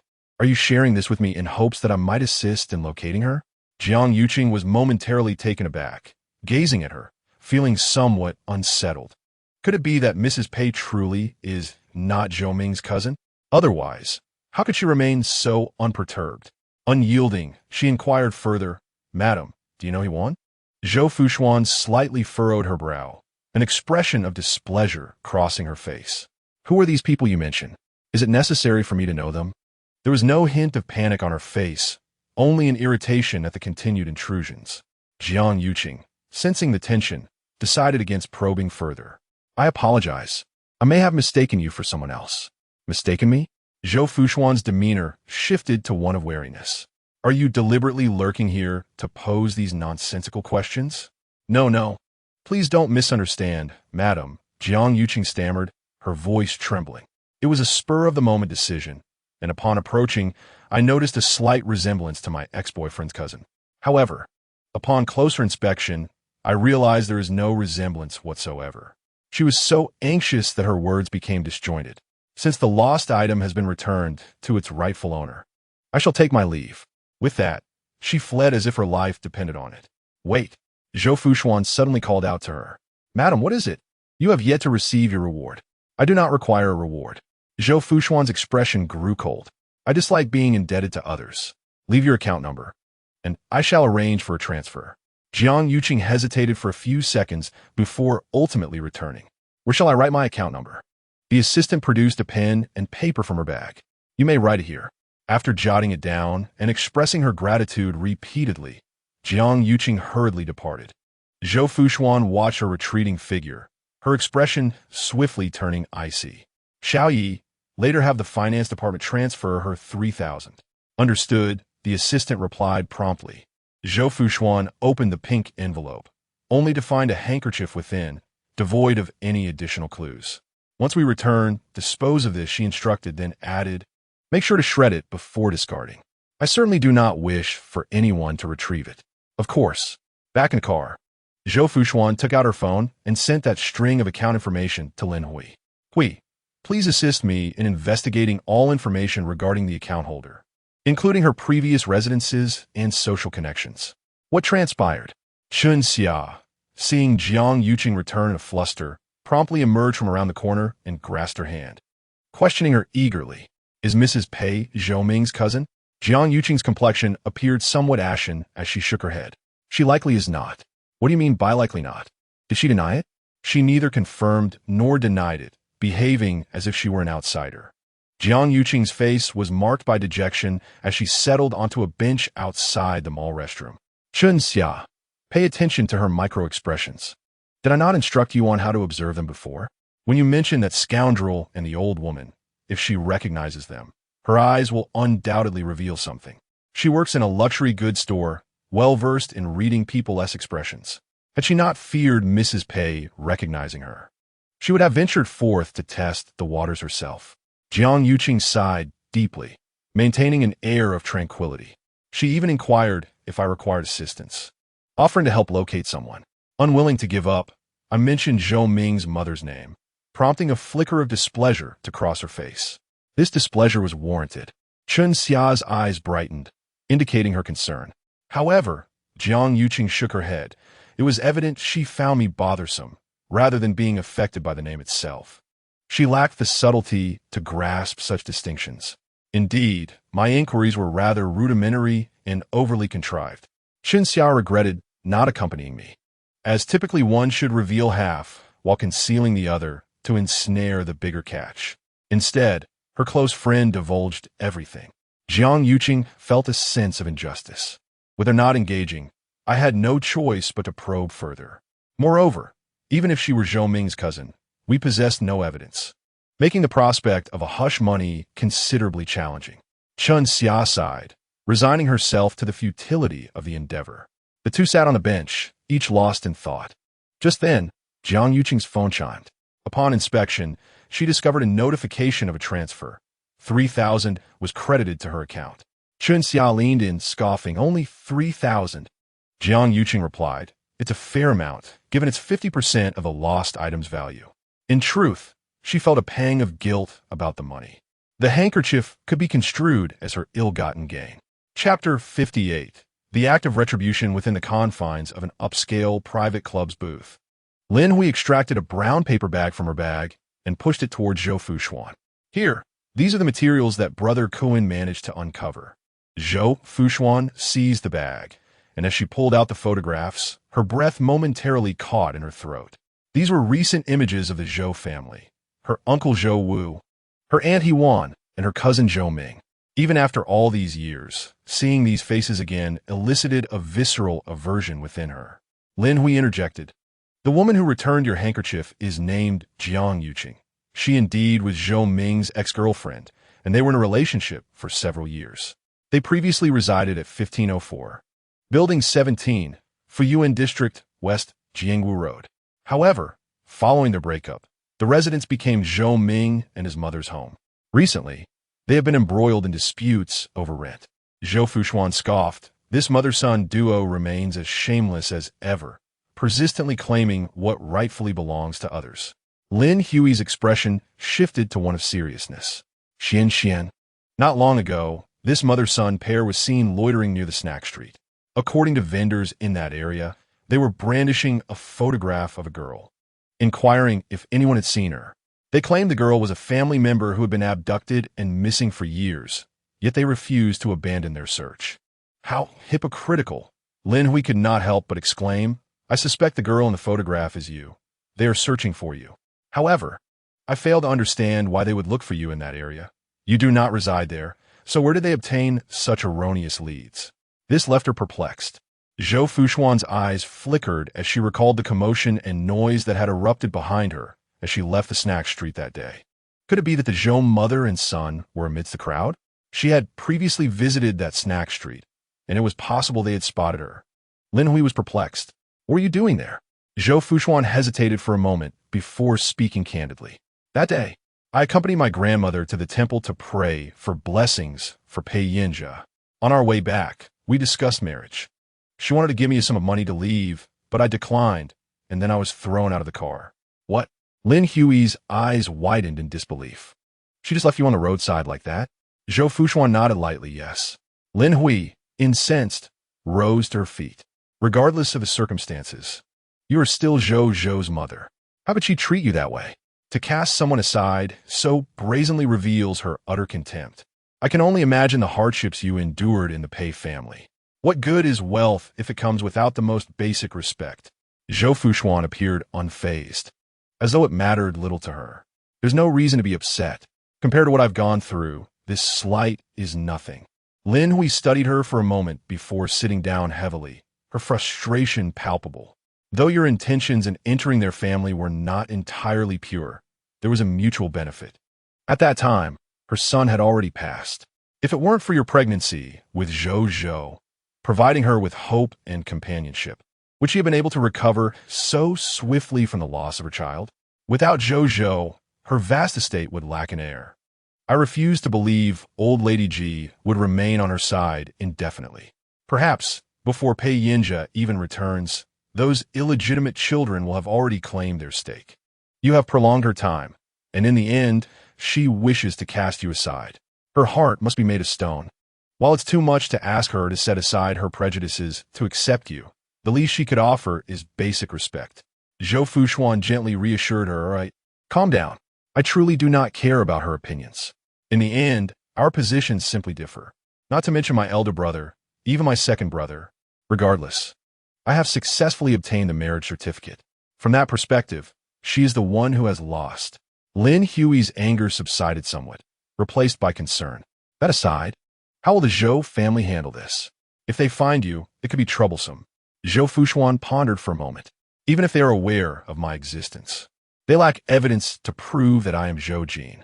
There are countless people in this world who bear no blood relation yet resemble each other. Appearance alone proves nothing." Lin Hui shook her head. "You are thinking too simply. Some matters do not require evidence. Simply making a scandal public can sow doubt. Your mother-in-law has always looked down on you. If unfavorable rumors about you circulate, she will undoubtedly investigate thoroughly. By then, how many lies can you maintain?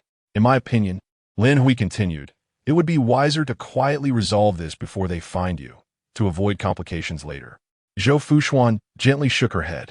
"Jiang Yuqing, despite being uncertain of my identity, still revealed information about Zhou Ming to test me. If the Zhou family were to encounter trouble at this juncture, it would be tantamount to admitting that I am Zhou Jin. I cannot allow myself to expose my identity in such a manner. Lin Hui furrowed her brow. Could it be that she only seeks a hush money, using you to deal with Zhou Ming and his mother? Zhou Ming and his mother have tormented her so. She must harbor a deep-seated hatred for them. If you assist in dealing with them, she would undoubtedly be grateful. Zhou Fuxuan smirked coldly. Was Zhou Ming's moral decay sudden? He's been a rogue since childhood, a thoroughly corrupt individual. The fact that Jiang Yuqing could maintain a relationship with him for such an extended period indicates they are cut from the same cloth. She picked up one of the documents, which detailed the timeline of Zhou Ming and Jiang Yuqing's relationship.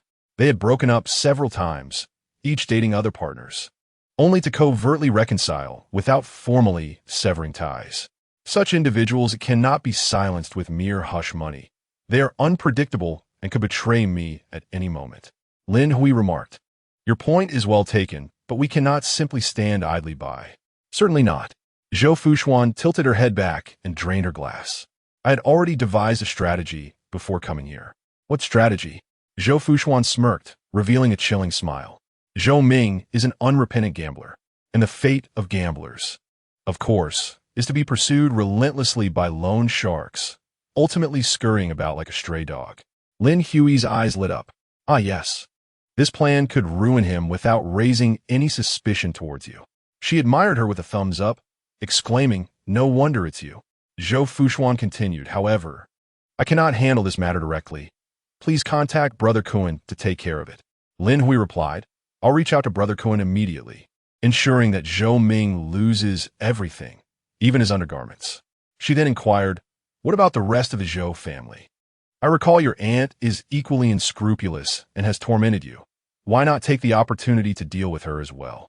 Zhou Fuxuan's expression darkened. "Of course, I wish to make her suffer, but now is not the right time. If both mother and son encounter misfortune, it would appear too deliberate. I must feign indifference to dispel Jiang Yuqing's suspicions. In any case, the loan sharks will harass them daily, and should they resist, they will be met with violence. Their lives will not be pleasant. Additionally, instruct Brother Kuan to increase surveillance on the Zhou family and Jiang Yuqing. Should anything unusual arise, inform me immediately." Lin Hui gestured in affirmation. "Understood." Chapter 59. The bracelet gifted by Uncle C in a resplendent banquet hall, a grand charity auction gala was underway. This event was spearheaded by the prestigious C family, drawing a multitude of renowned entrepreneurs, affluent individuals, social elites, and philanthropists. Amidst the enchanting symphony, elegantly attired guests mingled in clusters, exchanging pleasantries. Zhou Fuxuan, linked arm in arm with Pei Yance, navigated through the throng. This was her inaugural appearance at the gala as Pei Yance's companion, clad in a haute couture gown that accentuated her graceful silhouette. She adorned herself with a diamond necklace worth millions. The lustrous pearl earrings enhanced her beauty, rendering her even more radiant. As she moved through the crowd, Zhou Fuxuan felt an array of gazes upon her, akin to searchlights, some curious, some scrutinizing, others perplexed, and many laced with inscrutable judgment. Whispers flitted around her like the fluttering of moths. "Do not be anxious." Pei Yance gently placed his hand over hers. Zhou Fuxuan turned her head, offering him a soft smile. "With you by my side, I feel no apprehension." How could she possibly feel nervous? She eagerly wished to attend more such soirees, hoping to make her presence known to a greater number of people. "Ah, allow me to introduce you to an elder." Pei Yance gently guided her by the waist, leading her forward. Suddenly raising his voice, he called out, "Uncle C." Si Mingjin turned at the sound, his smile radiating warmth. "Yinqing, how is your health?" His voice was deep and soothing. Pei Yinqing replied humbly, "Thank you for your concern, Uncle C. I'm quite well now." "That is reassuring." Amidst their polite exchanges, Zhou Fuxuan discreetly scrutinized the man before her. This Uncle C must be Si Mingjin, the chairman of Yashin Group, the initiator of this charity gala, and undoubtedly one of the most distinguished individuals to befriend tonight. Si Mingjin's gaze shifted to Zhou Fuxuan, momentarily pausing as a vague sense of familiarity washed over him. Uncle C, this is my wife, Zhou Fuxuan. Pei Yance introduced proactively. Fuxuan, this is Chairman C of Yashin Group and a friend of my father. Zhou Fuxuan smiled gently, meeting his gaze with a composed expression. Hello, Uncle C. Si Mingjin nodded slightly, his eyes unconsciously betraying a hint of affection. Zhou Fuxuan's mind raced, and in the next instant, her gaze fell upon the prayer beads adorning his wrist.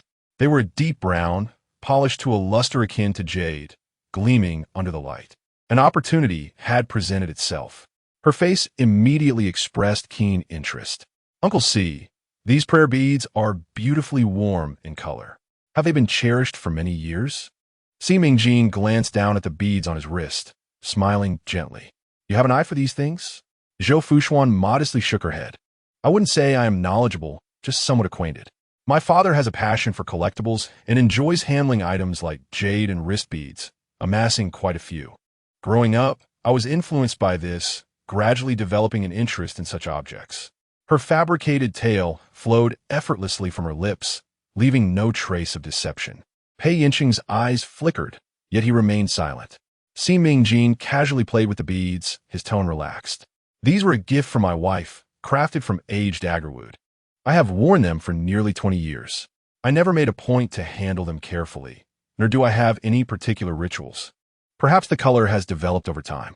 Zhou Fuxuan initially intended to follow his lead and commend the depth of his relationship with his wife, eliciting envy from others.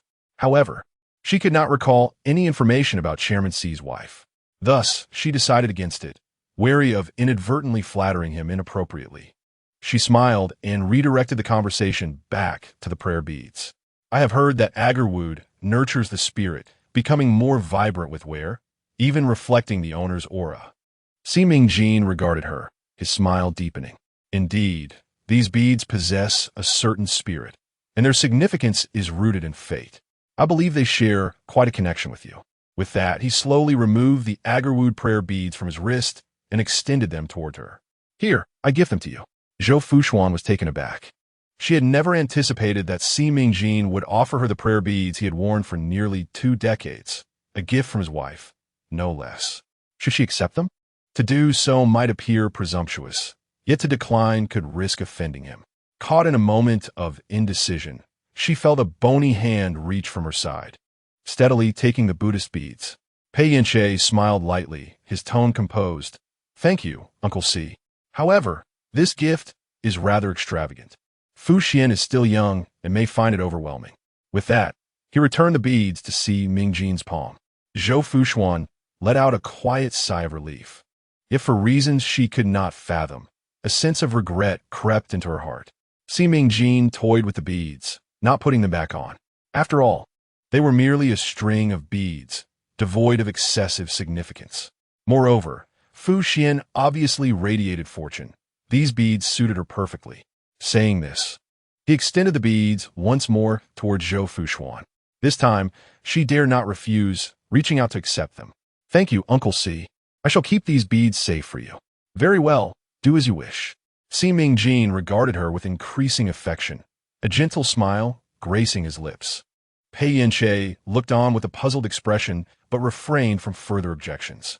At that moment, a manager-like figure approached briskly, whispering a few words in Si Mingjin's ear. Si Mingjin nodded slightly, turning to take his leave. Back at the banquet hall, Zhou Fuxuan sat in her seat, carefully examining the beads in her hands. Do you like them? Pei Yance's tone was even, betraying no emotion. Of course I do. They were a gift from an elder, Zhou Fuxuan replied, her smile radiant. It signifies that I have gained their approval. The more approval I receive, the closer I am to you. With every effort I make, your burden lightens. How can I not be joyous? She deliberately embellished her pursuit of connections as a commitment to their future together. Pei Yance was taken aback, a complex emotion swelling within him. Clearing his throat, he said, Your intentions are commendable, yet your focus is misplaced. Remember, the approval of others is inconsequential. Just concentrate on me, understood? Zhou Fuxuan could not help but silently chastise him. How domineering. Nevertheless, he spoke the truth. Yes, I understand. Initially, I was reluctant to accept these beads, feeling they were too precious for me to reciprocate adequately. However, since Uncle C insisted, it would be impolite to decline. Pei Yance nodded. This time it is fine. I'll find a way to return a gift of equal value. Though, such a gift will require considerable thought. After all, those beads have held meaning for 20 years, transcending mere monetary worth.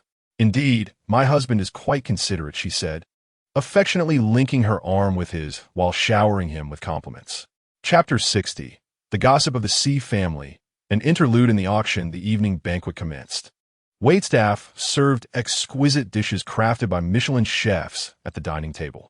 As Zhou Fuxuan sipped her champagne, she discreetly scanned the room, noticing several socialites casting inquisitive glances in her direction. However, she paid them no mind. After the meal concluded, the host took to the stage to introduce the charitable project, screening an emotive video about the beneficiaries.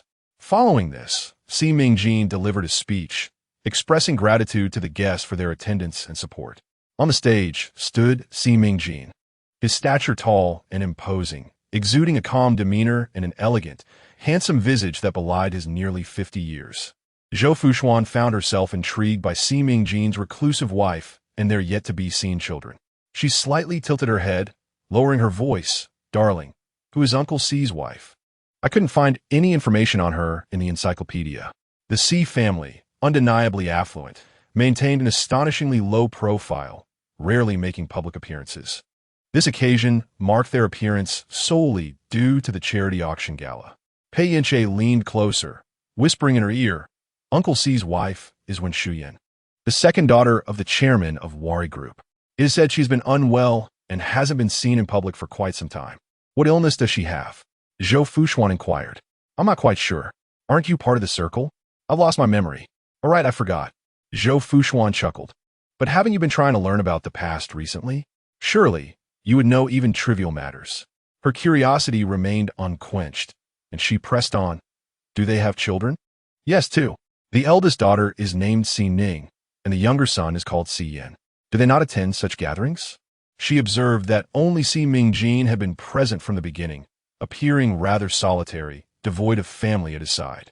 Ordinarily, in such affluent gatherings, the host would greet guests as a matter of etiquette. Pei Yance lifted his gaze. One has arrived, positioned at your left at the 9 o'clock angle.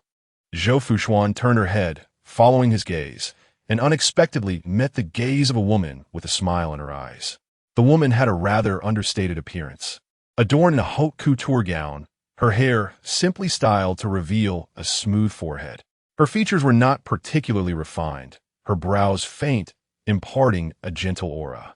As their eyes locked, Zhou Fuxuan smiled politely in return before turning back to continue her whispered conversation with Pei Yance. Is she Uncle C's daughter, Si Ning? Indeed. She doesn't seem much like Uncle C. Perhaps she resembles her mother? She is adopted. Adopted? Zhou Fuxuan expressed her surprise. She hadn't expected a prominent family like the Cis to adopt a child. It was her impression that such families placed immense value on lineage. Even nominal adoptions often served merely to beautify the status of illegitimate offspring. What about her brother? Is he also adopted? No, he is their biological child. Si Yin was born first, and later they adopted 9-year-old Si Ning. Zhou Fuxuan was further perplexed.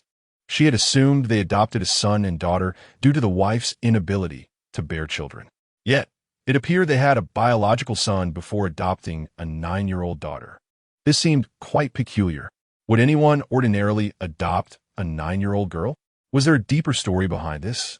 Could it be that, as she had speculated, the adoption was a means to embellish the narrative surrounding illegitimate children? If that were the case, she felt slightly disillusioned, even with the Buddhist beads she had just received. This is their private affair. How could I possibly know? Pei Yance remarked. You have a point, Zhou Fuxuan conceded, choosing not to delve further into the matter. By the way, where's that Si Yin? She glanced around. Pei Yinja cast a fleeting glance at her, remarking, You seem quite interested in the affairs of the Si family. Not particularly, Zhou Fuxuan replied with a faint smile. I'm simply rather bored and indulging in a bit of gossip. Pei Yinja continued. Si Yin did not attend. I am not entirely sure of the reasons. But I have heard that his relationship with his family is rather strained. If you are curious, you might consider mingling more with the other ladies. You could hear more intriguing tidbits. Zhou Fuxuan bit her lip lightly. You know very well my position is precarious. The circle of wives does not include me. Pei Yance frowned slightly. You are now Mrs. Pei. They would be eager to flatter you. Why would they not include you? My identity is not publicly known. How could they be aware that I am Mrs. Pei? Pei Yance's expression darkened slightly. Isn't it apparent that I brought you out today? Anyone with a modicum of perception would understand how to treat you. I will ensure to bring you to more such gatherings in the future so that more people recognize you as Mrs. Pei. Zhou Fuxuan received the answer she sought. Choosing to be succinct as she replied softly, Darling, you are truly wonderful. Enough, there's no need to praise me for trivial matters. Pei Yance replied with a hint of disdain in his tone, though a smile betrayed his amusement. As their private conversation concluded, they composed themselves. Sima Jin had just finished his address and commenced the main event of the day, the charity auction. The items for bid today featured exquisite artworks, limited edition jewelry, luxury cars, and exclusive rights to private islands. Most guests present were not lacking in such possessions. In the spirit of charity, attendees often bid above market value for these items. As the auction progressed through several rounds, Zhou Fuxuan found nothing that piqued her interest until a gemstone brooch was presented on stage. The host introduced the sunflower-shaped brooch, which featured sapphires as the center and rubies as petals, symbolizing life blossoming towards the sun. Zhou Fuxuan's eyes sparkled with interest, with Zhou's birthday approaching. This brooch would make a splendid gift. When the bidding reached a point where few were willing to bid, she slowly raised her paddle. The auctioneer immediately indicated. Lady number 18 bids 2 million. No sooner had the auctioneer's words left his mouth than a clear, melodious female voice chimed in. 5 million. The auctioneer gestured. Lady number 56 bids 5 million. Zhou Fuxuan turned in confusion, discovering that her competitor was Lin Xiaowei, seated beside Miss C. This was the very woman frequently mentioned by Su Zhonglan at the temple. How curious that Lin Xiaowei had not bid previously. Why now, when Zhou Fuxuan wished to compete? It seemed rather unsporting. The auctioneer reminded, 5 million, second call. Without time to ponder Lin Xiaowei's intentions, Zhou Fuxuan raised her paddle again. The auctioneer declared. Lady number 18 bids 3 million. Lin Xiaowei raised her paddle once more. Lady number 56 bids 5 million. After several rounds of bidding, the price escalated to 7 million, far surpassing the brooch's intrinsic value. Frustrated yet unwilling to concede, Zhou Fuxuan hesitated. At that moment, Pei Yance raised his paddle, prompting the auctioneer to excitedly announce, Mr. 17 bids 10 million. All eyes in the room turned towards them. Zhou Fuxuan glanced sideways, whispering, 10 million for a brooch? Pei Yance merely curled his lips in a subtle smile, engaging in philanthropy without concern for the price. Observing this, Lin Xiaowei refrained from raising her paddle again and exchanged a glance with Si Ning beside her. Ning, it's not that I lack ambition. Si Ning returned a gentle smile. It's all for charity. It matters not who wins the bid. Eventually, after the auctioneer called for bids 3 times without further increases, the gavel fell, confirming the sale. The brooch was purchased for 10 million. Chapter 61. Mrs. Pei, may we become friends while Pei Yance conversed with dignitaries. Zhou Fuxuan felt it inappropriate to accompany him and remained in the resting area. Mrs. Pei. A warm and melodious voice resonated behind her. Zhou Fuxuan turned around, somewhat surprised to see Si Ning approaching with graceful strides. Hello, I am Si Ning, the founding director of the jewelry line. The sunflower brooch you just acquired was designed by me, and I am delighted that you appreciate it. The woman's lips curved into a slight smile, her voice soft yet distinct. Perhaps due to the initial address of Mrs. Pei, Zhou Fuxuan held a favorable impression of her, responding gently. The brooch designed by Miss C is indeed beautiful. Of course it is beautiful, Lin Xiaowei interjected without awaiting Si Ning's response. That was designed by Ning for her mother, and she searched the world for materials. It is incredibly precious. Zhou Fuxuan was momentarily taken aback, her expression revealing confusion. It seemed to question, If it is so precious, why auction it off? Xining chuckled softly. Mrs. Pei, please do not misunderstand. Xiao Wei has a straightforward personality. She did not mean to imply competition. The truth is, this brooch was indeed a birthday gift I prepared for my mother. She was deeply passionate about philanthropy in her youth and possessed a kind heart. Hence, I thought to use this gift for charity before presenting it.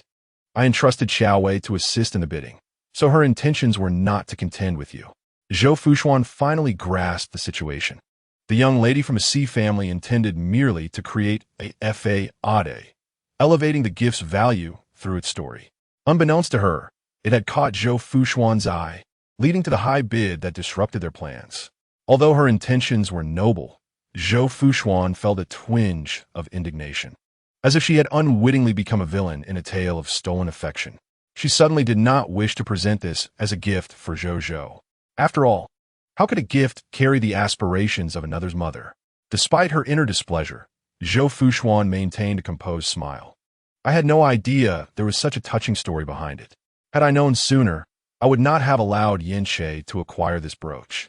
She deflected the responsibility for the purchase onto Pei Yance, indicating that it was not her insistence, but rather his decision, thus minimizing her discomfort. Xining gently shook her head. Mrs. Pei, please do not misunderstand me.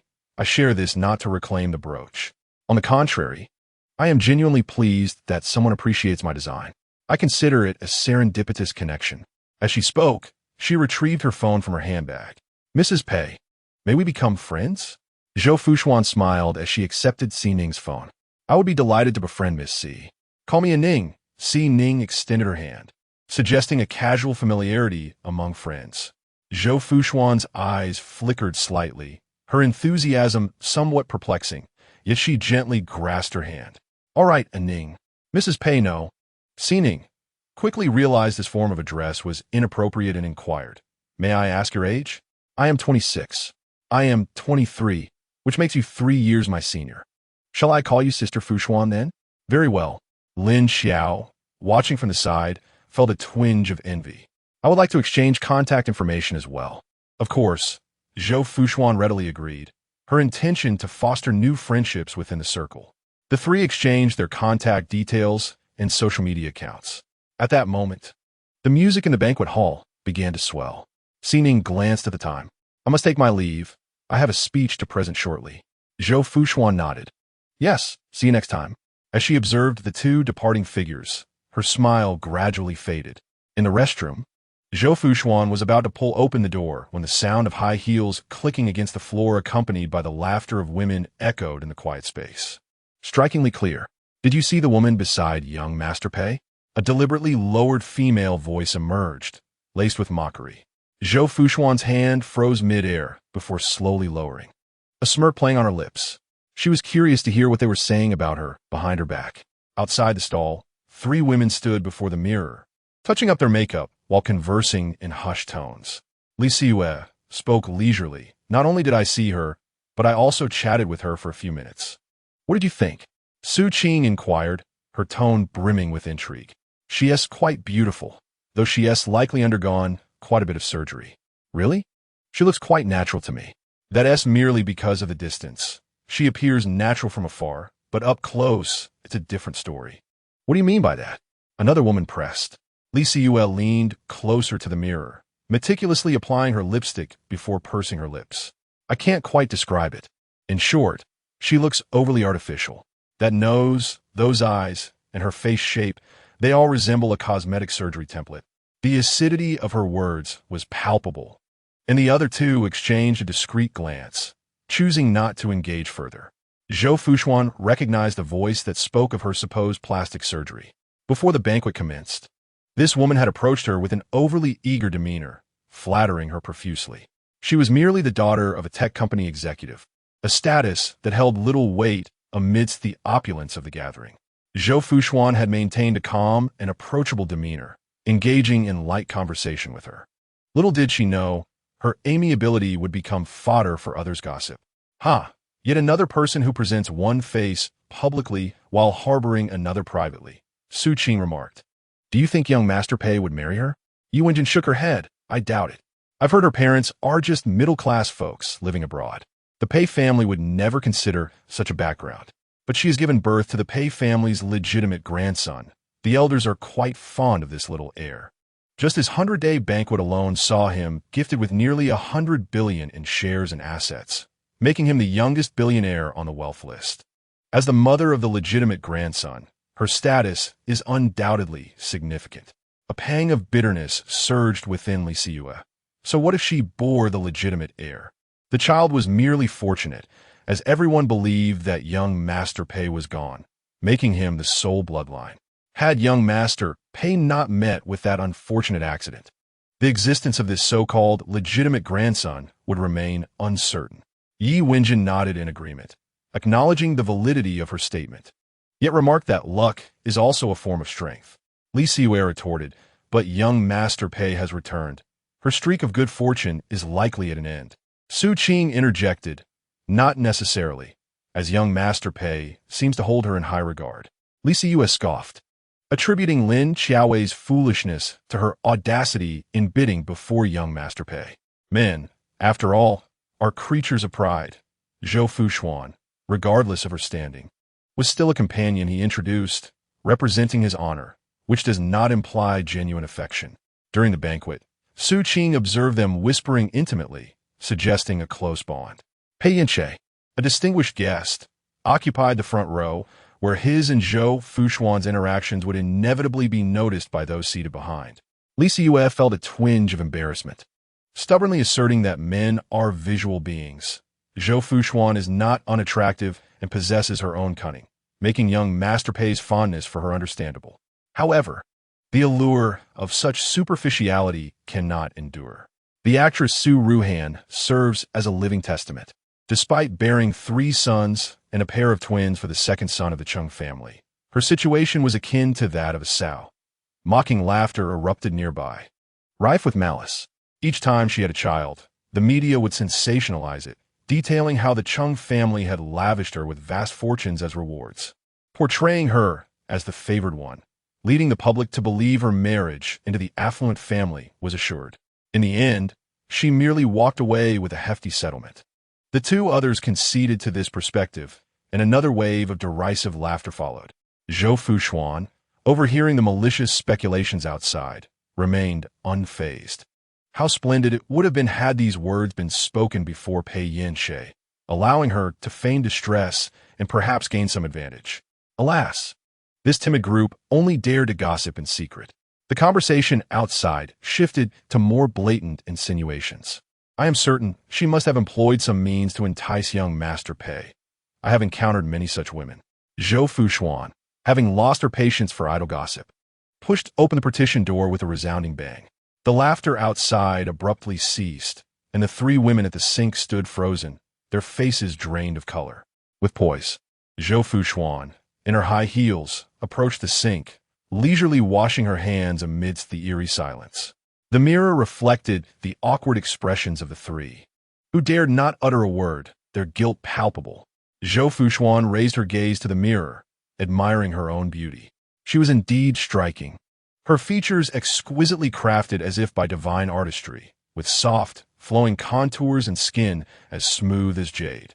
The 3 individuals standing nearby averted their gazes, lacking even the courage to meet her eyes in the mirror. After washing her hands, Zhou Fuxuan flicked off the droplets, retrieved a paper towel, and meticulously dried each finger. The entire process unfolded with exquisite slowness, as if she were deliberately toying with their patience. In the midst of this, she subtly fidgeted with the diamond ring adorning her ring finger. Their attention swiftly gravitated towards the ring, astonishment flickering in their eyes as they pondered the implications. Could it be that this woman had indeed become the true Mrs. Pei? This speculation sent a chill of dread down their spines. In the suffocating silence, they exchanged furtive glances, paralyzed by fear.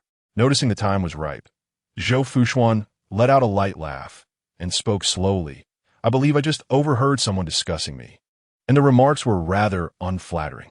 Her tone remained calm, yet the 3 women's faces shifted between shades of red and white.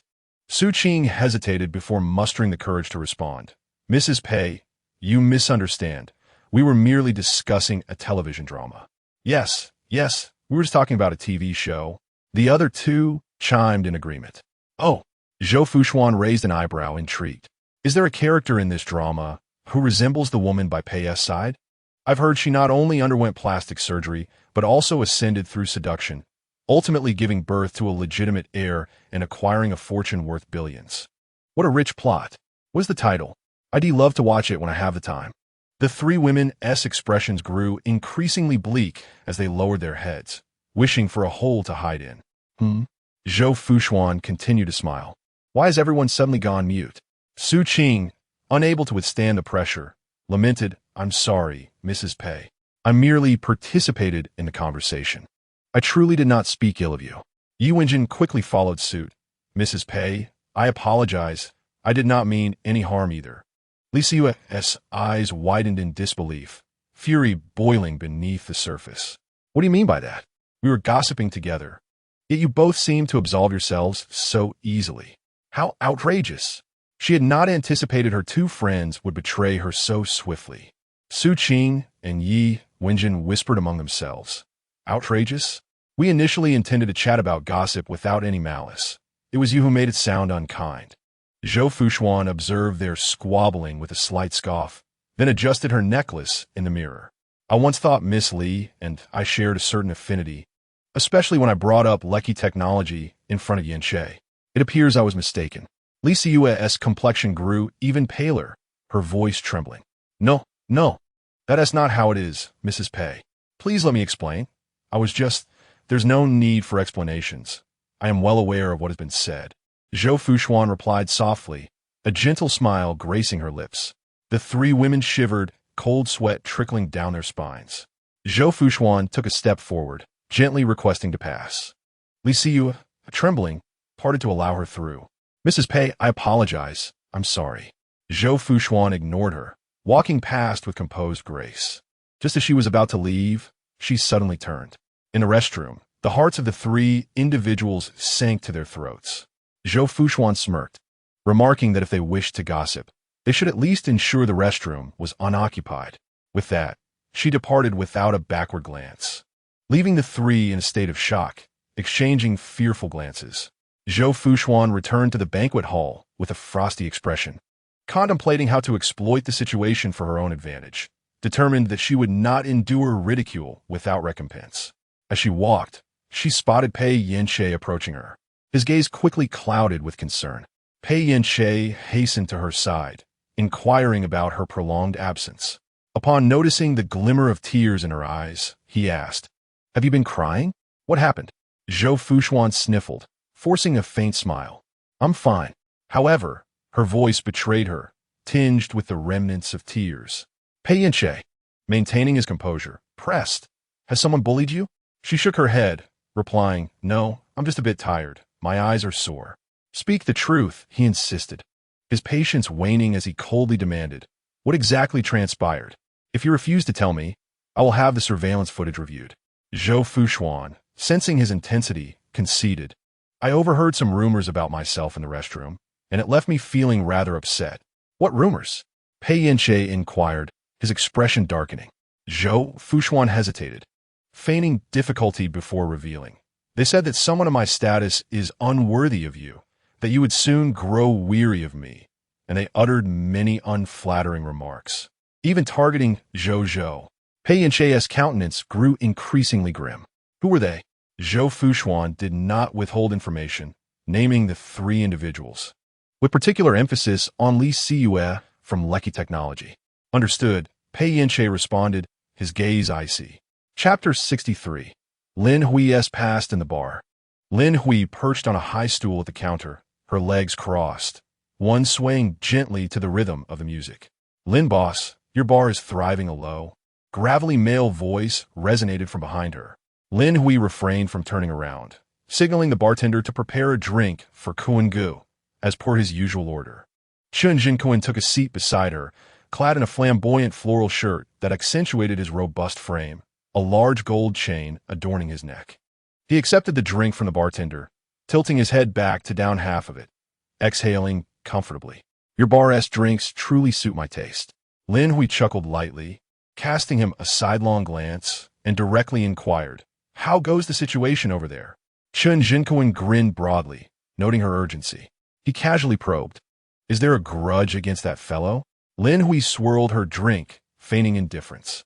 "Kuan Ge, you know I'm merely a middleman. I simply follow my employer's directives. Those of us who are paid to act should refrain from speculating about our employer's intentions. If this were to reach the ears of someone with ill intentions, angering the employer could jeopardize future opportunities for us." Chen Zhenkuan's lips twitched before he forced a smile. "Of course, I was merely inquiring. I didn't intend to pry into the employer's privacy." He leaned in closer, the scent of tobacco wafting towards her. "Rest assured, Boss Lin, the bait has already been taken." Lin Hui smirked subtly. "What I seek is not merely a bite. I desire the catch to be laid upon the chopping block." "It's nearly time for that," she concluded. Chen Jinkuan extracted his phone from his pocket and opened the album, presenting it before her. "Last night, at the underground casino, he lost 300,000, and I willingly lent him 500,000 for liquidity." In a photograph, Zhou Ming sat at the gambling table, his eyes alight with an unsettling fervor, unmistakably absorbed in the game. "What's the interest?" Lin Hui inquired. Chen Jinkuan narrowed his eyes. 5% daily. Compounded. He won't even recognize his own mother. Lin Hui appeared dissatisfied. "No, that amount is still too modest. I want him to lose a few million, preferably enough to drive him to the brink," contemplating the worst. Chen Jinkuan clicked his tongue. "How ruthless." Lin Hui shot him a pointed glance, prompting him to amend his tone. "Whatever level of ruthlessness you desire is fine, but regarding the money," he mused, stroking his stubble. Lin Hui chuckled lightly. "Rest assured, you may lend him the money. The employer will cover the deficit." Chen Jinkuan responded with a hearty laugh. "Excellent. I appreciate your straightforwardness, Boss Lin. Now, let us toast to our collaboration." He raised his glass, and Lin Hui clinked hers against his, both declaring their partnership with a shared drink. "By the way," Chen Jinkuan suddenly shifted the topic, "Huiger returned to the country a week ago. Did you know?"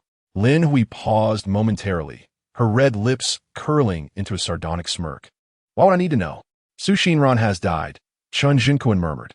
"I heard she suffered quite a bit in her last months, becoming emaciated." Lin Hui scoffed. "Oh, how utterly regrettable. You didn't inform him that I have medication?" Chen Jinkuan's lips twitched slightly. "I assure you it could grant them a swift and peaceful demise." Chen Jinkuan noted Hui Ji's deteriorating state. He had lost considerable weight, neglecting his business in the wake of Su Xinran's death. It seems her passing has profoundly affected him. One wonders how long he will remain in this despondency. Since when did Kuan Ge become an emotional radio host? L'envie moquée de Cordy, retrieving a slender lady's cigarette from her purse. With a flick of her lighter, a flame ignited, scorching the tip of the cigarette. She inhaled deeply, exhaling a plume of smoke. As for him, I couldn't care less. Observing her nonchalant demeanor, Chen Jinkuan pressed on. After returning, Huige has confined himself to his villa, drowning in alcohol day after day, utterly despondent. The brothers fear he might drink himself to death, yet their pleas fall on deaf ears. He scrutinized her expression as he continued. "I know you are still angry with Huige and reluctant to see him. Nevertheless, you were nurtured by him. Without Huige, there would be no you today. Perhaps you should pay him a visit, even if just to berate him. It might rekindle his will to live." Lin Hui couldn't suppress a laugh. "Kuan Ge, I find your remarks rather amusing. Why should I stir his will to live? I would prefer he meet his end." Chen Jinkuan's temples throbbed. "In truth, I believe Huige harbors feelings for you, considering the years you've spent together. He has always treated you well." "Well?" Lin Hui responded, as if hearing the grandest of jokes, unable to contain her laughter. However, this scene fell upon Chen Jinkuan's eyes, leaving him feeling unnerved and somewhat regretful for his earlier words.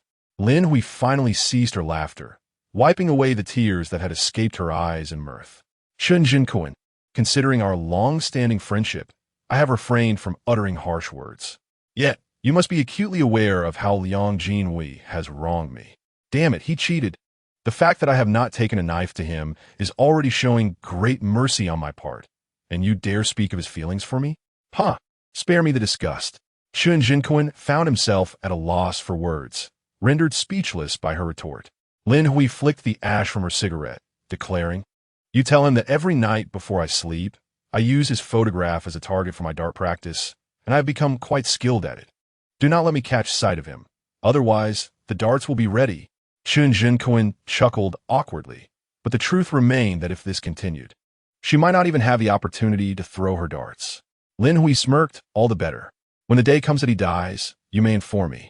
I shall celebrate with firecrackers for 3 days and nights and arrange for a lion dance at his doorstep. Would that not be generous enough? Zhou Fuxuan's expression turned awkward, and he finally feigned a phone call. There's something at the casino. I must take my leave.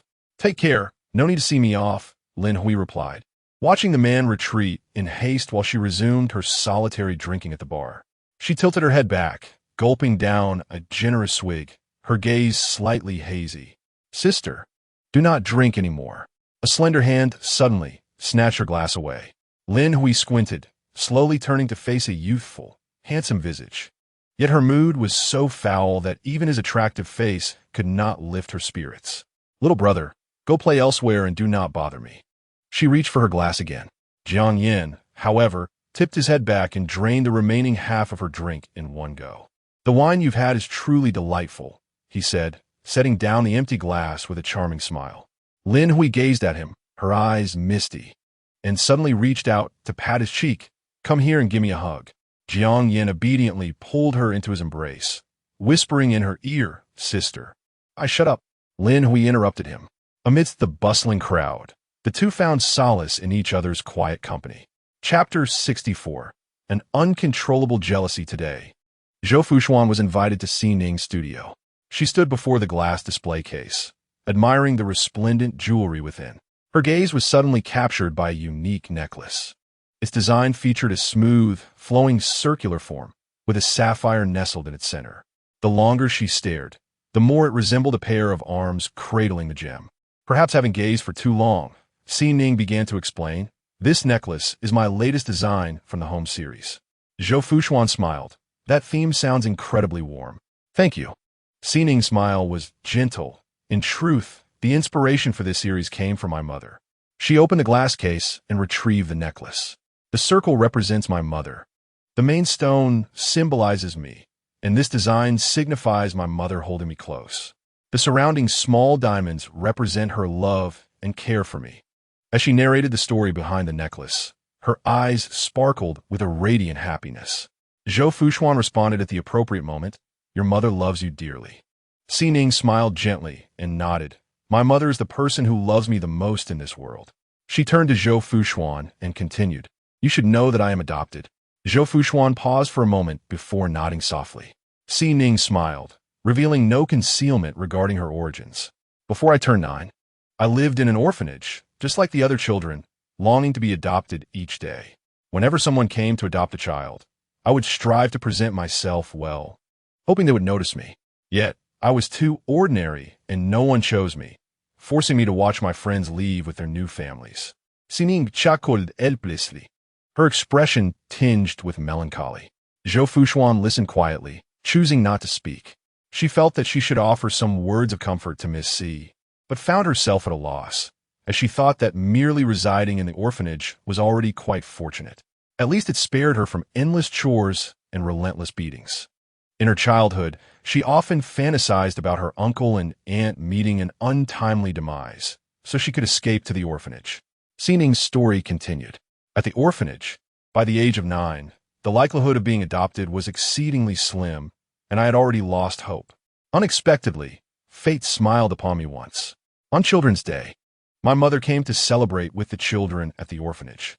The moment I laid eyes on her, I was utterly captivated. It was the first time I had encountered someone so beautiful, and I could not tear my gaze away. Coincidentally, that day, I had fallen in the garden, scraping my face and soiling my clothes. My mother spotted me immediately, rushed over, embraced me, and wept, murmuring strange words. The other children were frightened and cried, but I did not. I was lost in the warmth of my mother's embrace. I held her tightly, repeatedly calling out Mama. As she recounted this moment, Xining wrapped her arms around herself, seemingly reenacting the scene. I believe this was the hand of destiny, finally bringing me to my mother. From that day forth, I had a home, enveloped in happiness every day. Xining's eyes glistened with unshed tears. This is the inspiration behind the creation of this necklace. Zhou Fuxuan felt something amiss and furrowed her brow slightly. Ning, may I boldly inquire why your mother wept so intensely while holding you? That does not seem like a typical reaction. Given what Pei Yance had mentioned about her mother being ill, she harbored a suspicion. Xining's smile gradually faded, and she sighed softly. In truth, my mother suffers from a mental illness. At times, she can be quite erratic. However, she is mostly quite normal. Zhou Fuxuan gasped. I'm sorry. There is no need for apologies, Xining replied with a gentle smile. I have never regarded my mother's illness as something shameful. On the contrary, I love my mother dearly, regardless of her condition. Zhou Fuxuan felt a tinge of confusion, but, out of politeness, refrained from probing further, merely offering a platitude. Love is reciprocal. I believe your mother loves you just as much. Thank you. My mother truly loves me. Xining began to recount the myriad moments shared with her mother, her face radiant with happiness. Zhou Fuxuan lifted her teacup, using the act of sipping to conceal her sudden discomfort. She abhorred hearing tales of others' happiness, as it made her feel akin to a rat in a gutter. Sister Fuxuan, would you like to see my workbench?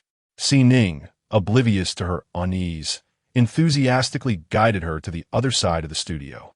The workbench was expansive, filled with numerous items yet remarkably organized, exuding a vibrant sense of life.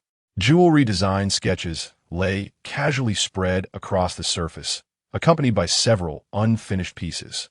Most striking were the sticky notes adorning the tabletop, inscribed with delicate handwriting. Ning Ning, remember to drink water. Ning Ning, rest if you're tired. Each note contained simple, everyday reminders, yet radiated profound care. Seeing Zhou Fuxuan fixated on the notes, Xining began to elaborate. These are written by my mother because I tend to forget everything when I work. Once, when she came to visit me, she found that I had consumed a single drop of water. She scolded me for quite a while, which led to these notes. Zhou Fuxuan maintained a smile. Yet a familiar, yet foreign emotion swelled within her chest. It was not mere envy, but a more intricate and darker sentiment that surged. She recalled the time at the age of 8 when, burning with fever, she curled up in a filthy shed, nearly delirious. Her uncle and aunt had neglected her, allowing her to fend for herself. That was the closest she had ever come to death. She did not wish to perish, and with great difficulty, she crawled out of the shed, pleading with the elderly neighbor for medicine and water. The kind old woman, seeing her plight, provided her with some herbs and water, which ultimately saved her life. Zhou Fuxuan snapped back to the present, responding dryly, that sounds wonderful. Xining paused, suddenly aware of something. I apologize. Have I been speaking too much?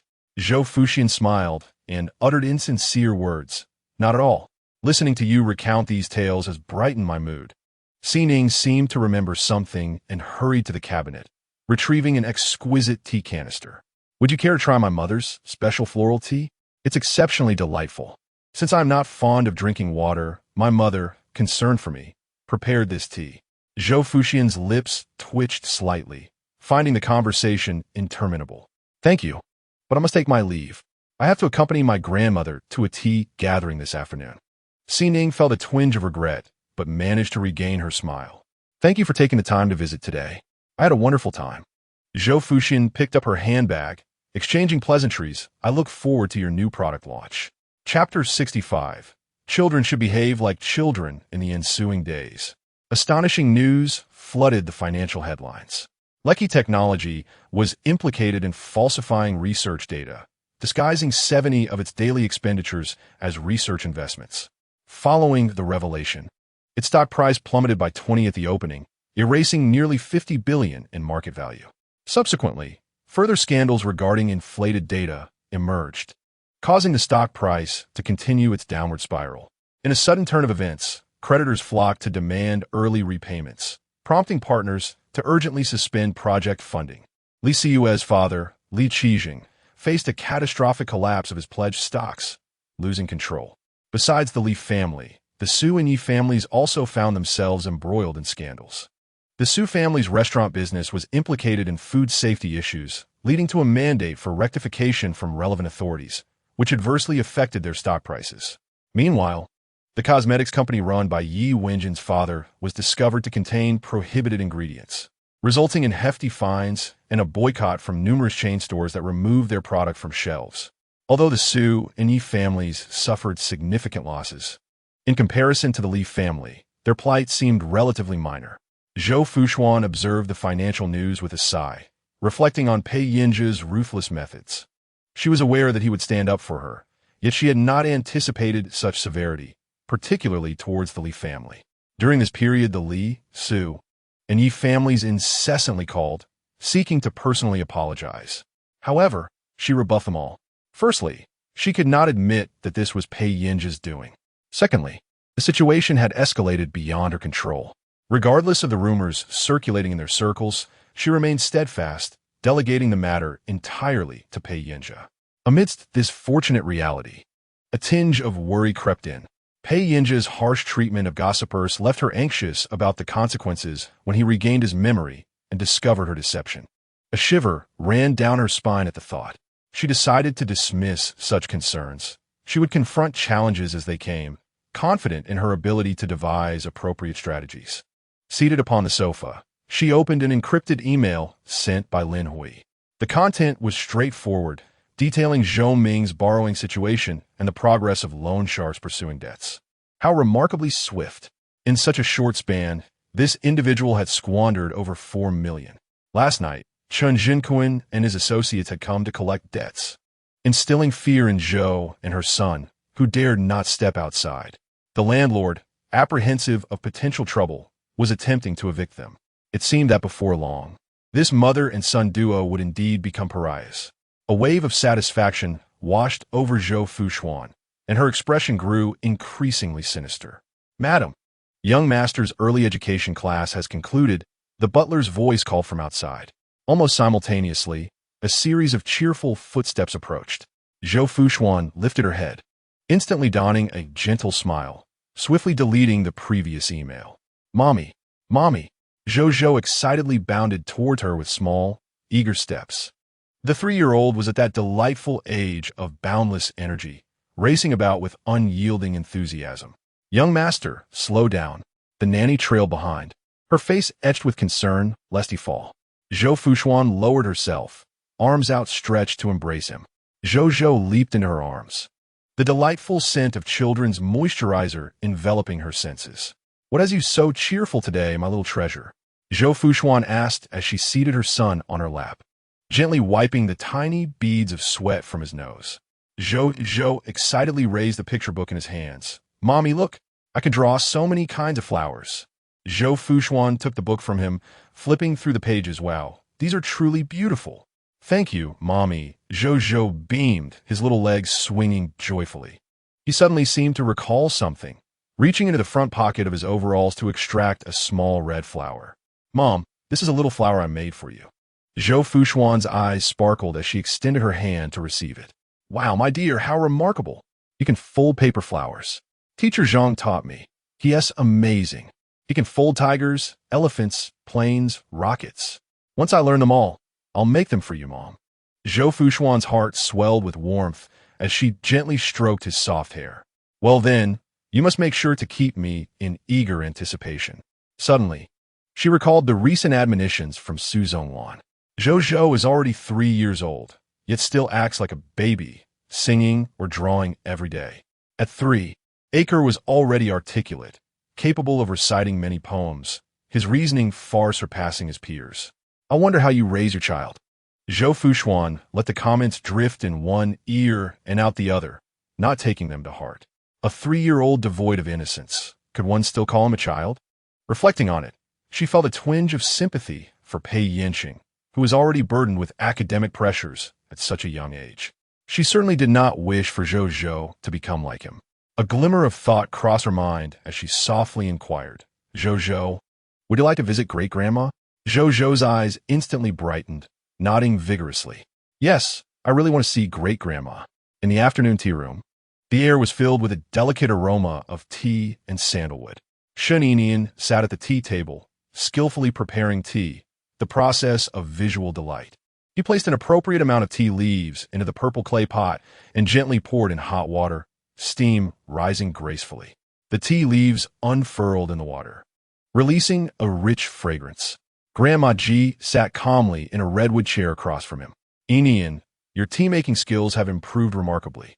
Shen Enian smiled modestly. That is thanks to your excellent teaching, Grandma.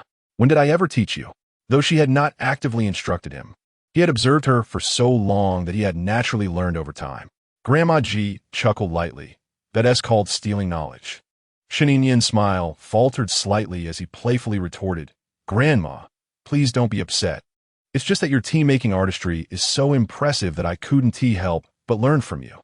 For the past 3 years, Shen Enian had consistently visited the Ji family estate each week to enjoy tea, play chess, and alleviate his boredom with his grandmother. During these visits, he never brought up work, only engaging in casual conversation. Of course, he occasionally revealed his efforts and achievements in subtle ways. Grandma Ji's demeanor had shifted from initial indifference to a calm acceptance. Yet this was still far from sufficient. He sought not merely a change in her attitude, but the support of the Ji family. Grandma Ji inquired slowly, Enian, all these years you have steadfastly come to keep an old woman like me company. She paused, her gaze sharpening. Is it genuine filial piety, or is there something else at play? Shen Enian's eyes reflected a hint of hurt, his lips curling into a bittersweet smile. Grandma, I am my father's son, and also your grandson. I carry the blood of both the Pei and Ji families. Honoring you is a natural duty. Of course, I also cherish the time spent with you, enjoying tea and playing chess. Even in silence, simply being still brings me a sense of tranquility. His gaze was remarkably sincere, tinged with a hint of grievance. Chapter 66. Grandmother, I merely seek a fair opportunity. Elder Madame Ji lowered her eyes to scrutinize him, and after a moment, she inquired, If I grant you this chance now, will you contend with your elder brother in the future? Shen Enian met her gaze and replied resolutely, I will not. From the very beginning, I have understood that my brother is the rightful heir, and I will never dispute that. Of course he would not contest. For what he desired was not a rivalry, but a direct claim, a usurpation. Elder Madame Ji regarded him, remaining silent for a long while. Shen Enian poured tea with both hands extended. Grandmother, as a descendant of the Pei family, it is my duty to serve the Pei group. I hope you can grant me this chance. Elder Madame Ji fixed her eyes upon him, as if attempting to see through him. After a prolonged silence, she accepted the teacup. Yet, she held it without drinking, suddenly splashing the tea into a nearby bowl, producing a wisp of steam. Shen Enian's pupils flickered, a trace of embarrassment flashing across his eyes. Yet he maintained his smile, as if the ruined tea was not of his making. Elder Madame Ji set down the cup and spoke slowly. You see, this tea appears meek, yet it is scalding hot. Shen Enian frowned, feigning confusion. Grandmother, I do not quite grasp the meaning of your words. Do not understand? Elder Madame Ji stated more plainly, For these years, you have humbled yourself before me, and now you can no longer restrain your true nature. Shen Enian furrowed his brow. Grandmother, all I have done is for the sake of our family business. Elder Madame Ji chuckled softly. I am simply older, not blind. I am fully aware of your intentions. I just find it tedious to expose them. She fixed her gaze upon him. Enian, ambition is commendable, but if it is driven by improper motives, then it becomes detrimental. Grandmother, Shen Enian's voice trembled slightly. Am I not your grandson? Why do you assume the worst of me? I harbor no such thoughts. Why? Elder Madame Ji scoffed. You must ask your mother that. It is she who intervened in another's marriage, who has rendered the situation of you and your sister so awkward. Shen Enian paused, momentarily taken aback, then spoke despondently. What you truly mean is that my sister and I should never have been born, correct? Elder Madame Ji remained silent, perhaps tacitly agreeing with this assertion. But Shen Enian inhaled deeply, forcing a bitter smile. This is not within my power to decide. If it were, I would certainly choose not to be the despised, illegitimate child. Yet, what is there in this world of if only? From the moment I was born, I was branded with the label of an illegitimate son. No matter how hard I strive, I cannot shed this stigma. I loathe this identity with every fiber of my being, yet I am powerless to change it. Grandmother, please tell me, what should I do? I only wish for a fair opportunity. Is that truly such a grave sin? Tears brimmed in Shen Yinyan's eyes, yet he stubbornly held them back. Ji Mingyun furrowed her brow, her emotions tangled. She is not as cold-hearted as one might think. After all, Shen Yinyan is her grandson, and to say that she feels no heartache would be disingenuous. Moreover, after years of companionship, her heart has softened, yet she finds herself burdened by numerous considerations. The tea room was so quiet that one could hear a pin drop. After a prolonged silence, Ji Mingyun sighed. Very well, I can cast my vote for the board. Shen Yinyan's heart leaped with joy, ready to pledge his unwavering commitment. However, Ji Mingyun stood up, approached the altar, and picked up a ruler, striking it against his shoulder. Ouch! Shen Yinyan staggered back, disbelief evident in his eyes. Grandma! Ji Mingyun's gaze turned serious. This ruler is to remind you. You must remember, I can grant you opportunities, but I can just as easily cast you down into the abyss, leaving you utterly ruined. Do not let me discover that you have committed fratricide. But what if my elder brother does not let me off? He will not. Yimingiyun boast. If he wished to act against you, you and your siblings would not have survived this long. He has promised me that he will not engage in fratricide, provided that you do not provoke him. Shen Yinyan lowered his gaze, concealing the tumult of emotions beneath, gritting his teeth. Your grandson will remember. Enough. Leave now, the matriarch declared, expelling him. Grandma, I will come to see you again. Shen Yinyan bowed as he exited. With a grim expression, he stepped out of the tea room, only to be met with a burst of cheerful laughter. He looked up to see a small figure joyfully running towards him. Zhou Fuxuan followed closely behind, gently admonishing, Zhou, slow down, don't fall. Sister-in-law, it's been a while. Shen Yinyan greeted warmly, his gaze unabashed. Upon seeing him, Zhou Fuxuan's eyes instantly sharpened, though she merely nodded politely. Shen Yinyan noted her reaction. Am I truly such a fearsome creature that my sister-in-law wishes to avoid me? Mr. Shen, you are overthinking, Zhou Fuxuan replied curtly, choosing to bypass him. In that fleeting moment, as she brushed past, Shen Yinyan leaned closer, murmuring softly in her ear. I heard that your father has also befriended a wealthy woman. Is this not a family trait? At his words, Zhou Fuxuan's mind momentarily short-circuited, stunned for 2 seconds. However, she quickly regained her composure. I do not know what you are talking about. Do not know? Shen Yinyan raised an eyebrow, his smile deepening. Perhaps we should find a time to discuss this in detail. I believe you would not wish for me to speak indiscreetly in public, would you? His voice was low and melodious, yet Zhou Fuxuan felt a chill run down her spine. Shen Yinyan did not wait for her response, continuing, I hope that when I message you, the notification will no longer be a red exclamation mark. Just then, the matriarch emerged from the tea room.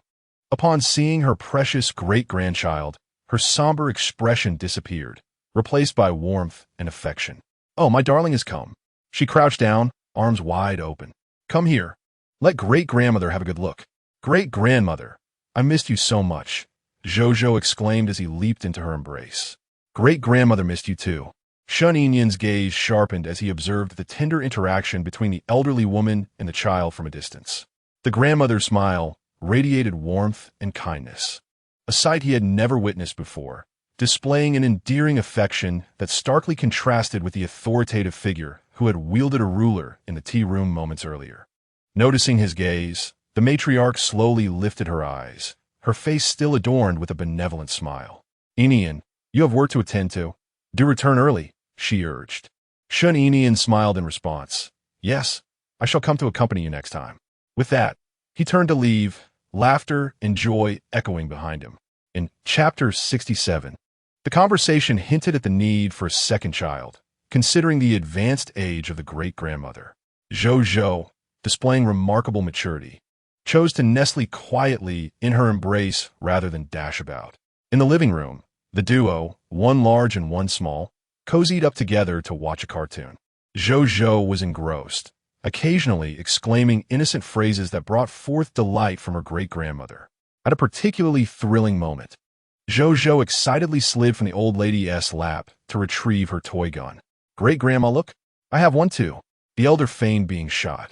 clutching her chest and exclaiming, "Oh dear, my little darling is so formidable." They reveled in their playfulness. On the other side of the sofa, Zhou Fuxuan appeared somewhat distracted, her mind preoccupied with Shun Yinyan's recent words. Had he uncovered her fabricated identity? If so, to what extent? As she spiraled into her thoughts, her phone vibrated in her palm. Glancing at the screen, she saw a message from Shun Yinyan. Sister-in-law? Only 10 minutes had passed since she had lifted the ban on him. Almost immediately, another message followed. Sister-in-law is quite obedient. This seemed to praise her for removing the block. A surge of anger welled within Zhou Fuxuan, prompting her to reply curtly, "Speak plainly." This time, no further messages arrived from him. After waiting for a considerable time, just as she was about to toss her phone aside, another message came through, this time a photograph.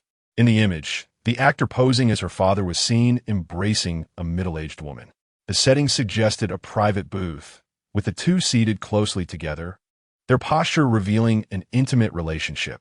It was evident they were lovers. True to her suspicion, a message soon followed. "Is this the wealthy woman your father has attached himself to? Do you recognize her?" Shortly thereafter came another image, showcasing the same man, now with a younger, more attractive woman in his arms. The first woman appeared plump and less than appealing, her fierce expression rendering the middle-aged actor akin to a mere boy toy. "This is your father's little mistress, kept in secret from the wealthy woman. It seems talent runs in the family, like father, like daughter." Zhou Fuxuan took a deep breath. "What exactly do you intend to achieve?" In response, an address was sent, accompanied by the phrase, "Let us not miss this meeting."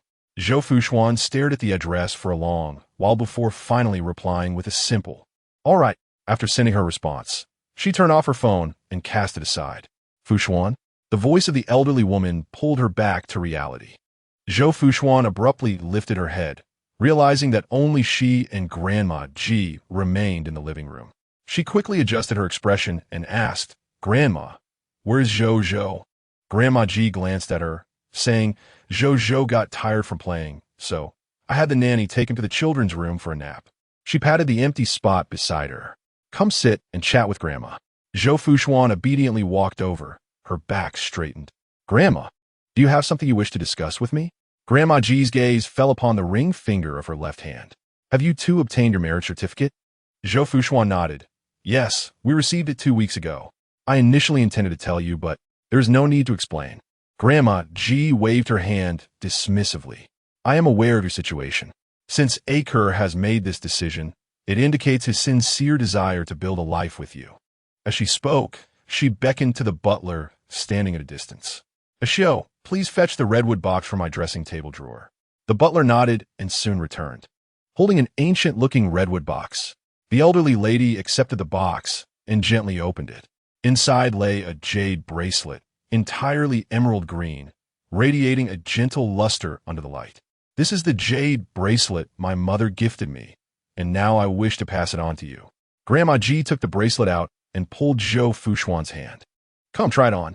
Zhou Fuxuan, feeling overwhelmed, protested, "Grandma, this is too precious." "No refusals."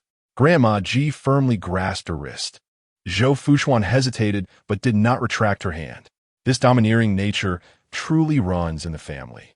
She cautiously inquired, "Grandma, does this mean you approve of me?" Grandma Ji nodded. Yanche has always been resolute. Once he sets his mind on something, he will not be swayed. Since he has chosen you, it signifies his commitment to share his life with you, and I can only respect that. As she spoke, she gently slid the jade bracelet onto Zhou Fuxuan's slender wrist. Her delicate and fair hand complemented the bracelet's warmth beautifully. It looked stunning. Grandma Ji gently caressed the bracelet, unable to suppress her admiration. Zhou Fuxuan lifted her head, tears glistening in her eyes as she tightly held Grandma's hand. "Grandma, I will cherish this bracelet dearly." Grandma Ji clasped her hand in return. "The bracelet is merely an object. Its value lies not in its material worth, but in the sincerity you hold for Aker." Zhou Fuxuan understood the underlying meaning in her words and earnestly nodded. "I will, Grandma. I love Yanche very much." Grandma Ji regarded her with a knowing look. "Now that you are married, you should consider having a second child.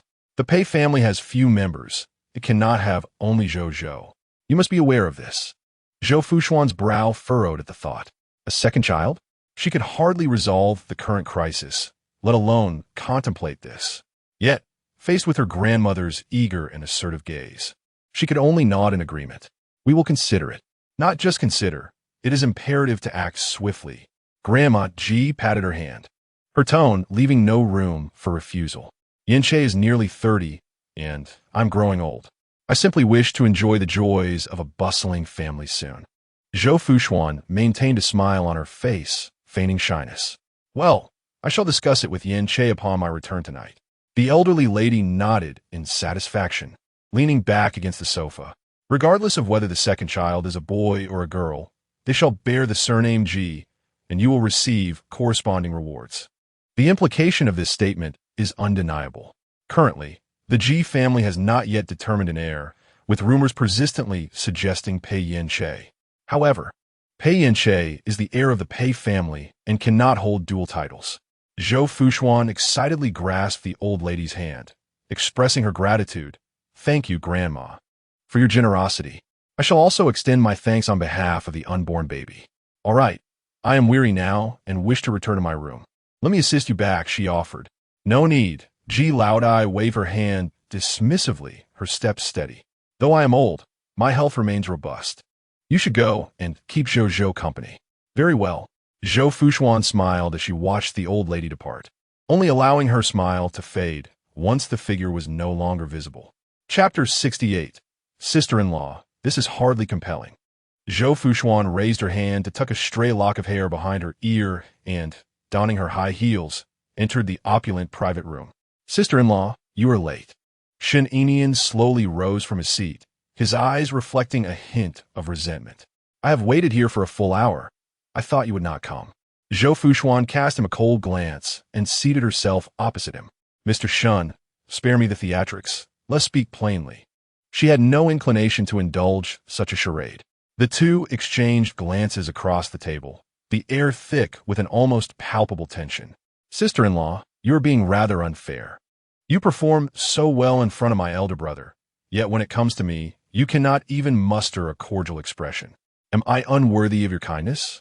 He feigned a wounded demeanor, lowering his gaze slightly.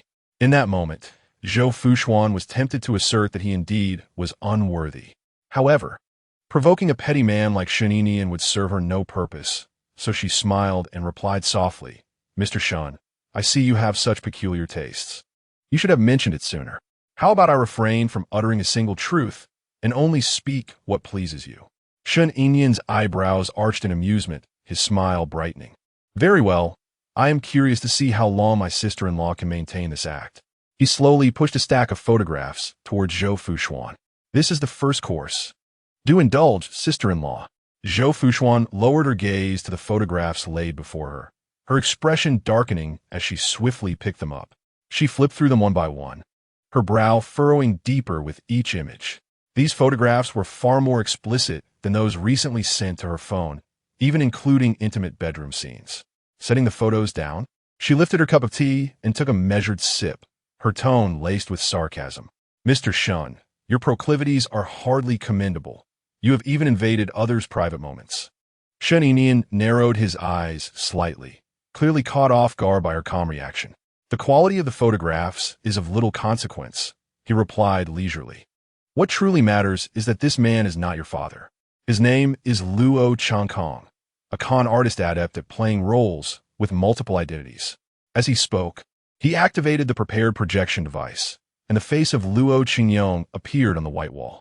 He was bound tightly in a room, bruised and battered, kneeling on the floor, desperately pleading. Please stop, please stop. I will tell you everything I know. A menacing bald man grasped his collar and inquired, Do you recognize the woman in this photograph? Upon seeing that he held her picture, Zhou Fuxuan felt a heavy weight in her chest. In the video, Luo Changkong nodded fervently. Yes, yes. I pretended to be your father before, but we've already ended our collaboration. The bald man pressed further. What does she do? Why does she need you to cooperate in this act? Luo Changkong's face was filled with terror. I don't know. We've never met. We only communicated over the phone. The man yanked at his collar, his eyes wide with menace. If it was a ruse, there must be a script. So, What is the script? Trembling, Luo Chungkong replied, there's a script. The script is that my wife and I live in Canada, and I am a university professor. As Zhou Fuxuan listened to him divulge the script she had meticulously crafted, her heart sank. Shen Yinian pressed the pause button on the video. Sister-in-law, what do you think? Do you have anything else to say? Zhou Fuxuan crossed her arms calmly over her chest and replied, I have nothing to say. Sister-in-law, what is going on? Have you given up so quickly? He leaned forward, closing the distance, and a strong scent of cologne enveloped her. Aren't you afraid I'll hand this over to Pei Yance? Zhou Fuxuan loathed that fragrance. She suppressed her discomfort and feigned confusion. Afraid? Why should I be afraid? Shen Yinian scoffed, no longer willing to play her foolish games, and stated bluntly, Sister-in-law, you have falsified your identity and deceived your way into the Pei family. This is no trivial matter. With just a word from me, you could not only be cast out but also face imprisonment. The room fell into a heavy silence. Zhou Fuxuan straightened slightly and said nonchalantly, Mr. Shun, what benefit does this bring you? Let us entertain a hypothetical scenario. If you were to give this to Pei Yance, what would be the outcome? Before he could respond, she continued, as you desire, I would be expelled from the Pei family. But once I leave, this position would be vacant, wouldn't it? To save face, the Pei family would undoubtedly be more stringent in choosing the next daughter-in-law. The most crucial point is that she must be of equal standing. She paused deliberately, meeting Shen Yinian's gaze with a glint of cleverness in her eyes. What do you think of Lin Xiaowei from the Lin family? As far as I know, the Lin family is eager to marry their daughter into the Pei family. Shen Yinian's expression froze instantly. Zhou Fuxuan smirked, pressing further, yet the Lin family might not truly qualify as an equal match. With Pei Yance's status, even with a legitimate heir, he could easily pursue a top-tier heiress from prestigious families, such as the Xi, Liang, or Xiao families. She counted on her fingers. Shen Yinian's brow furrowed deeper. A sense of unexplainable satisfaction surged within Zhou Fuxuan as she continued her onslaught. Mr. Shun, consider this. Pei Yance already enjoys a significant advantage. And if he were to receive support from his wife's family, she deliberately left her words unfinished, pausing at the most tantalizing point. A chill radiated from Shen Yinian's handsome visage, his dark eyes narrowing slightly. Are you threatening me? He inquired. No, I am merely stating a fact, Zhou Fuxuan replied innocently, shrugging. What does it matter if my identity is fabricated? At least I occupy the position of Mrs. Pei, albeit without providing any commercial advantage to Pei Yance. You should be grateful to me. Exposing my truth brings you no benefit. Shen Yinian scrutinized her, suddenly bursting into laughter, clapping his hands. Sister-in-law, you are even more intriguing than I anticipated. Ha ha, intriguing my foot, Zhou Fuxuan thought to herself, wishing to thrust her teacup into his mouth to silence his incessant laughter. Eventually, Shen Yinian's amusement subsided. However, sister-in-law, do not forget that few of those socialites can withstand my elder brother's temperament. Only you possess such resilience. Able to bend and yield. Zhou Fuxuan silently berated him. In the realm of business interests, willingness is irrelevant. Mr. Shen surely understands this better than I do. Shen Yinian's smile faltered, his expression flickering like a candle flame. It seemed he had indeed underestimated this woman before him, mistaking her for a mere greedy fool who could be easily intimidated into submission. In truth, Zhou Fuxuan was far more cunning than he had imagined. Sister-in-law, after all that you've said, are you merely seeking my silence? Yet, holding on to a position without offering any value is insufficient to sway me. Perhaps you should demonstrate some sincerity. Chapter 69. Probing Zhou Fuxuan tucked a strand of hair behind her ear. Mr. Shun, I have no desire to guess your intentions. Let's speak plainly. What is it that you truly desire? Shen Yinian suddenly leaned forward. I wish to know why you fabricated your identity to marry into the Pei family. Was it for money, or do you have ulterior motives? Furthermore, who are you truly? How did you manage to conjure up an identity from thin air? He discovered that all her documents were falsified, yet he could not ascertain her true identity, which perplexed him. Are you a curious child, Mr. Shun? So many questions, Zhou Fuxuan said, placing her hand against his chest to create distance between them. Who I am is of little consequence. What matters is that I am Mrs. Pei now. And what can my identity offer you? That is the essence of our conversation. Shen Yinian chuckled lightly. Miss Zhou, if you refuse to disclose your real identity, how can I trust you to engage in this discussion? After a moment of silence, Zhou Fuxuan sighed. Very well, since you are so eager to know, I shall share. I am, in fact, an orphan without a name, having purchased my identity. Shen Yinian did not believe her. How could an orphan lack a name? Surely there must be some name, be it Zhang San or Li Si. I truly have none. I am not from an orphanage. I grew up relying on the kindness of strangers. The kindness of strangers? Shen Yinian was puzzled. Indeed, I have no parents and have had to fend for myself, occasionally begging from others. Furrowed his brow and inquired, Then where is your hometown? I have no hometown, nor family. My mother is missing, and my nominal father died in an accident at the construction site. I have wandered from a remote and impoverished place to the bustling city, merely to survive. She recounted her tale with a blend of truth and pretense. Given that her fabricated identity had already been uncovered, her past seemed less worthy of concealment. Regarded her with skepticism. I do not believe you. Chuckled lightly, Mr. Shun.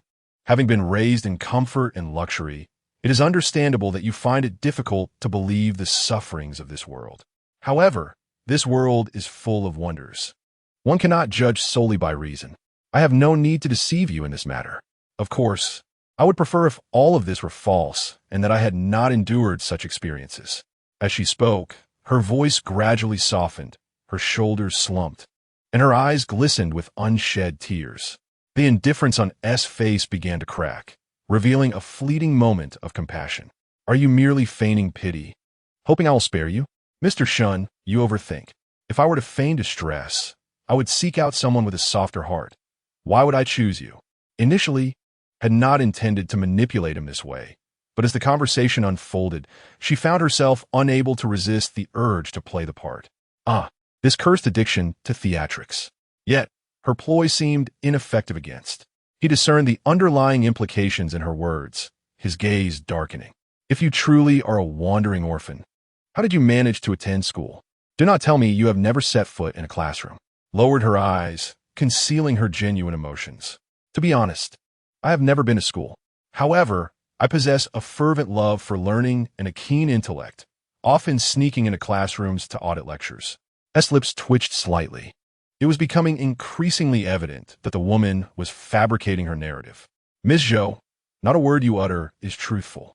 Realizing the charade could no longer continue, wiped away the feigned tears from her eyes. She straightened her posture, crossing her legs, her demeanor now exuding confidence rather than the earlier vulnerability. Mr. Shun, you must be aware of the phrase, know when to stop. You have already obtained evidence of my forged identity. Why delve further into my past? Moreover, my history holds no leverage over you. Any investigation would be a futile endeavor. Narrowed his eyes, sensing her apprehension. Your fear of me discovering your past suggests there is something amiss. Retorted, there is nothing amiss. I am a Scorpio and detest others prying into my privacy. However, I understand that even this declaration will not sway your belief, so you may continue your inquiry. Scrutinized her intently, as if attempting to unravel her very essence. I will find a way to uncover your true identity. Now, tell me, who fabricated your current identity? I do not know, replied dismissively. That individual is merely a petty trafficker. I simply provided the payment. Do you think I am easily deceived? S' voice dropped dangerously low, his eyes narrowed. You seem to be plagued by suspicion, unable to trust anything. Feign helplessness. I have said all I need to say. If you do not believe me, then investigate on your own. I will be quite eager to see you help me find my family. If you do succeed, I would be immensely grateful. Shen Yinyan's heart was increasingly fraught with agitation. I have no desire to engage in futile arguments with you. Do not presume that a few clever retorts will allow you to evade my grasp. Mr. Shun, it appears you have misunderstood. I have never entertained the notion that you would show me mercy. From the outset, I stated that we could engage in a reciprocal exchange, mutually beneficial. As long as you assist me in maintaining confidentiality, I shall endeavor to fulfill my part of the bargain. After all, my existence is advantageous to you. Casting me out of the Pei family would yield you no benefit. She reiterated her worth. Shen Yinian regarded her coldly, then reached into the inner pocket of his coat to retrieve a vial. I will help you keep your secret, and in return, you shall place this substance into Pei Yance's meal. What say you? Zhou Fuxuan's gaze flickered momentarily. What sort of substance is this? It would be harmful, would it?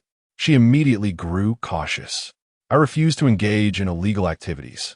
Ah, Shen Yinyan scolded. You have already falsified your identity. Are you now concerned with legality? Should the Pei family pursue this matter, imprisonment awaits you. Zhou Fuxuan lifted her chin slightly. I am the mother of Zhou, even with a forged identity. The Pei family would never imprison me. Shen Yinyan's lips curled into a sardonic smile. In this regard, you are quite perceptive. However, do not forget the ruthlessness of Pei Yance. Should he discover your deception, he would make your life a living hell.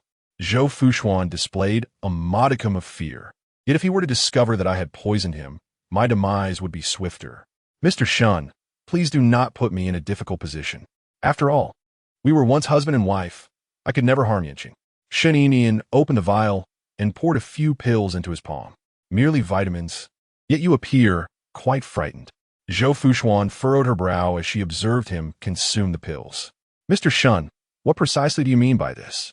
As you can see, I merely wish to ascertain whether you harbor any intentions of harming my elder brother. Having said this, he lifted a teacup from the table and drank deeply, swallowing the pills. Hey, Zhou Fuxuan suddenly realized that is my tea. Oh, Shen Yinian swirled the teacup. No wonder this tea is so fragrant. Zhou Fuxuan rolled her eyes in exasperation. What a pretentious fool. Chapter 70. Turning the tide, Shen Yinian returned the vial to his inner pocket. Miss Zhou, congratulations. You have passed the test. You harbor no ill intentions towards my elder brother, and thus I am reassured. Zhou Fuxuan's expression was one of incredulity. Had she accepted the vial moments ago, he would have undoubtedly taken advantage of her willingness. The intent to harm Pei Yance was written all over her face. Yet he maintained the facade of fraternal affection before her. Truly hypocritical. She spoke in a tone laced with irony. With a brother like you, Yance is indeed fortunate. Shen Yinyan's smile faltered, though he quickly regained his composure. Miss Zhou, you are aware of the nature of my relationship with my elder brother. While I hold him in great esteem, he harbors deep-seated prejudices against me. Even if I do not contest him, he will not relent. Zhou Fuxuan could no longer tolerate his pretense. Enough. You need not feign brotherly affection before me. I witnessed your provocation of Yinxing in the hospital that day. Shen Yinian discarded his guise and spoke coldly. In that case, I shall not mince words any longer. If you wish for me to keep your secret, you must act as my clandestine informant, collaborating with me from within. What does it mean to be an informant?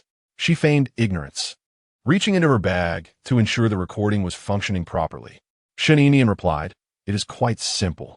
All you need to do is follow my instructions and discreetly photograph Pei Yance's confidential documents, then send them to me.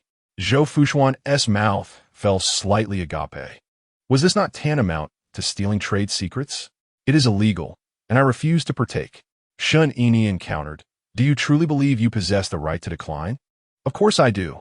Deception and betrayal. What weighs heavier? I can discern. Moreover, I could never betray my husband. Husband? Shen Yinian scoffed, once I expose your lies. Your dear husband will not be lenient. Then go ahead. I will never engage in illegal activities. Zhou Fuxuan maintained a defiant stance, as if impervious to threats. Shen Yinian's expression darkened. If you refuse to comply, what exactly can you offer? Who says I am unwilling to negotiate? I simply refuse to harm Yance. I am agreeable on other matters. Other matters?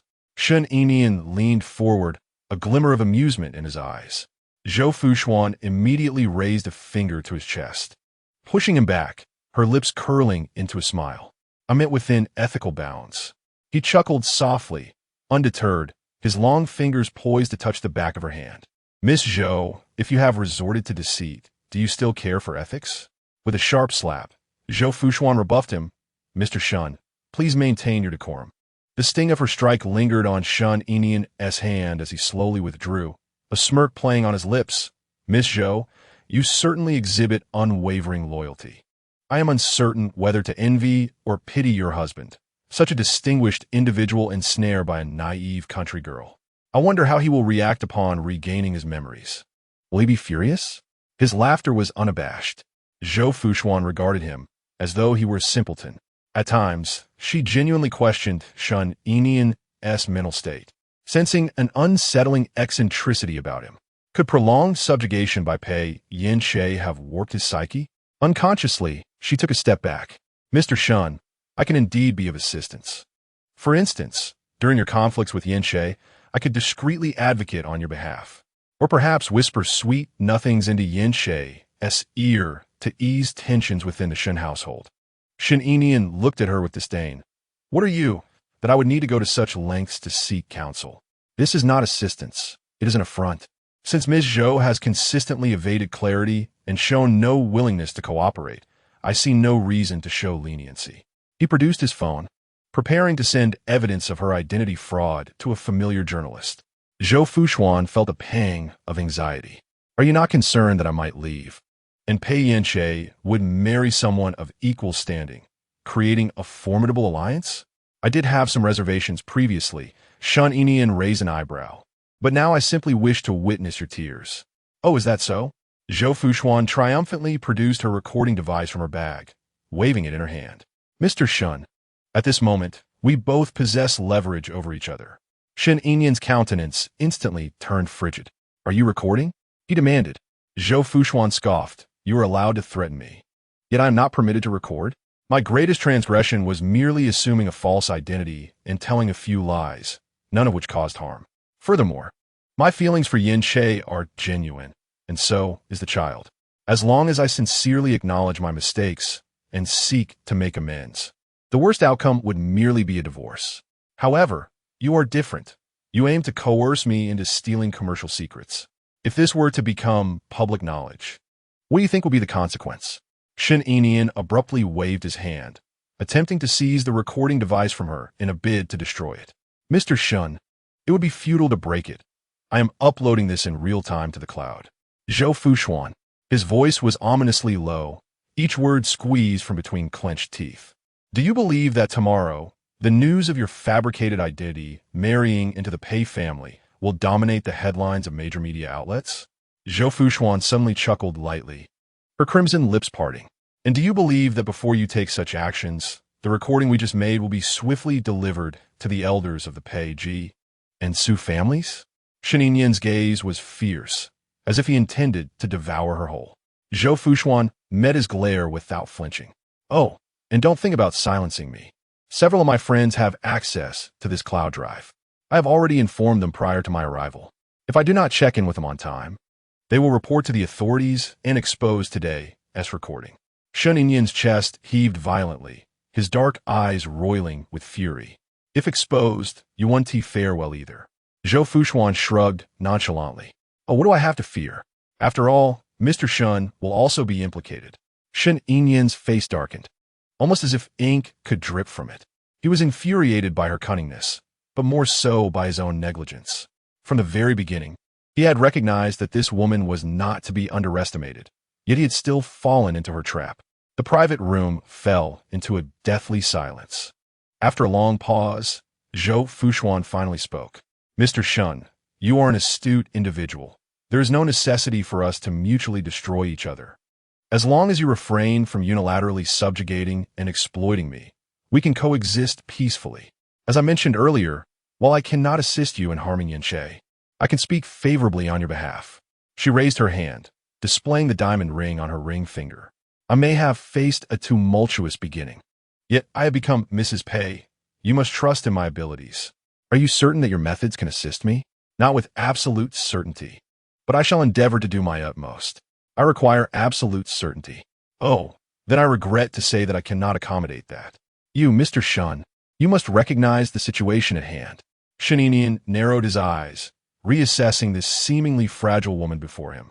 Ultimately, he returned the recording device to her, donning a congenial smile. Then I shall rely on you more from now on.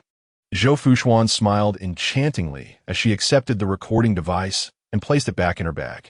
That is more like it. We should indeed coexist harmoniously. Chapter 71. I have no choice. Zhou Fuxuan strode confidently out of the private club. At that moment, A blush-pink Panamera glided to a halt before her. The car window gradually descended, revealing Lin Hui's face, which was etched with concern. "Have you finished talking? What brings you here?" Zhou Fuxuan expressed surprise, though her heart swelled with gratitude.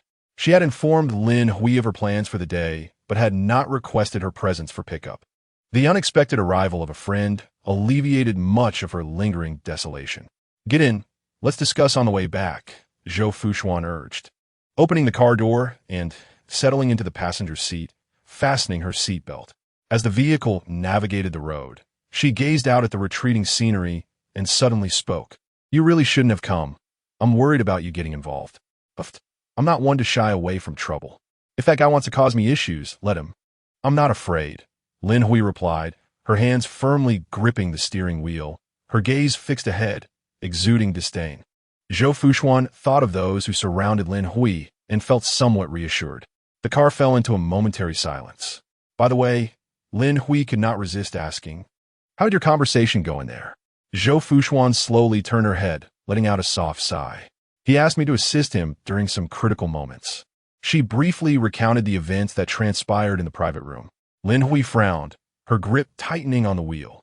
"Xian, you are incredibly reckless. You actually let the recording shine so conspicuously. Don't you fear he might go to extremes to silence you?" Zhou Fuxuan remained composed. "Rest assured, I won't place myself in peril. Shen merely wishes to exploit me. He doesn't want my life. My demise would serve him no purpose. Moreover, under such circumstances, I had no choice but to reveal my leverage." Lin Hui's temples throbbed. "But aren't you just laying a trap for yourself? Do you even understand who Shen is? He is the illegitimate son of your father-in-law and the foremost rival of your husband. Your mother-in-law despises his family. Are you truly unafraid of them discovering your clandestine dealings with Shen? This transcends mere deception. It is betrayal with dire consequences. Do I have a choice?" Zhou Fuxuan forced a wry smile. "I've been caught in a compromising position. If I don't offer some advantages, Shen will not simply let this go. The outcome I currently face is the best solution I could conceive." Lin Hui interjected. "Who says you have no options? You could come clean to Pei Yance." Zhou Fuxuan looked exasperated. "Am I mad? To confess everything out of fear of Shen? For me, revealing my identity is always a last resort, unless absolutely necessary. I will never take that step." Seizing a moment of steady traffic on the straight road, Lin Hui swiftly glanced at Zhou Fuxuan. "Is it really impossible to be honest? He has already married you, and with a yacht worth billions offered so casually, it's evident he has feelings for you. Why not soften your approach, apologize, and if one attempt fails, try again? Perhaps you could wear him down to forgiveness." "Forgive me?" Zhou Fuxuan laughed, her laughter tinged with a chill. "No one forgives a person who is vain and riddled with lies. His affection for me is built upon the elaborate fabrications I have spun. Once the truth is laid bare, revealing the grotesque reality beneath, that affection will swiftly transform into furious wrath. I cannot take that risk. Moreover, the current situation has not escalated to that extent." The inside of the car was once again enveloped in silence, interrupted only by the faint hum of the air conditioning vents. "Xian," Lin Hui broke the silence again, stating that paper cannot contain fire. The lurking danger posed by the Zhou family has yet to be resolved, and now the threat from Shen looms large. Once a breach is made, it will only widen, leading to endless repercussions. I genuinely fear that you may become increasingly entangled, ultimately plunging into an abyss from which there is no return. Zhou Fuxuan chuckled lightly, remarking that her words sounded as if she were advising her to turn herself in. "I'm not jesting."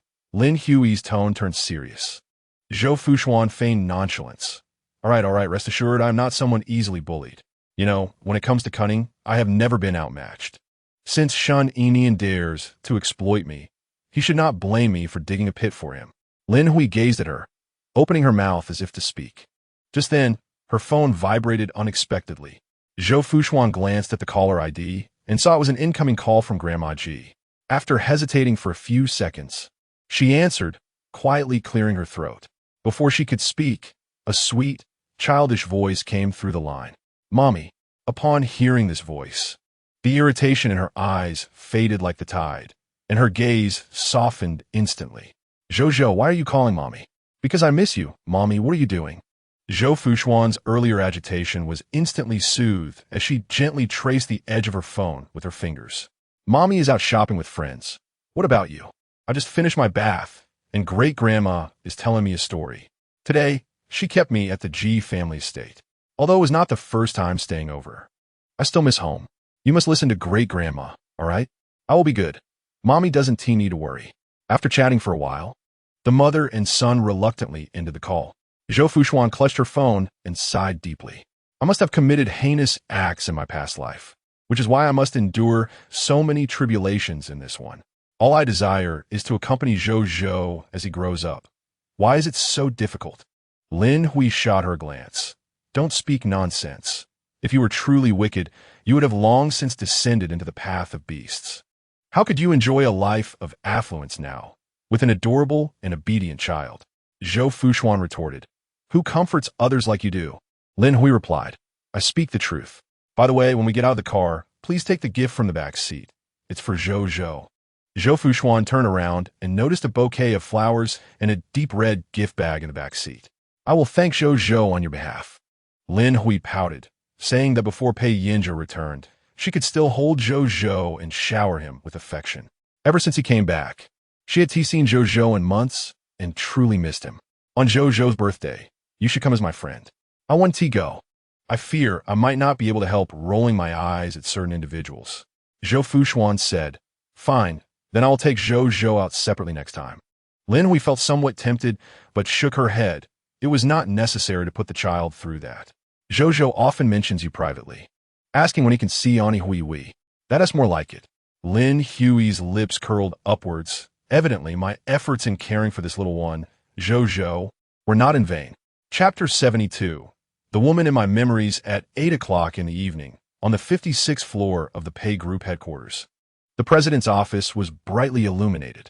Pei Yance sat at his desk, signing the final merger contract before pushing it aside. Knock, knock, knock. Assistant Chun lightly tapped twice before entering. President Pei, here are the documents you requested. Place them down, Pei Yance replied, his gaze fixed on the tablet before him as he reviewed the quarterly financial report. Assistant Chen set the documents down, but did not leave immediately. This is not your concern. You may leave for the day. Pei Yance finally lifted his gaze. Assistant Chen smiled and nodded. All right, President Pei. Do take care and rest early. He turned to depart. By the time Pei Yance completed his tasks, it was already 9 o'clock at night. Leaning back in his leather chair, he slowly closed his eyes, his long fingers gently massaging his temples. Suddenly, a slender silhouette of a woman flashed through his mind. Here it comes again. He abruptly opened his eyes, the fatigue on his face swiftly replaced by an ominous shadow. Each time it appeared, a throbbing pain ensued. Damn it, he muttered under his breath, his voice somewhat hoarse. Pei Yance surveyed the empty office. The headache began to ease, yet his inner turmoil intensified. Rising from his seat, he walked to the floor-to-ceiling window, gazing down at the city below.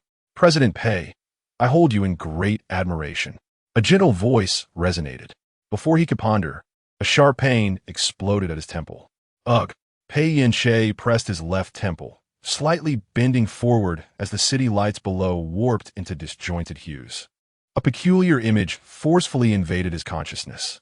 A dimly lit, luxurious hotel room, clothing and shoes strewn about, the bedclothes chaotically unfurled. Gasping, pleading, sobbing.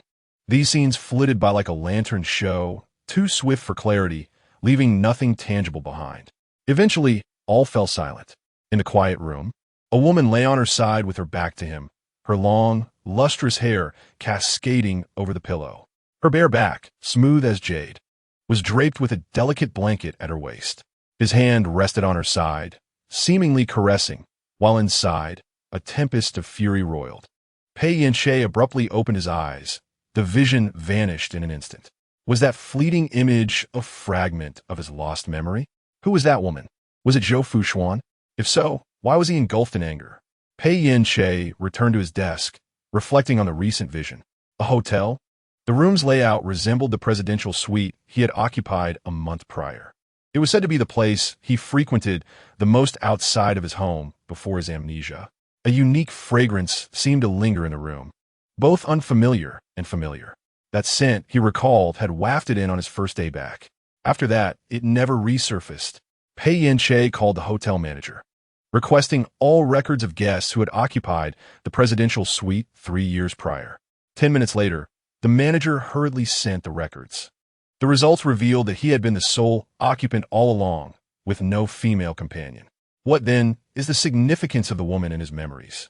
Pei Yance decided to personally visit the hotel, hoping to evoke recollections through tangible experiences.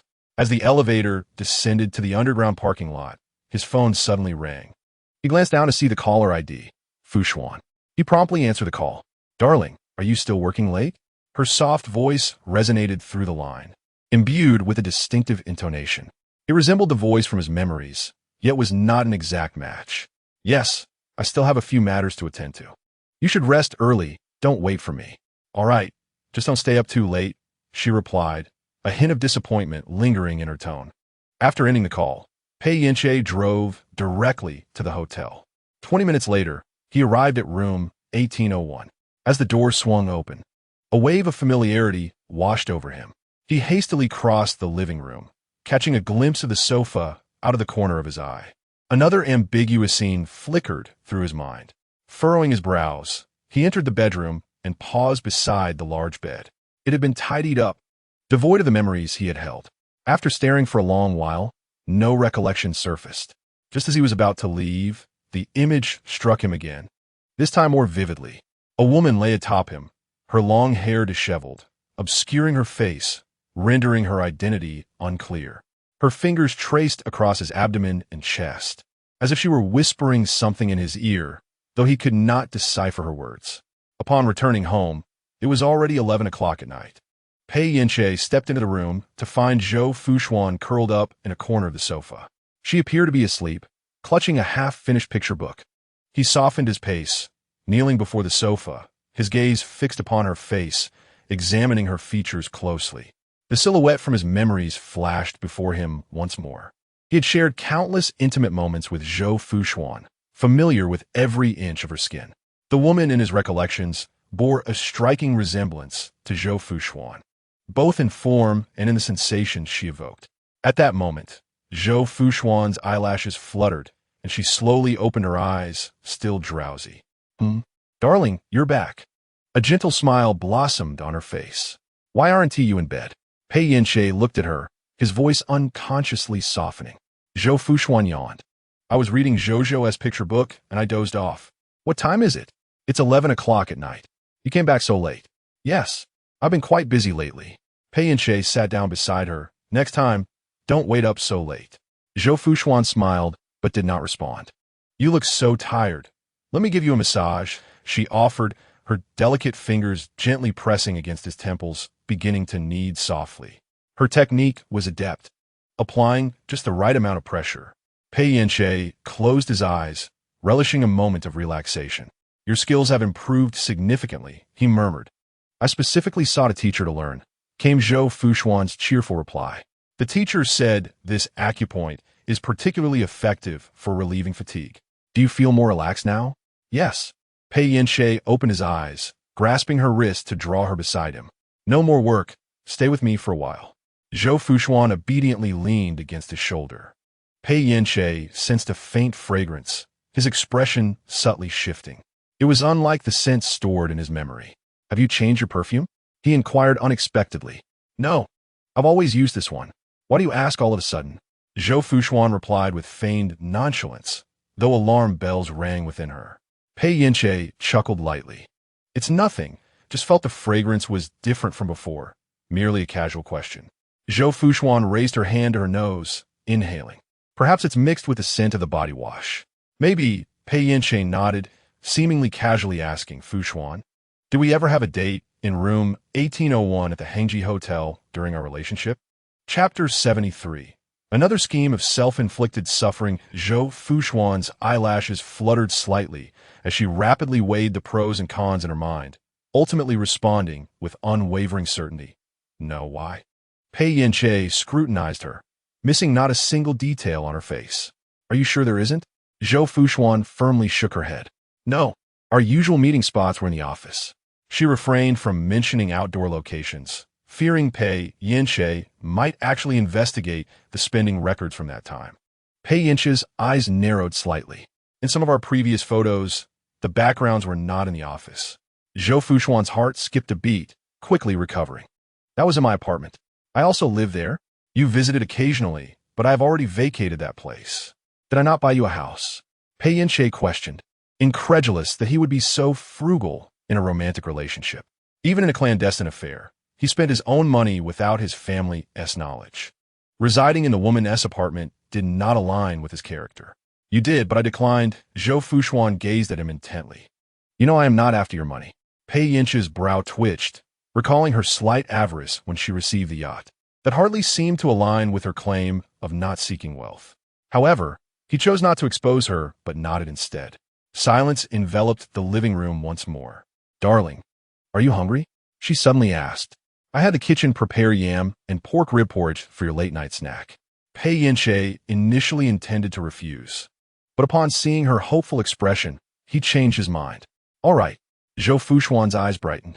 Then wait a moment, I'll be back shortly. She swiftly rose, slipped on her slippers, and made her way to the kitchen. Just call the kitchen to bring it up, Pei Yance called out to her. Zhou Fuxuan turned back, smiling gently. At this hour, they should be resting. I'll just go serve a bowl of porridge. Pei Yance watched her hurriedly depart, his gaze shifting, a complex emotion surging within him. Zhou Fuxuan quickly reached the kitchen, standing before the stove, staring at the steaming bowl of yam and pork rib porridge, her expression dimming. Why had Pei Yance posed those questions? The fragrance? The moment she learned of his return, she had switched the perfume she had been using. Yet, that change had occurred quite some time ago, and the current scent had lingered for months. Why had Pei Yance only now asked her if she had changed her perfume? And what of room 1801? Why had he suddenly brought that up? The only time she had entered room 1801 was when she had deliberately seduced him one fateful night while he was intoxicated. Though the two had encountered one another several times subsequently, they never returned to that room. To be frank, she still harbored a lingering shadow over that space. Secretary Zhou, what else do you wish to play? Come, I shall accompany you. Pei Yance grasped her ankle, pulling her, who was retreating in fright, closer to him. President Pei, I truly cannot bear it any longer. What do you mean you cannot bear it? Did not Secretary Zhou admire me? Suddenly, Zhou Fuxuan jolted back to reality, a chill coursing through her. Did this man recall something? Truly, calamity never comes alone. The situation with Zhou Ming remained unresolved, and now this wild dog, Shun Enian, had unexpectedly pounced. After she had scarcely managed to tame the wild dog, Pei Yance seemed to regain some memories and began to test her once more. How much longer would this group persist? She merely wished to accompany Zhou as he grew, having harmed no one. Why could her life not be a touch smoother? Frustrated, Zhou Fuxuan ran her fingers through her hair, staring blankly at the kanji before her, when suddenly a glimmer sparked in her eyes. She recalled the hypnotic elixir Lin Hui had given her. Should she perhaps give it a try? However, this notion was swiftly dismissed, setting aside whether the potion was effective. The current circumstances hardly warranted such a perilous approach as hypnosis. Thus, Zhou Fuxuan bit her lip, her fingertips lightly caressing the edge of the bowl, as if in hesitation. But in the next moment, she scooped a small spoonful of hot kanji and unhesitatingly poured it onto the inner side of her wrist. A sharp, burning pain instantly surged through her. She gasped, nearly on the verge of tears. How excruciating! Quickly, she thrust her hand under the cool stream of water, the icy flow washing over the wound, gradually alleviating the agony. She gazed at her wrist, taking a gentle breath, her eyes still glistening with tears. Yet a slow smile began to form. The injury was just severe enough to appear alarming, red and inflamed, but without the risk of blistering or scarring. That was sufficient. 5 minutes later, she turned off the tap, gently flicking the droplets from her hand, the stinging sensation still pulsing. In the bedroom, Pei Yance retrieved an album, meticulously flipping through their photographs, particularly those taken in the apartment. Zhou Fuxuan returned with a tray laden with exquisite small dishes and a steaming bowl of congee. Her gaze fell upon the album in the man's hands, her unease intensifying. "Honey, this is yam and rib congee. It's good for your stomach. Please eat quickly." Pei Yance turned to her. "Fuxuan, could you recount some details of our time together?" "Of course." Zhou Fuxuan replied with a light laugh, placing the tray on the coffee table, only to suddenly hiss in pain. She quickly withdrew her hand. "What happened?" Pei Yance hurried to her side, grasping the hand she had hidden behind her back. Zhou Fuxuan feigned an attempt to pull away, but he held her firmly. Under the bright lights, Pei Yance clearly saw a small swollen patch on the inner side of her fair wrist, disturbing to behold. "Is this a burn?" His voice deepened, concern flickering in his eyes. "It's nothing. I just accidentally scalded myself on the pot's edge while serving the congee." Zhou Fuxuan feigned nonchalance in her explanation. "I should not have let you serve it earlier." Pei Yance furrowed his brow and rose to fetch the medical kit. Zhou Fuxuan lightly bit her lower lip. Acknowledging her carelessness, what should have been a simple task had turned into a complete mess. Her last words were whispered softly, almost as if meant for her own ears. Pei Yance returned with the medical kit. "Did you run cold water over it?" "4 or 5 minutes, and it feels much better now." "No wonder you took so long." As he spoke, Pei Yance knelt before her, gently lifting her hand, and with a cotton swab dipped in ointment, he tenderly applied it to the burn. "Does it hurt?" he asked softly. Zhou Fuxuan gazed at his focused profile and shook her head. "No, it doesn't hurt." Pei Yance met her misty-eyed gaze. "Your fingers are trembling from the pain, yet you insist otherwise." "I didn't want you to worry," Zhou Fuxuan replied with a slight tug at her lips. He looked up at her briefly before continuing to tend to her wound, advising, "In the future, let the maid handle such matters. Your hands are unaccustomed and mistakes are inevitable." Zhou Fuxuan glanced at her bandaged wrist and nodded. "I want to do it again next time." Chapter 74. "We will not divorce. Please eat the porridge before it cools," Zhou Fuxuan urged softly. Pei Yance finished organizing the medical kit, picked up the bowl of porridge, and settled onto the sofa. The porridge was perfectly cooked, the yam tender and the pork ribs fragrant, looking quite delightful. After taking a bite, he nodded, "It's quite tasty." Zhou Fuxuan's face immediately lit up with a radiant smile. "I'm glad you like it." He finished the bowl in just a few bites. "Yance, Grandma already knows about our marriage certificate." Zhou Fuxuan suddenly spoke. "She even gifted me a jade bracelet, saying it was a present for the granddaughter-in-law of the Pei family." Pei Yance set down his bowl. "It seems Grandma has already accepted you." "I had originally planned to inform them in due time to discuss wedding arrangements. However, knowing in advance isn't too bad. My parents will likely find out soon as well." Zhou Fuxuan shook her head. "Grandma said she wouldn't tell Mom and Dad, allowing us to disclose it ourselves. Shall we find a time to tell them?" Pei Yance inquired, seeking her opinion. Zhou Fuxuan hesitated for a moment. "Since you have a plan, let us follow it. There's no rush with this matter." Having already registered their marriage, the necessity of a wedding held little significance for her. Deep down, she harbored a desire to avoid a wedding altogether.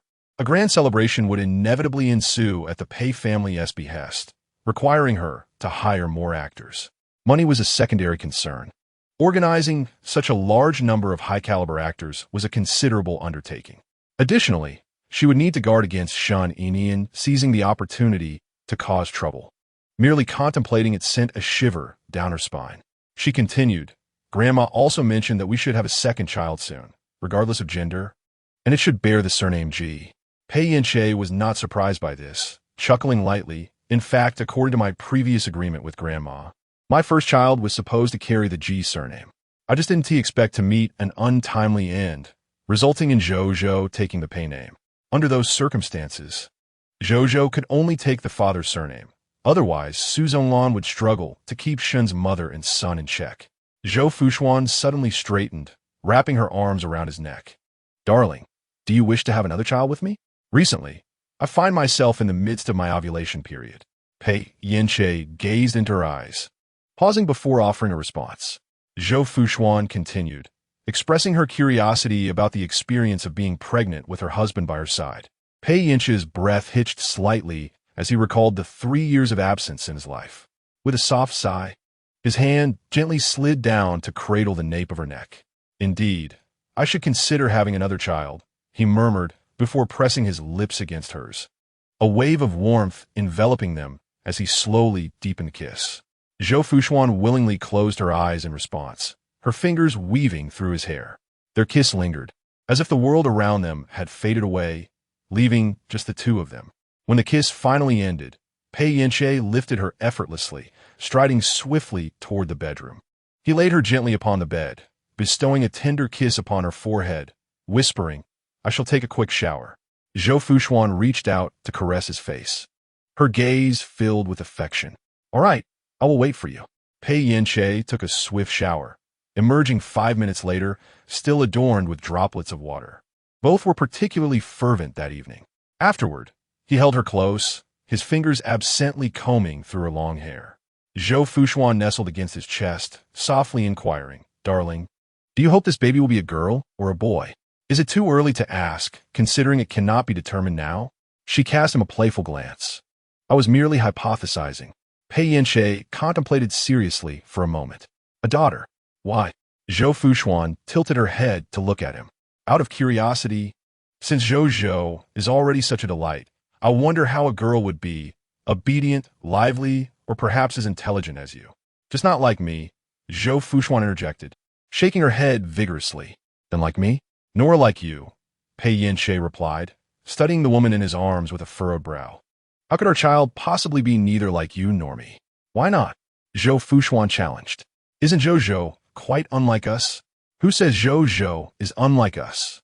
Look at my childhood photos. Zhou is practically my replica. I am not referring to appearance, but to character. Her character resembles mine." "Not at all. How can you say that?" Pei Yance retorted, suddenly earnest. "In my childhood, nearly everyone praised me for being well-behaved and adorable. If you doubt me, I have home videos." "Huh?" Zhou Fuxuan gasped, sitting up in shock. "You aren't deceiving me, are you?" Pei Yance felt a twinge of discomfort at her reaction. Was it so hard to accept that he resembled her? Zhou Fuxuan realized her response was somewhat exaggerated, and she smiled softly. "Of course, that is not what I meant. I merely find the contrast between now and then quite astonishing." Pei Yance sat up as well, pulling the thin blanket over them both. "The contrast is indeed significant. Had I not seen the videos, I would never have realized my childhood self was so similar to Zhou. However, you need not worry excessively. My character transformation is tied to my experiences growing up. I will not become a person like my father, lacking in affection and responsibility." He lowered his gaze to the woman in his arms, speaking the words she had longed to hear. "You are a gentle and patient mother, never revealing any negative emotions in front of your child." He seems to have never witnessed Zhou Fuxuan angry, at most displaying mild annoyance for a few seconds. "To be honest, I have never encountered someone as emotionally stable as you. Spending time with you has transformed my own state of mind. Thus, I firmly believe that Zhou, growing up in such an environment, will never resemble the person I am today." Zhou Fuxuan gazed at him, her throat constricted as if blocked, unable to utter a single word for a long while. How could she be emotionally stable?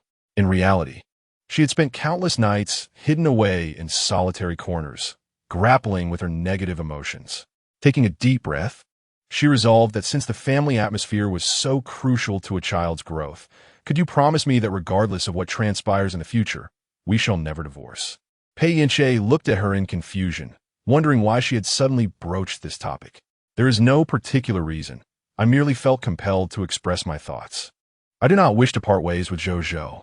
Pei Yance frowned slightly, a hint of displeasure evident. Zhou Fuxuan quickly added, "I do not wish to leave you either. I hope our family can remain together always." Pei Yance placed a kiss atop her head, assuring her, "Rest assured. As long as we both avoid substantial errors, our marriage will endure." Though this statement seemed as empty as silence, it was irrefutable. Even if Pei Yance were to promise her now that he would never divorce her, it would amount to little. Once he fully regained his memory, turning against her would be a mere matter of words. "Sleep now," he said, wrapping his arms around her as they returned to bed. "I have an important meeting tomorrow." Zhou Fuxuan nestled against him, feeling undeniably weary yet unable to drift into slumber. The following day, After thoughtfully seeing Pei Yance off, Zhou Fuxuan returned to her room and pulled out the photo album, flipping through its pages one by one. Every photograph within was a product of skilled forgery, crafted by an expert she had sought at the time. That individual had confidently assured her that even a forensic agency would be unable to discern the truth of his artistry. Back then, she had been unaware of the gentle, indulgent gaze Pei Yance held for her, relying solely on technology to fabricate those moments. Now, with that knowledge, revisiting these images felt utterly counterfeit. She wondered if Pei Yance had sensed anything amiss last night. Yet, it was certain that he had begun to harbor suspicions about her. This album posed a potential threat, but to destroy it now would only further betray her guilt. Zhou Fuxuan found herself ensnared in a dilemma. Whether it was the perfume, room 1801, or the album, none could withstand rigorous scrutiny. Her heart began to waver once more. What if she followed Lin Hui's suggestion and, while Pei Yance still held affection for her, chose to confess everything? But how could she possibly confess? Should she tell Pei Yance that she had not intended to deceive him, but merely wished to avoid separation from Zhou? No. Once Pei Yance fully regained his memory, all her current evasions would crumble. The reality remained that she had seduced him, seeking to elevate her status through motherhood, accepting money, yet secretly bearing child. Following the airplane incident, she had further deceived him by claiming to be his lover, residing in his villa while spending his wealth. Although this was not initially part of her plans, the allure of being a wealthy widow proved too great for her to resist. Now, taking advantage of his amnesia, she spun one lie after another, deceiving his affections and even obtained a marriage certificate. Any one of these transgressions could lead to her demise at the hands of Pei Yance. Despite her considerable sacrifices, from his perspective, she appeared utterly detestable. Unless Pei Yance harbored deep feelings for her, capable of tolerating her deceit, such a scenario seemed implausible. In the room, Zhou Fuxuan sat like a wilted flower, her gaze cast downward in silence. Countless strategies flitted through her mind, only to be dismissed one by one. She understood that whether it was destroying evidence or employing hypnosis, these were merely delaying tactics. Only when those threatening her had vanished could her secret be safeguarded. Yet that was beyond her reach. Even if it were possible, her conscience would not allow it. Zhou Fuxuan's eyes fell once more on her burned wrist, still covered in a layer of ointment.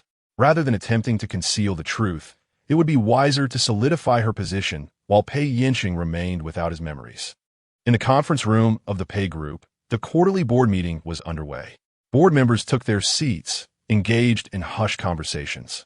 Pei Yance occupied the first position on the right side of the long table, ranking just below the chairman. Shortly after, Zhou Fuxuan strode in with confidence. Today, he wore a well-tailored dark suit, exuding an air of assurance, his smile barely contained. Although not a board member, he had the opportunity to attend today's meeting due to his relationship with Pei Ziyuan. "You arrived quite early, brother," he remarked, approaching Pei Yance. Pei Yance glanced up, his expression indifferent. Zhou Fuxuan, undeterred by the lack of response, chuckled softly. The thought of Pei Yance being ensnared by Zhou Fuxuan, that wild girl, filled him with delight. He looked forward to the day he could openly mock Pei Yance, a day that seemed imminent.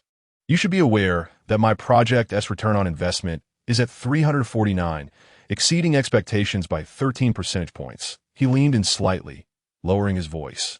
"Father is quite pleased, and so is grandmother. Brother, who do you think will ultimately control the new energy sector of the group?" At the mention of their grandmother, Pei Yance furrowed his brow, casting a glance at him. Indeed, it's rather short-sighted to boast over minor achievements. The group values long-term strategy, not fleeting numbers. Zhou Fuxuan's expression darkened, and he clenched his teeth, ready to retort. Just then, Pei Ziyuan entered, surrounded by assistants, and the room fell silent. Zhou Fuxuan's eyes dimmed, his frustration palpable. "Brother, mere words won't suffice. Results are the true measure of success. Let's wait and see." At the end of the long table, a holographic projection displayed various data points. Zhou Fuxuan stood before it, confidently reporting the results. The success of this project underscored the necessity of forming a closed industrial chain. For instance, how to integrate the group's focus on the new energy sector with real estate. Several board members nodded in agreement, especially in Pei Yance eyes. There was an unmistakable pride and affirmation for his son. Pei Yance glanced coldly at his father, observing the affection in his gaze, and felt an overwhelming sense of irony. Suddenly, he recalled the conversation he had with Fuxuan the previous night. Although he had only spent a few months with Zhou, he had fully embraced the role of father. His love for Zhou was unequivocal. However, the deeper his love for Zhou grew, the more he found it impossible to forgive his father for all that he had done. It became evident that a father who truly loves his child would never allow them to suffer. Emotional needs, in his view, were secondary. What truly troubled him was the helicopter crash from 3 years prior. He had reopened the investigation, and numerous doubts pointed towards his father. Yet, due to the absence of crucial evidence, he might never uncover the truth. This incident had become an insurmountable chasm between father and son. Yance, what is your perspective? Pei Yance suddenly called out, drawing the attention of everyone in the room. Pei Yance quickly regained his composure and spoke deliberately, acknowledging that General Manager Shun's project results were indeed impressive. He paused, but noted that it was only suitable for short-term gains and lacked broad market prospects. The real estate industry was currently facing a degree of sluggishness. Forcing the integration of two entirely different sectors could lead to managerial chaos. He presented data, illustrating the quarterly fluctuation curves of the two sectors over the past 5 years. If this trend continued, General Manager Shun's vision would not hold long-term viability. He articulated a well-reasoned rebuttal to Shun's project proposal. How can this be compared? Shun stood up to counter, asserting that data is static while the market is dynamic. Mr. Pei's commercial thinking is so insular that it is tantamount to a slow suicide during this industry reshuffling period. He turned to the board members, his gaze resolute. Indeed, the real estate sector is confronting certain challenges. Yet, precisely for this reason, we must integrate with renewable energy and develop new models. With this statement, the conference room buzzed with energy. Pei Yance reclined in his chair, a slight smile playing at the corners of his mouth as he exchanged glances with a nearby board member. The board member instantly understood and chimed in. I believe General Manager Shun's vision merits a deeper discussion. Su Zheng adjusted his glasses, adding that business integration is not as straightforward as a simple equation. General Manager Shun's vision was overly idealistic. Chapter 76, Alienation and Betrayal? Others echoed his sentiments, expressing their belief that it was too rationalized and could easily collapse in the later stages. I opposed this, echoed some, while others voiced their support. The room was divided, each side fervently presenting their viewpoints, leading to a lively debate. In the midst of this, only Lin Wenjue, representing the elderly Mrs. G, remained silent. I have a proposal.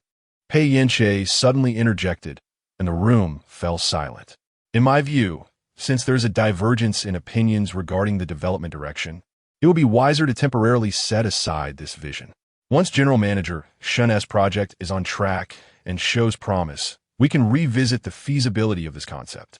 I disagree. Such an approach would cause us to miss the optimal development window. Shun raised his voice. Mr. Pei wouldn't be employing a delaying tactic, would he? I am advocating for prudent decision-making. Pei Yance replied nonchalantly. Unless your project withstands the test of time, I shall not extend my support. You, Shun glared fiercely. This is evidently a personal vendetta. You think too much. I only consider the interests of the group.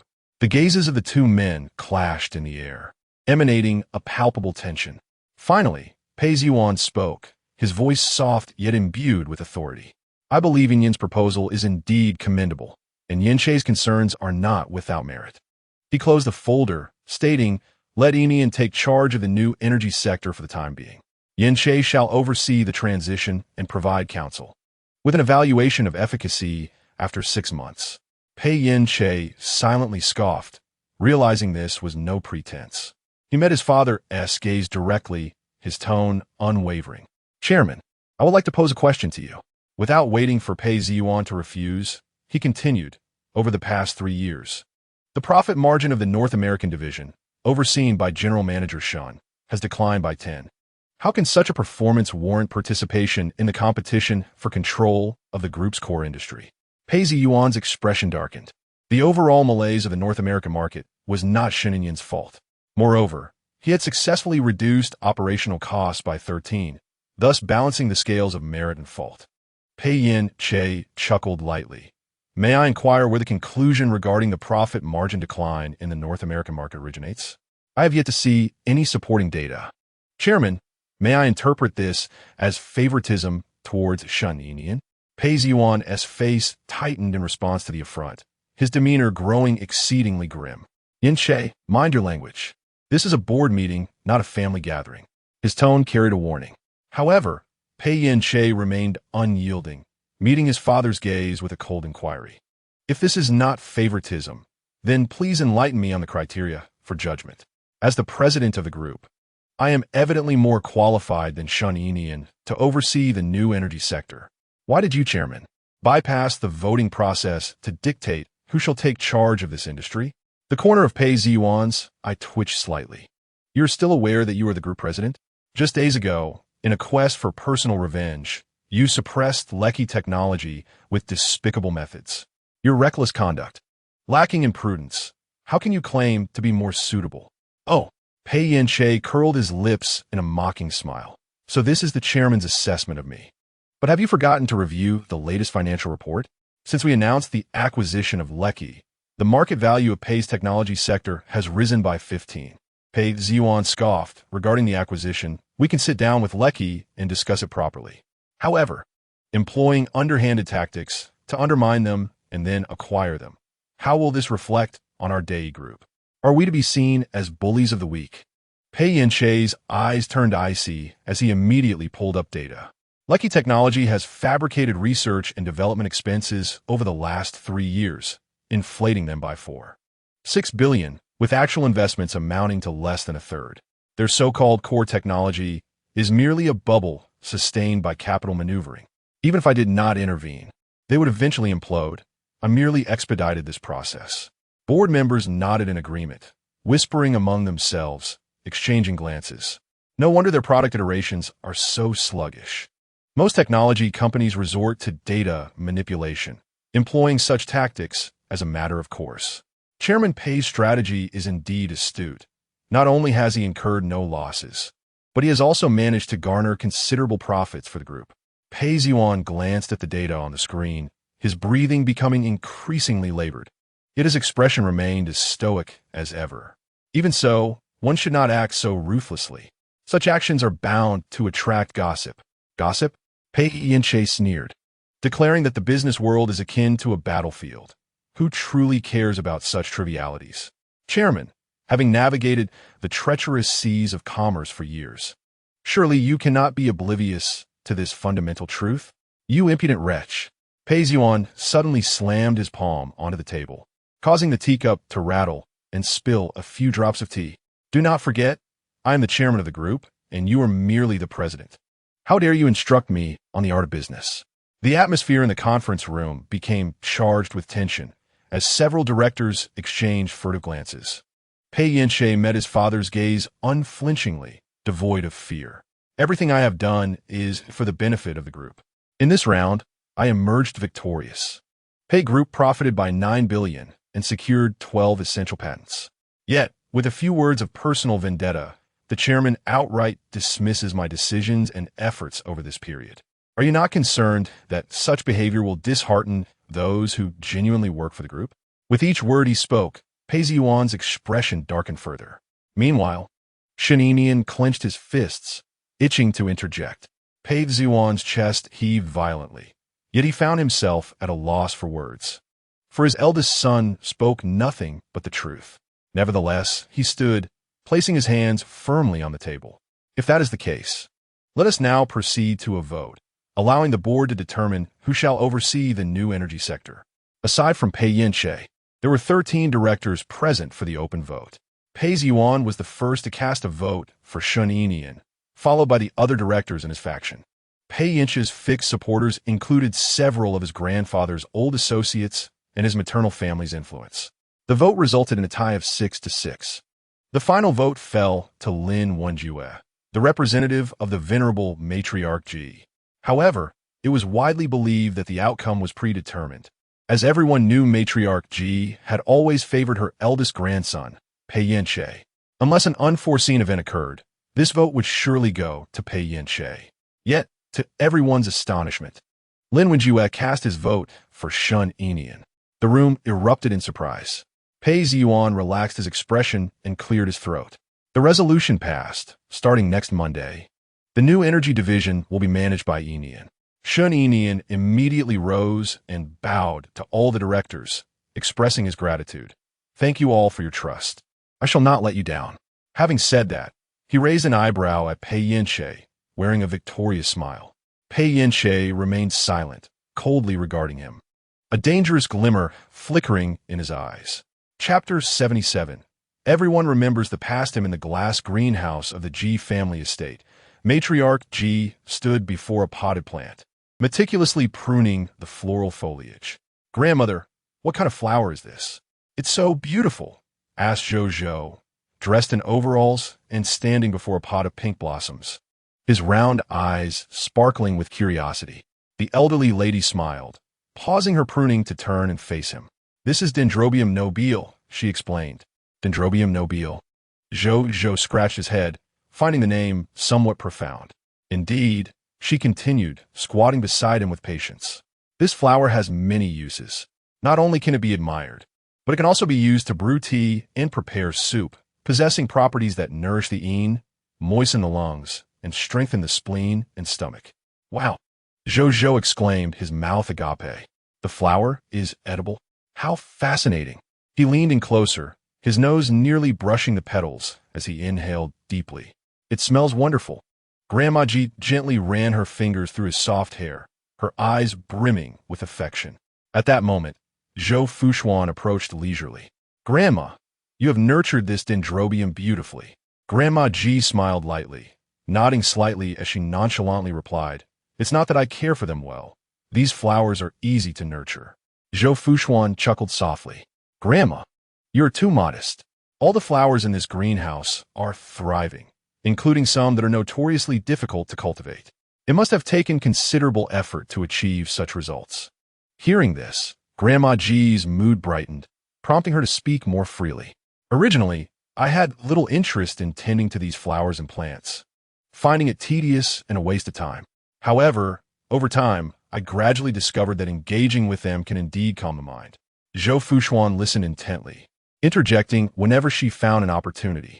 Since Grandma Ji had gifted her a bracelet and acknowledged her identity, her fear of interacting with this formidable matriarch had diminished. Just then, a sleek black Maybach rolled into the estate's driveway, heading toward them. Zhou Fuxuan instantly recognized it as Pei Yance's car, feeling a twinge of confusion. "Isn't it work hours? Why is he here?" The vehicle did not enter the underground parking, but rather halted midway, the closest point to them. Pei Yance emerged from the car, impeccably dressed in a suit, his expression stern as he strode toward them. "Daddy!" Zhou shouted excitedly upon seeing him. Before Zhou Fuxuan could react, Zhou dashed forward. Indeed, children of this age are the hardest to manage. Seeing this, Pei Yance immediately bent down to catch the little one rushing into his arms, lifting him up. "Daddy, why are you here?" Zhou wrapped his arms around his neck, his eyes sparkling. Pei Yance managed a strained smile. "Because I missed you and your mother." After saying this, he turned his gaze toward Zhou Fuxuan, who was approaching. "Fuxuan, please take Zhou back inside. I need to speak with Grandma. I will come to collect you both later." "All right." Zhou Fuxuan extended her arms to take the child. "Let us go watch cartoons while Daddy and Great-Grandma have a discussion." Zhou obediently nestled into his mother's embrace, turning to wave. "Goodbye, Daddy." "Goodbye. Goodbye, Great-Grandma." Grandma Ji looked at him with affection. "Goodbye." After Zhou Fuxuan departed with the child, Pei Yance turned to his grandmother. "Grandma, why did you vote for Sheninian?" he asked directly, his voice low. Grandma Ji remained composed, leisurely snipping away an excess branch before straightening up. "Aker, why are you standing so far away when speaking to your grandmother?" She removed her gardening gloves, walked over to the wicker chair, and patted the space beside her, inviting him to come closer so they could converse. No need.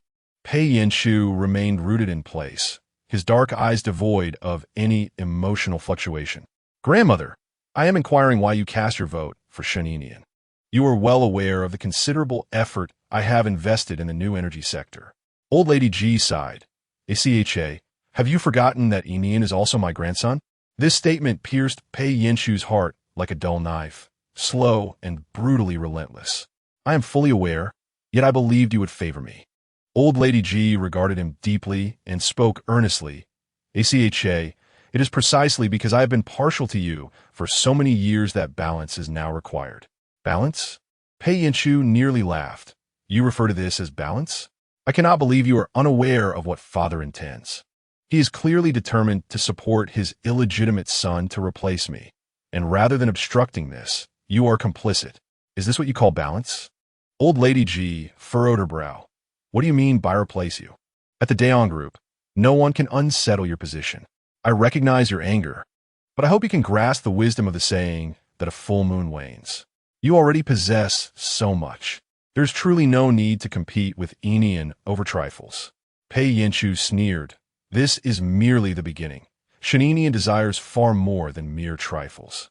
Old Lady G replied calmly. Rest assured, I will not allow him to pose a threat to you. Grandmother, I am not a child of 3. Your words cannot deceive me. I would rather you admit that you feel compassion for Shen Enian and wish to treat him better than to offer such excuses. After a moment of silence, Old Lady G conceded, Yes, I do indeed feel for him, but I value you more. His potential is limited, yet you are different. You are the future leader of the group. You must maintain your composure and possess a broader perspective, rather than question me over such matters. Asha, your behavior today has disappointed me. These words fell upon Pei Yance like a bucket of icy water. Why do I question? He chuckled self-deprecatingly. Because I believe grandmother would always stand by my side. Had you informed me sooner that I was not your first choice, I would not have been caught off guard. Your silence suggests you counted on my unpreparedness to facilitate Shen Enian's successful takeover of the core business. Old Lady G's expression turned stern. Are you blaming me? Grandmother, I do not blame you, but you and father have indeed imparted a significant lesson. Old Lady G frowned. Had this been 3 years ago, you would never have uttered such words. Pei Yance gazed silently at his grandmother, seemingly grasping an understanding. Everyone reminisced about the version of him prior to his amnesia. Even his mother had mentioned it more than once. Seeing him lost in thought for an extended period, Old Lady G spoke with heartfelt sincerity. Acha, I hope you can calm down and reflect. Grandmother, you are right. Pei Yance's voice was tranquil. I indeed need to contemplate this thoughtfully. Chapter 78. The capable assistant in the children's room on the second floor of the villa, Zhou Fuxuan was playing with building blocks alongside Jojo. At that moment, a faint sound emanated from the door, which was then gently pushed open. Zhou Fuxuan turned her gaze towards the sound and beheld Pei Yance standing at the doorway. Darling, you're back, she said, her smile warm and gentle. Jojo, following suit, lifted his head and, upon recognizing his father, immediately set down his toys and dashed forward. Exclaiming Daddy, Pei Yance watched the little bundle rushing towards him, his heart softening. He crouched down and embraced him. The delightful scent emanating from Jojo, a subtle blend of milk and children's moisturizer, enveloped him, soothing his previously agitated spirit. Is Daddy unhappy? Jojo inquired, his large, round eyes gazing up at him. Pei Yance tenderly ruffled his hair, reassuring him, Daddy is not unhappy, just a bit tired. Suddenly, Jojo tilted his chubby face upward, pouted, and planted a kiss on his father's cheek. Mama says that a kiss makes you feel better. Pei Yance felt his heart melt, and he leaned down to nuzzle his nose against Jojo's little one, indeed feeling rejuvenated. Really? Jojo's eyes sparkled with delight. Then I'll give you more kisses. He raised his face again and showered his father's cheeks with 5 or 6 pecks, leaving a trail of saliva. Pei Yance raised a hand to touch his slightly damp cheek and, in a sudden burst of affection, planted a hearty kiss on Jojo's face. The child's skin felt as soft as jelly and pleasantly cool to the touch, and Pei Yance found himself craving more. Mommy, help! Daddy is a big monster and wants to eat me. Zhou squealed, his small body leaning back in mock distress, his laughter ringing through the air. Zhou Fuxuan watched the joyful interaction between father and son with a tender gaze, but couldn't he help but interject, Yance, be gentle. The child's skin is delicate and cannot withstand such rough affection. All right. Pei Yance finally placed a soft kiss on Zhou's tiny nose and effortlessly lifted him into his arms. Turning to Zhou Fuxuan, he said, let us go home. Zhou Fuxuan nodded and followed suit. Zhou rested his chin on his father's shoulder, chattering away, his little feet swinging in the air. The three descended the staircase together. Grandma Ji awaited them downstairs. Are you heading back now? Why not stay for dinner before you leave? No need. Pei Yance replied in a calm tone. We have already imposed on Grandma long enough. Grandma Ji felt a twinge of regret, but did not insist. Well then, return safely and take care on the way. Zhou Fuxuan smiled gently in response. We will. Goodbye, Grandma. Goodbye, Grandma echoed. Zhou waved his tiny hand. Great Grandma. Take care. We'll come to see you again. Next time, bye-bye. At last, Grandma Ji wore a genuine smile. No need to wait for next time. We can see each other tomorrow. Tomorrow is Zhou's birthday, and Great-Grandma has prepared a super large gift. What gift? Zhou's eyes brimmed with anticipation. That's a secret for now. You'll find out tomorrow. All right, Zhou said, somewhat disappointed, pouting. Great-Grandma, see you tomorrow, bye-bye. Bye-bye. Pei Yance carried Zhou past Grandma Ji, and they exited the Ji family estate. The car slowly rolled out of the grand gates. Pei Yance couldn't help but glance back at the place where he had once lived for several years. He had promised Grandma Ji that as long as she steadfastly stood by him, he would spare the Shun family. Now, Grandma has violated their agreement. In light of this, Pei Yance's fingers tightened around the steering wheel, and his dark eyes seemed to be shrouded in a layer of frost. Even Zhou Fuxuan, seated in the front passenger seat, could sense the tension. She discreetly leaned towards the door and asked, Darling, what did you discuss with Grandma just now? Her voice was low, striving not to awaken the sleeping Zhou in the rear safety seat. Pei Yance glanced at the rearview mirror, confirming Zhou was indeed asleep before he replied. During today's quarterly board meeting, my father and Grandma cast their votes for Shun Enian. From this point forward, the new energy division will be under Shun Enian's management. Zhou Fuxuan gasped in disbelief. How could this happen? She was well aware of how much Grandma valued Pei Yance. Why would she take such a course of action? Pei Yance calmly explained, both Shun Enian and I are her grandsons. Her decision is not without reason. Zhou Fuxuan found herself at a loss for words. To Grandma Yi. The distinction between Pei Yance and Shun Enian was merely their different mothers, yet both were the flesh and blood of her sons. From her observations over the past 3 years, she noted that Su Zhonglan and Grandma Ji's relationship was rather average, with infrequent meetings. In contrast, Shun Xiaorong was adept at currying favor, often visiting Grandma under the pretense of filial duty through her son.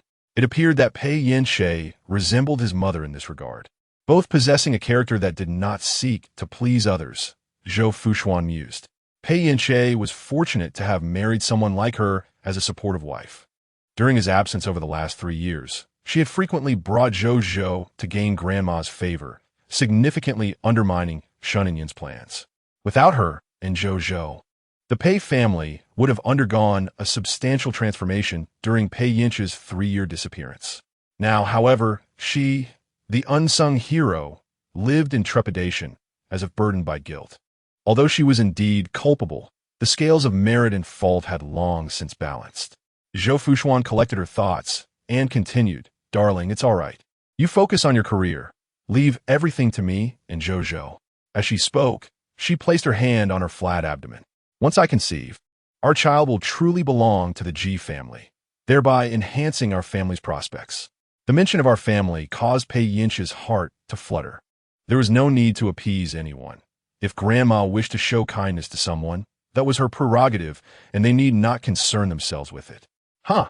Not to concern ourselves? Zhou Fuxuan's delicate brows furrowed, her voice urgent. Darling, such a mindset is perilous. The elderly require care and concern. She knows well who treats her kindly. Although she previously held Shun Enian in disdain, he has shown unwavering filial piety over the past 3 years. Even a heart of stone can be warmed. Look, hasn't she just cast her vote for Shun Enian? If we do not exert ourselves further, the balance in her heart may well tip towards the Shun family. Pei Yance understood these principles all too well, yet he disdained competing for affection. Rest assured, even without Grandma's support, I will still attain the position I desire. Zhou Fuxuan felt an urge to scold him. Indeed, the more leverage one possesses, the more audacity one exhibits, leading to a disregard for the shortcuts available. However, she cannot explain so much to Pei Yance, as it might reveal her cunning side. Thus, she gently said, "My dear, I certainly believe in your capabilities. Nevertheless, aside from the matter of competing for affection, honoring our elders is a duty that we, as their juniors, ought to fulfill. But you need not worry about this. Zhou and I will manage it." Pei Yance turned to glance at her, his gaze intricate. For a fleeting moment, he found no desire to delve into the truth or restore his memories, feeling that the present state was quite satisfactory. After a long while, when Zhou Fuxuan thought the conversation had concluded, Pei Yance suddenly spoke, "You have worked hard." Zhou Fuxuan's heart fluttered with joy as she gazed at him affectionately. "We are husband and wife. It is only natural that we should support one another." Chapter 79. Collusion. A celebration banquet was underway at the Shun family villa. Shen Xiaorong had arranged for the kitchen to prepare an extravagant dinner and had opened several bottles of red wine worth hundreds of thousands. Shen Luoyin eagerly raised her glass. "Come, let us toast to my brother, who is about to take charge of the group's new energy division." Others lifted their goblets, clinking them together in the air. Pei Ziwan sipped his red wine, appearing relaxed and at ease. Yin performed admirably at the board meeting today. He possesses the boldness reminiscent of my younger self. Shen Enian smiled, attributing his success to his father's guidance. "Without my father and grandmother, I would not have achieved what I have today." As he spoke, he raised his glass in a toast to his father, then tilted his head back to drink it all. Pei Ziwan regarded him with an expression akin to admiration for his own creation, his eyes filled with pride and affection. "Do not be modest. You truly have a talent for business. With a bit more diligence, you will surely ascend to even greater heights." Shen Enian's gaze was resolute. "Thank you, Dad. I will work twice as hard." "All right. Why are you two being so polite?" Shen Xiaorong laughed, her eyes crinkling with delight. She had purposely donned a dark red qipao today, adorned with a diamond necklace worth millions. She radiated both festivity and an elegant nobility. "By the way," Pei Ziwan interjected, "Yin, you will accompany me to the technology business gala next week. It will be a good opportunity for you to make an appearance and introduce yourself in your new role while mingling with some new elites in the tech circle." Upon hearing this, Shen Enian's eyes brightened. "Sure, Dad. I will not disappoint you. I want to go too." Shen Luoyin pouted playfully. "Dad, it has been a long time since you took me to a public event." Shen Xiaorong cast a reproachful glance at her daughter. "Your brother is going to discuss serious matters. Why do you want to tag along?" "Mom, you are biased." "How am I biased?" Pei Ziyuan chuckled. "It's fine. If she wants to go, let her. That night's gala will have many young ladies in attendance. Xiao Yin can make some new friends." Shen Luoyin beamed, playfully winking at her mother, and then placed a piece of meat into her father's bowl. "I knew Dad loves me the most. Don't worry, Dad. On the night of the banquet, I will certainly be the center of attention, making you proud." Pei Ziyuan shook his head with a light laugh. His eyes filled with indulgence. The atmosphere at the dining table was harmonious. Shen Enian lifted his gaze, exchanging a discreet glance with his mother. After receiving her son's subtle hint, Shen Xiaorong seemingly casually inquired, "Ziyuan, how should we handle the shares after Enian takes over the core industry?" "There's no rush." Pei Ziyuan interrupted her. "The most crucial matter now is for Enian to establish himself firmly within the group." Shen Xiaorong felt a tinge of disappointment in her heart. Yet she still smiled and nodded. "You are right. Enian is still young and needs to be tempered gradually, taking one step at a time for stability." Shen Enian tightened his grip on the chopsticks, his downcast eyes concealing the emotions within. After dinner, the family gathered in the living room, engaging in mundane conversations like any typical family. Shen Luoyin animatedly recounted her recent party experiences. Shen Qiurong interjected occasionally with gentle additions, her gaze warm. Meanwhile, Shun Enian exchanged a few remarks about group affairs with his father. The topics intertwined, creating a lively atmosphere in the living room. As Shun Luoyin became increasingly animated, she suddenly remarked with a hint of malice, "Brother, having triumphed over the Pei family, some people might be losing sleep over it." She deliberately elongated her words, her eyes betraying a sense of schadenfreude. Shen Qiurong shot her a reproachful glance, feigning admonition. "Xiaoyan, don't say that." Before Pei Ziyuan could respond, she adopted a concerned expression. "Ziyuan, now that Yin has won, there shouldn't be any issues with Yinqing, right?" Pei Ziyuan's displeasure was evident. What issues could there possibly be? Shen Qiurong cautiously replied. "After all, this is the core business of the group. Now that it has been entrusted to Yin, I fear Yinqing might feel distressed." Pei Ziyuan scoffed. "What does he have to feel distressed about? Does he lack for industries?" Shen Qiurong appeared hesitant, and at that moment, Shun Luoyin interjected, playing the role of a peacemaker. "Dad, you know that fellow has always been ruthless. He might seek revenge on us in secret." She emphasized the word us, casting a sidelong glance at her father to gauge his reaction. Pei Ziyuan furrowed his brow. "Does he dare? The group is still under my command." Shun Luoyin pouted, "Dad, it's not like this is the first time he has defied you. With his grandmother's backing and the support from the Su family, he stands tall. What weight do your words carry?" Her words struck a nerve with Pei Ziyuan, darkening his expression as he rebuked, "Why do you always refer to him as that fellow? He is your elder brother." Shen Luoyin protested. "I can call him elder brother all I want, but does he even acknowledge me? Why am I held to a different standard than him? Is it just because I am easygoing and easy to bully?" Shen Qiurong grasped her hand under the table, giving it a gentle squeeze to signal her to avoid provoking her father. Pei Ziyuan, seeing his daughter's eyes glistening with tears, felt a pang of heartache. "All right, if you don't want to call him that, then don't. After all, you rarely see each other. As for the new energy sector, I will assign someone to keep an eye on it.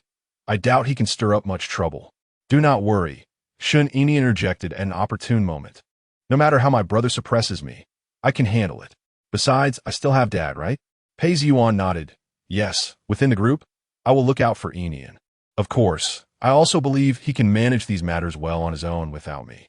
Seeing her objective achieved, Shun Qiurong quickly adopted a gentle expression. "Well then, let's not dwell on such matters anymore." The once cheerful living room had fallen into a hushed silence.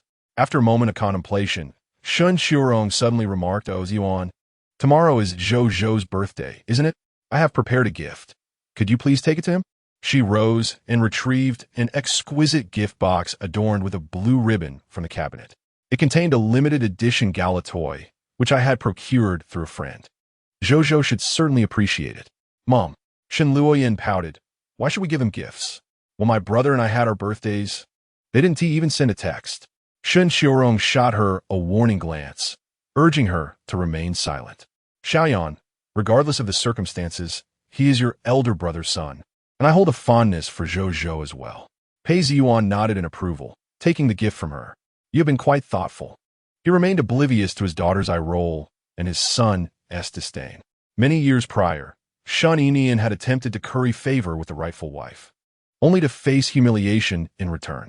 He could not fathom why his mother continued to engage in such futile gestures after all these years. Whether to impress their father or to evoke emotions from those individuals, he found it beneath him to participate. Chapter 80. Does Aunt Yin know about this? Inside a renowned gold jewelry store, Si Ning's delicate fingers glided over the display case. "Could you please take this out for me to examine?" She gently tapped on a pure gold longevity lock priced in the 6 figures. Immediately, a smile of eager hospitality spread across the sales associate's face. "Miss, you truly have an exquisite eye. This piece is the Eternal Lock, handcrafted by a master from Italy. There are only 9 in existence worldwide, each with its unique number, and only 3 are available in the country." Lin Xiaowei, standing nearby, scoffed internally. Who are they trying to fool? What master crafts pure gold jewelry and sells it for just a few $100,000? This is nothing but a sales pitch. Si Ning accepted the longevity lock, cradling it in her palm for inspection. The craftsmanship was indeed splendid. Sensing a successful sale, the associate continued to promote, "Yes, this design is truly unique to the market." Lin Xiaowei, puzzled, leaned in to inquire, "Ning, why the sudden interest in such items?" As a jewelry designer with an eye for the exquisite, Ning typically would not be drawn to such gaudy gold accessories. Ning glanced at her and chuckled lightly. "Tomorrow is Zhou's birthday, and I was uncertain about what to gift him. I heard that gold is a good present for children, and upon seeing this, I thought it quite fitting. What do you think?" Lin Xiaowei furrowed her brow, remaining silent. Nearby, someone eagerly chimed in, "This would be perfect for a child. He would definitely love it." Ning smiled gently and handed the longevity lock over. "In that case, I will take this. Please wrap it up for me." "Of course," came the cheerful reply as the associate proceeded to package the gift. After completing the transaction, the two women retreated to a CAF to relax. Unable to contain her curiosity any longer, Lin Xiaowei finally asked, "Ning, you seem quite fond of Zhou Fuxuan, going to such lengths for her son's birthday." Having known Ning for many years, she had never witnessed her show such concern for anyone outside her family. Ning appeared approachable and gentle-natured, yet in reality, she treated everyone with a similar degree of detachment, polite yet distant, creating a palpable sense of separation in interactions. Originally, I assumed that Ning possessed a temperament as serene as a chrysanthemum. However, it was not until Zhou Fuxuan made her entrance that I realized Ning could indeed take the initiative. Within just a few days of acquaintance, she extended an invitation to Fuxuan to visit her studio, where they shared afternoon tea and indulged in shopping together. Now, she even personally selects gifts for Fuxuan's child at the store, which has instilled a sense of urgency within me. Ning delicately sipped her coffee, pondering whether it was truly customary to present gifts to a friend's child. While it is indeed a common courtesy, I sensed that Lin Xiaowei was carefully weighing her words. "What do you think?" I asked. "Oh, it's nothing. By the way, did she invite you to her son's birthday party tomorrow?" "No, Ning Biblaive." Gently placing her coffee cup down, her expression composed. "What?" Lin Xiaowei exclaimed in surprise. "She didn't invite you, yet you are selecting gifts for her child? I feel it is quite unjust on your part." Ning remained unfazed, explaining that most children's birthday parties are family gatherings and that her presence would be inappropriate. Moreover, her gift was merely a token of goodwill, not something she had disclosed to Fuxuan in advance. "Oh, you seem to be quite affectionate in calling her sister Fuxuan," Lin Xiaowei remarked, a hint of jealousy creeping into her tone, though she refrained from expressing it overtly. "Ning, I am quite curious. What draws your attention to Zhou Fuxuan? Is it her status?" Ning shook her head, asserting that she never considers status when making friends. Compatibility is what truly matters. Compatibility? Lin Xiaowei was further puzzled. "I have not noticed any remarkable qualities in her." After a brief pause, Ning recounted, "My father presented a string of prayer beads, which he has worn for many years, to Sister Fuxuan at a charity gala. One could say that the prayer beads have been with her longer than her time at the C family. She had asked my father for them, but he declined, only to bestow them upon a woman he had only recently met." There was a slight bitterness lacing her voice as she spoke these words. "What?" Lin Xiaowei's eyes widened in disbelief, failing to grasp the ambiguous tone in her friend's words. "Uncle gifted that string of prayer beads to Zhou Fuxuan?" Ning smiled gently and nodded. "At first I was puzzled, but when I saw Sister Fuxuan, I noticed her resemblance to my mother. Perhaps it was this familiarity that prompted my father to feel a connection and give her the beads." Lin Xiaowei was bewildered. "But didn't Aunt Yin give those to Uncle? How could he so easily part with them? It must take a considerable bond to gift such cherished items to a mere acquaintance. Furthermore, was it truly as simple as compatibility?" She recalled Zhou Fuxuan's enchanting beauty and the captivating allure of her figure. There were whispers that some sought substitutes, especially since Aunt Yin had passed, leaving Uncle with lingering emotional turmoil. Could Uncle be genuinely searching for a substitute? The thought sent shivers down her spine. Ning lowered her gaze, her emotions obscured beneath her lashes, and half-heartedly remarked, "Not only my father, but even I find myself inexplicably drawn to Sister Fuxuan." After saying this, she lifted her eyes, a faint smile gracing her lips. Lin Xiaowei furrowed her brow. Does Aunt Yin know about this? Xining shook her head. Mother has not been well lately, and I do not wish to disturb her with trifles. Lin Xiaowei regarded her intently, opening her mouth to speak but ultimately falling silent. Sigh, that naive Aining. I don't even know how to remind her to be cautious of Zhou Fuxuan. Upon returning home, Zhou Fuxuan entrusted the already slumbering Zhou to the nanny and retreated to the room with Pei Yance. As soon as the door clicked shut, Pei Yance extended his long arm, drawing her into his embrace, his chin resting amidst her hair.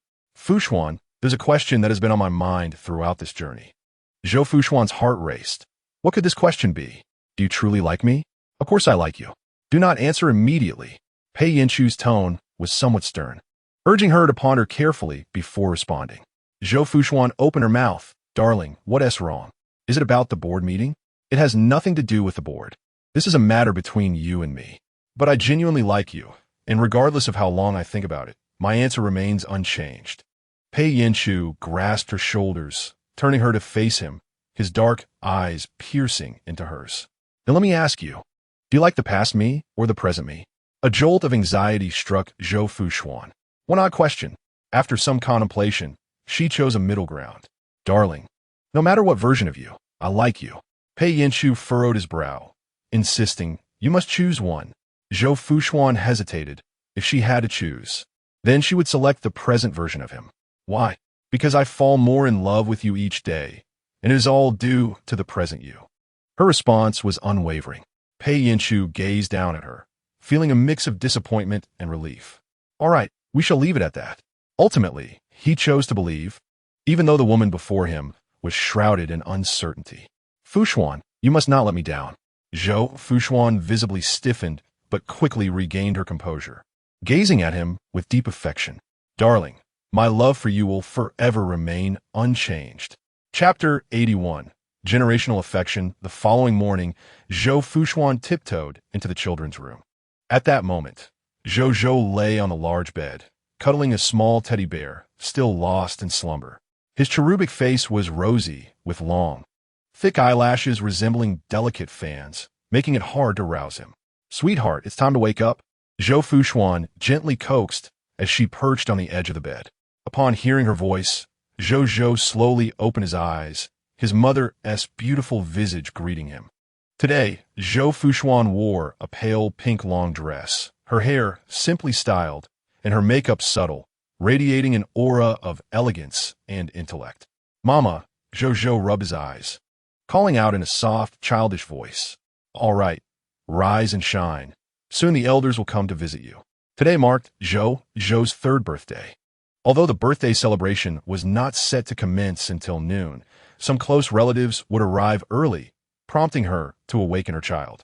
Obediently, Zhou emerged from the covers, extending his arms in a playful manner. Mama, hold me. Zhou Fuxuan chuckled softly. Just as she reached out to lift him, a loud and affectionate voice interrupted. My little darling, Zhou, Grandma is here to see you. Upon hearing the voice, Zhou's eyes sparkled with joy as he exclaimed, Grandma! Ah! Su Zhonglan appeared at the bedroom door, her face beaming with a smile. Today, she donned a remarkably casual ensemble, featuring a loose silk blouse paired with beige, high-waisted straight trousers. Despite being in her 50s, her meticulous self-care rendered her appearance significantly more youthful than her actual age. In her hands, she cradled an exquisite gift box, while a servant trailed behind, pushing a cart laden with presents. Mother, why have you come so early? Zhou has only just risen. Zhou Fuxuan hurriedly stood to greet her. It's my precious grandson's birthday. Naturally, I must be the first to present my gift. Su Zhonglan replied, walking past her without a glance. Zhou Fuxuan was accustomed to this behavior, merely offering a faint smile as she stood by. Approaching the bedside, Su Zhonglan instantly transformed her demeanor, donning a radiant smile and opening her arms. Come here, let Grandma give you a hug. Zhou sprang to his feet, diving into his grandmother's fragrant embrace. Grandma, I missed you so much. I missed you dearly as well, Su Zhonglan exclaimed, showering his smooth little face with affectionate kisses before reluctantly releasing him.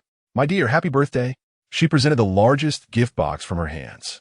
Quickly, open it and see what Grandma has specially prepared for you. I am certain you will adore it. Thank you, Grandma, Zhou replied, taking the gift but delaying the unwrapping to plant several kisses on her face. Zhou Fuxuan observed the affectionate exchange between the grandmother and grandson.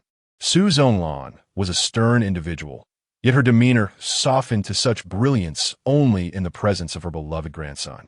Though she harbored a dislike for Zhou Fuxuan and treated her with considerable harshness, her affection for Zhou was beyond reproach. Zhou's substantial wealth, amounting to billions, could certainly be attributed, at least in part, to Su Zhonglan's generosity. However, to safeguard her grandson from any potential interference, Su Zhonglan had established a trust to manage these assets, leaving Zhou Fuxuan without any authority over them. Seated on the bed, Zhou joyfully began to unwrap the gift. Upon discovering a pure gold model airplane nestled within the box, his eyes widened in astonishment. Wow, it's an airplane, all glittering gold. How beautiful. This is custom-made just for you, weighing 3 kilograms, Su Zhonglan said indulgently, playfully tapping his nose. With each passing year, Grandma will add another kilogram. Do you like this gift? Grandma, I absolutely love the gift you gave me, Zhou exclaimed, eagerly playing with the little airplane. And there is more. Su Zhonglan beckoned with her finger, prompting the maid to push over the cart filled with gifts. Wow, so many presents. Zhou's eyes sparkled as he gazed at the towering stack of exquisite gift boxes. Grandma, are all of these for me? Indeed. All the gifts here are prepared just for you. There are 12 in total, 1 for each month. You may unwrap them whenever you wish, Su Zhonglan replied. Wow, I can open so many gifts. Zhou jubilantly bounced around. Zhou Fuxuan gazed at the mountain of gift boxes, once again marveling at Su Zhonglan's affection for Zhou. Could this be the famed phenomenon of intergenerational love? Before she could ponder further, Su Zhonglan suddenly turned her head, her voice icy. Where is Aker? Why haven't I seen him? Zhou Fuxuan, unfazed by her contrasting demeanor, chuckled lightly. Yance stayed up late last night. He is yet to rise. Su Zhonglan assumed her son was troubled over matters concerning the board of directors, which had disrupted his sleep. The pent-up frustration surged once again within her. Unable to contain herself, she muttered under her breath, That old fool truly fails as a father. Grandma, who is that old fool? Zhou inquired, tilting his head in curiosity. Su Zhonglan's expression stiffened, regretting that she had inadvertently voiced her true feelings. The food is just really delicious, she quickly corrected. Grandma, I'm hungry. All right, let's get up, brush our teeth, and wash our faces before enjoying some tasty treats. Su Zhonglan scooped up her grandson, disregarding Zhou Fuxuan, and headed straight for the bathroom. Zhou Fuxuan recognized her mother-in-law's misunderstanding. However, the reality was not something she could openly discuss. It would be inappropriate to mention that the couple had simply delayed their family planning. In the dining room, Zhou Fuxuan, Su Zhonglan, and Zhou were partaking in breakfast. Just as they were finishing, Pei Yance arrived late.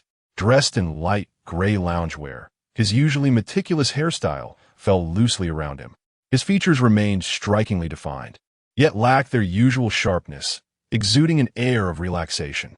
Zhou Fuxuan greeted him with a light laugh. Yance, good morning. Morning. Pei Yance nodded slightly in response before turning to his mother at the table, softly calling Mom. Su Zhonglan's gaze lingered on his brows and eyes, and with a sigh, she ultimately chose silence. Dad, come join us for breakfast, Zhou exclaimed, waving his little hands joyfully. Pei Yance's eyes softened as he took a seat beside his son. A servant promptly placed a fresh breakfast before him. Once Su Zhonglan noticed that Zhou had finally eaten his fill, she spoke up. Fuxuan, you take Zhou outside for a bit. All right, Zhou Fuxuan replied, setting down her utensils as she lifted her son, casting a glance at Pei Yance. Zhou, shall we go see the decorations for the birthday party? Okay. Bye, Grandma. Bye, Dad. Bye. Bye. After their simple farewells, only the mother and son remained in the dining room. Su Zhonglan's gaze turned icy as she fixed her stare on him, waiting until he leisurely finished his breakfast before she slowly spoke. Have you registered your marriage with Zhou Fuxuan? Pei Yance hesitated briefly, expecting his mother to broach the topic of the board meeting. Not this. Yes, we registered a little over a month ago. Su Zhonglan's expression twisted in anger at his calm admission. Shouldn't you explain this to me?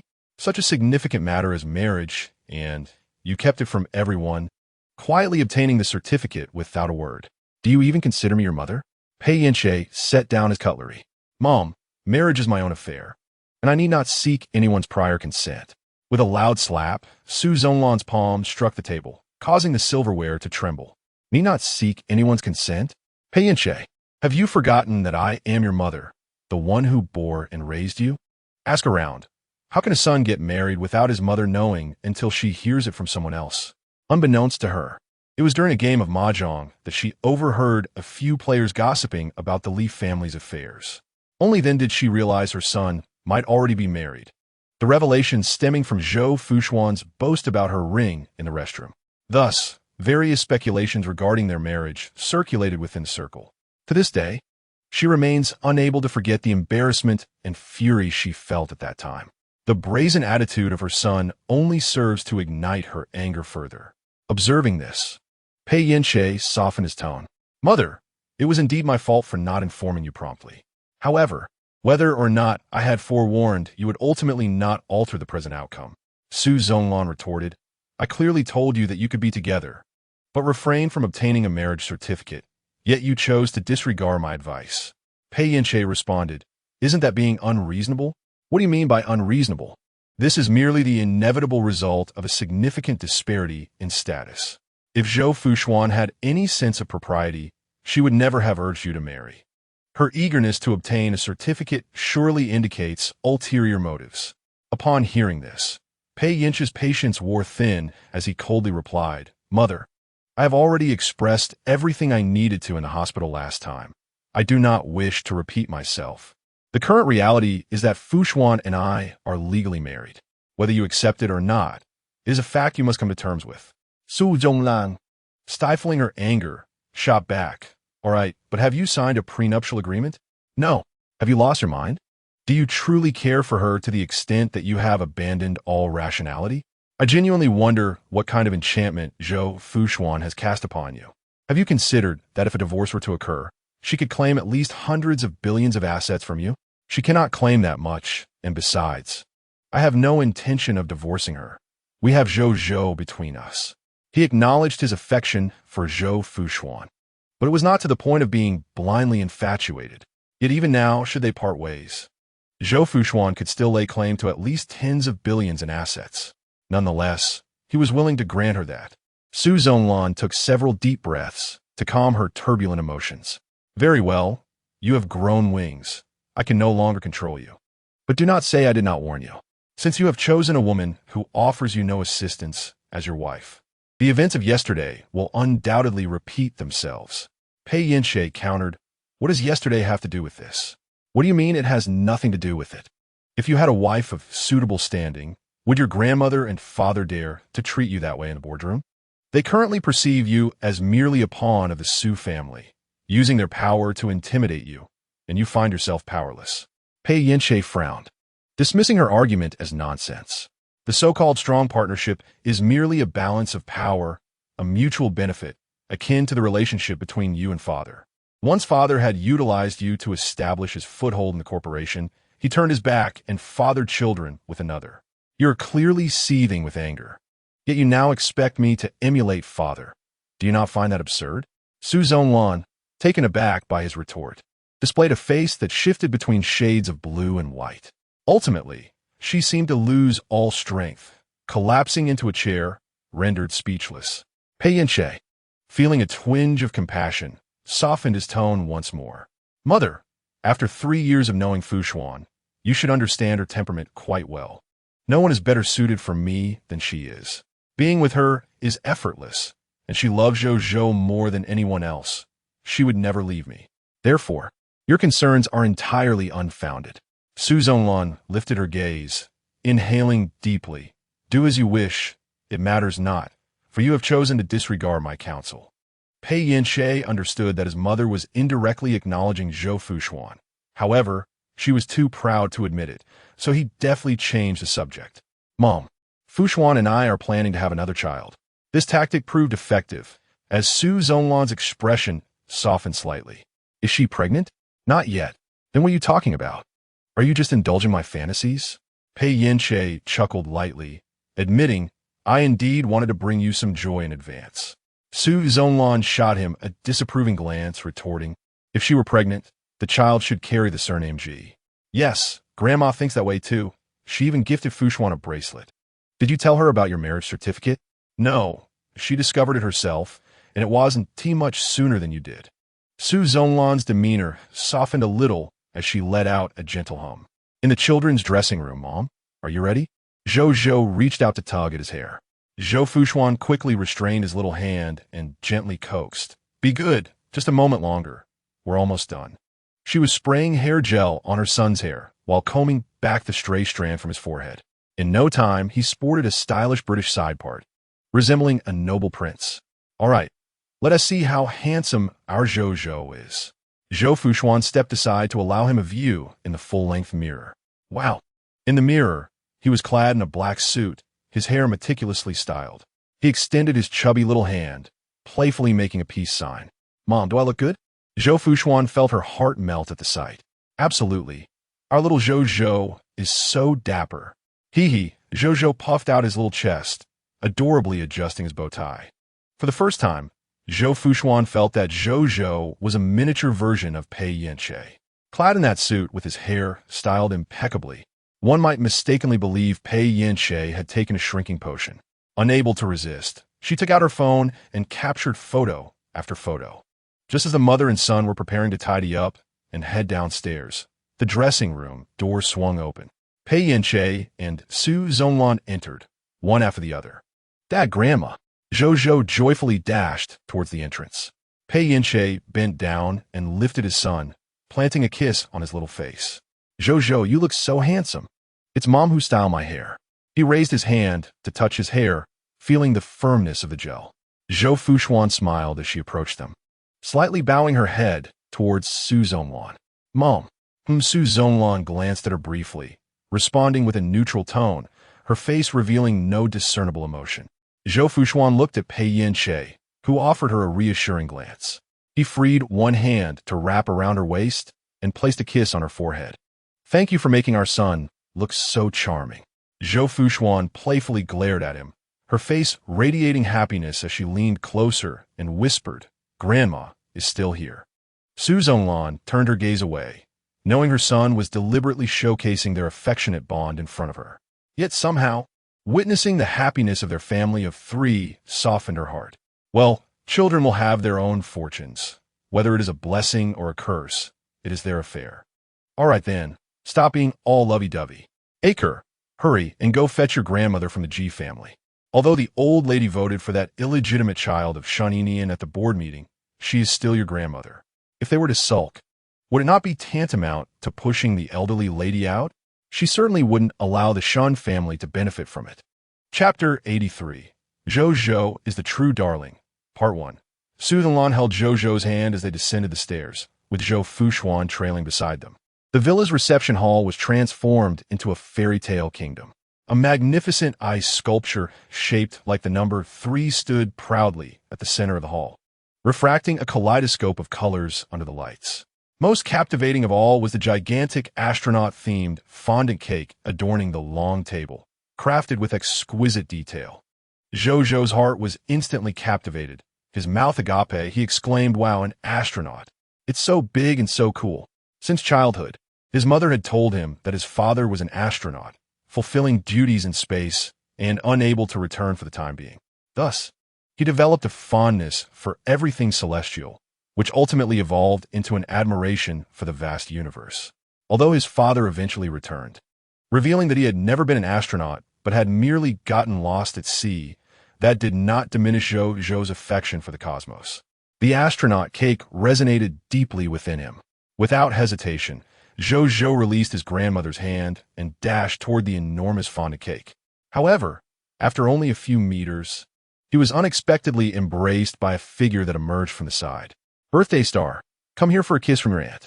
Su Mingzhu, the eldest daughter of the Su family, scooped Zhou into her arms, planting fervent kisses all over his little face, leaving a trail of lipstick marks upon his fair complexion. "Aunt, let go of me." Zhou struggled desperately, pushing against her face in a plea for rescue. "Mingzhu, stop it."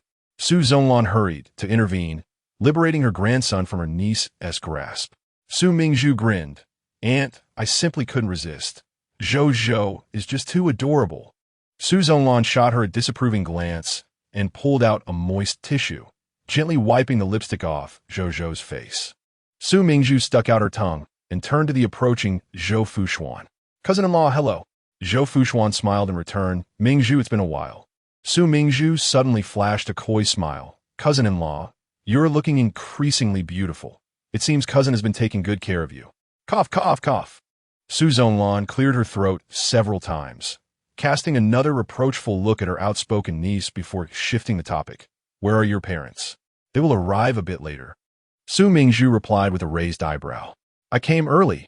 Isn't that considerate?" An hour later, the number of guests in the banquet hall increased, comprising particularly close members from several families. Zhou was surrounded by elders from various families, receiving a mountain of gifts. His cousins had also arrived, joining him in the specially constructed children's play area, filling the hall with joyous laughter and chatter. At that moment, the doors of the banquet hall swung open, and Pei Yance strode in, followed by an assistant carrying gifts. Many present were aware of the preferential treatment Pei Yance afforded his illegitimate son during board meetings, casting various glances his way. The Pei and Ji families maintained a neutral demeanor, while the Su family wore expressions of discontent. Su Zhonglun rolled her eyes at him, muttering under her breath about his audacity. Pei Zan, unfazed by the mixed reactions, navigated through the crowd until his gaze settled on his grandson. "Zhou, happy birthday," he said, his voice softening considerably. Zhou lifted his head, offering his grandfather a sweet smile as he respectfully greeted him. "Grandpa."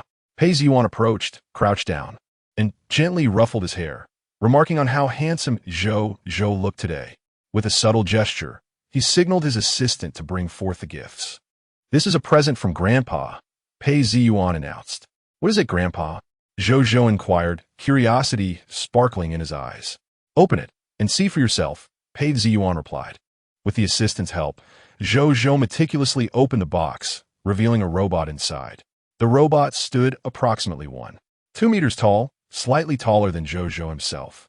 Its aerospace-grade titanium alloy frame was encased in medical-grade silicone, simulating the warmth of human skin. "Wow, how cool!"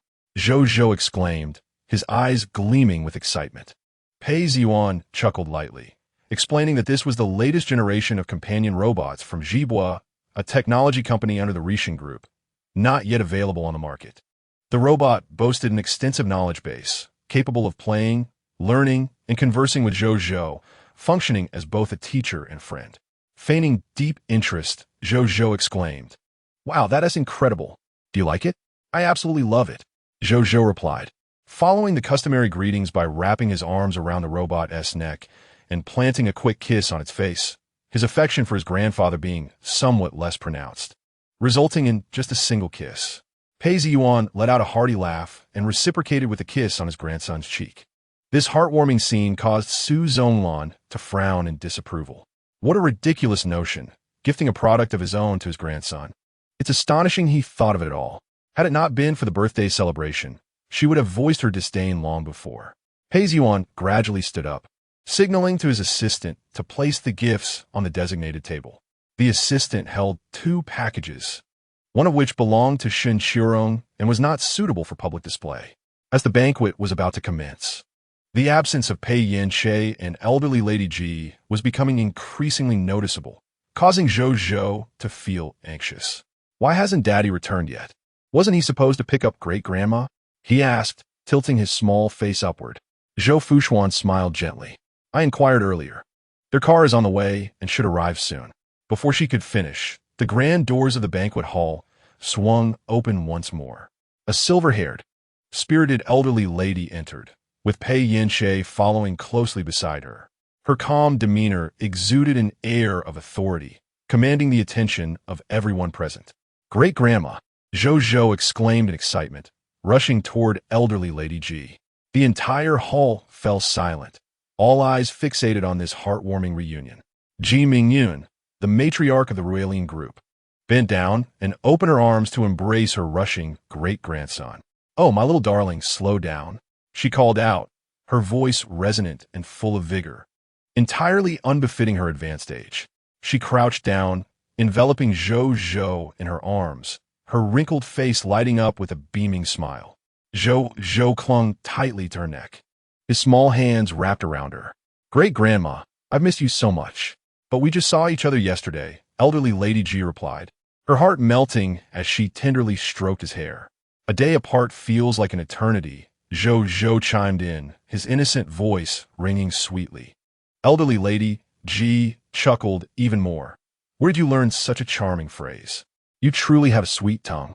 With a playful giggle, the elderly Mrs. G, feeling her age, struggled to remain crouched for long. Supported by Pei Yance, she gradually rose to her feet. Zhou Fuxuan took little Zhou's hand, saying, "Grandma, let's sit over there." "All right," she replied. The group made their way to the resting area, where Mrs. G settled Zhou on her lap. "My little treasure, happy birthday. Can you guess what great-grandma has prepared for you?" Zhou tilted his head in contemplation, and suddenly an idea struck him. "Is it something delicious?" The moment he uttered those words, a light laughter echoed through the banquet hall. It was no surprise that his first thought was of food. Each visit to the G family estate brought an array of delightful treats from great-grandma. His conditioned response was almost instinctive, as he stuck out his tiny tongue to lick his lips. Chapter 84. Zhou, the True Beloved, Part 2. The old lady was amused by his innocent demeanor, the creases at the corners of her eyes softening. "You little glutton, always thinking of food," she chuckled. Zhou Fuxuan sat beside them, observing their interaction with a gentle smile gracing her lips. She too was curious about the gift. Ever since yesterday, Mrs. G had worn an air of mystery. "Assistantly, please bring the gift," Mrs. G commanded, her voice returning to its usual authoritative tone. A middle-aged man, standing nearby, promptly approached, cradling a deep crimson velvet gift box in his hands. The box was flat and exquisitely crafted, adorned with the G family's exclusive emblem. Upon seeing the box, Pei Yance's gaze deepened, his mind already forming speculations. Mrs. G received the gift box, but did not open it. Instead, she presented it to her great-grandson. "Go ahead, open it," she encouraged. Zhou eagerly accepted the gift, his excitement palpable as he tore it open without delay. As he lifted the lid, he discovered a document resting quietly inside. His brow furrowed in confusion as he pulled out the document, flipping through its pages. Still struggling with reading, he looked up at Mrs. G, seeking her guidance. "Great-grandma, what is this?" The onlookers craned their necks to see, and, as they recognized the contents, astonishment spread across their faces. Ruilin Group 5-share transfer agreement. Pei Yance and Zhou Fuxuan exchanged a knowing glance, an unspoken understanding passing between them. Su Zhonglan, her mouth agape, clearly did not anticipate that Mrs. G would present shares as a gift. When she noticed Pei Ziwan fixated on the share transfer document in Zhou's hands, a dark expression crossed his face. Her shock swiftly transformed into smug satisfaction. After all, despite his age and years of hard work, Pei Ziwan held merely 10 of Ruilin Group. Meanwhile, Zhou, at the tender age of 3, had effortlessly secured 5 of the shares. It was enough to drive anyone to envy. Unperturbed by the reactions in the room, Mrs. G patiently explained the document to Zhou. "This is a gift from great-grandma, a 5-stake in Ruilin Group. From now on, Zhou will be an important shareholder in the company." Zhou blinked his large eyes, looking bewildered. "What is a stake? Can I eat it?" His innocent question sent the crowd into fits of laughter. Mrs. G chuckled as she clarified, "You can't eat a steak, but it will ensure that you receive substantial profits every year." "Wow," Zhou asked innocently, "does that mean I can buy lots of delicious food?" "Certainly, if one desires. The profits from a year could easily purchase several food companies." Does Zhou cherish the gift from his great-grandmother? He nodded vigorously, unabashedly expressing his delight in the present. "I love it. Great-grandmother is the best." he exclaimed, leaping into the elderly lady's embrace and planting several kisses upon her cheek. The whispers in the banquet hall grew increasingly pronounced. Pei Yuan could no longer restrain himself and approached the matriarch, lowering his voice to admonish, "Mother, this is against protocol. I believe such a significant matter concerning the group's equity should be deliberated with care. Moreover, Zhou is merely 3 years old. He does not comprehend these affairs. My shares I may bestow upon whomever I choose," the elderly lady replied, her voice soft yet commanding enough to silence the entire hall. Furthermore, these shares will be managed by a trust fund until he reaches adulthood. This statement clarified her stance, indicating that she had no intention of entrusting the equity to her eldest grandson, Pei Yance. All eyes turned to Pei Yance, yet his countenance remained inscrutable, seemingly indifferent to the prospect of being excluded from managing the shares. The elderly lady cast a glance at her son, casually remarking, therefore, Zhou need only await his dividends. Pei Yuan was momentarily taken aback by this declaration, his expression darkening further. He turned to Pei Yance, furrowing his brow, a flicker of reproach flashing in his eyes, as if questioning whether this was his idea. Pei Yance met his gaze, the mirth in his eyes unmistakable. Pei Yuan felt a surge of frustration rising within him, yet he refrained from voicing it, letting out a derisive snort as he averted his eyes. He persisted in his appeal, "Mother, but there is no but," the elderly lady interrupted, her gaze sweeping over everyone present, stating solemnly, "I, Ji Mingyun, willingly transfer my shares in Relin Group 5 to my great-grandson, Pei Yinzhou, without compensation." Each word was pronounced deliberately, resonating clearly in every ear. In an instant, the banquet hall erupted with applause and hushed conversations. The shares in Relin, valued at nearly 100 billion by current market standards, were bestowed upon a mere 3-year-old child. Pei Yuan's throat constricted, words caught in his throat, and ultimately he could only nod stiffly. "Since this is mother's decision, I shall, of course, choose to respect it."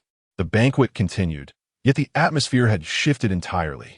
Zhou remained blissfully unaware, standing before a cake of standard size, eyes closed in silent wish-making. "I hope great-grandmother, along with daddy, mommy, grandpa, grandma, and all my grandparents stay joyful, healthy, and live long lives," he recited his wish aloud, eliciting gentle laughter from the adults. Only Zhou Fuxuan felt a slight tremor within her heart upon hearing the mention of her grandparents. The gifts from her grandparents had arrived, yet they themselves were absent. In truth, the gifts were also her preparation, and the reason for their absence was a fabrication of her own making. She contemplated whether to orchestrate an accident, feigning the demise of her parents to alleviate her burdensome worries. After all, the next event on the horizon might well be her wedding to Pei Yance. Zhou finally completed his wish, puffing up his cheeks and extinguishing 3 candles in one breath. The birthday celebration continued. The Shen family had already received news through internal channels that Matriarch Ji had transferred 5 shares of equity. The small group of 3 from the Shun family erupted in an uproar, with Shun Luoyin incessantly flooding the chat with her impassioned messages. "The old lady's favoritism isn't a recent phenomenon. I've tolerated much, but this time it's too much. Brother, after all these years of humbling yourself to honor her, she has only granted you a single vote of support. We barely had time to rejoice when she turned around and bestowed 5 shares of equity upon Pei Yinzhe's son. 5 shares of equity. It is said to be worth over 100 billion. On what grounds? Are we not her grandchildren? She neglects us in favor of a distant child, truly exhibiting her bias." On the other end of the phone, Shan Luoyin was so enraged that her eyes turned red, tears streaming down her face in utter grievance. "Brother, why are you silent?" In the office of the regional president of the Rishin Group on the 32nd floor, Shen Inian slammed his phone onto the coffee table. The screen still displayed photos from the birthday banquet. 3-year-old Pei Yinzhou was surrounded by admirers, their gazes brimming with affection. Behind him lay a mountain of gifts, and the backdrop was extravagantly luxurious. Shares valued at over 100 billion. Shen Inian tugged at his tie, his eyes darkening as he let out a series of cold, mocking laughs. "Truly remarkable. Ha ha, his manic laughter echoed through the office. Chapter 85. Gifts from Mom and Dad. After the birthday banquet concluded, guests gradually departed, and the villa soon returned to its usual tranquility. After a day of play, Zhou Fuxuan was exhausted, sleeping soundly in his mother's arms, and was eventually carried back to his nursery. Pei Yance busied himself with the aftermath of the celebration. Zhou Fuxuan emerged from the children's room to begin inventorying the gifts. Servants were transporting the presents received that day to the storage room. A music box was placed on the second shelf. Holding a gift list in her hand, Zhou Fuxuan softly directed the servants, ensuring that none of the smaller gifts were unwrapped. They were to wait until Zhou Tian awoke to open them personally, placing them on the table. This storage room spanned an impressive 100 square meters, surrounded by custom storage cabinets. In the center stood a long table, specifically for organizing items. Once the servants had finished moving the gifts, she approached the table and sat down to meticulously verify the list. Her slender fingers glided over the familiar names. The Su family uncle had sent a custom-made Rolls-Royce Children sports car. As she checked off the gifts, she categorized them and made special notations on her homemade chart. Her intention was not to compare the gifts based on their value, but to ensure proper reciprocation in future social exchanges. "Are you still busy?" A deep, magnetic voice echoed from behind her. Pei Yance had just returned from dropping off his great-grandmother. Zhou Fuxuan did not turn around, remaining focused on her list as she softly replied, "Yes, many friends and family who couldn't attend the banquet sent gifts. I need to sort these out to avoid any missteps in reciprocation." Pei Yance observed her silhouette, feeling an inexplicable sense of reassurance. The term virtuous partner surfacing in his mind. Zhou Fuxuan managed this household remarkably well. "I shall join you." He rolled up the cuffs of his shirt to his elbows, revealing his well-defined forearms. Picking up another list, he quickly scanned it and inadvertently caught sight of the name Si Ning, which stirred a sense of curiosity within him. If the gift were from the Si family, it would typically be presented under the name of Si Mingjin. After all, Si Mingjin had been a long-standing friend of Pei Ziyuan, and it was entirely reasonable for him to present a birthday gift to a younger generation. His gaze drifted downward and soon fell upon Si Mingjin's signature. However, the gift appeared to be prepared by an assistant, rather conventional and imbued with a sense of business formality. Fuxian, in previous years, did Uncle Si and Si Ning also send their gifts separately? Zhou Fuxian finally lifted her head. "I'm not quite clear on past events. However, it seems that Si Ning's gift to Zhou was motivated by my influence, which shows thoughtfulness on his part. I must consider how to reciprocate." Pei Yance's focus, however, remained on the initial statement. "Weren't you in charge of Zhou's birthday banquet last year?" "No." Zhou Fuxian gently shook her head. "In the previous 2 years, my mother handled Zhou's birthday. This is my first time managing it myself. Only now, having experienced it firsthand, do I realize how challenging it is. My mother has truly borne a lot over the years. In truth, she relished the responsibility, finding joy in the process, yet she maintained a facade of decorum. After all, she no longer needed to evoke pity to garner a man's sympathy. Instead, she aimed to showcase her capabilities judiciously, enhancing her value to seize more opportunities." Pei Yance gazed at her, a flicker of compassion igniting in his eyes. Zhou Fuxian abruptly shifted the topic. "Darling, do you know the birthdays of Uncle C's family? I wish to present gifts on their birthdays." Pei Yance pondered for a few seconds. "There's no need for you to concern yourself with that. Such reciprocation is typically managed by a designated individual." "That won't do," Zhou Fuxian quickly countered. "If it were an ordinary relationship, I would adhere to the customary practices of reciprocity. However, Uncle C previously gifted me a set of significant prayer beads and has now sent a present to Zhou. Out of both sentiment and reason, I must prepare a thoughtful return gift." Pei Yance replied, "All right, I will have someone compile a detailed list for you. You can refer to it for your inquiries." Zhou Fuxian nodded, finding the suggestion agreeable. The two exchanged smiles. "By the way, dear, Grandma gifted Zhou 5 shares of the group today, which took me by surprise," Zhou Fuxian said, her voice brimming with uncontainable pride and delight. "At just 3 years old, Zhou has become a small shareholder of Rillian Group. How remarkable!" Pei Yance's lips curved upward slightly. His gaze softened as he looked at her. He recognized her desire for acknowledgement and, in response, continued, "Indeed, it is quite impressive. However, this is largely thanks to you, my astute partner. Without your foresight and unwavering dedication over the past 3 years, consistently bringing Zhou to visit Grandma, she wouldn't have showered him with such affection or bestowed him with shares at this tender age." Zhou Fuxuan relished his words, her smile widening uncontrollably. "Of course," she said, lifting her chin proudly, "but ultimately, it is Zhou's own merit." Pei Yance's eyes shimmered with warmth. "Both you and Zhou are exceptional. Having you both is truly a blessing." Zhou Fuxuan did not anticipate such flattery from him, her spirits soaring as she resumed organizing the gifts. The two individuals exhibited a harmonious collaboration. One announced the names, while the other verified them, occasionally exchanging knowing smiles. A limited edition set of Galuo toys lay before them. Suddenly, Zhou Fuxuan halted, pondering him. Why is there no signature on the list? In response, Pei Yance opened the gift box in his hands, discovering a small card at the bottom. Upon reading the words inscribed on the card, his expression darkened instantaneously. "What is wrong?" Zhou Fuxuan noticed her husband's change in demeanor and leaned in to glimpse the card. It bore a single line: "Happy birthday to my dear grandson, Zhou. Shenqiurong." A moment of silence enveloped the storage room. Zhou Fuxuan furrowed her brow in confusion. How did her gift arrive here? Gifts sent by absent individuals undergo stringent inspections to ensure safety before acceptance. The appearance of Shenqiurong's gift here was indeed unexpected. Pei Yance scoffed. What else could it be? Naturally, my dear father assisted her in bringing it in. He raised his hand and pressed the intercom on the wall. The nearest servant quickly appeared at the door. "Sir, how may I assist you?" Pei Yance glanced at the gift, his voice cold as he commanded, "Dispose of this. The further away, the better." After dinner, night fell. "Madam, the sir has informed me that everything is ready on his end. He requests that you take the young master over now," the butler gently reminded at the door. "All right, I will take Zhou over now."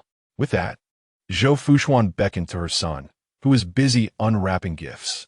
"Zhou, let us go see the present your father prepared for you." Zhou lifted his head from the pile of gifts, his eyes sparkling. "Daddy's gift?" "Indeed, this gift has been prepared by Daddy for over 2 months," she said, winking mysteriously. Zhou immediately set aside the gift in his hands. "Mama, let us hurry to find Daddy. I want to see the gift." Zhou Fuxuan took his hand, leading him towards the eastern side of the villa garden, where a newly constructed tower had been under construction for over 2 months. However, they had consistently claimed to be merely restoring the garden. Chapter 86. A family of 3. Pei Yance spotted his wife and son beneath the tower and hurried over. "Daddy!" Zhou ran towards him. Pei Yance crouched down, opening his arms to embrace his son and kissing his little face. "Now, close your eyes and count to 10 before opening them." Zhou obediently shut his eyes. 1, 2, 3. He counted rapidly. "Count slower." "All right, 1, 2, 3. He noticeably slowed his pace this time. Pei Yance held him as they walked into the tower with Zhou Fuxuan. "Daddy, I've counted to 10. Can I open my eyes now?" Pei Yance set him down. "Yes, you may open your eyes." Zhou eagerly opened his eyes, then froze, his mouth agape. Before him was a circular room, the ceiling adorned with a slowly rotating galaxy, as if he were immersed in the vastness of the universe. The focal point of the room was a grand astronomical telescope positioned at its center. "Wow!"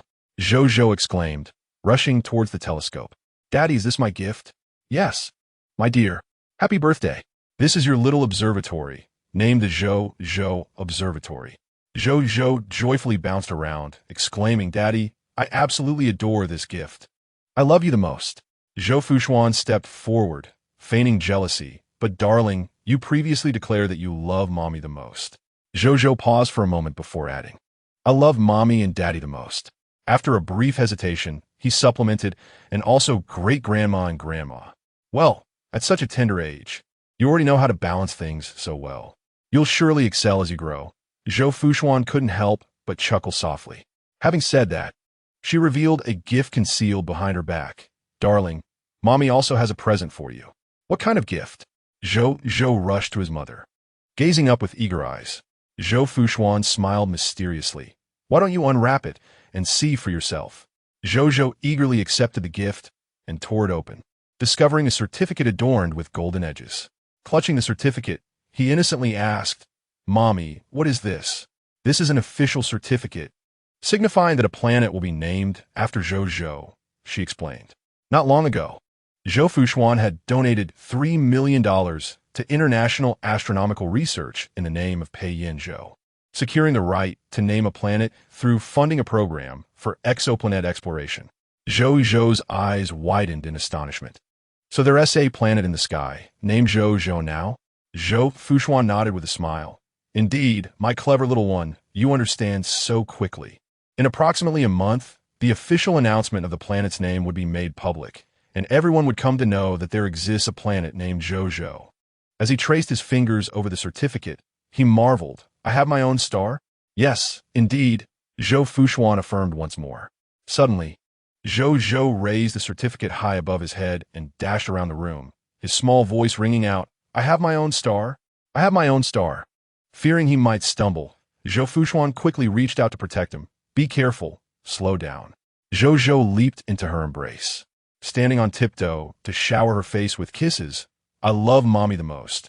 Mommy is the best in the universe. Pei Yance, watching the affectionate exchange between mother and son, felt a pang of jealousy. Over 2 months ago, he had noticed his son's almost fervent fascination with the night sky, which had inspired him to create a miniature observatory. Yet, he had not been able to bring as much joy to Zhou as Zhou Fuxuan had. Truly, no one understands a child better than their mother. Zhou, shall we gaze at the stars tonight? Zhou Fuxuan proposed. Zhou nodded vigorously, yes. I want to see my star. Pei Yance adjusted the telescope's angle and lifted his son so he could reach the eyepiece.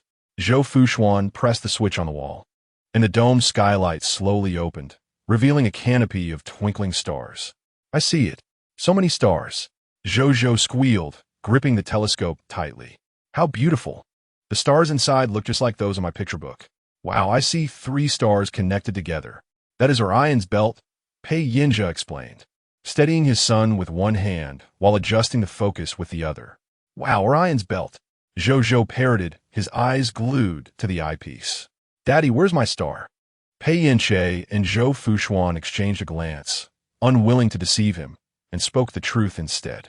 That is an exoplanet, located at an immense distance from us, beyond the reach of this device. Zhou appeared somewhat disheartened. Then what device can see it? One would require the James Webb Space Telescope, and even then, it can only be detected through indirect means, not through imaging. Zhou furrowed his brow. Does that mean I will never see my star in my lifetime? Pei Yance crouched down to meet his son's gaze. Who says you will never see it? As technology advances in the future, it will be within reach. Zhou puffed out his cheeks, his large eyes still glimmering with a hint of disappointment. Zhou Fuxuan also knelt beside him, gently resting her hands on his shoulders, and said earnestly, there is no need to be disheartened. Although you cannot see it, it exists in reality. You are separated by hundreds of light years, steadfast in your own space. Don't you find that rather romantic? Zhou suddenly looked up. Mama, I can become a scientist and create a telescope that allows us to see Zhou's star. Zhou Fuxuan softly inquired. Didn't you say you want to be an astronaut when you grow up? Zhou was momentarily conflicted, but soon declared with determination. Then I can be both an astronaut and a scientist. Zhou Fuxuan marveled. Wow, our Zhou is simply amazing. Mama supports you. Your father supports you too.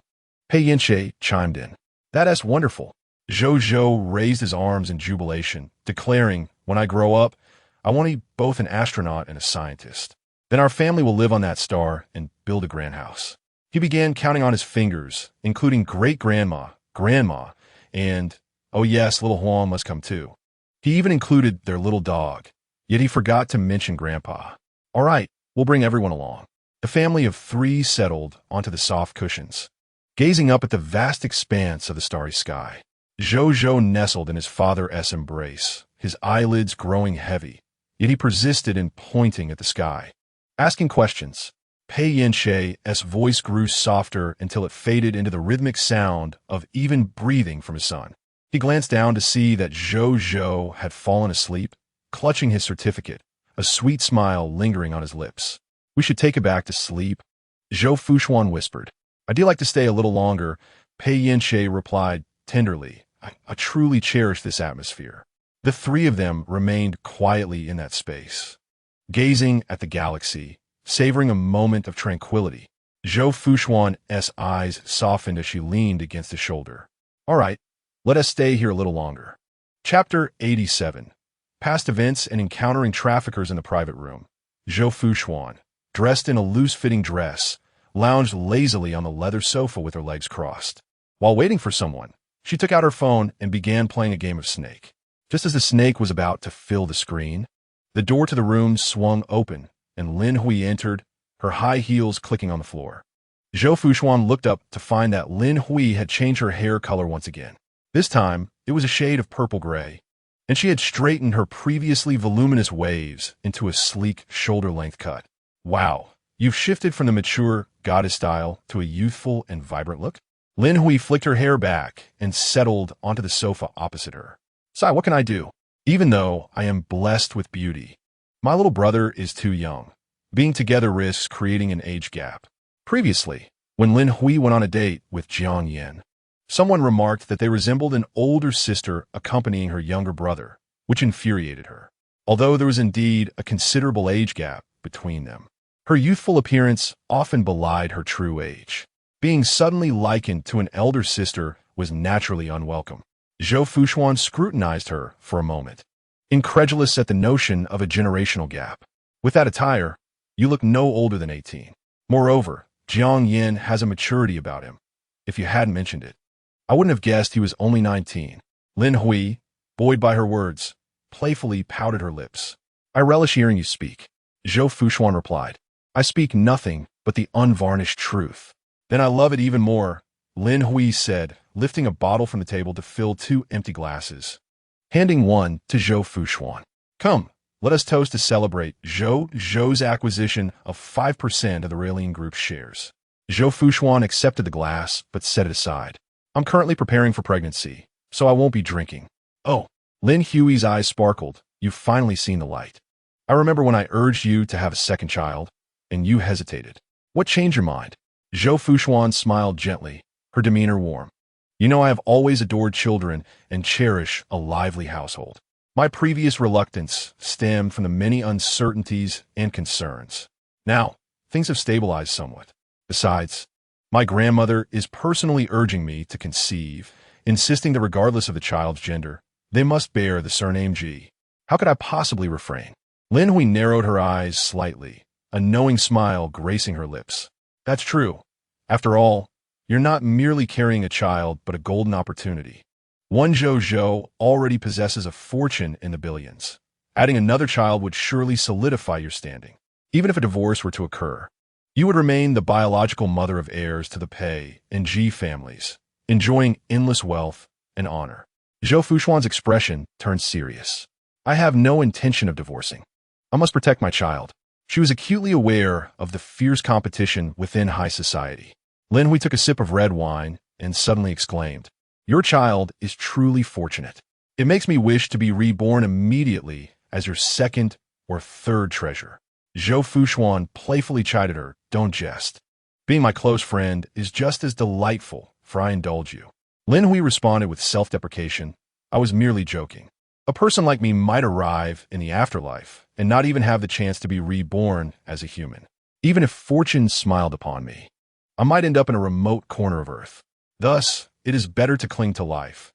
At least I currently possess a home, a car, a career, and a man." After saying this, she chuckled foolishly and resumed drinking. Noticing Lin Hui's unusual demeanor, Zhou Fuxuan's smile gradually faded. "Hui, is there something you're concealing from me?" Lin Hui lifted her gaze to meet hers, an unspoken multitude of words hanging in the air, but she only managed to smile. "I'm carefree. How could I have anything to hide?" Zhou Fuxuan, however, was not so easily placated and responded firmly. "Hui, we've known each other for 5 years. Do you think I cannot discern when something weighs on your heart?" Have you grown distant from me, choosing to keep matters concealed? What nonsense is that? Lin Hui downed her glass of red wine in one swift motion. Can our bond truly grow cold? My silence is merely because discussing it would not alter your ability to assist. If you don't speak, how am I to know whether I can help? Zhou Fuxuan pressed. What, pray tell, is it that money cannot resolve? She does not consider herself to possess extraordinary talents, yet she wields financial prowess. Money has the potential to remedy 99% of the world's dilemmas. Lin Hui, meeting the earnest gaze of her close friend, sighed softly after a moment. Liang Jinhui has returned to the country. She was uncertain why those words slipped from her lips, but upon uttering them, she felt a tinge of embarrassment, as if she were overly concerned. Thus, she sought to amend her statement. I've been pondering why everything has been going awry lately. Even sipping tea leaves me choking. It turns out that this scourge has returned. How unfortunate.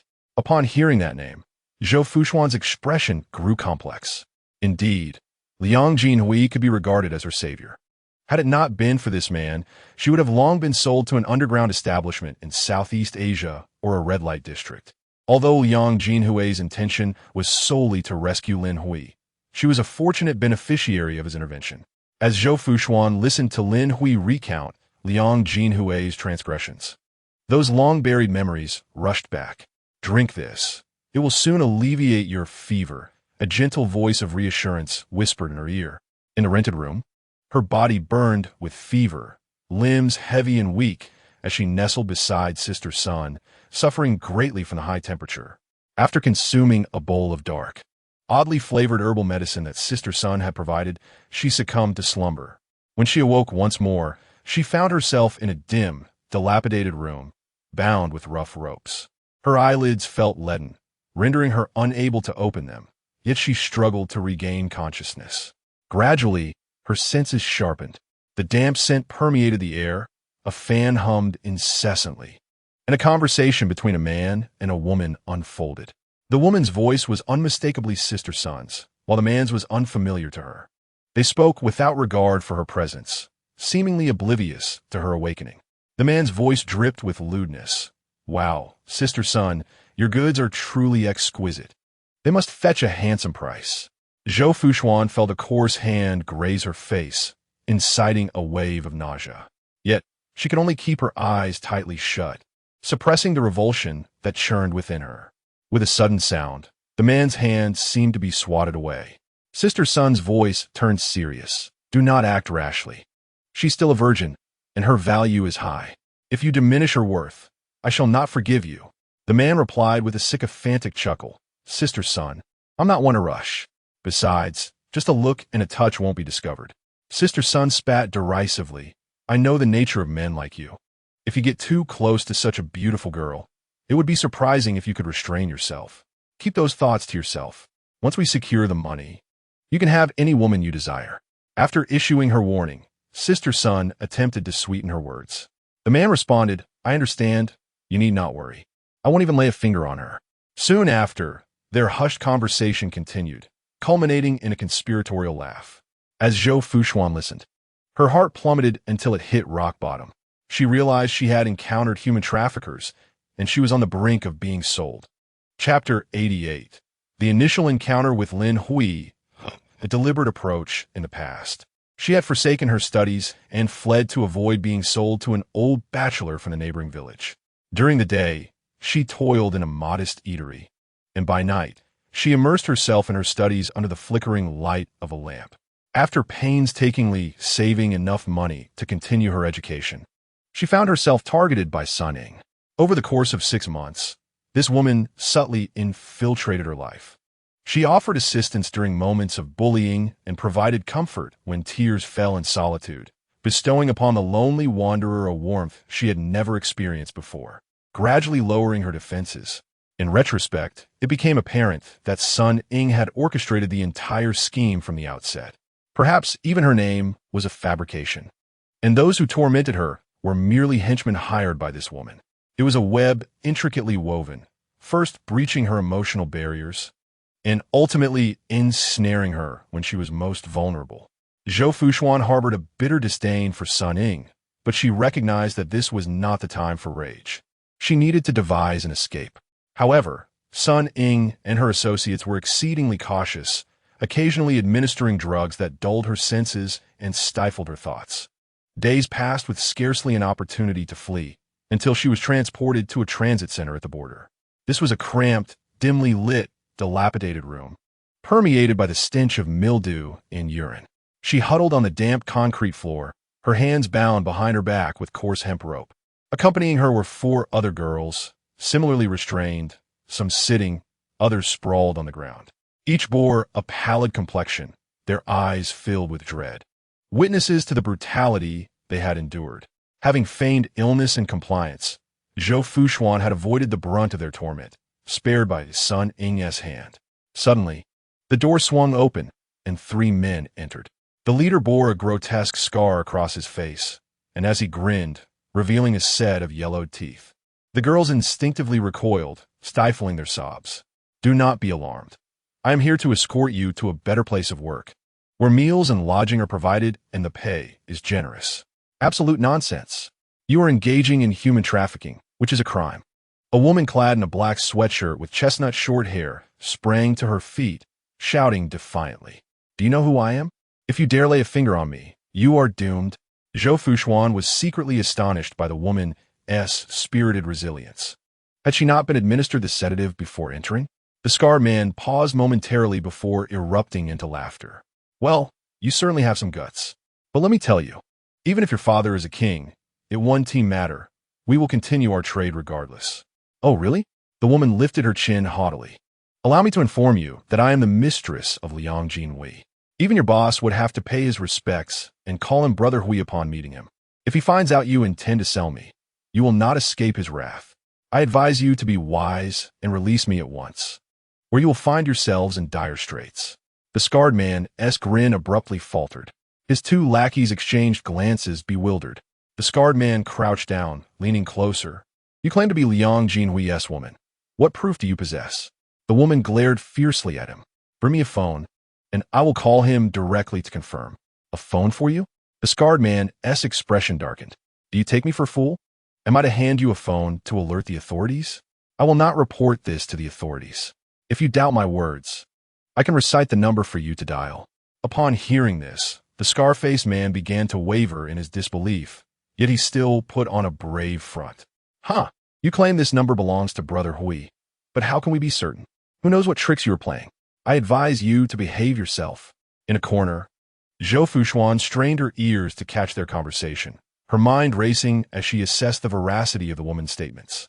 Just then, Sun Ying entered, inquiring of Zhou, "Why is it so noisy in here?" The scar-faced man rose to his feet, replying, "Sister Sun, this woman has been making a ruckus, claiming to be Brother Hui's girlfriend." "Brother Hui?" Sun Jing frowned. "Which Brother Hui?" The scar-faced man answered, "Liang Jinhui. Is she truly his girlfriend?" Sun Ying's voice dropped as she grew anxious. "Bah! She probably had a fling with Brother Hui and is now fabricating lies to intimidate us," the scar-faced man scoffed. The woman in the black tracksuit raised her voice. "I am not lying. I have been with Liang Jinhui for 5 years.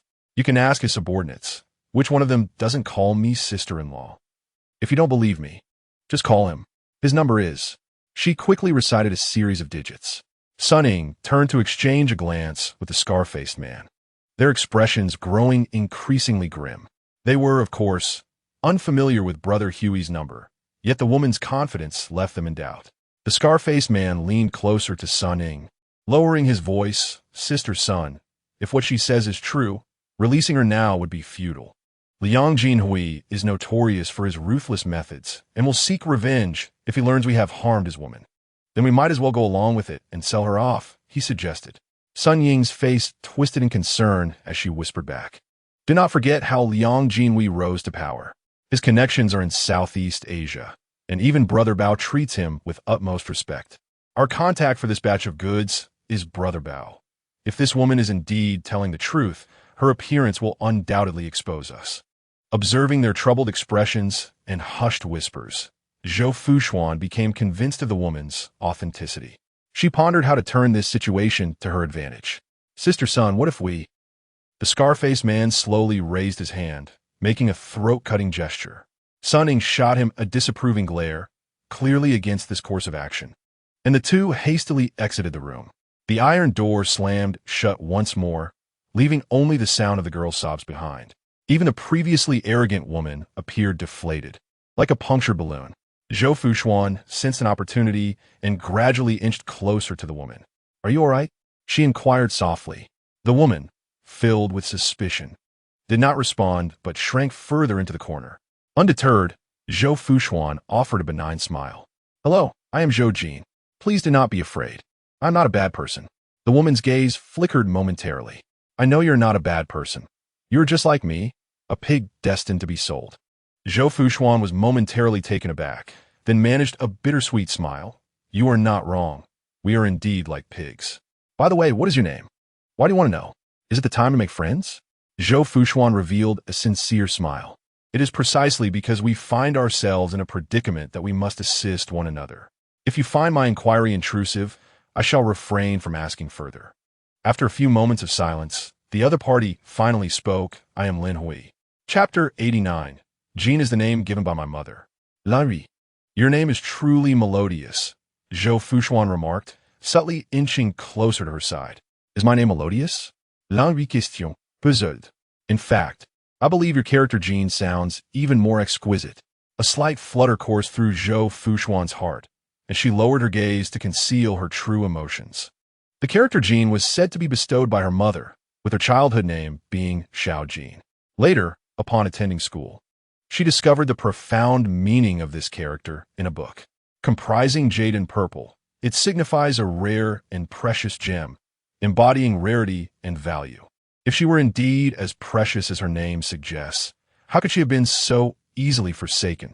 Zhou Fuxuan quickly reined in her emotions and shifted the topic. "By the way, Sister Hui, how did you end up being captured by them?" Lin Hui, still guarded, replied, "You first." "As for me," Zhou Fuxuan's demeanor darkened as she recounted, "I was deceived by someone I trusted. I am parentless, having left school to work, only to be drugged and brought here by a so-called confidant." She succinctly laid bare the facts. Lin Hui gazed at the lovely young girl before her, a wave of pity stirring within her, softening her tone. "I too was deceived, though my good intentions were met with ill fortune. I encountered a girl suffering from domestic violence, and fueled by a sense of justice, I intervened and drove away her abuser. The girl, in tears, begged me to escort her back. Relying on my own capabilities, I thought little of it and took her home. But suddenly, a group of people emerged from around the corner, blocking my path, and it dawned on me that they were in cahoots." By the end of her tale, she spoke almost through gritted teeth. "It seems our experiences are quite similar." Zhou Fuxuan sighed. "We were both deceived by appearances." The two exchanged hushed words, gradually drawing closer together. In the midst of their conversation, Zhou Fuxuan's tears began to flow uncontrollably as she sobbed, "Sister Hui, do you think you will ever get out?" Lin Hui, uncertain yet striving to provide comfort, replied, "Lil Jean, do not worry. My boyfriend is quite capable. He will surely find us. Do not be afraid." Unbeknownst to them, their roles had subtly shifted, with Lin Hui taking on the role of the older sister and Zhou Fuxuan resembling the weeping younger sibling. Just then, the door was pushed open once more. The scar-faced man entered with a grim expression, and Sunning was nowhere to be seen. "Boss, how should we handle this situation now?" A lackey inquired. "Should we release this girl? Release her?" The scar-faced man, cigarette in mouth, scoffed. "If we let her go, our demise will come swifter. If Liang Jinhui discovers we have captured his woman, he won't rest until he makes us suffer, even if we don't sell her." "Then what should we do now?" The lackey pressed on. The scar-faced man narrowed his eyes, revealing a sinister expression. "According to Sister Sun's instructions, we are to sell this girl off into the mountains. She is currently contacting the person in charge over there. Since Liang Jinhui's influence extends across Southeast Asia, they have decided against selling there, opting instead to sell at a lower price in the remote regions." "Get up. All of you get up." The scar-faced man bellowed, preparing to set off. Several men roughly pulled the girls up, shoving them towards the door amidst a chorus of cries. "Where are you taking us?" Lin Hui had sensed something amiss. "I told you, I am Liang Jinhui's. Shut up." The scar-faced man slapped her across the face, threatening, "If you utter another word, I'll deal with you right now." Lin Hui's face was turned sideways from the impact, blood trickling from the corner of her mouth. Slowly, she turned her head back, glaring fiercely at the scar-faced man. Infuriated by her defiance, he thought, since they were going to sell her in the remote areas anyway, he might as well take advantage of the situation. In that moment, his anger surged, and he disregarded Sister Sun's warnings. In front of the crowd, he lunged at Lin Hui. "Ah, get away from me!" Lin Hui's screams echoed through the room, filled with rage. Bound and helpless, she kicked and struggled fiercely against the man. The other girls cowered in the corners, trembling in fear, while the henchmen laughed with sinister glee. Zhou Fuxuan watched in horror, her eyes wide, a chill racing up her spine. She wished to intervene, but felt utterly powerless, her legs feeling as though they were encased in lead. The scene before her abruptly warped and blurred, her mind flooded with memories of past beatings. For breaking a bowl, Huan had punished her by forbidding her to eat for 3 days. It was only the second day, and she was already dizzy from hunger, yet still had a plethora of chores to complete. Driven by desperation, she stealthily crept into the kitchen in search of food. She devoured the leftover sweet potatoes from the previous day, barely taking the time to chew, shoving them into her mouth ravenously. "You little wretch, what are you doing?" A thunderous roar erupted from behind her, freezing her mid-bite, trembling with fear. "Auntie, I'm so hungry, I'm sorry," she stammered, tears streaming down her face as she begged for forgiveness. "Hungry?" Huan seized her by the collar, dragging her into the yard like a chick. "How dare you steal food from my house? Truly a wretched child without parents. Today, I'll show you how to behave." The little girl was thrown harshly onto the hard, unforgiving ground, her knees scraped raw, blood flowing freely as pain shot through her. She watched in terror as Auntie picked up a rattan stick from the wall, her heart nearly stopping. "No, Auntie, I'm sorry. I'll never do it again." She knelt on the ground, ignoring the pain in her knees, repeatedly bowing her head until a large bump formed on her forehead. Yet, her pleas for mercy did not stir any compassion in her aunt. The rattan stick whistled through the air, striking her frail back. A heart-wrenching scream erupted from the little girl's throat, her back ablaze with pain. "You thieving little brat! As if feeding you wasn't enough, you dare to steal from us. What difference is there between having a thief in the house?" Huan's scornful words intertwined with the sharp crack of the rattan stick. "Auntie, please, I beg you, stop hitting me. I truly won't dare again, I promise. I'll teach you a lesson for stealing. For stealing. You wretched, unworthy child, born of a mother who abandoned you." Huan's scornful voice grew sharper, her strikes with the rattan increasing in frequency. The small figure on the ground writhed, each lash leaving a mark of crimson on her skin. "Your mother fled, leaving you, a thieving liability, to feast upon our family's generosity." This remark pierced her heart like a dagger. Suddenly, she ceased her cries, biting her lip fiercely to stifle any sound of anguish, her gaze hardening with defiance. In her heart, she vowed that one day she would escape this place, never to return. She wished for those who had caused her pain to experience the depths of such despair. The ferocity in her eyes incited Huan to strike harder. "You insolent wretch, do you dare glare at me?" Time passed unmeasured until Huan, finally exhausted, cast the rattan aside with a huff and retreated indoors. 30 minutes elapsed, and the small girl lay motionless on the ground, as if lifeless. Chapter 90. Zhou Fuxuan's awakening to power the sound of fabric tearing yanked her thoughts back to the present. Lin Hui's clothing had been brutally ripped by the scarred man, her face marked with clear imprints of slaps, blood trickling from her lips. "Do not harm her." Zhou Fuxuan, overcome with emotion, rushed out without a second thought. With her hands bound, she resorted to kicking the man who was atop Lin Hui. The scarred man stumbled to the ground, letting out a pained exclamation. His companions immediately surged forward, restraining Zhou Fuxuan. The scarred man, rising to his feet, spat on the ground, humiliated by the kick. A tempest of rage roiled within him. "You filthy wench! How dare you strike your grandfather? You must have a death wish." He raised his hand and slapped her across the face. Zhou Fuxuan's head snapped to the side, her fair skin instantly swelling with the imprint of his palm, her cheek burning as if scorched by fire. The scarred man, reveling in the sight of her beautiful face marred, became even more vicious, raising his foot to kick her in the abdomen. Zhou Fuxuan doubled over in pain, curling into a ball as a metallic taste filled her mouth. Lin Hui, shaken from her shock, lunged towards her. "Xiao Jin, are you all right?" The scarred man seized Lin Hui by her hair, dragging her away, intent on continuing his assault. "Let go of me, you perverted fiend." "Ah!" Lin Hui struggled desperately. The scarred man, now addicted to his cruelty, was poised to strike again when the door burst open with a crash. A flustered underling dashed in. "Boss, it's bad. Liang Jinhui's men have arrived. The streets are swarming with cars, and they're armed." The scarred man's countenance drained of color. "Impossible. How could this be? Didn't Sister Sun say no one knew about this?" Just as he spoke, Liang Jinhui strode in, flanked by a dozen towering henchmen, all brandishing weapons.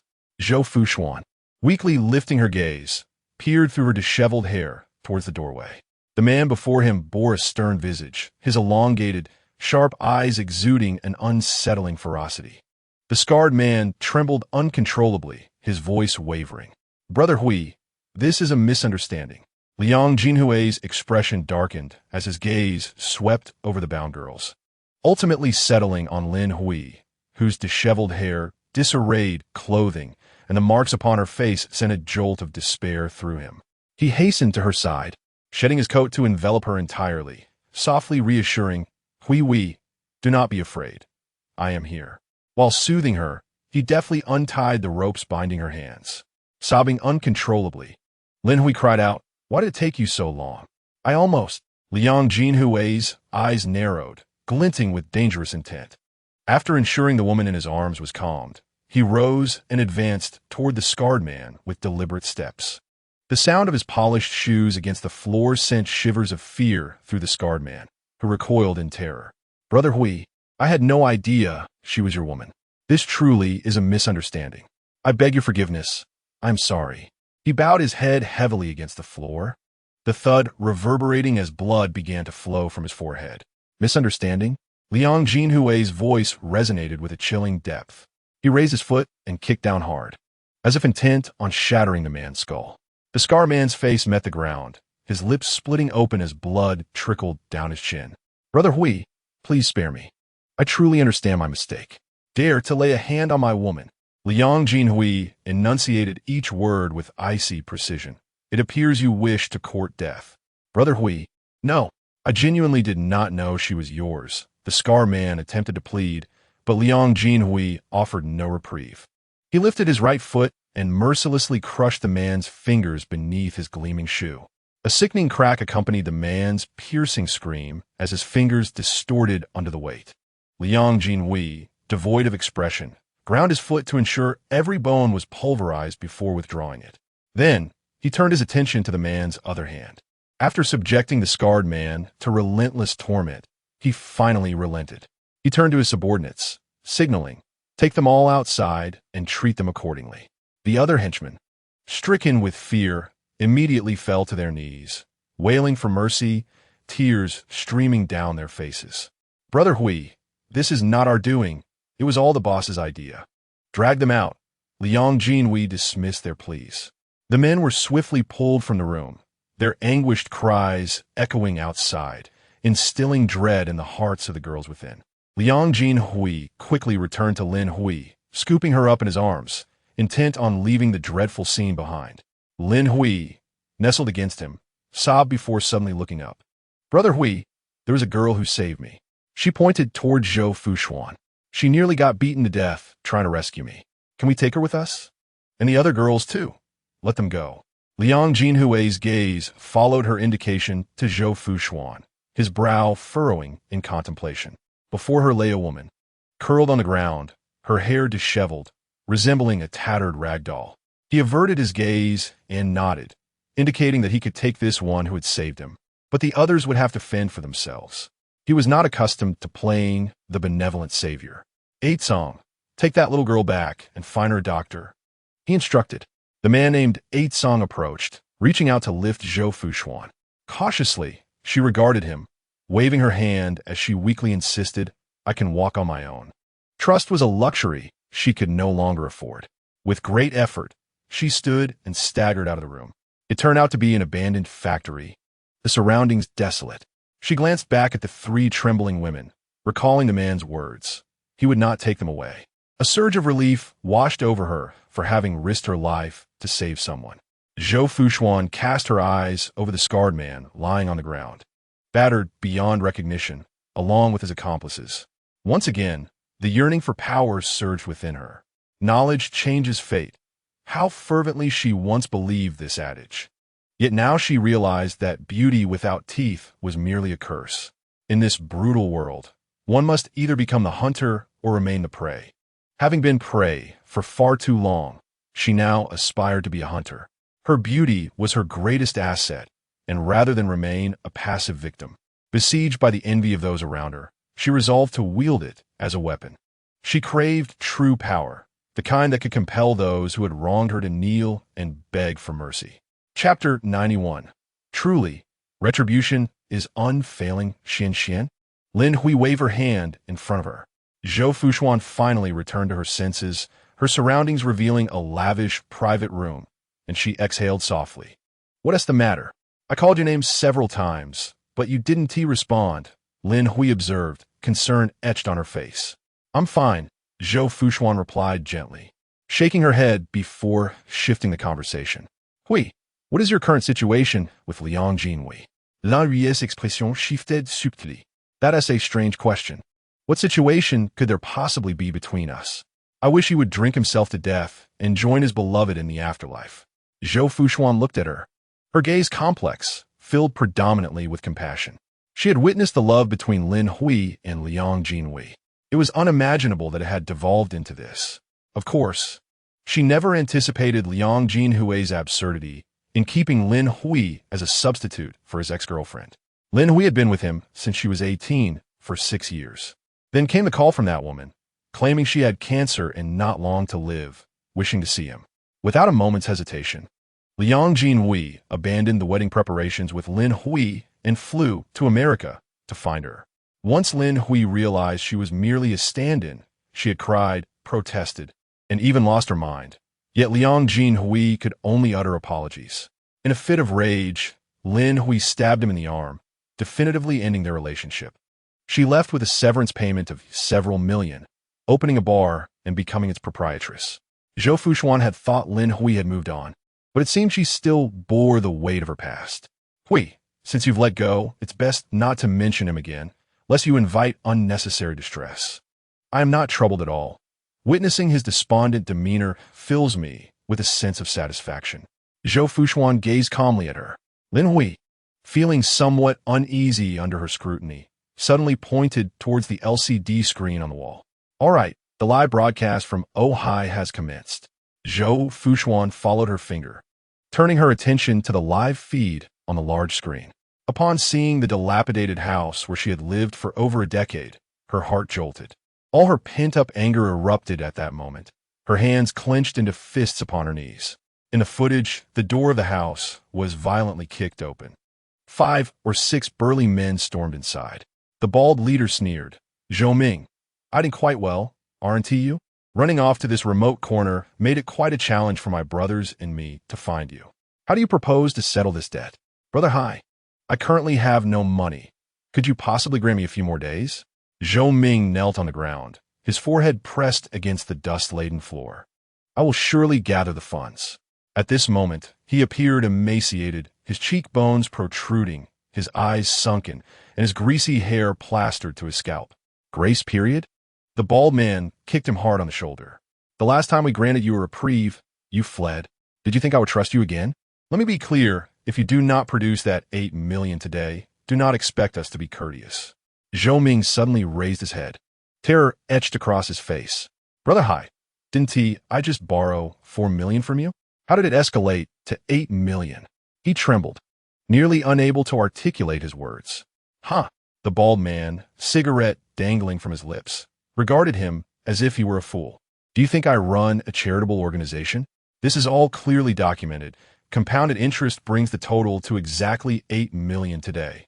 Brother Hai, with the debt raised so high, how can I possibly repay it?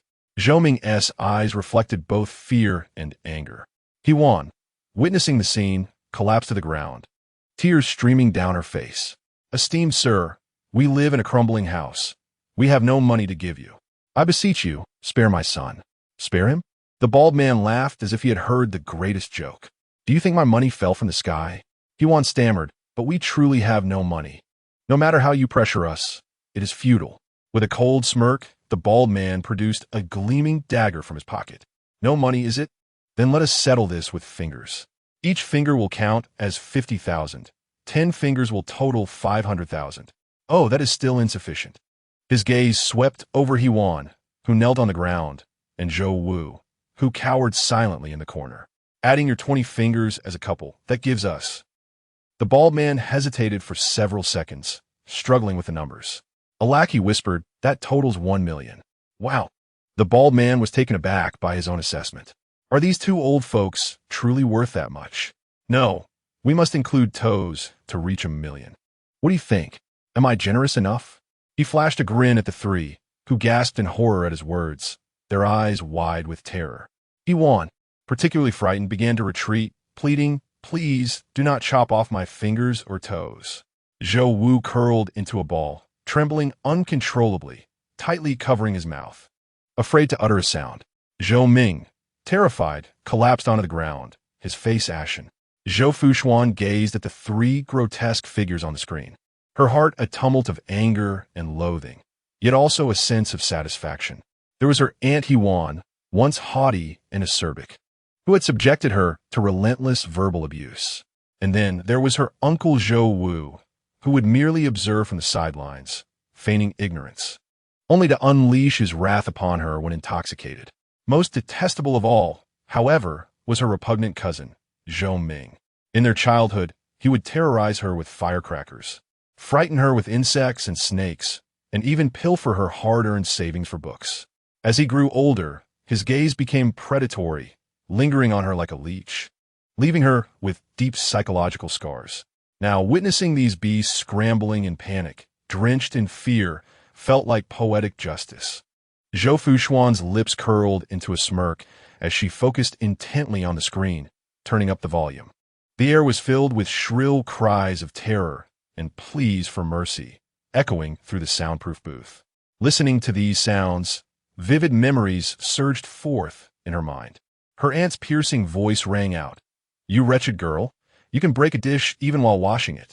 Our family has truly fallen on hard times, being saddled with you. A burden. At the age of 10, Zhou Ming had violently shoved her to the cement floor. Wretched girl, who allowed you to touch my comic books.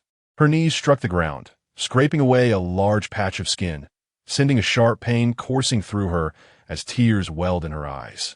At 14, Zhou Ming loomed over her, waving her savings in the air. Oh, look at you, saving up quite a bit. Give me back my money, she cried, her face flushed with desperation as she reached for the cash. I won't give it back. Zhou Ming held the money high above his head, his expression infuriatingly smug. You little brat, how could you possibly have so much money? You must have stolen it from home. I didn't steal. I earned it by doing homework for classmates and collecting bottles. Oh, then let us consider it a gift for your brother. He stuffed the money into his pocket and dashed away. My money. Just as she was about to chase after him, a sharp pain shot through her ear. Yuan had yanked her ear, berating her. What do you mean, your money? You eat our food, use our things, and I haven't even counted that yet. Chapter 92. I cannot betray my childhood self winter. She huddled in a dilapidated house with drafty walls, wrapped in a thin blanket, shivering from the cold. Unable to endure the chill any longer, she finally summoned the courage to knock on the door of the main house. Aunt, I'm cold. Could I please have a thicker blanket? Yuan, awakened and seething with anger, raised her hand and delivered a stinging slap. Wretched girl, how dare you disturb me in the middle of the night? You're keeping me from sleeping. I'd rather you freeze to death than waste our food. Now, get out of my sight. Accustomed to the beatings, she no longer cried, retreating with her face covered back to the drafty shack, clutching her little yellow dog tightly. The two huddled together for warmth in the frigid night. Huang, you're all I have left. One day after school, she returned home to find a strange man attempting to stuff her struggling Huang into a sack. What are you doing? That's my dog. She rushed forward, clinging desperately to the man's leg, refusing to let him leave. You cannot take a Huang. Are you rebelling? Huan yanked her hair back forcefully. You, who live off others, now want to bring home a dog to feast upon. I see you are asking for trouble. Aunt, please, do not sell a Huang. I can go without food and give my meal to a Huang. She knelt in the muddy ground, her forehead covered in dirt as she bowed repeatedly. Slap! A stinging blow made her vision blur and her cheeks swell. If you cause any more trouble, get out and never set foot in this house again. The man who intended to buy the dog could no longer bear to watch and finally spoke up. Little sister, stop crying. I will take it home to keep in the yard, not for eating. Really? Her tearful eyes sparkled with hope. Once again, her small forehead touched the muddy ground with a series of soft thuds. Please treat it well. I beg you. It has no parents. It has never known a good day in its life. It is truly pitiful. From the burlap sack came a Huang's heart-wrenching whimpers. The last time she would ever hear its voice. She was uncertain if the man was deceiving her, only wishing for a Huang's survival. Zhou Fuxuan's nails unknowingly dug into her palm, her chest heaving with indignation. Xian, are you all right? Lin Hui inquired softly, sensing her distress. I am well. Zhou Fuxuan suddenly lifted her gaze, revealing an unprecedented bright smile. In the display, a bald man held a dagger, hovering over Zhou Ming's fingers, contemplating which one to sever. Zhou Ming, terrified, lost control, yellow liquid spreading across the floor, soaking his pants. Disgusting, Lin Wei grimaced in distaste. Zhou Fuxuan watched expressionlessly as fear overtook the once arrogant face, tears and snot streaming down. The bald man ceased his taunts, preparing to slice off Zhou Ming's thumb. Zhou Ming shouted in terror, Brother Hai, spare me. My sister has married a wealthy man. She can help me repay the debt. Zhou Fuxuan's eyes turned cold as she pressed the communication button. Oh Hai, halt for a moment and ask him who his sister is. The bald man sheathed his dagger, leaned down, and patted Zhou Ming's face. Who is this sister you speak of? Don't try to deceive me, or I will make your life a living hell. Grasping at the last straw, Zhou Ming stammered, Brother Hai, I have a cousin named Zhou Jin. She used to live with us and owes us quite a sum. Now she's doing very well in the big city, very wealthy. If you give me a little more time, I can find her and then I can repay you. Damn it, are you playing me for a fool? The bald man's expression turned menacing. You haven't even found her and you're telling me this? At this moment, Zhou Fuxuan, outside the screen, finally exhaled. Clearly, the Zhou family had not located her. Had they done so, they would have specified her current identity. Even if they were to find her, what then? A group of frail and elderly individuals without any evidence. There was not even a blood relationship to speak of. They could not even establish that. What could they use to expose her? Zhou Fuxuan had completely lost her patience and issued a command. Stop wasting time with him. Just take action. The bald man raised his hand and delivered a resounding slap. Zhou Ming was struck, and 2 bloody teeth fell from his mouth. He won. Witnessing her beloved son's brutal treatment, felt her heart wrench in agony, and immediately clung to the assailant's leg, pleading, Please, I beg you, do not harm my son any further. You might truly kill him. Her harsh, aged visage contorted like crumpled paper, tears and mucus mingling and adhering to the assailant's trousers. The assailant frowned and kicked her forcefully. You old hag, dare to soil my pants. Ouch! Yuan clutched her chest, wailing loudly and rolling on the ground. Silence. The assailant barked. If you make another sound, I shall strike you as well. Instantly, Yuan stifled her cries. In the corner, Zhou Wu trembled, reaching into his pocket, desperate to retrieve his phone to call the police. One of the assailants noticed his movement and promptly kicked his phone away. Zhou Wu stumbled and fell, his head striking a wooden bench, causing blood to spurt from the back of his head. You old fool still want to call the cops? The bald man threatened. Raising his fist, let me show you what happens. The room was filled with anguished cries. Satisfied that the violence had escalated sufficiently, the bald man stepped outside to inquire. Boss, shall we proceed? Zhou Fuxuan coldly uttered 2 words. Proceed. The bald man re-entered the room, seizing a dagger. A flash of cold light illuminated the scene, transforming it into a gruesome tableau. Zhou Ming's scream nearly shattered the speakers. Zhou Fuxuan's gaze remained fixed on the screen, her eyes unblinking. She watched the severed finger roll on the ground, saw Hewan's vision blur as she fainted and observed Zhou Wu convulsing as if struck by a heart attack. Frothing at the mouth. "This is just the first," she whispered. "That old woman must also be dealt with." The bloodshed intensified, and Zhou Fuxuan's lips grew pale, her expression increasingly grim. Lin Hui swiftly turned off the live stream, offering an excuse. "I can't. I'm fainting from the sight of blood." Having followed Liang Jinhui for many years, she had become accustomed to such scenes and was far from faint-hearted. Zhou Fuxuan made no attempt to stop her. Collapsing onto the sofa, "Hui, do you know? I have contemplated letting go, pretending all the hurt does not exist, continuing to be the kind and wonderful mother in Zhou's eyes. But I cannot betray my childhood self." Lin Hui approached her side, grasping her hand. Xian, you are doing the right thing. You need not bear any psychological burden. I believe if Zhou knew how terribly his mother was bullied in her youth, he would hate those people more than anyone. Zhou Fuxuan embraced her tightly. "Hui, thank you." "Why thank me?" Lin Hui gently caressed her back. "You should be grateful to yourself." Chapter 93. Ming Jin. Our daughter is beautiful at midnight. Ming Jin was awakened by a stifled sobbing sound. He opened his eyes and reached for the bedside lamp, its warm yellow glow quickly illuminating the bedroom. His wife sat on the bed, gazing at him with a forlorn expression, her eyes reddened and brimming with tears. "Again, what is wrong? Did you have a nightmare?"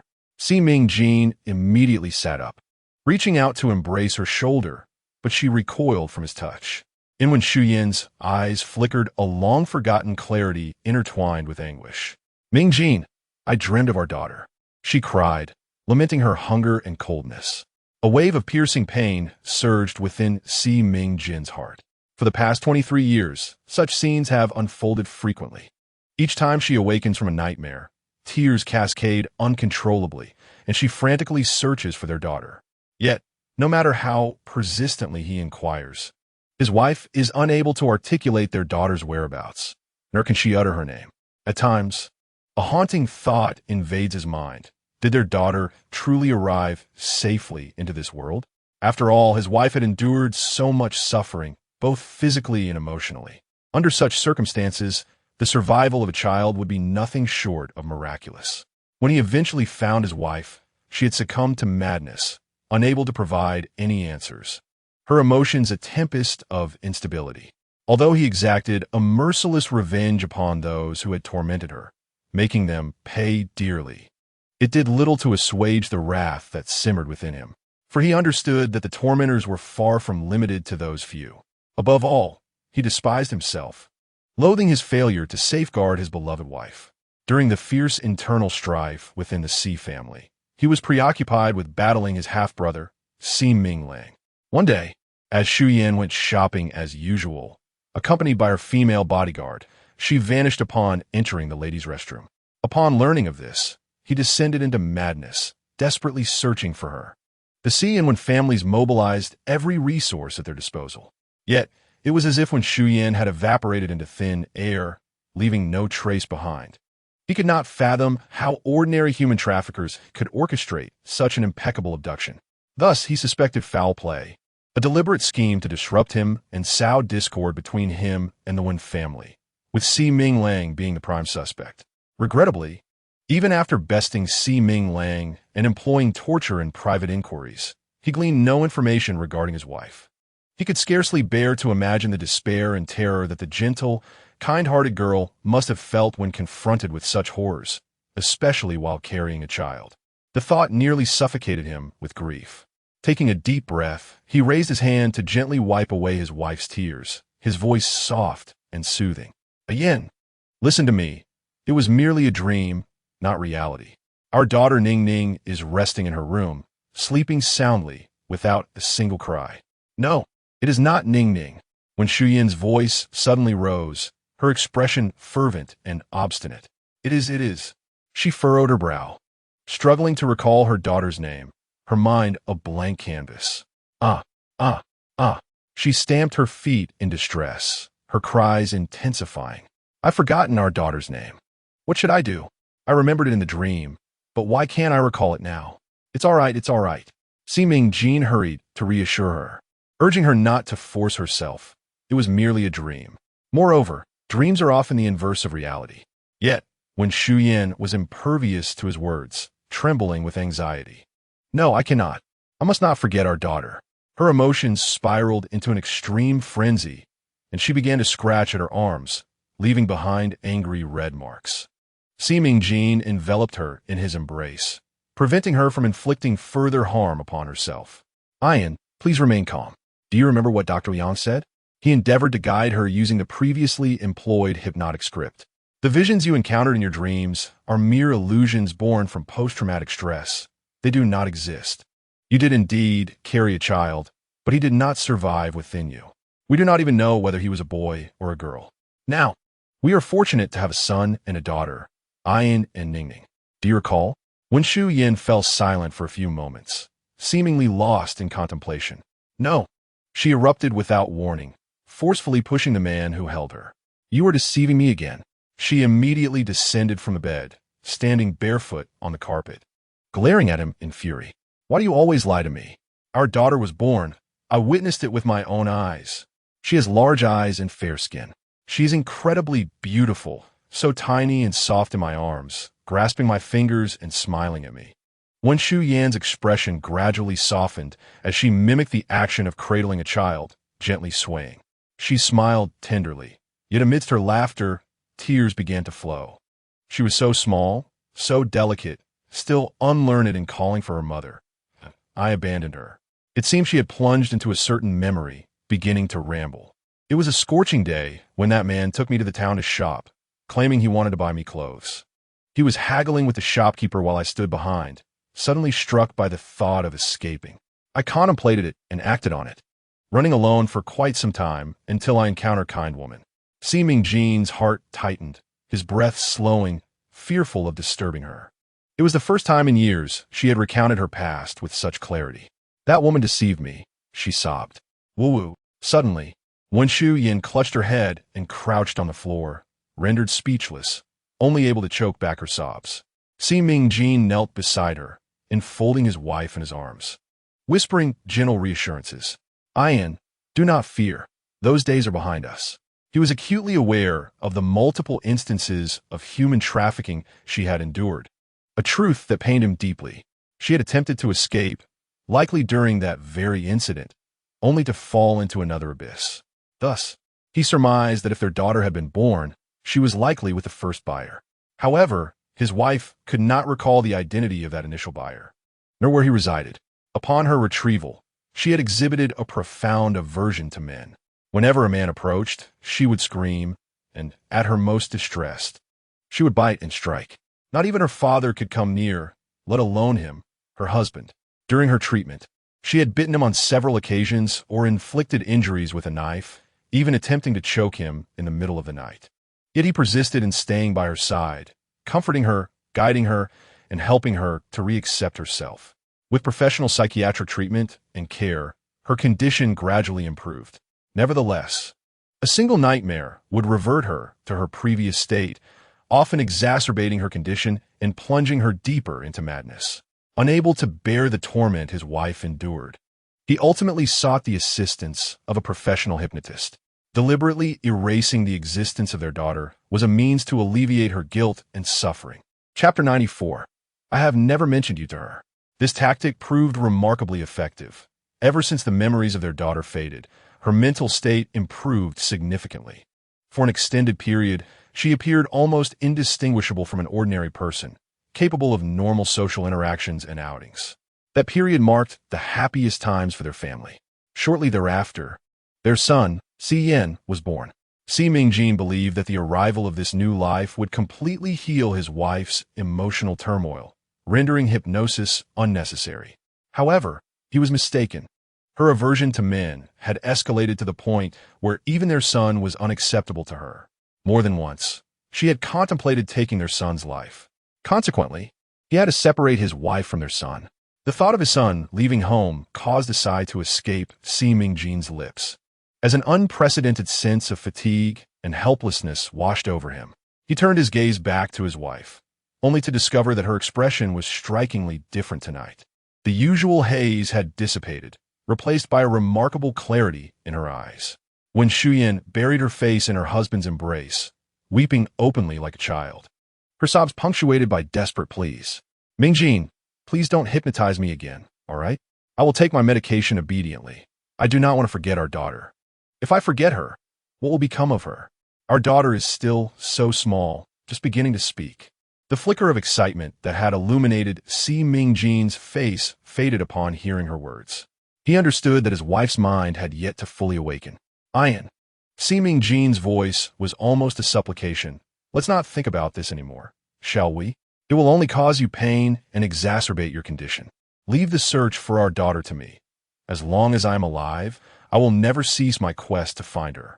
When Shuyan suddenly grasped her husband's arm, her nails digging mercilessly into his skin. Are you still planning to have Dr. Liang hypnotize me? I refuse. I will not have alien memories injected into me. I only want to find my daughter. I can feel her presence. She is still alive. Ian, do not be afraid. Si Mingjin bore the pain in his arm. I promise you, I will not hypnotize you again. Really? Truly. And I will diligently search for our daughter. Si Mingjin affirmed with unwavering conviction. Good, that's wonderful. When Shuyan's voice gradually softened into a near whisper. You must find our daughter. Her name is Xiao Jin. From you to Jin, the name I gave her. Si Mingjin froze. A surge of excitement gripping his heart. This detail had never been mentioned by his wife before, nor was it documented in any medical records. He placed his hands on her shoulders. Ian, what did you just say? What is our daughter's full name? His voice was soft, fearful of startling her. Yet, when Shuyan could not utter any further details, at the top floor of a palatial private club, a lavish bachelor party was in full swing. Dressed provocatively, women were spinning records on stage, the music thundering as sensual dancers swayed their alluring forms in rhythm. A throng of men and women basked in the dim, seductive lights, seemingly entranced in a state of hedonistic revelry, indulging in the utmost extravagance. Pei Yance leaned against the leather sofa, his relaxed demeanor standing in stark contrast to the raucous crowd surrounding him. Archer, today is my bachelor party. Why do you appear so distracted? Zhao Yu, with an arm around his female companion, raised his glass tipsily, his shirt slightly unbuttoned, revealing a flushed chest. Pei Yance lifted his own glass, his voice deep and magnetic. Then let us toast to your final day of singlehood. A faint discomfort washed over the group at his words. He took a sip and gently pushed the woman beside him away. Yet it was merely the truth. With the Su family's formidable presence, should he dare to indulge in romantic escapades after marriage, the Zhao family would undoubtedly retaliate. Zhao Yu tilted his head back and downed the contents of his glass. Yi Minghui teased. Zhao Yu, why the long face? Miss Su is a stunning beauty. You should consider yourself fortunate. Zhao Yu retorted, is she really that wonderful? Why don't you propose then? Who in their circle was unaware of Miss Su's romantic escapades while studying abroad? There were even rumors of her having borne a child overseas. Although this rumor remained unverified, such a woman was certainly not to his taste. Yi Minghui shrugged. How would if the Yi family were worthy of the Su family? Among our group, aside from the married archer, you, Zhao Ershao, are the only one with the capability. His flattery began to feel increasingly off-key. Just as he prepared to retort, Pei Yance interjected, in truth, I believe you two are quite compatible. You are a dandy, and she is no less charming. In my view, since this is an immutable fact, it would be wiser to accept it from a different perspective. Wouldn't you agree? Zhao Yu was incensed. You lot are all intent on pricking my heart, aren't you? He decided it was time to blow off some steam by going for a drive. Grabbing the car keys from the ice table, he made a leave. Pei Yance swirled the red wine in his glass, casually remarking, having drunk, why would you consider racing? Do you have a death wish? Shall you turn back, oh? Have I misheard? When did our car god become so concerned for his life? Chun Siyin chimed in. Archer is now blissfully settled with a wife and child. Why wouldn't he value his life? This remark sparked a wave of laughter in the room.